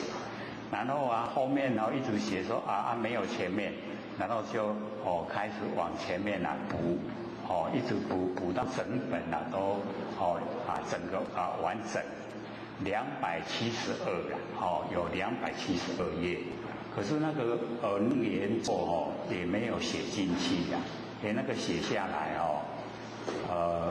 就会更长的因为一般做都没有解说了。那或许今天有带那个那年做的解说，可是就是要看各位要不要，要的话才给各位啦，不要的话就不要印。有带那个那年做的那个详细解说。那因为我在诵咒最主要是虔诚，不在于了解里面的内容啦。因为我们了解内容分析那个诵的时候就没有专一，没有专一虔诚的心就出不来，没有虔诚的心，那个咒没有功效。因为写这个咒的时候是因为北部有这个对咒非常的怀疑，说那个功效他会觉得说一点也没有。那为了要使他能够从内心产生对咒的信心，所以才写那个咒那个详细解说里面呢那个含义都非常的多所以写下来以后或者说你看了就是不要记，知道了就好。你看了就是不要记，知道了就好。然后诵时候会在专一很虔的心就是这样。那我们说一般我们在诵咒很少说去了解咒的内容，对不对？很少去提到咒的内容。那因为这一部太长，它有2620个字，有427句。一句一句，有的很长，有的很短，里面呢都把我们虚空之间不管是多高的那个神明，或是多低阶层的那个山神水神全部都包含在这个里面。各位要的话呢，因为今天刚先拿2个过来，我们这边可以印，那不要的话就不要印。哥要不要要的话我们这边会印像这个我们上个礼拜拿来，这个礼拜就有的看，所以我们就这个从这一本来看呢，我们所学的那个那个楞严经那个内容这个呢更详细呀。我们是不是讲到那个迷昧及无明？讲到这边了没有？有没有？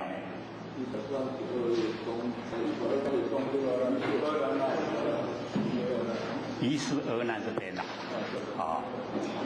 于是阿难及诸大众闻佛如来无上的慈悲，这个其也且头杂糅晶莹妙理清澈，心目开明，叹未曾有，对不对？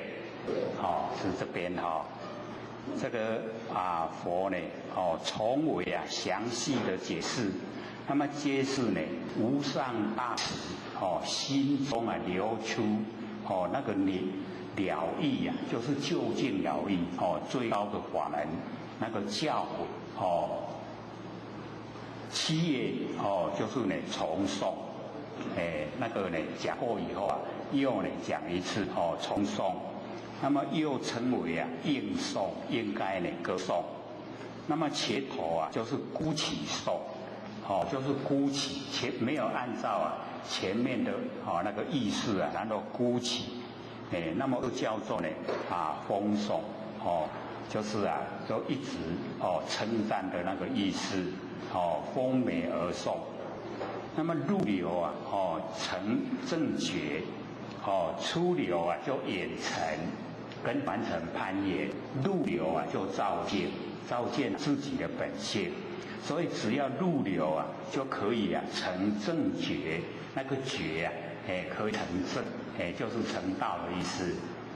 所以我们呢，因为凡人都被造化引诱，我们都出流就是精外化，然后跟凡尘攀岩，出流眼沉。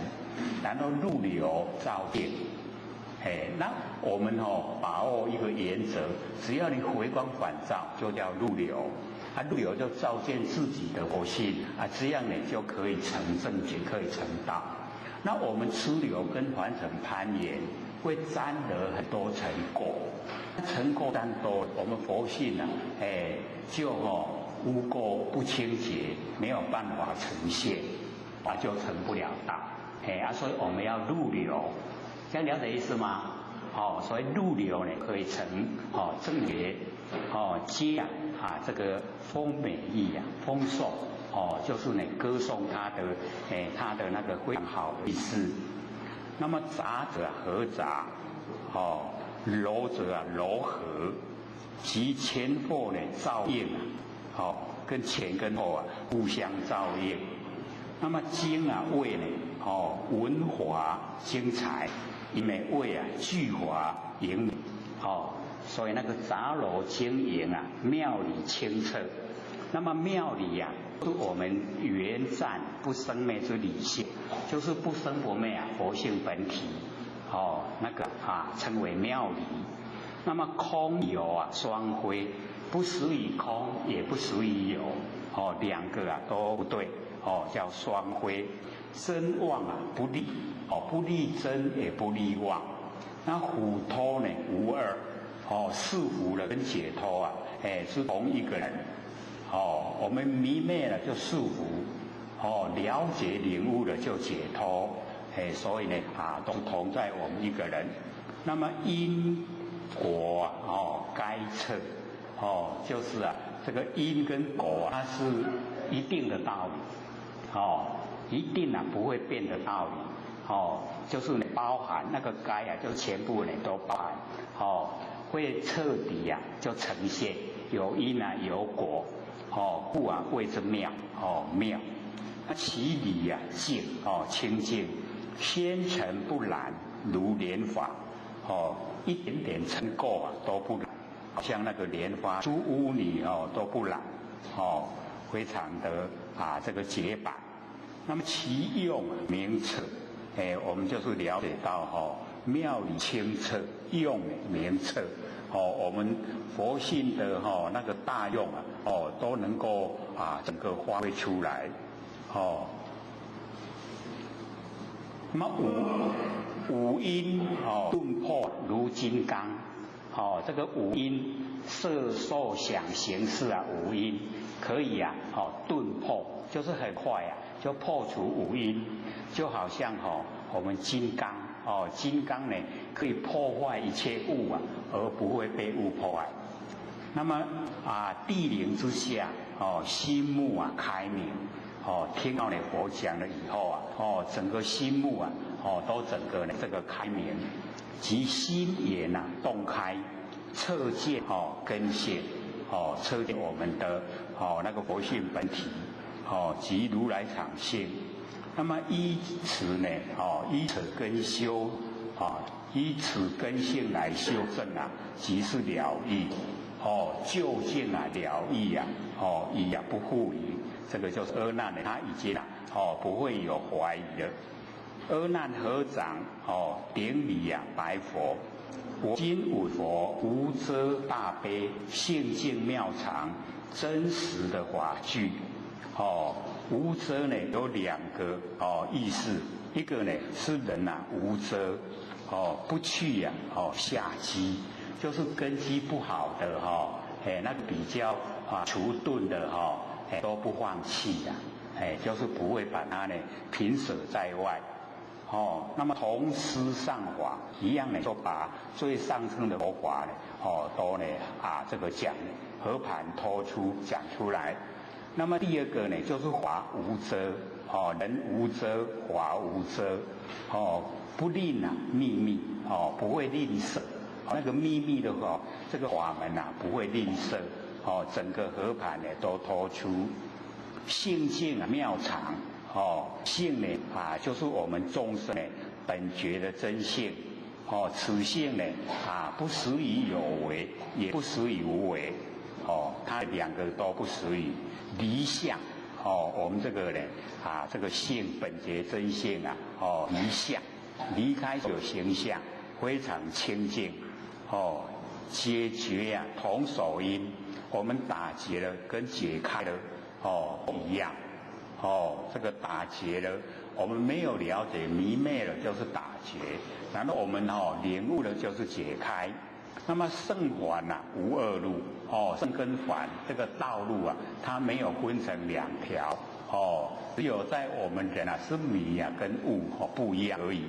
那么其用呢微妙这个根选择圆通，所以入流成正觉我们选择呢那个圆通根，法身呢都常住，我们不生不灭的佛本体就称为法身这个以法为身我们呢这整个佛性充在整个宇宙虚空，那么整个这虚空都是佛性，那么这个呢就称为法身，所以法身常住如如不动，永远呢都不迁。真实的法具皆如来真语实语所说的妙法章句都是真正的实在的都没有广遍众生。那么阿难就讲心犹未达六结一网那个六结我们打6个结要把它解开连一也没有六结一网那个思觉就是要怎么打开的那个秩序还不知道。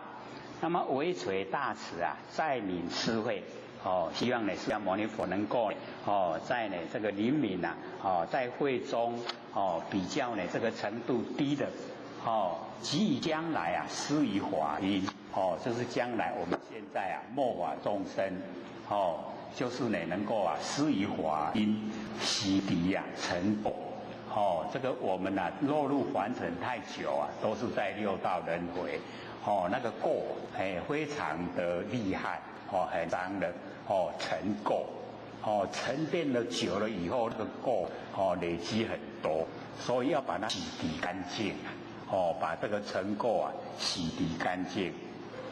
那么未能通达六结一网之意唯愿的如来啊，垂大慈悲，施以甘露火，甘露法音，洗涤根中啊，积生虚习。我们积生啊，就是六道轮回啊，一生一生一直累积。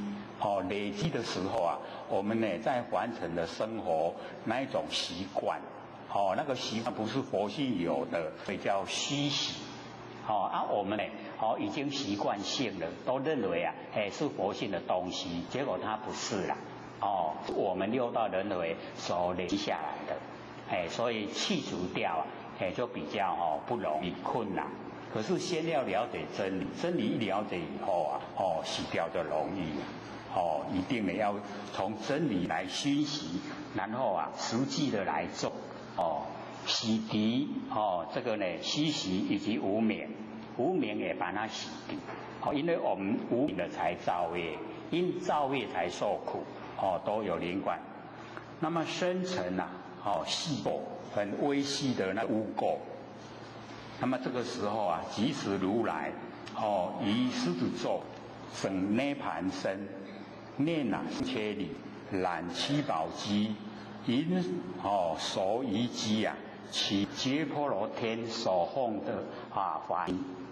那么如来在狮子座整理呀涅盘这个身，我们的中文叫做里衣呀里面的衣服。那么念者啊就是收生切理呀，我们中文呢叫做大衣穿在外面大衣。那么染七宝机呀，这个机就是小茶几有七宝啊所砍。那么银手遗机啊，起结佛天，我们呢中文叫做十分天，就是呢夜摩天，我们这个欲界的第三，第一个呢是天王天，第二个呢忉利天，那么第三夜摩天呢就是十分天。这个夜摩天呢所奉的华经啊，夜摩王然后啊供奉给那个释迦佛那个呢华经，来宝牒宝牒华织成的那经。那么于大众之前啊晚成一劫是阿难言，此名何等？帕奇嘎问阿难讲这有做啥？阿难大众啊祭拜佛言，此名为劫。这个就是打劫。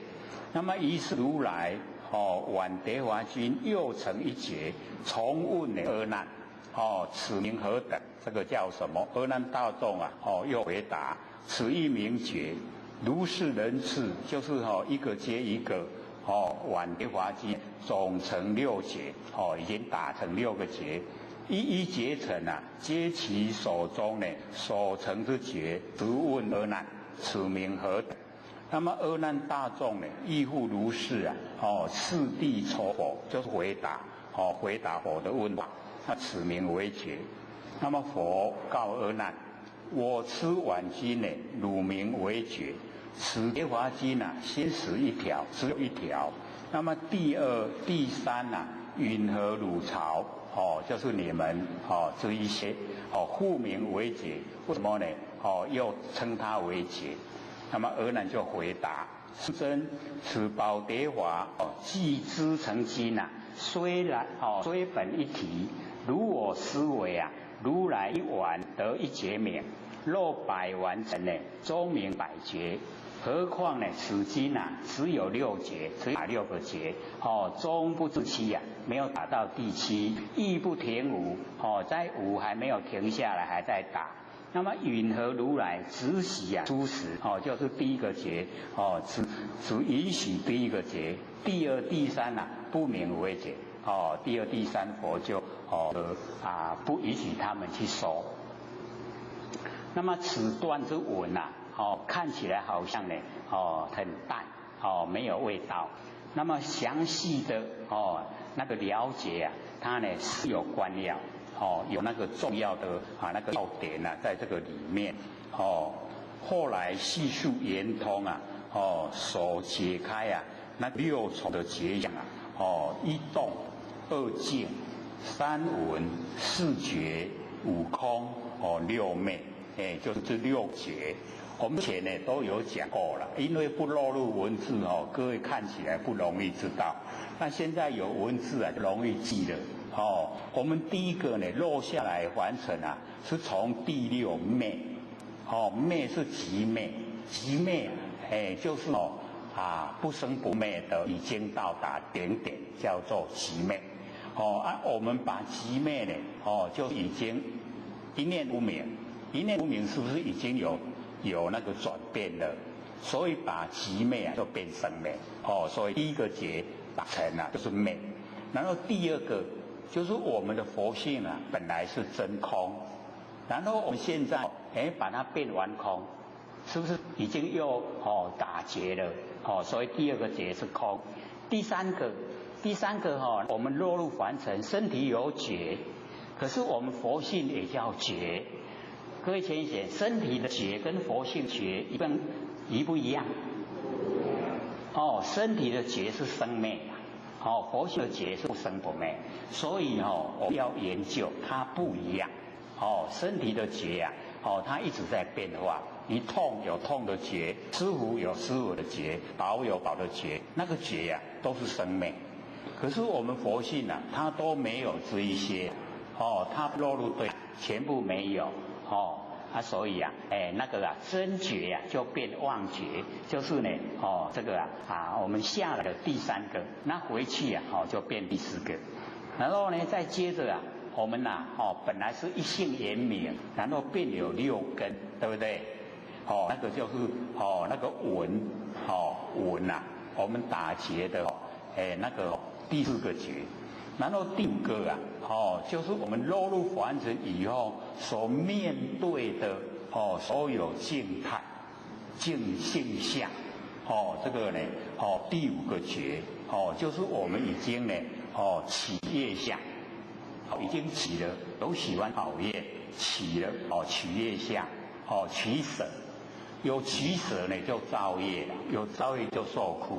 然后最后一个呢就是业系苦相，你造了业就被业系苦了，绑住了，就要受苦就是六劫，这样了解吗？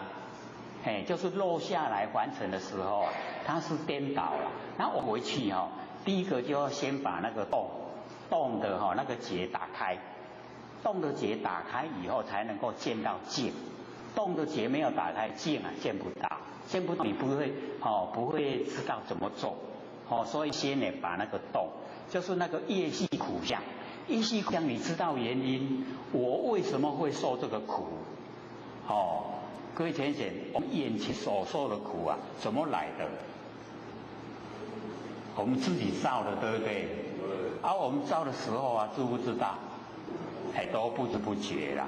现在我们研究就是要去知道我现在受这个苦是什么因形，你已经了解了了解什么因形成你就可以打开这个第六个结，业系苦相那个业系苦相就没了，不会被业绑住了，没了不造业了。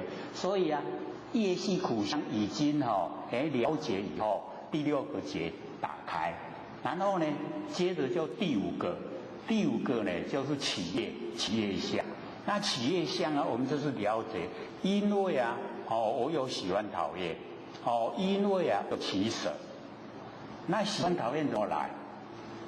就是我们的六根，然后对六尘产生六识，对不对？顺心的喜欢，那违逆的叫讨厌所以就有取舍。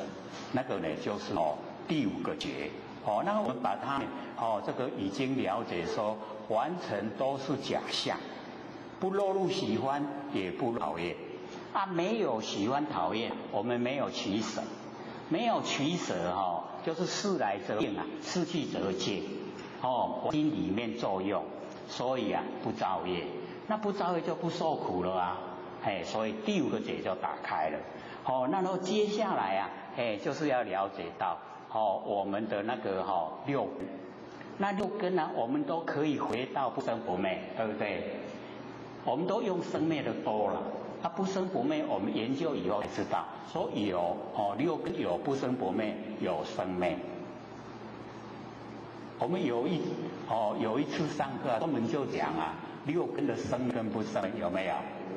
那我们生灭的就是啊，事来则应，失去则见，不是不要啦，那个是佛性功能作用一样要。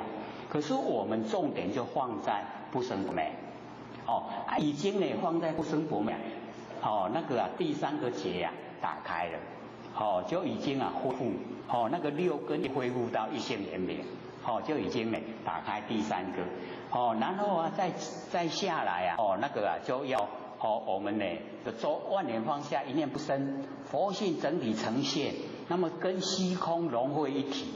这个时候我们身体的觉，身体的生灭啊，我们可以看淡了。然后我们呢已经都常住在佛性啊，常觉不迁变的，如如不动的，所以又啊打开啊第4个结。然后啊接着我们了解说原来啊我们佛性是真空，然后生花万有，那个叫妙有，真空妙有，所以万有都是佛性生花，我们可以恢复，所以恢复以后啊，完空不见，恢复真空，第5个结打开了，然后啊第2个就已经去掉呢那个根生无明，无明为什么来？我们为什么起心动念？那个都已经了解，以后不起心动念的，全部恢复到极灭，所有生灭都已经没有了，已经尽了，没有生灭，在我们呢，这个不生不灭的佛性里啊，很明白呈现，第6个结又打开了。那因为有无明，我们落入凡尘，一个一个结打下来，才有6结的明。然后我们已经恢复到全部都跟佛性本体一样，6个结都打开了，那个一还要不要？这个就叫6结一往。这样有没有一点印象？所以啊，我们就是要了解说，怎么来的？我们要救入还家，怎么回去？起心动念下来，我们最重要就是不要起心动念，才可以回去。这样了解吗？那因为我们用的很习惯，起心动念用的很习惯，不知不觉就起心动念，所以就要先回光返照。知道自己的心呢是往外放啊，还是往内收，容不容易啊？做起来还不习惯之前啊是不容易的，因为外面的造化都引诱我们精神外放，我们想要回光返照就要呢能够割舍造化的引诱。怎么好你都不动心，这样你就可以回光返照了，所以出流跟凡尘攀缘都当众生，你回光返照入流照见本相，就可以成仙做佛。我们掌握了这个大原则，然后我们在日常生活可以告诉自己这个景很好看一直想看。出流还是入流？我们出流多呢，还是入流多？出流多了所以要先知道，我们先了解，先知道，原来都是出流，然后我们可以这个时候引诱我们那个目标，我们详细的去了解，是我佛性生花，然后我们佛性生花的相，我们来着迷。这样是很聪明的，是还是很笨？我们肯承认自己很笨吗？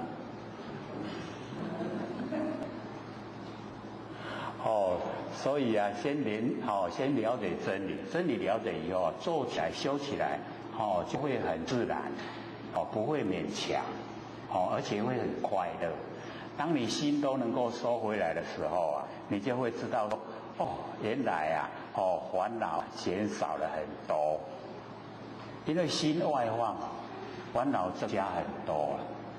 各位有发觉？我们这个跟人家争吵的时候，会不会很高兴？绝对不会了哈。所以越争吵烦恼越多了。争吵从哪里来？从住相来，住相才会争吵了。你不住相了以后要不要吵？整个都空了，要不要吵？不用了哈。那个吵都没用。所以各位要自己告诉自己，吵都有用，争论没有用，都是假的，变化无常。这样以后想要吵都吵不起来了，对不对？免啦，要吵那种假啦，多花精神的。所以呢，我们了解说这个结是我们打的，那要自己解开。那么由前而后则思亲友谊这个疏远跟亲近它不一样。那么由后而前则出不同。现在由后呢向前，这个出跟细不一样。若不以之显示结同。假如说呢，佛不先呢，显示那个结是相同，那个叠华经只有一条，然后一绑绑6个结，都是同一个经所造，结相同，那么出经者呢，忽于疏而使无入门，就是没有这个入门的方法，你在那里没有办法。那么中途者呢，或住于细而终无究竟，修不到究竟，所以就是要有分别，哪个先要亲近的，去哪个放在比较疏远的，这懂意思吗？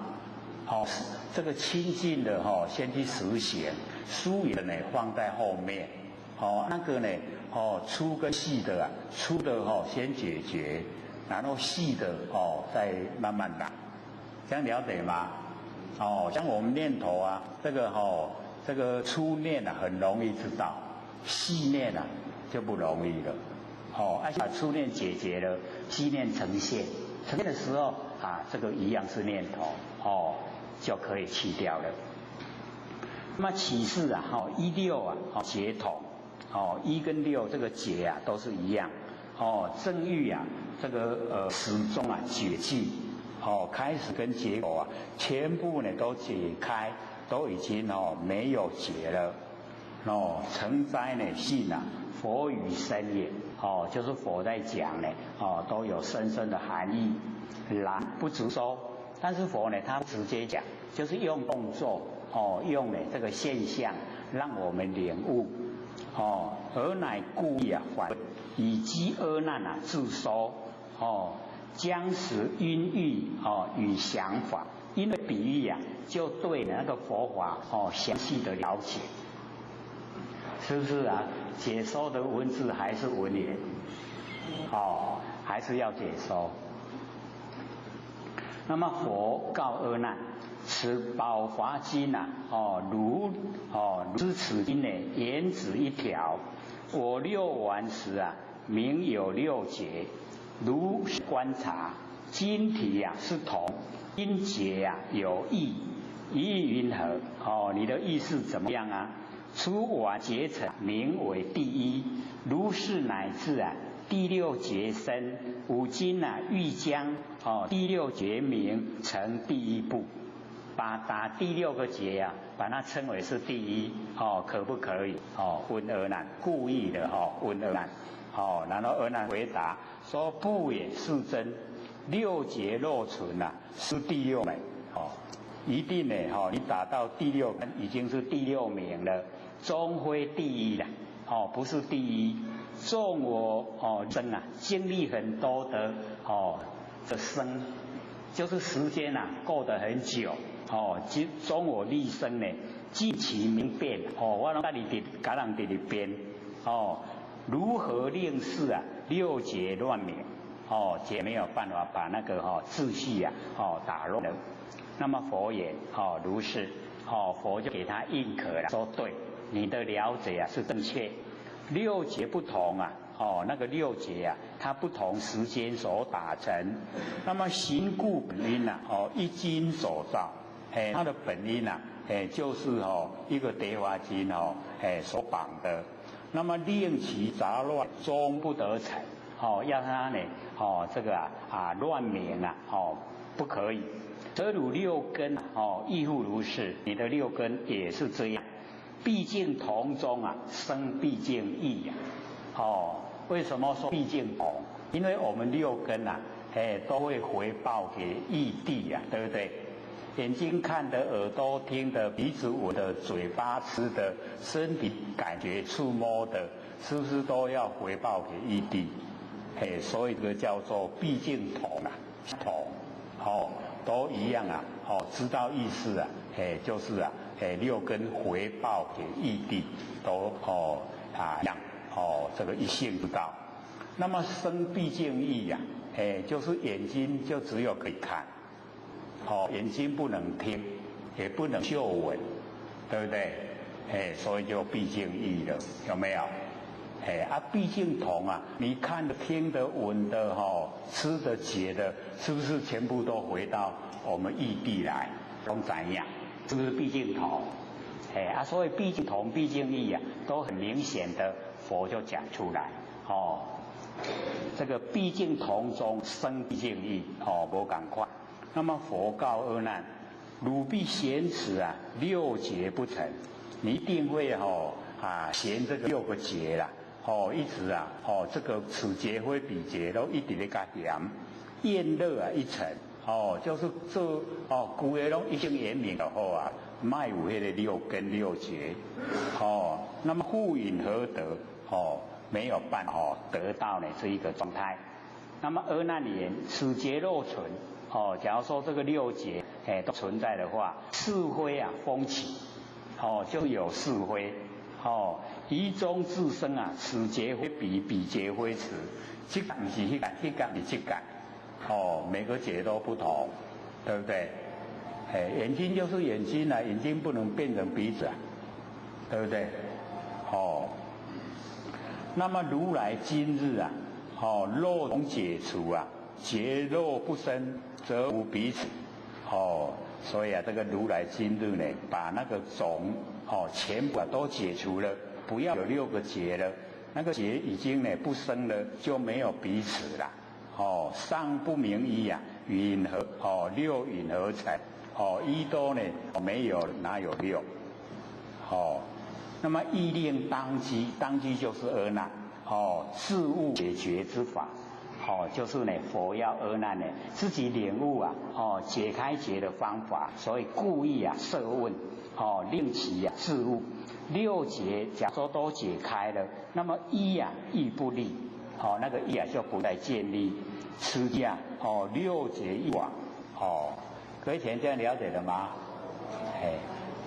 有没有比这个我们这个是一本啊大本的，两本都是大本的有没有比这一本啊详细？有比较容易了解了跟那个或者想象的都白话用讲的就好了，都完全不一样这样呢就有一个有通啊看，纵然忘了再拿来看，就记得了它也可以再听MP3 CD 那么佛言佛就说六劫一往啊，亦复如是六劫一往也是这个样子，犹如无始啊，心性狂乱，这个就是我们无始来啊，一念无明生三系呀，那个呢就是第一个打第一个劫无始。不知道什么时候开始，非常久了久远之前。那么知见忘花，本来呢我们是佛知佛见，可是我们一有身体以后啊，就有能知能见，所知所见，这个叫知见忘花，这样的意思吗？我假如说万年放下一念不生啊，那个知见就不忘花了所以我们修那个法门很殊胜的很快就回到了佛性本体那么花旺啊不喜，我们呢花旺就是根尘相对产生六事啊，那个叫花旺，它不熄灭了，一直啊绵延不绝，一直啊延续下来。劳见啊花尘，我们这个劳目睛啊，就是使眼睛啊疲劳，然后看到啊空中有花，叫劳目睛。这个劳见啊花尘，然后说显花成像，完成的景象，都是我们那个劳目，就是啊灯木花劳，然后才有成像。成像本来都没有了，所以啊佛菩萨清明眼啊就看到清明空。那我们众生呢，一眼啊见空花，这样了解意思吗？一眼啊，就是咱把只有眼啊，要看到空中有花，就是因为我们眼睛有病啊，看到妄象，妄象都实实在在啊，那会讲做把只有病。各位亲戚，这个从真理的角度来讲，因为幻象它都不存在了，它是虚象、幻象、假象，不是实相。实相是我们不生不灭的佛性本体。所以那个在清明眼佛菩萨的眼中啊，它都是空，可是在我们看啊，都是有，对不对？所以我们叫做有邪。哪一个呢？我们可以到达无邪？不用了，那个无邪不用到佛，就把那个见后跟思后了掉，就可以进入无邪。无法可学，那时候就会了解说，清明眼啊，所看就是清明空，就是没有妄象。所以各要先有一个概念，完成的所有妄象都是假的，不真，不要住相。我们都很容易住相啊，对不对？要先知道它是假的，变化无常，一直在变化。各位就可以实验，我们住的相它已经改变了，可是我们还住在旧的相里面，为那个旧的相在烦恼，有没有？只要你稍微仔细观察，就会呈现。相都改变了，我为什么都还住在以前的相？都会这样。所以会了解说，原来真理的角度来说，万象啊都不存在。都虚幻不实，变化无常。了解以后啊，我们不住相，不住相，不烦恼，没有烦恼了，烦恼都从住相来啊。然后我们住相的有喜欢讨厌，我们不住相的喜欢讨厌也消失了。没有喜欢讨厌了，就没有取舍，没有取舍就不造业，不造业就不受苦。是不是解脱了？所以是是不是要自己解脱？还是要请仙罗拜托了，仙罗把我解脱，我很痛苦。仙罗有没有办法？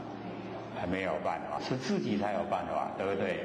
我们都不住相了，烦恼没有了，解脱了，是自己啦。所以研究真理重要，要彻底啊了解真理。如劳目睛啊，则有狂妄。我们眼睛疲劳啊，就看到了空中有花。以湛精明，那个湛明啊，是佛性本体，无因乱起。就是啊，整个呢，都是啊真空。哇，今嘛都变无法，无因乱起呀。一切世间啊，山河大地啊，生死涅槃，皆以狂恼。所以我们了解说这个世间呐，世啊就是过去、现在、未来，间呢就是东西南北、东南西南北、西北上下，世间。一切世间所有山河大地啊，以及生死涅槃，都是假的，都是狂恼啦。那个我们很疯狂的心呐，心呢不守住性的，颠倒花相，颠倒的花。那个经典里面的花就是花了，所以颠倒花相。那么底下这个小的解说犹如无始啊，心性狂，心啊即清净的本心，性呢即妙真如性。那么狂就是指无明，我们那个狂，劳见发狂那个都是无明，一念呢妄动，一念无明生三系，一念妄动，乱指三系，就是业相转向的现象，那么扰乱于真净的心中，此第一结成。我们打第一个结就是这样来的。那么知见妄花者即年妄所花之知见，就是我们真心来年妄，真的不要了，要妄的年妄，然后所花的知见，就是我们落入形象有身体以后，有身体以后我们就有能知，就有所知，有能见就有所见，这个都叫妄见。那我们凡人都认为真可是在真理上呢，这一些都是妄，不真，因为它会变化。那么始于这个境界为言长六出的第一个叫做志向，各位都还记得吗？是有一点模糊的一念无明生三系，业相转向现象，境界为言长六出。就是志向、相继相、直取相、记名字相、取业相、乐系苦相，6个6出有没有印象？我们都一直在讲所以都这个反复一直在讲，要我们熟悉。那么这个始于志向就是境界为言长六出的第一个相，见这个境界相不了心现。我们看到这个境界所有的形象，不知道呢是我们的心真心所呈现，所以不了我们的心所呈现。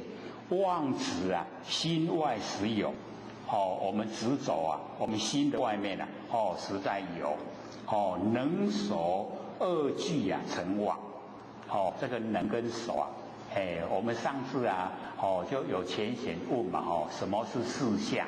就是这2个字能守，能守就是四相，我相、人相、众生相、寿者相，那或许比喻说，从文字不容易了解，可是用笔就很快，说我能看，能看就是我相，它一定有所看，所看就是人相，那所看差别重生。我们不是只有看一个景象，看很多景象，那个叫众生相。那我们连续不断的看，叫寿者相。所以只要落入能守，都是四相。你有够较了解不？就会比较了解，说原来我们要挥三心，少四相，就是这个意思。过去心、现在心、未来心都不要有，就不会被三世摄受。没有三心了，没有三心就没有四相，不分别了，不分别心，四相都是分别心能守都是分别心，所以我们要进入一个没有分别、一个绝对的那个佛性本体，所以我们呢，只要肯继续努力我们进入这个第2阶段的第1堂课，对不对？这个3年已经完整的过去了，现在进入第2个3年，这个第1堂课，所以一定呢，我们要有所成就了，跟3年前有没有一样？我一定会说绝对不一样对不对？虽然当时是很苦听不懂又一做，苦不苦不好说。或者想象这个一节听不懂要做2个小时那个定力各位浅显，定力实在够够不够？真的够这个我们可以试验你这个全部都听不懂，你可以做2个小时很难得嘞。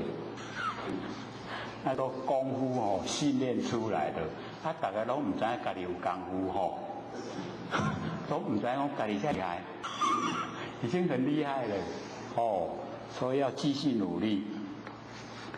能所二句啊成妄，全部呢都是妄，因为它分别心，哦，念念相续不断，故曰啊花妄不喜，都是假的，它皮昧，所以啊相续相，就是境界为言长六出的第二个相续相，哦，那么此两个啊实以法执啊，就是实以法执，那么第二、第三两个结啊，哦已经达成了。那么劳见呢，花成者啊，劳虑转身，这个实以直取相，境界为也的第三个直取相，然后第四个记名字相，那么这两个呢是我执，所以上面呢实以法执，这个实以我执，那么望见我即我所，那个我啊就是身心呐，我所的是我的环境呐。所以我们要了解，没有我也没有我所，可是我们现在都很坚定，我所，我说我有财产，我有房子有车子，那个叫我所了。有我，因为有我的身心啊，才享用我所，这样了解吗？不然文字归文字啦，我即我所，伊得咧我跟我所咧，跟我无关系。可是要知道啊，关系很密切。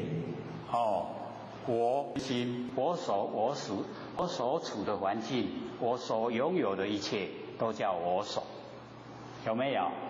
亲切拢干这会了。现在要把我以及我所全部去掉。各位浅显不容易明明身心都在啊，明明我生活环境过得很好啊，怎么会没有我没有我所？所以我们要先了解到，这个是短暂的现象，短暂的现象。我们纵然可以活到200岁了，那只有200年而已啊。那我们佛性是啊，亿万年，千千万万亿万年长存的。那这么长的1万年来跟这个200年比较，各位想一想怎么样？是不是很短暂？这个现象很短暂啊，所以不要住相是假的，不要住相。各位还住不住相啊？不敢回答多多少少都有，慢要轻的好了不要自的跟人家吵。争论的时候啊，那个都坚固的那个相住那么发现呢尘恼啊有世间相此即啊身心世界，所以啊后3个劫后边咱拍6个干，这后边3个6劫啊如处这个如此历历啊可辨，可以分辨。次第相等，一个一个下来。如劳木经呢，则见狂法。我们眼睛疲劳，看到空有花。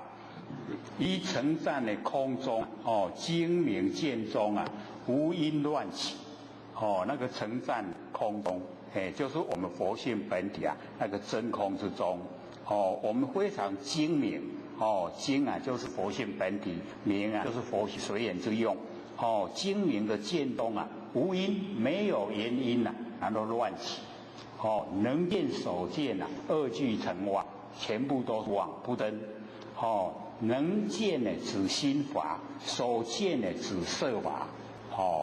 所以啊，各位，我们之前不是有讲嘛，那个啊，这个相中啊，把凡尘所有这法都归纳5位，然后百华，有没有？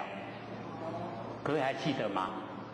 不记得？5位啊，色华、心华、心所华、不相应法跟无为法，对不对？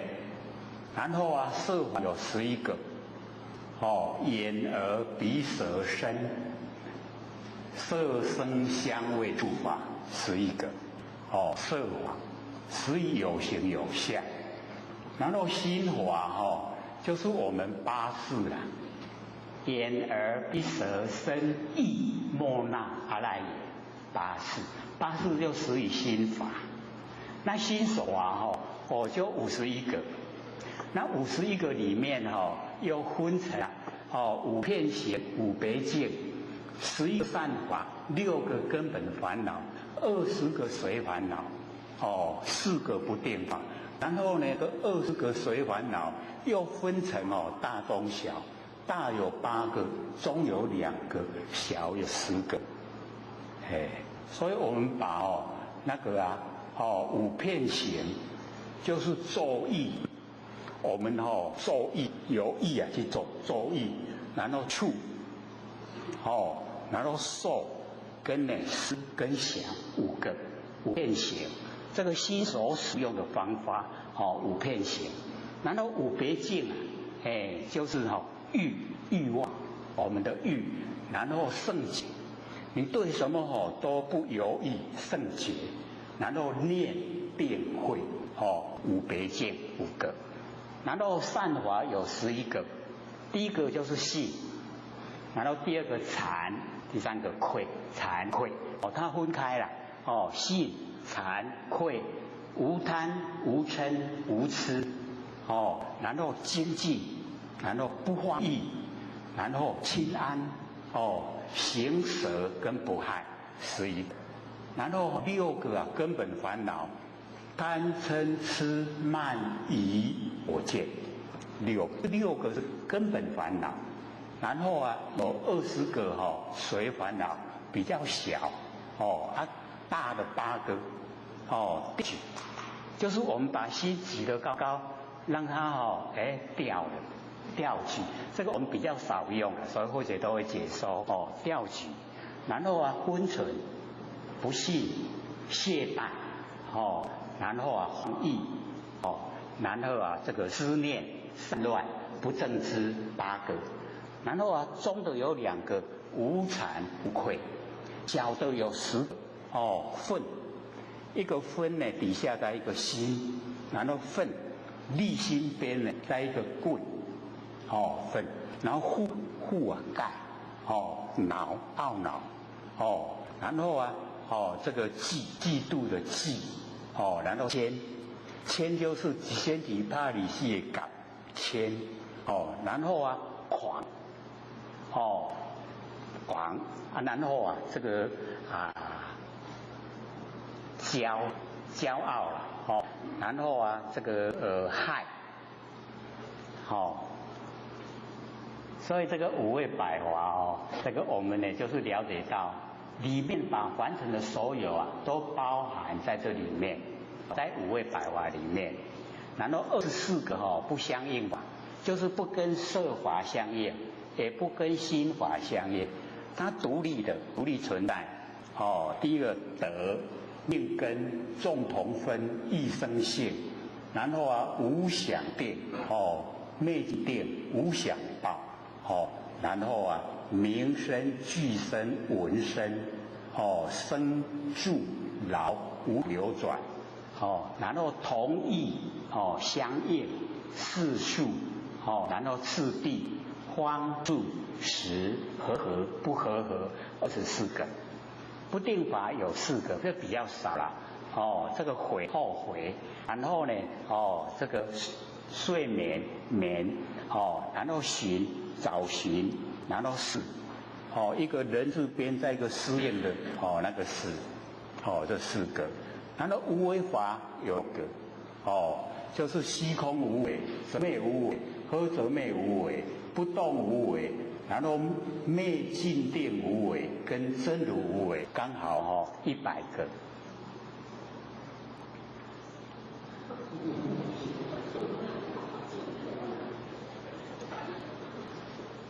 5位百华，我们之前不是有画一张吗？有没有？有没有人去把它这个背下来？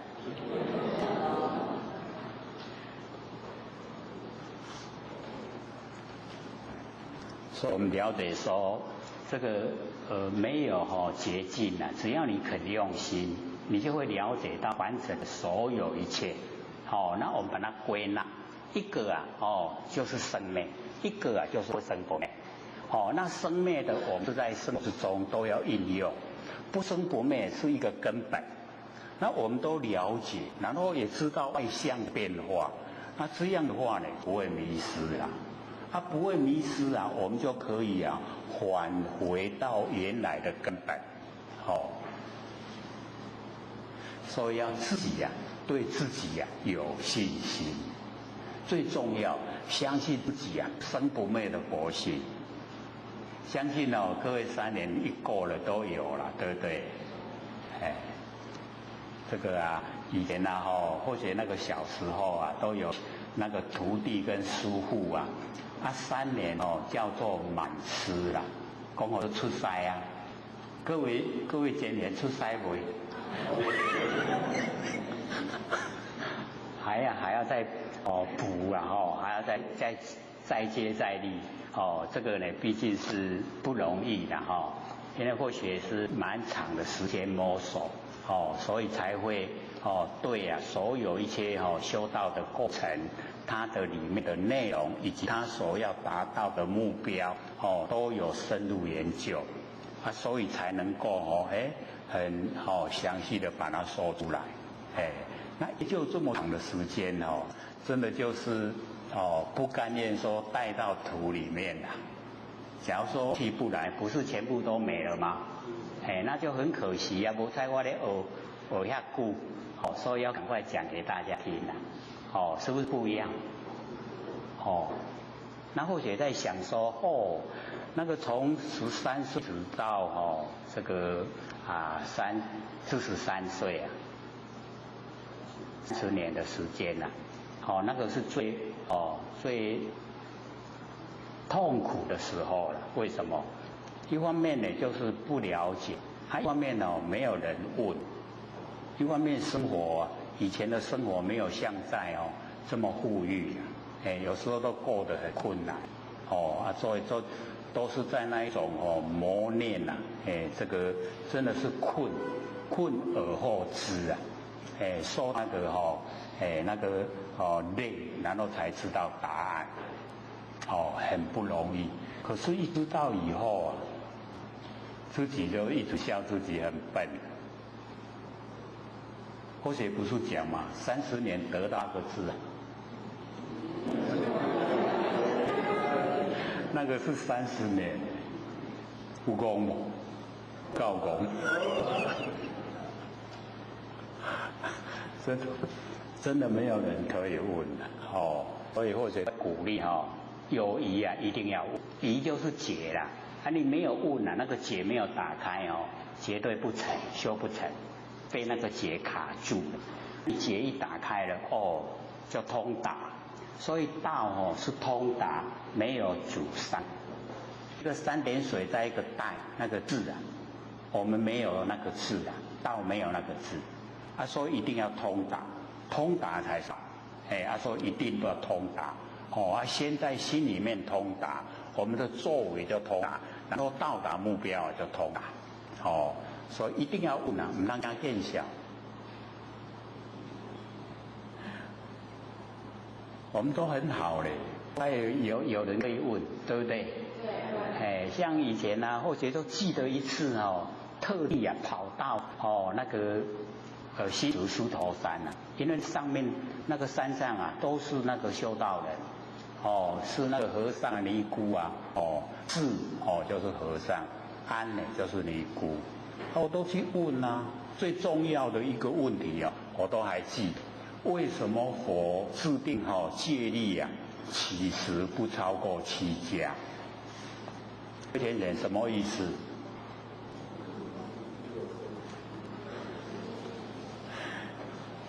就是其实就是其就是求那我们7家就是7口，眼睛耳朵鼻子嘴巴7口要请他回来是不是回光返照？那我们很多浅显就会讲师这么咧祈求，甲命令就好被先生，命令啊，他会不会听话？哦，遐乖就好啊。哦，一定要祈求啦。眼睛啊，你不要看，你回来。这个时候啊，或者在想，你看到你正喜欢的你说眼睛啊，你不要看，你回来。真的是，那个斩料啊，斩断，那好像简单呢，对不对？所以你培养的认识真理那个就简单了。你不认识真理你会被相迷惑，相一迷惑你心一定外放，没有办法收回来。所以我们就是一方面学习，一方面实际去做，去实验，看看我们的心到底有多强，那个是昧的心有多强，不生不灭的心它沉淀的有多深，然后我们慢慢发现知道了，知道就会改变啦。那个不生不灭会慢慢呈现，然后生它的力道会减弱。这样越修就越得心应手，一如意了。这个别人没办法帮忙而且不会说明天早上睡起来全部记住了，不可能没样就是没样，没做就是没做。你做了会就是会，不会用去的。所以我们这个了解说。在凡尘一切都是假不真，真的就只有佛性本体。佛性本体我们那里切切实实就是感受到它存在，有没有？一定要信。所以你看那个儒家讲仁义礼智信，信机中，统事端，兼万善，有没有？信就是相信，不是相信外面相信里面。相信自己不生不灭的佛性本体，所以一定你要相信信。你有这个信了以后发挥出来的力道就强，就很强。你信不够的话，干嘛呢？力道都没一样，不见了。所以一定要相信自己不生不灭佛性本体，所以集中我们的这个易经里面有那个没在其中，那个中就是信，就是我们佛性本体。仁义礼智，仁都是东，施以清，五脏六腑施以肝，然后机呢施以火，施以白，施以义。然后南施以佛，红色的佛，然后北施以黑，施以水，然后信，就在中集中，这个统事端的义礼智，皆万善，所以信为道源，功德。我们都一直讲道源，道的根源是信。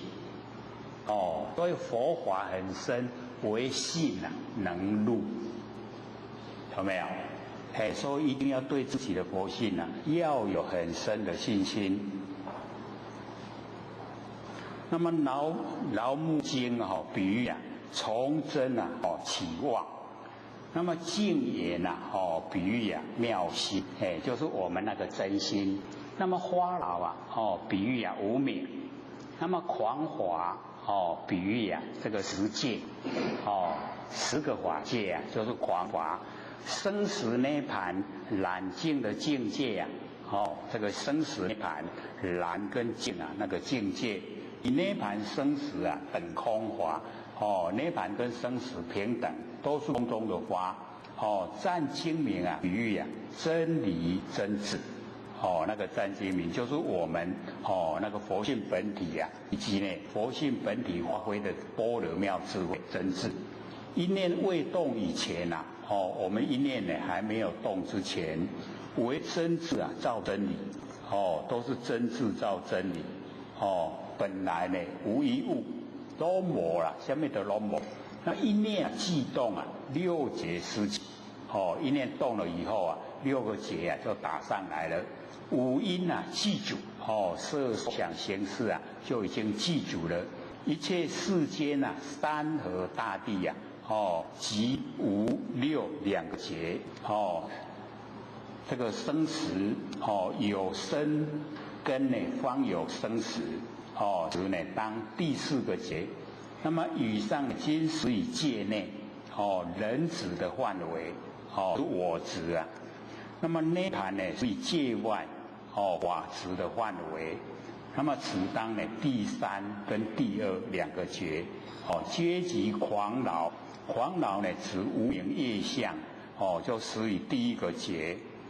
此呢世出世间，出世间呢以及我们世间，皆是啊从真起妄，一念呢颠倒啊所起之法相，就是我们一念颠倒所起来的花。6节生起啊，乃从1至6，那么指约解词啊，乃从6至1，就是要反过来。那么阿难呢，他又问。那么此劳同觉啊，因何解除？这呢6个结要怎么解开？那么此劳啊，就指狂劳，颠倒手指法相，就是呢那个劳。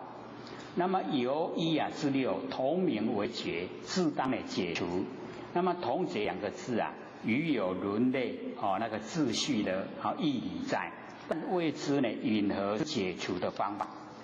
这个阿难问释迦牟尼佛，那么如来以手将所结经啊，偏牵啊，其走，问阿难言：如是结不？阿难就看啊，袂使，那边哪有法度好，拢伫手诶无法度，拢不也是真。那佛呢，悬护一手，这个偏牵右边即嘛，倒边无法度透。摕过来正平，又问阿难：如是结不？一直看，安尼嘛无法度，讲不也是真。那佛告阿难：五经以手啊，左右各牵，尽不能也。拢袂当透开。如色方便，你即马想看卖？你设计了方便，云何解成？要安那个透会开？阿难白佛：世尊，当以决心，伫迄个觉的迄个中心结集分散，迄觉透开啊！佛告阿难：如是如是，对啊，甲应可啦。讲你安尼就对，你安尼想就对。若欲解除呢，当以决心。那么左右啊，比喻啊，空跟有两边，不能啊解决。你着有也不能，着空也不能。那么佛引，佛呢就是啊，要引我们进入啊，悟中道。才能够解开，决心啊，就虽啊比喻中道，难非呢兼比啊空有合成的中道，亦非离比啊空有别立中道，乃是呢物质根性，体自在而无序。我们的体呀，佛性本体自在，没有虚无，无八解。本不实于有，不迷为有而已。更不劳以啊观空破有，所以不实于空。把此根性啊，用呢片现而互融，互相呢能够圆融。本是不是空，不回为空而已。那么既不执有，亦不观空，双超啊空有之中，那个就是决心。阿难，我说佛法从因缘生啊。非起世间和的出相，如来发明啊，是知是法，知其本因，随所言之啊，从根解决啊，直至成佛之法。那么此意呢，从因缘而生，唯是此种因缘啊，是微细不循着外境，但呢反照内心。举以啊缘暂不生灭性为因，次第啊解决修正为缘，护本心源，恢复到本来的心源，究竟啊清净，挥取世间呢四大和合，所有风土，发明之变化相。这出因缘不是那样。如来发明之下显佛语可信。佛讲的话呢可以相信。世间呢六凡就是六道轮回的众生，那个染法。出世间呢，四圣净法，就是佛、菩萨、必佛跟阿罗汉，四圣，皆不出因缘，全部也都是因缘。那么世间法以业世中呢，既有种子为因，世数呢都是故啦世累世所造的善恶业这个行为为缘。出世法呢，以自性本具无漏种为因。今生所修为缘，如来一一知其本有之因，各随所欲之缘，出生呢染净十界之法，这个染法，就是呢六道轮回，然后四圣就是呢那个我们这讲的合起来十界之法，此即随心一量寻猎发现。而已。六凡即六道，四圣呢就是声闻、缘觉、菩萨跟如是乃至佛又讲恒沙界位一滴之雨，一枝头树落雨落几点雨，有拢知影啦。谢谢，咱若落一解雨，你落几点？那佛知道那个一之语都知道它数目。那么现前显现在眼前种种那个松为什么会直的那个锯为什么会曲然后湖为什么会白，乌为什么会玄，玄就是黑啦皆了缘由，都知道他们的原因。如是乃至情与无情，情就是真，无情呢就是植物那一些呢没有情事，微细的别相，及恒沙界外甚远之处，天上手下一滴一滴之雨，一枝呢四目，都知道它多少现前种种的植物松何以煮那个荠何以取荆棘为什么那弯弯块几山的该语就是几两个，然后包含所有的植物以及动物那个湖何以生来是白那乌何以生来是黑？各位先生，乌生来就乌的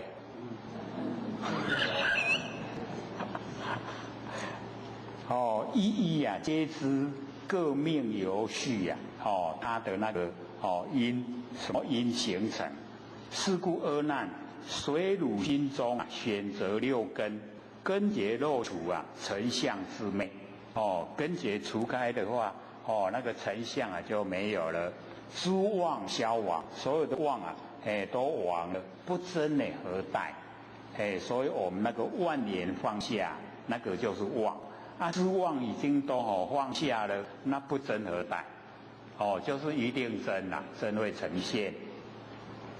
佛智严照法界，无法不知所有的法都知道，则所说呢解决之法，绝不差谬所许起正之事绝不转误绝对不会有错误的地方。粗心下手心无恶用，力呢当专一，故须选择圆通之根，圆根依之解决，六根漏除成相鲜媚，希望意志消亡，妄尽真诚，唯一结待，没有对待的那个真心就呈现。何难五经问汝，指解波罗经六劫现前，同时解营，得同处不同时要把它打开，可以同时吗？何难回答说不为是真，世劫本已次第完生，今入呢当须次第而解。打的时候一个一个打，现在要解开呢也一样要一个一个解开六劫同体，劫不同时，则解劫呢时啊，因何同处？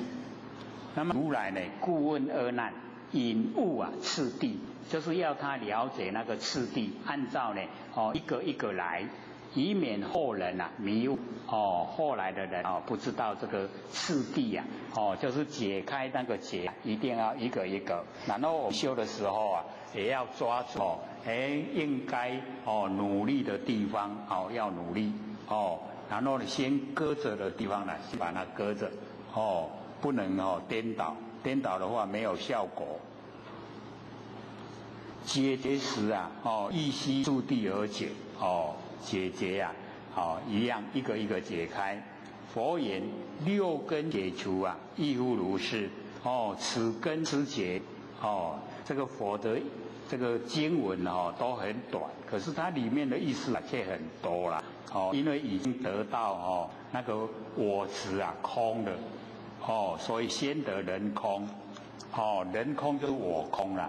那我们就是了解到我们在生活之中我执都很厉害，我执那我执又有分别我执，又有这个寄生我执，有分别有寄生。那分别容易去掉，寄生的与生俱来就不容易。那同时都要去掉不管分别不管寄生呢，都要同时都要去掉。所以此根吃解了以后先得到呢我空，空性圆明这个空性圆明了以后那个法法执才去掉了。那法执也一样，有分别法执跟有寄生法执所以我们修道就是要去掉这两个我执跟法执。我执没有，法执没有，就容易成就。所以成法解脱就已经呢全部这个都已经呢佛法能够解脱，解脱法语具空不生那个空不空全部都不生了。那么此正显这个显示根觉具觉那个根呢跟觉全部都解开。当下呢即是自性真定，我们自己的那个自性真定。此定呢即大佛顶，首楞严网，如幻呢三摩体坛子超无学。那么君阿难呢于欲已经知就是在比喻方面已经知道。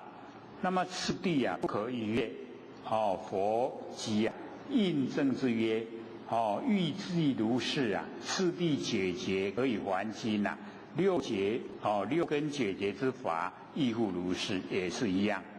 那么此根之解先得人空经文只有8个，可是里面它含义就蛮多了此按呢逆流解决的次第，以此根中呢先解开3个结，尘就亡，根呢就尽所以根结已经开，一根解除，其余5根3结都全部解除。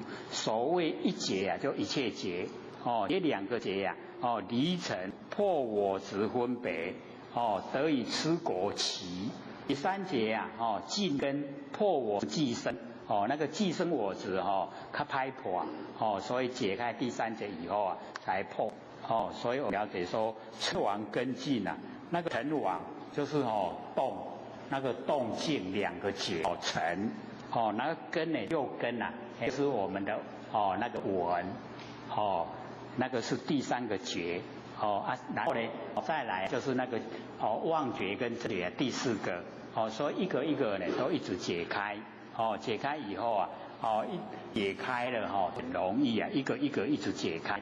所以破这个寄生我执就以4果已经呢起，4果就是阿罗汉吃果须陀洹2果呢斯陀含，3果阿那含，4果呢就是阿罗汉所以已经跟阿罗汉相等齐，得证呢我空之理人空呢就是我空，三空之中此空积浅，故曰先得人空，即解劳见发尘那个劳见发尘都已经解开了根尘3个结而出分段生死。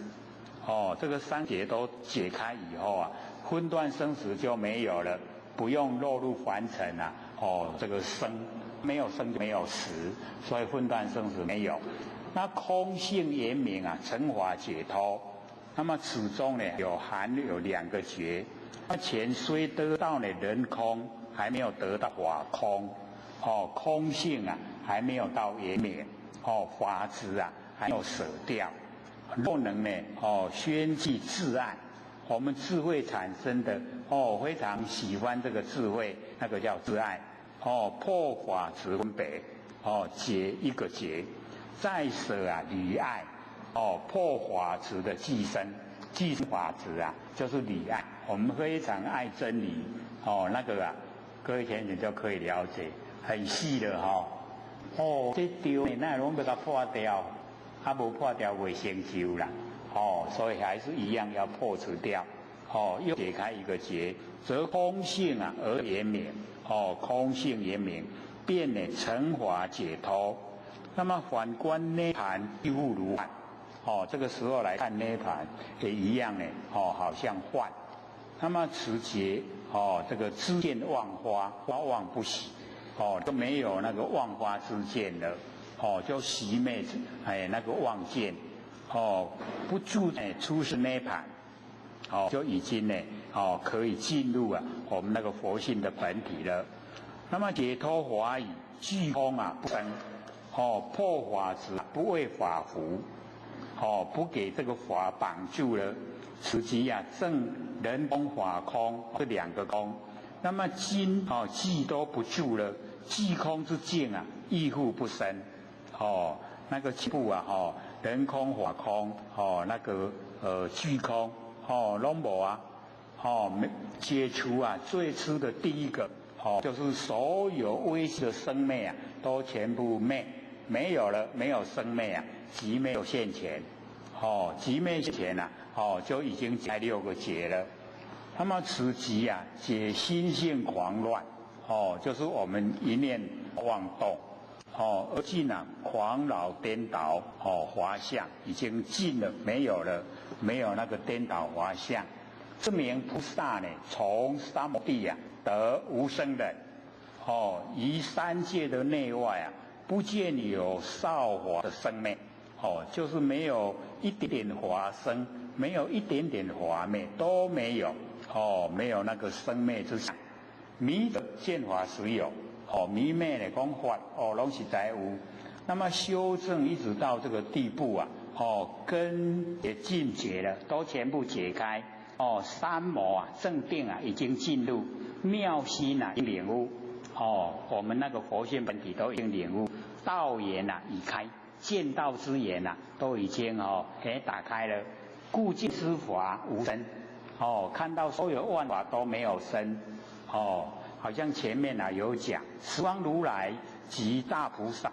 以其自己住的三摩地中，见啊以见言，并所想象，如虚空法本无所有，本来都没有的，不止生死染华犹如空华，即涅盘净华亦复如是，也是一样空中的花。那么空华比喻啊无生之意，都是没有生。那么如此之理呀。人可印定于心，就是啊无生法忍，那个人啊，就是人可印定于心，就安住不动，已经安住不动啊，在不生不灭的佛性本体，名而生忍，就是无生法忍。那么阿难呢，及诸大众啊，摩开示，慧觉圆通，得无疑惑。这慧觉啊，就是呢照根性的妙智，那个般若妙智，圆通就是正法忍啊，妙理，那个法忍，已经安在妙法里面的妙理里面，所以为修亲正啊，今已决定明了，得无疑惑，也没有疑惑了。一时合掌顶礼佛祖而白佛言：我等今日啊，身心皎然，快得无。皎然即心目开明，前佛说呢破妄显真，那个时候啊，阿难细数领悟啊，说身心荡然，然后呢讲第二个无生无爱周的时候啊，那细数领悟啊，就是心意心安。那么经教呢，从根呢解决就讲身心皎然，快得无碍。快呢就是畅快，就是没有障碍，明白通达，所以得到无碍。那么虽悟知16王意啊，1跟6已经不要用了，消失了。然犹未达呢，圆通本根。虽复2个字啊，意于此意啊，虽复悟知，然犹未能了达圆通本根。无从呢这个起修，虽然知道没有利益，自真我辈飘零，机节孤路，何心何虑啊？忆佛天伦，如师汝儿啊，呼祖母。这个我辈是阿难只有学一类，就是比较程度低的漂流生死啊，领漏之趣，就是6道里面那个趣啊，去往那个6趣啊，就是6道。那么机节孤路，过去啊，历劫之久，已经呢足久的久啊，犹如孤儿，无依啊，无靠，而意呢露宿，就是在外面啊，拢无一地通看头啊，未堕恶趣啊，以时可性啊，不落入3恶道啊，已经很万幸了。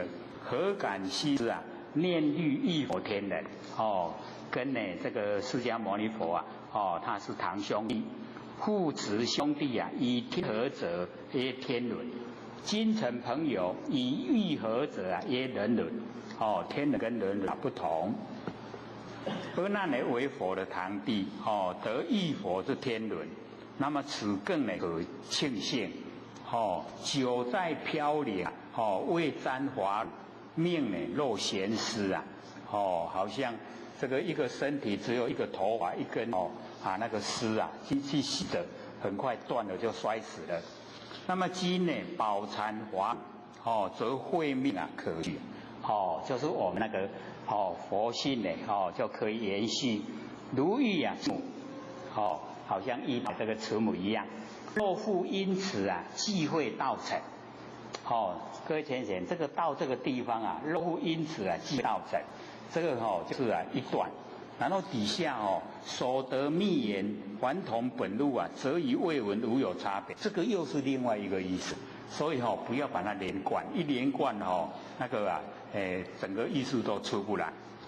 前2句啊跟后4句啊，意思全部不同。若复因此啊忌讳道成，就是讲这么啊好运啊，今嘛有法度安尼听到这好来修都成道啊，就很庆幸。可是底下呢，讲我若无做以前所得的密语，以及我领悟了很多，那么跟呢没有闻啊，没有差别，是你领悟了没有做，这样了解意思吗？它2个上面2句跟下面4句啊，意思相反。那假如说你把它连起来看意思就全部消失了，拢无去啊。那个因缘机会那个道成啊，那个意思出不来。所以一定要分2个地方看。前面的这2句啊，是说果能依照佛的教来修习啊，那么道果就可以完成。不负所遇啦，所遇到这么幸运这个很感到很庆幸。那后面呢，这个所得密言呢，这个讲密言就是佛不常开言之法，密言秘密，若还同往昔不加行证，则与未闻无有差别。这样了解意思吗？是不是很差别大？一定就是要知道了。所以或者说还是看这个详细说的好，比较不会说那个意思不容易出来。那么唯垂大悲会有密言，成就如来呢，最后开始做事语语啊，五体投地退藏密机呀，求民寿，所以这一边呢，又是这个阿难呢，希望佛呢，不用明讲的，用呢这个暗中告诉他，唯愿如来垂大悲心，会施我等啊密严净之法，就是那个修持的最高法门。如来不肯明言，是秘密，了义修正非着相之修，故严净。所以严净就是不着相之修。那么佛前面要阿难心中呢详细来显责。那么阿难呢无会就详细显责。这是阿难慈悲啦他故意示现，讲我不地为通算，唔知要用到哪一个根来修是要这个佛来这个明确的告诉我们。那么求佛开示那么佛肯分明指示，则成如来最后的开示。最后者即究竟开示之前功，就是已经拢知影啦，剩一点点成最后一个关卡希望佛能够呢把那个最后的关卡也讲出来。退归本位常诸心莫倒忘佛民寿那么所以义请就是在义里面请佛就是不要答案，希望用那个秘密的告诉他就好。义不必显说，明显的来说，而佛应其密请故不自说自己讲。然后呢虽出25证呢各说法门，他自己没有说了，然后呢就希望那已经有修的讲出他们的因地心让阿难呢了解要怎么样选择。而14真呢普告众中诸大菩萨及诸漏尽大阿罗汉这个成就都很高。汝等菩萨及阿罗汉生我法中得成无选。吾今问汝最初发心就是问那个最初发心，悟18界谁为圆通，从何方便入三摩地这个尔时即是阿难疫情之时知其但求民寿，故不显说。那么普告会中呢从佛口身，从法化身，得成无学之位这个从佛一直讲，然后去做，然后成佛了，那个叫佛口身。然后从佛法去修，然后变化了成就了那个从法化身不成无学，就已经见后思后都已经去掉了。那么佛不问个人所证不问他们证，但问最初发心最初发心发什么心以因地心为起修之根本那个因地心很重要。悟呢18界谁为圆通，而不言7大，因为25里面还兼备7大，所有风土空见识加起来才25。那么以所有这个风大空何以6尘，见呢何以根，识何以6识所以问呢这个18界25门皆在其中全部呢都已经包含了。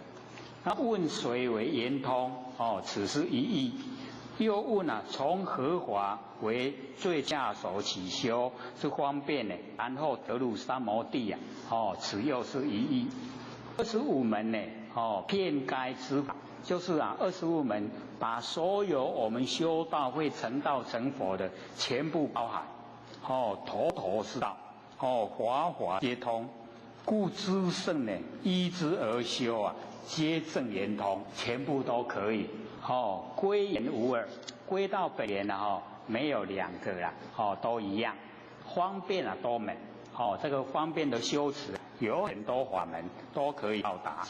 那么因地依修之法亲证实道，非空台无厌不是讲空白话，都是有实际的那个证验。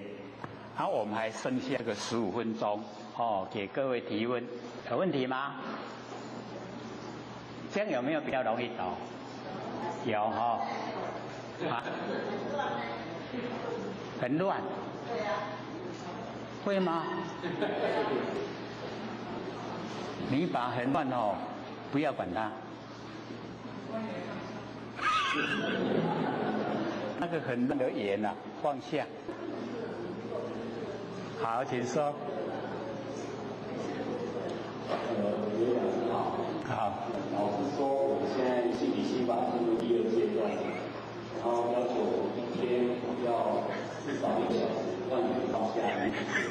可是很多浅反映说，我一天要跑出1个小时才可以，所以比如说他要去断，他或许是想知道刘讲师说，刘讲师在做放下一念一生的时候，坐着、站着、躺着，有没有比较重点的地方？就有时候坐着的要换放下轻重就会往下去，那有没有比较要领的地方？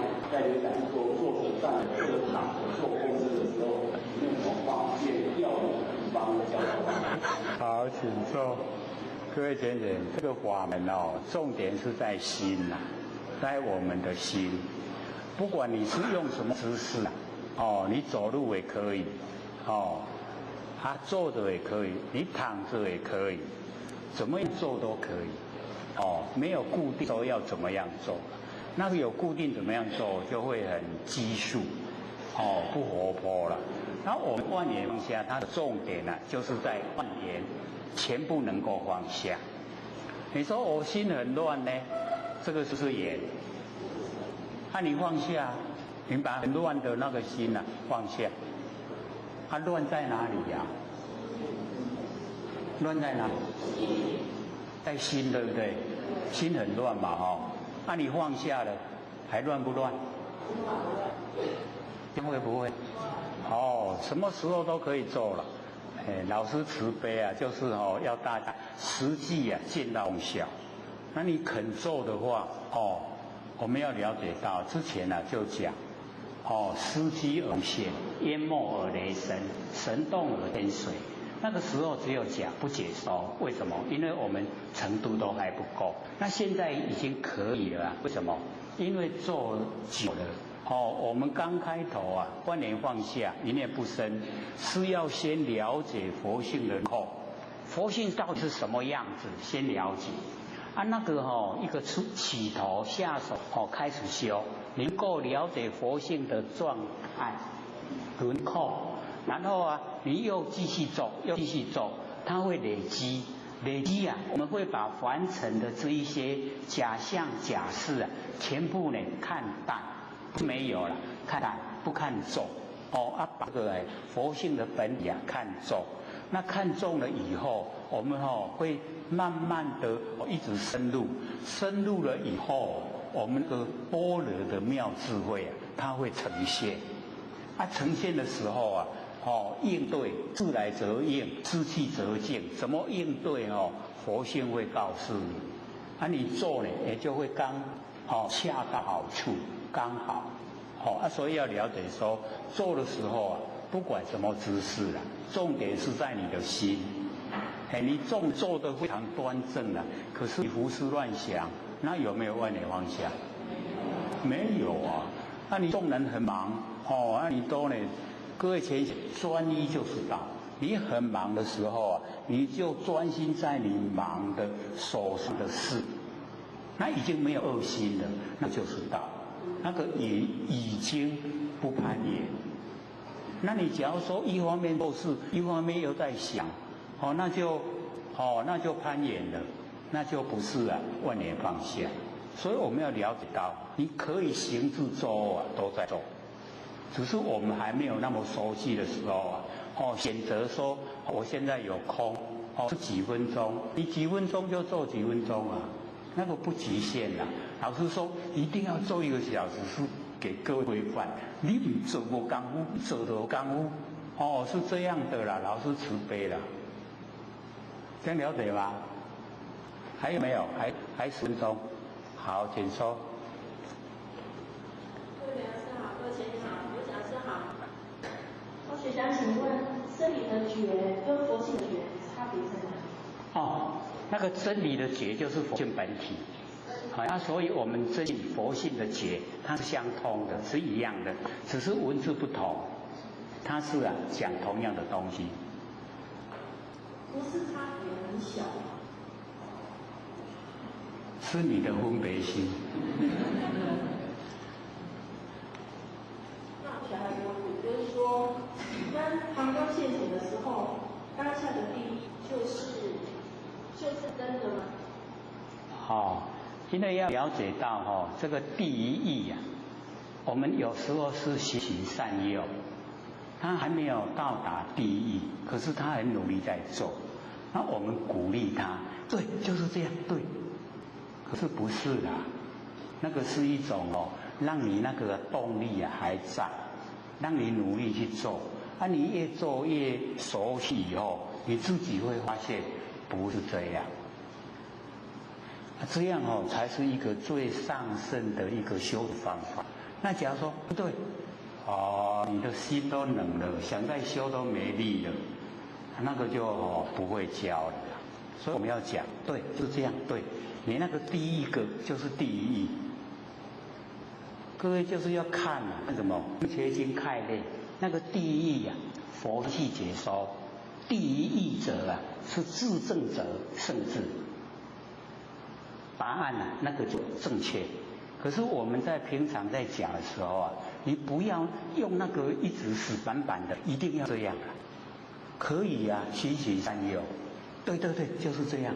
让他努力去做，做了一段时间以后熟悉了以后他不会懈怠，不会冷淡，那就好了他会得到答案还有没有？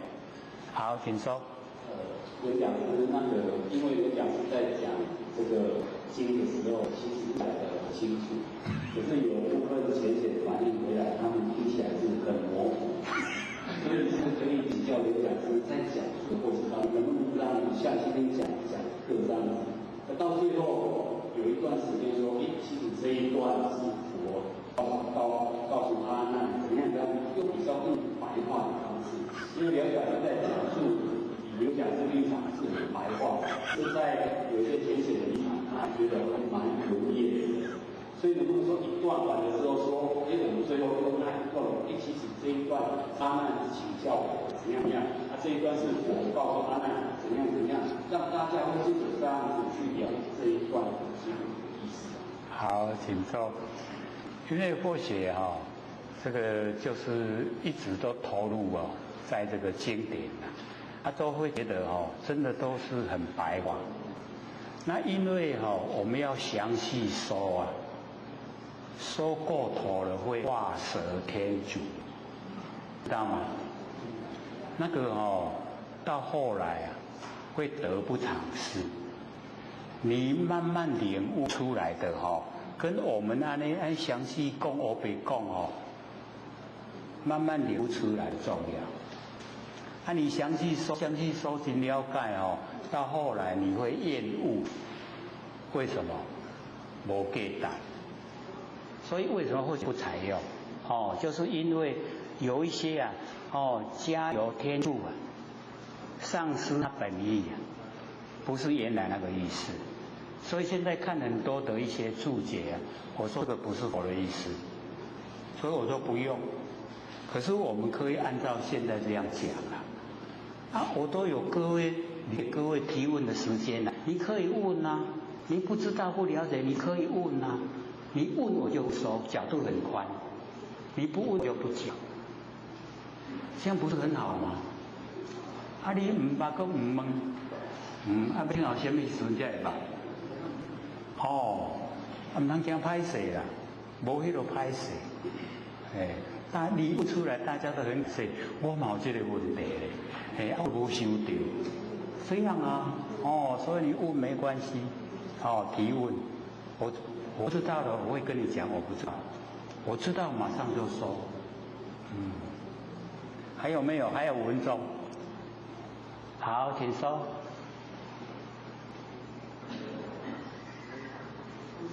好，较大声。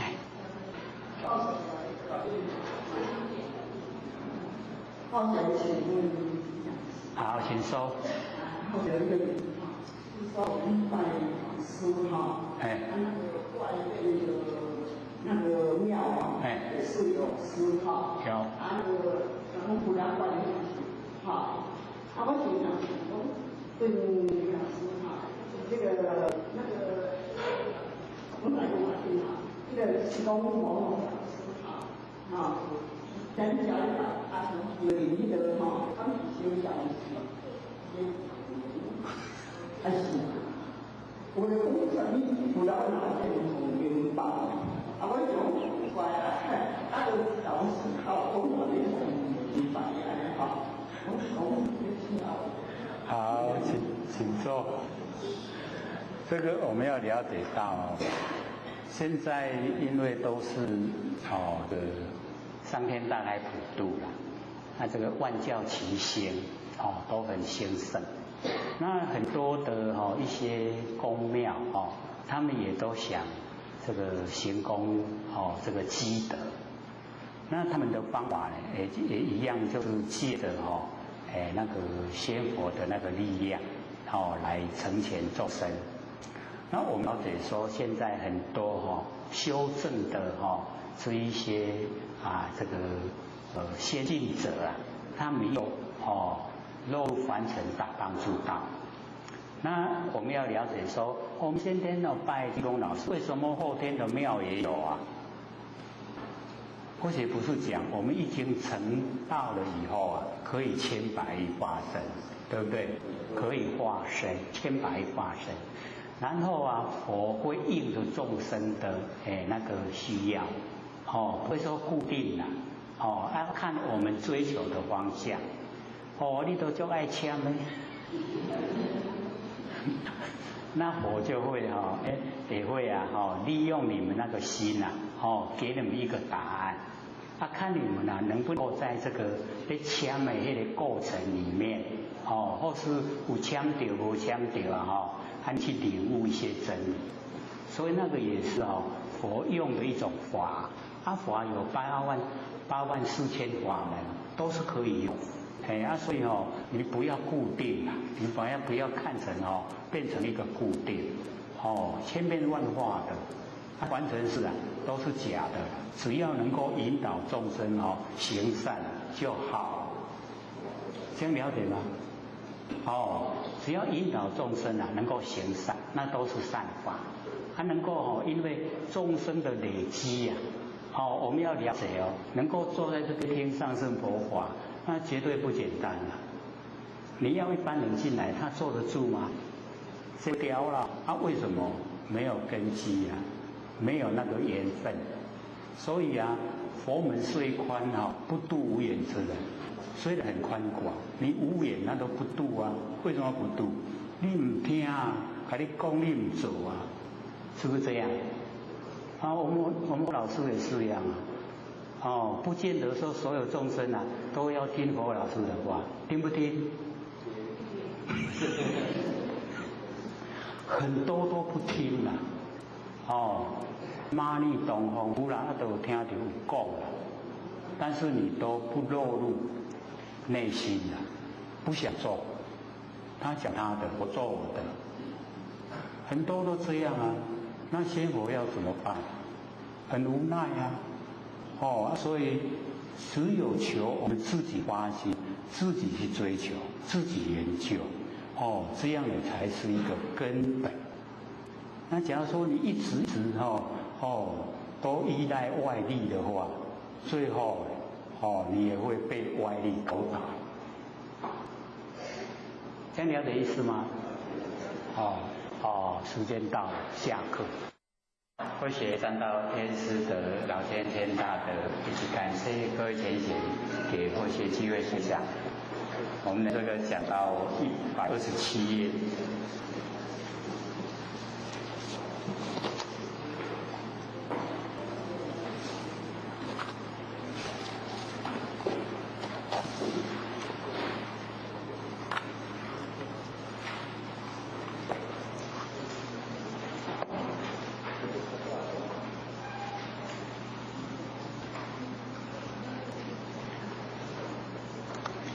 这一找到没有？有啊，这个127，这个释迦牟尼佛呢知道阿难希望佛这个嘉养这个民寿，就是暗中告诉他要怎么样修持，那佛呢就应着阿难的请求，然后就这个讲说这个诸大菩萨及知肉尽大阿罗汉，就是都程度算是都蛮高的如等这个菩萨及阿罗汉生活法中呢得成无学，古今问最初发心问那个最初的发心悟这个18界所以这个6根6尘6识3618界，然后再加呢这个7大所有风土空见识，总共有25门的修持方法这个佛呢就要他们这个最初发心怎么样来修希望他们各个说出来就应阿难的请求不是佛自己说。那么谁为圆通从何方便入三摩地悟18界了以后那么谁能够修正到圆通怎么样的法门从何方便法门进入正定三摩地就是正定。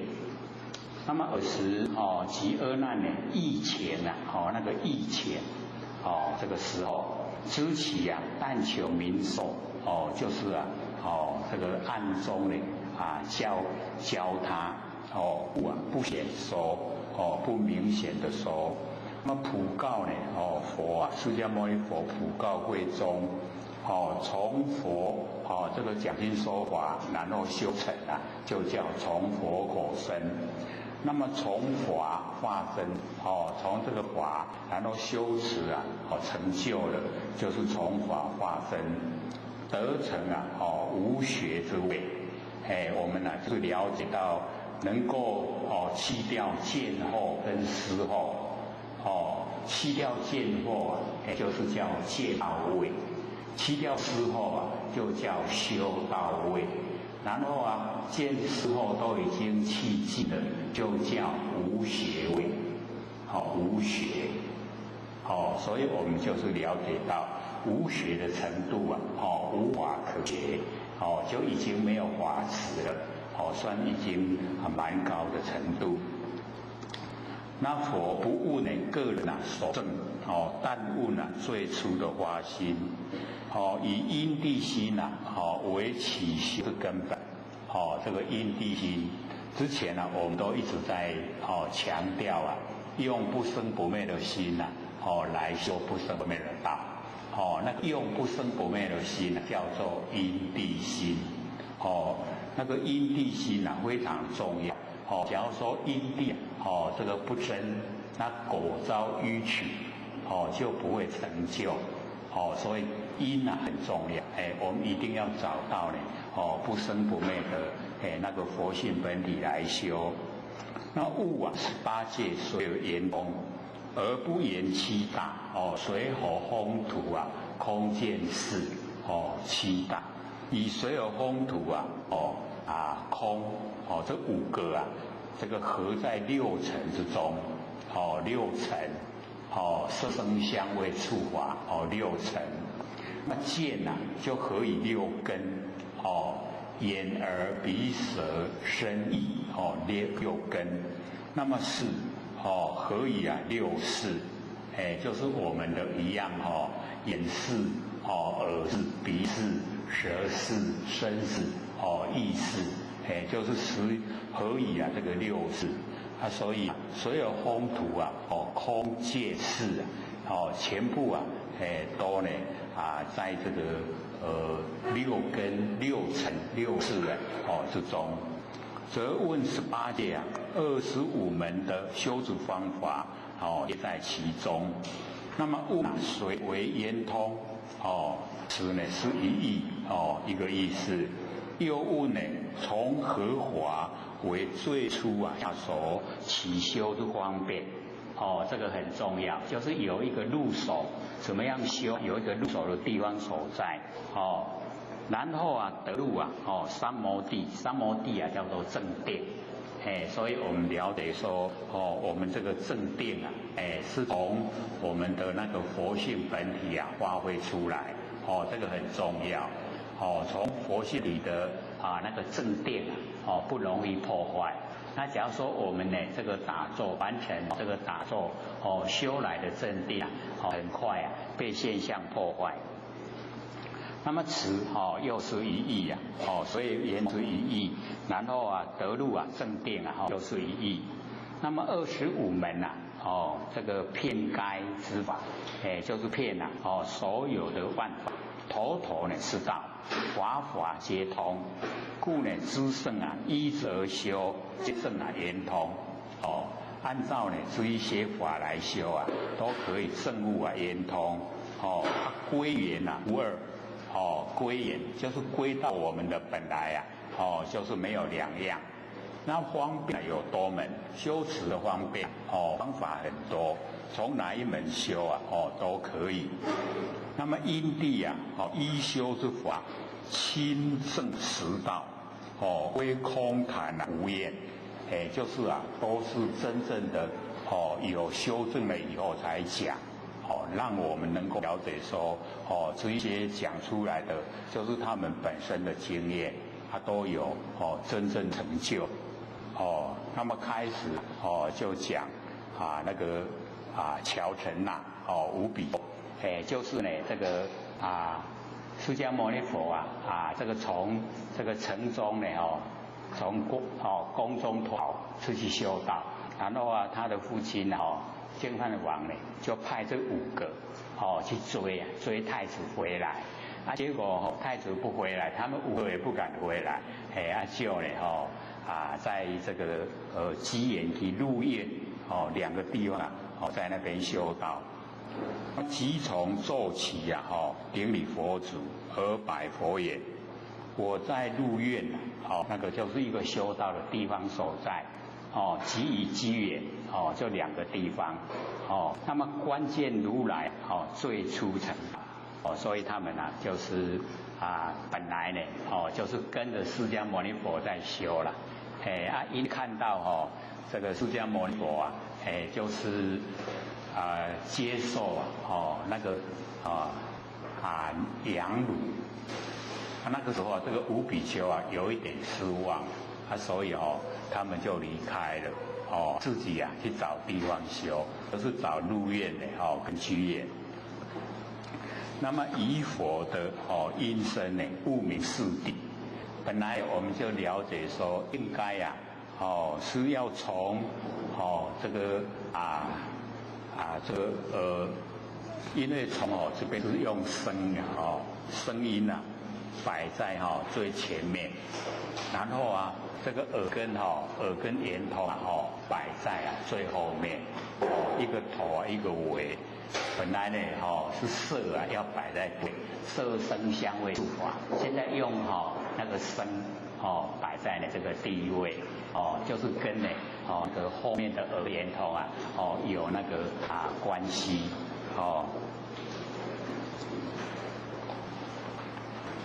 各位拿那个就是我们这个之前这个民国85年所写的所以看这个因为或许那个时候写每一句都有解说了，不像我们那一本这个后来写很多都没有，就只有讲原文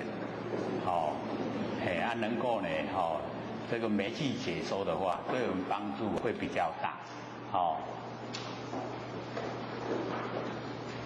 这个居延就是往昔因为有野火烧了那个树林，那么林中有这个雉鸡以它的这个羽毛来这个治水以救其本用羽毛这个治水哦，那个水都一点点而已啦，啊，这样子呢就感动啊，哦，这个山神，那个山神啊就问啊这个雉鸡啊，啊你这个羽毛治水只有一点点，怎么能够啊扑灭这个这么大的火？他说这个倒是很重要的观念呐。他说这个是我生长的地方然后啊我一定要尽我的能力啊去做。那会不会成功？会不会把这个野火扑灭啊？那个是另外一回事。我不做的话，那我疑心有亏了。所以一定要做。虽然知道说他的那个羽毛治水来扑灭大火不可能，可是他说我一定要做。这样呢才对得起我的那个良心。我住在这个地方，我都不去照顾我这个地方，那不行。所以我们就是要了解到成不成另外一回事，我们有没有心做啊，又是另外一回事。所以这个啊，这个雉鸡啊感动山神，山神就帮助啊，把野火扑灭。那么因是啊，命名才呢把这个地方叫做居延命名。那么其地啊，中陵，依此地呢来修的话，道业啊很容易啊成就。吴比丘有在此啊，有在鹿苑。那个鹿苑也是一个中陵地修很好的地方。所以啊，我们这个修道者啊，都会找那个很有灵气的地方修，那个对修道的帮助啊很大。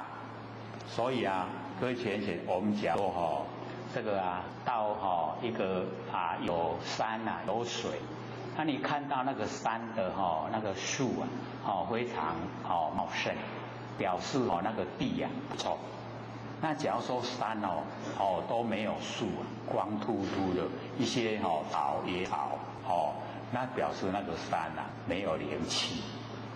那假如说又会吃柚就是白云啊，从山出白云那个啊那个地又更理想。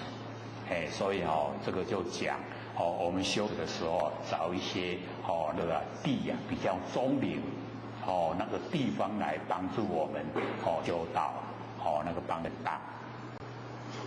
那么两个地方鹿苑啊跟居延同时呢都讲出来。而乔成那就是歌利王转世了因为歌利王在这个打猎的时候啊，带他的那一些宫女宫女都跑去听那个释迦牟尼佛前身在修道的时候然后在那边打坐宫女都去听了释迦牟尼佛的前身讲道。然后歌利王后来看到以后就很生气把那个释迦牟尼佛前身这个解假肢解，就是把它弄仙姑改分析分尸了各位都知道这个典故嘛知不知道？都知道这个释迦牟尼佛那个时候就有发愿说成佛的时候一定呢要先度他就是度这个歌利王歌利王来转就是乔成那所以我们了解说佛来就成那个喜诺以后就按照自己的愿力去做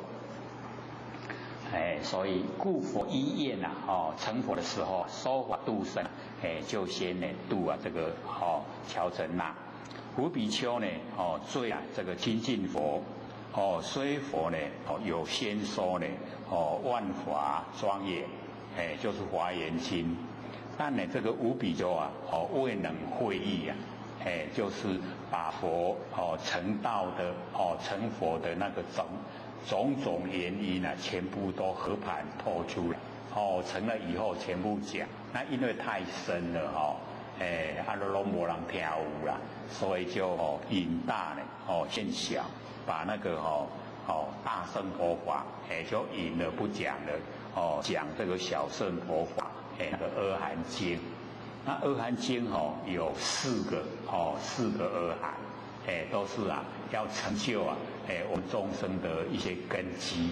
我们修了以后有根基呢，修道就容易。那么4谛法呢，就是苦集灭道。苦是生死的苦果，先讲果，然后再讲因，那个集就是因。那么苦就是我们在凡尘的这个受苦那个就在生死里面是受苦，它有逼迫性。然后那个原因为什么会受苦？原因就是集就是收集我们这个粉都造出来的业那个业是从烦恼而来所以集是烦恼的苦因那个苦生死的苦果那集有那个招感性，那灭就是涅槃的很快乐的果那个果报为可证性那道苦集灭道的道就是诸事的乐因，很快乐的原因，为可修性。那么佛借着这个音声来做佛事就是借着语言音声来做佛事。那无比丘呢，于音声而得开解从佛讲的那个内容然后能够心开了解因为6层应该色积熟，那么现在呢以声音来积熟，然后最后面呢以耳根垫后因为我们此方就是娑婆世界这个真教体清净在音闻又这个别对阿难它的那个机眼所以先讲这个音声。那么佛问比丘我出生解如来应罗名阿耨多妙音密语，我以音声多罗汉所以从音声呢然后修成了阿罗汉这个呢就是细数这个悟言得正细数能够领悟那个圆融的道理，然后证悟佛性。阿耨多我们呢中文叫做最初解最初了解所解就是佛微妙的法音所了解就是佛很微妙的法音。那么音之所以这个称妙物这个生成就是我们声音就是6层之一，乃是这个衍生之法。那么其相是妄这个音声的相就是妄，可是其性恒真它的性就是全部都是真，为妙觉明体妙觉明体就是我们不生不灭的佛性本体所以那个相音声的相是衍生之法，那音声的性就是妙觉明体这样了解吗？文字不多了，意思有淡薄较深的啦来了解相跟性它分开讲，相是妄，性是真所以我们的了解就是依真的性妙觉明体。那其体秘密，为什么秘密？因为无形无相我们那个音声之体妙觉明体无形无相，可是其用周远用出来周遍圆满所以照遍整个法界，整个虚空界全部都能够照遍。以其音声为本修音悟明真理得阿罗汉所以我们了解说能够从音声悟入这个是一个修持的方法那我们也是一样跟这个25门的修持方法都呢提供给我们，看看我们比较呢这个喜欢哪一个修持方法，都可以采用所以并没有说固定要用哪一个，但是最重要就是要一门深入就是要从一门然后做到有功效袂使讲这个做咧较棒咧，过来做迄个做搁较棒咧，哇做了很久，结果没有成就一事无成所以从这个因身修道就是了解因身相是妄，可是性是真因真的性是我们妙解明体所以依妙解明体来修持，就可以得阿罗汉，了解吗？对。那么佛问的圆通，如我所证因生为上只解答圆通呢从生尘得证就是从那生尘六尘之一那个生尘色声香味触法六尘从生尘得证。那么接着第二个优波尼沙陀即从这个咒语顶礼佛祖而白佛言：我亦呢观佛最初成道，就是能够呢这个亲近这个释迦牟尼佛，所以能够观到呢最初成道的那个状态。那么观呢不净相，就是观身不净那个不净相，生大厌离物之色性已从不净，白骨为尘归于虚空，空色二无成无学道一样就是成无学这个遇佛很早所以能够呢这个观佛最初成道遇佛很早才能够了解。那么观不净相乃思念处之一就是观身不净。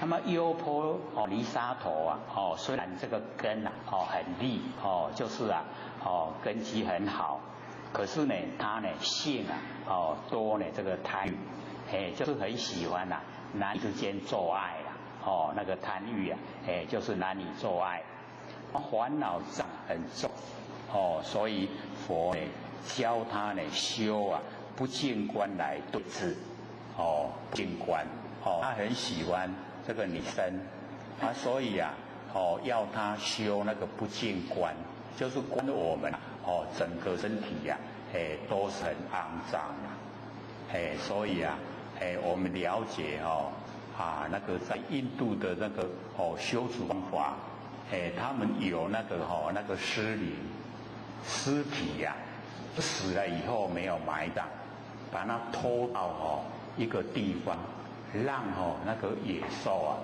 去吃，就是布施把尸体布施呢给这些野兽所以这一些修道人呢，他们就有那个机缘有机会去观看观看我们这个死掉以后的变化当大概一个礼拜就整个膨胀，所以我们在骂人哎呀碰多有没有？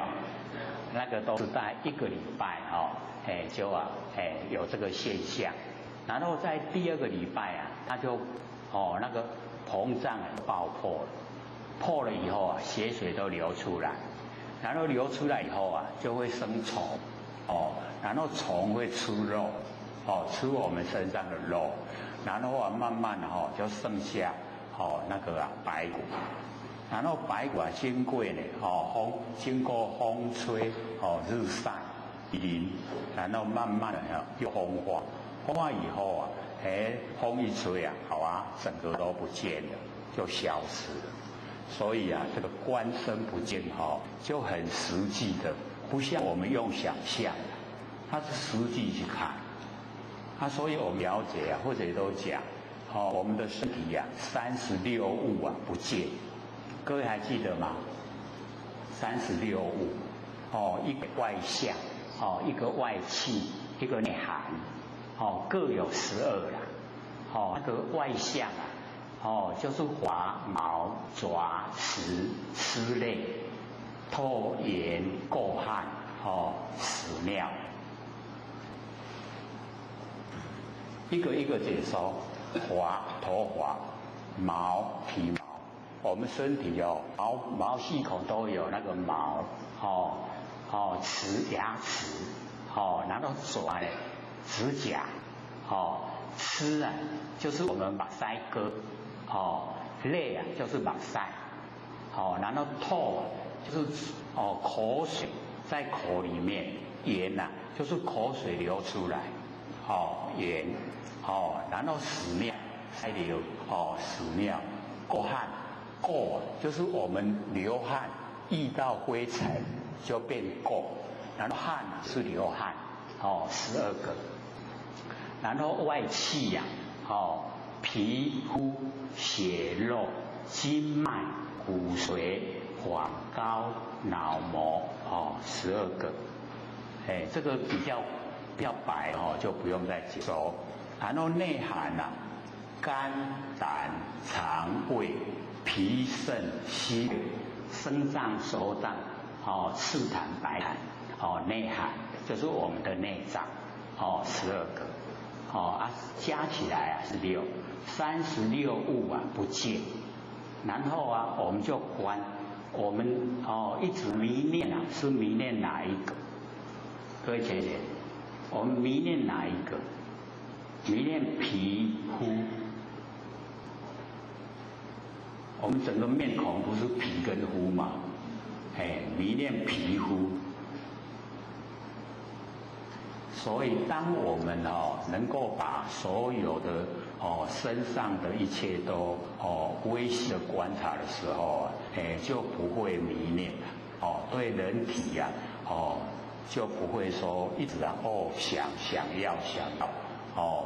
所以那个优波尼沙陀他就是很喜欢男女做爱，我就叫他不戒来对治他那一种贪欲的心后来他这个就佛教的他就做，然后呢一关了以后就以此身呢生大愿。不但呢对这个离身呢已经呢不会念了，甚至对自己的身也产生大愿离呀，就不会这个自爱。我们有的会自己爱自己的身体，对不对？会不会？那个自爱有的还蛮严重这个优波尼沙陀因为观36物不净连自己的水也大厌离了啦，不喜欢他了，那物之色性能够领悟所有那个形象，色就是形象，以其根它的根很锐利，就是很有这个累世之间很有修持，根基比较深。那么修完之后非但可以离障，那个障碍影响到他的那一种障碍可以离开了。那么且能悟性，能够领悟到佛性。原来呢相都是假的，性才是真。那么白骨为藤就是我们了解那个白骨。白骨一经过这个日晒雨淋风吹然后后来就变微尘的呼气那骨头这个变成灰了已经呢这个烧了以后一样也成灰了。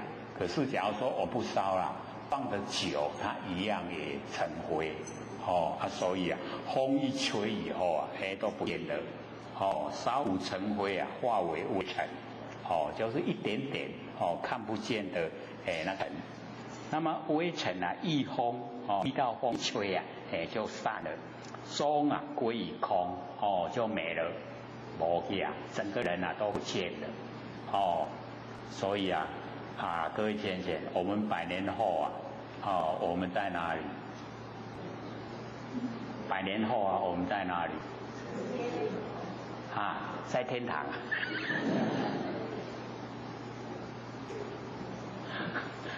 我们最好就是修到跟整个宇宙虚空融成一体，整个宇宙虚空呢都是我们佛性啊。能够修到这样的话，身体啊还给大地，所有土啊归还给的大地啊，所有红土，这样就不会被业力又把我们归来完成现象。所以我们谈话那个讲得很传神啊。我们在问那个人的过世啊，他不讲说死掉了，他说过生，对不对？过一个身呐，这一个身没有了，然后又换一个新的身，换新的身出来，我们就是这样一直六道轮回，很快的，又呢一生一生一直过，所以我们那个一生有一副骷髅，现在那个骷髅堆积非常的高大的山，就好像一座山一样。所以这个优婆尼沙陀他已经呢就聊到说终归一样，有形有相都归空，从空而来又归于空。我们从哪里来？100年前我们还没有生的时候从哪里来？我们还没有出生的时候我们在哪里？我们都没研究了我们100年后我们死掉了，我们去哪里？一样也没有研究了所以真正的努力修正的话就像那个广清老和尚他怎么说？就是没来也没去没有生来也没有死去生没有来的地方，去也没有去的地方，就没有，就当下圆满，就是在当下，当下整个都呈现我们佛性本体这样了解吗？我一定会很熟，或者都反复在讲所以优婆尼沙陀呢有领悟极色不可得就是形象我们都不能够拥有所以我们要了解这个我们最亲的身体我们都不能够拥有不是我们能够做主了假如说我们的身体我们自己可以做主，我们在最年轻最有活力最漂亮的时候，我们赶快命令它停止不要动，我就是要这样可不可能一天一夜一年一直过对不对？很快就老了就不见了离开凡尘都这样所以我们要在很短暂人生赶快把它修正让我们整个佛性跟宇宙虚空都能够融汇成一体。那么无色不能显空非但这个色无并空亦就是色形象没有，连空也没有所以有形象才显出空，那形象都没有，空也没有两个互相形体的东西都消失，故呢就讲空色二无，这两个都没有，那么因此得成无学之道就是已经进入无学问。那么如来应我名尼沙陀，尘色寂静妙色密缘，我从色相得阿罗汉从这个色相得到阿罗汉。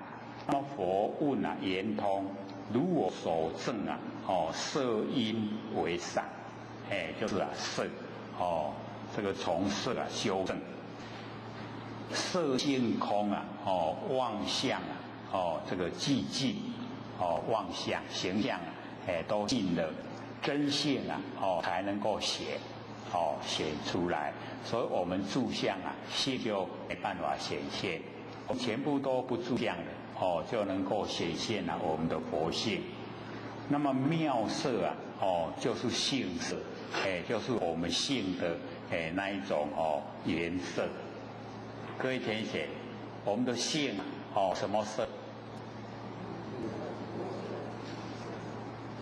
没有形象啦，所以没有色，所以那个我们就是了解无形无相是我们的性，讲色呢是连带的说。那么前性成色，我们整个佛性都成色，前色呢皆性，全部的形象都是我们的佛性，不必呢虚色呢归空。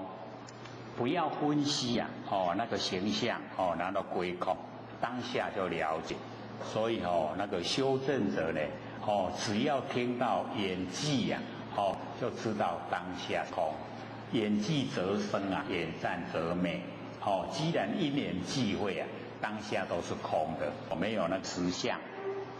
那么色皆来常，所有的形象都是我们呢真心佛性所成就，所以呢皆是如来常。那么此理秘密就是不容易了解，它呢周遍整个法界，整个虚空的法界全部都有都有我们呢那个不生不灭的佛性本体。那么大用圆满，整个佛性的大用都圆满。那么优婆尼沙陀就讲，我从色相为本修因，然后得到呢阿罗汉。这个呢都有细数都不是讲空话，真正的修从色性修。原来是很喜欢呢男女之间的那个关系。那后来因为佛教他观这个不净相然后他就从不净相一直深入到能够领悟不生不灭的佛性所以他也一样成那个阿罗汉。那么接着这个底下香言童子即从奏起地佛举，而白佛言：我闻如来教我地观知有为相。这个释迦牟尼佛呢教这个香言童子来地观呢有为相。那么我时此佛就是佛有教了以后，他就离开了宴回清斋就是呢这个回去开始努力的要修持了。那么见之比丘招呢这个沉水香，香气极然来入鼻中香气这个飘到呢我们鼻子来。我观此气就是以这个气来为所观的境。灰目灰空这个气它不属于目，也不属于空灰阴灰火，它也不属于烟，也不属于佛。那么气无所着，来无所从这个气没有气的那个所着的地方所在，然后也没有来的地方所在，由是意消全部意都没有了，是了消除了。那么花现这个了解无漏就花明无漏。所以我们看这个童子以为这个年纪很小，不是啦，就是呢这个童真入道，就我们现在讲说清修的啦清修呢修成以后就叫童子这样了解吗？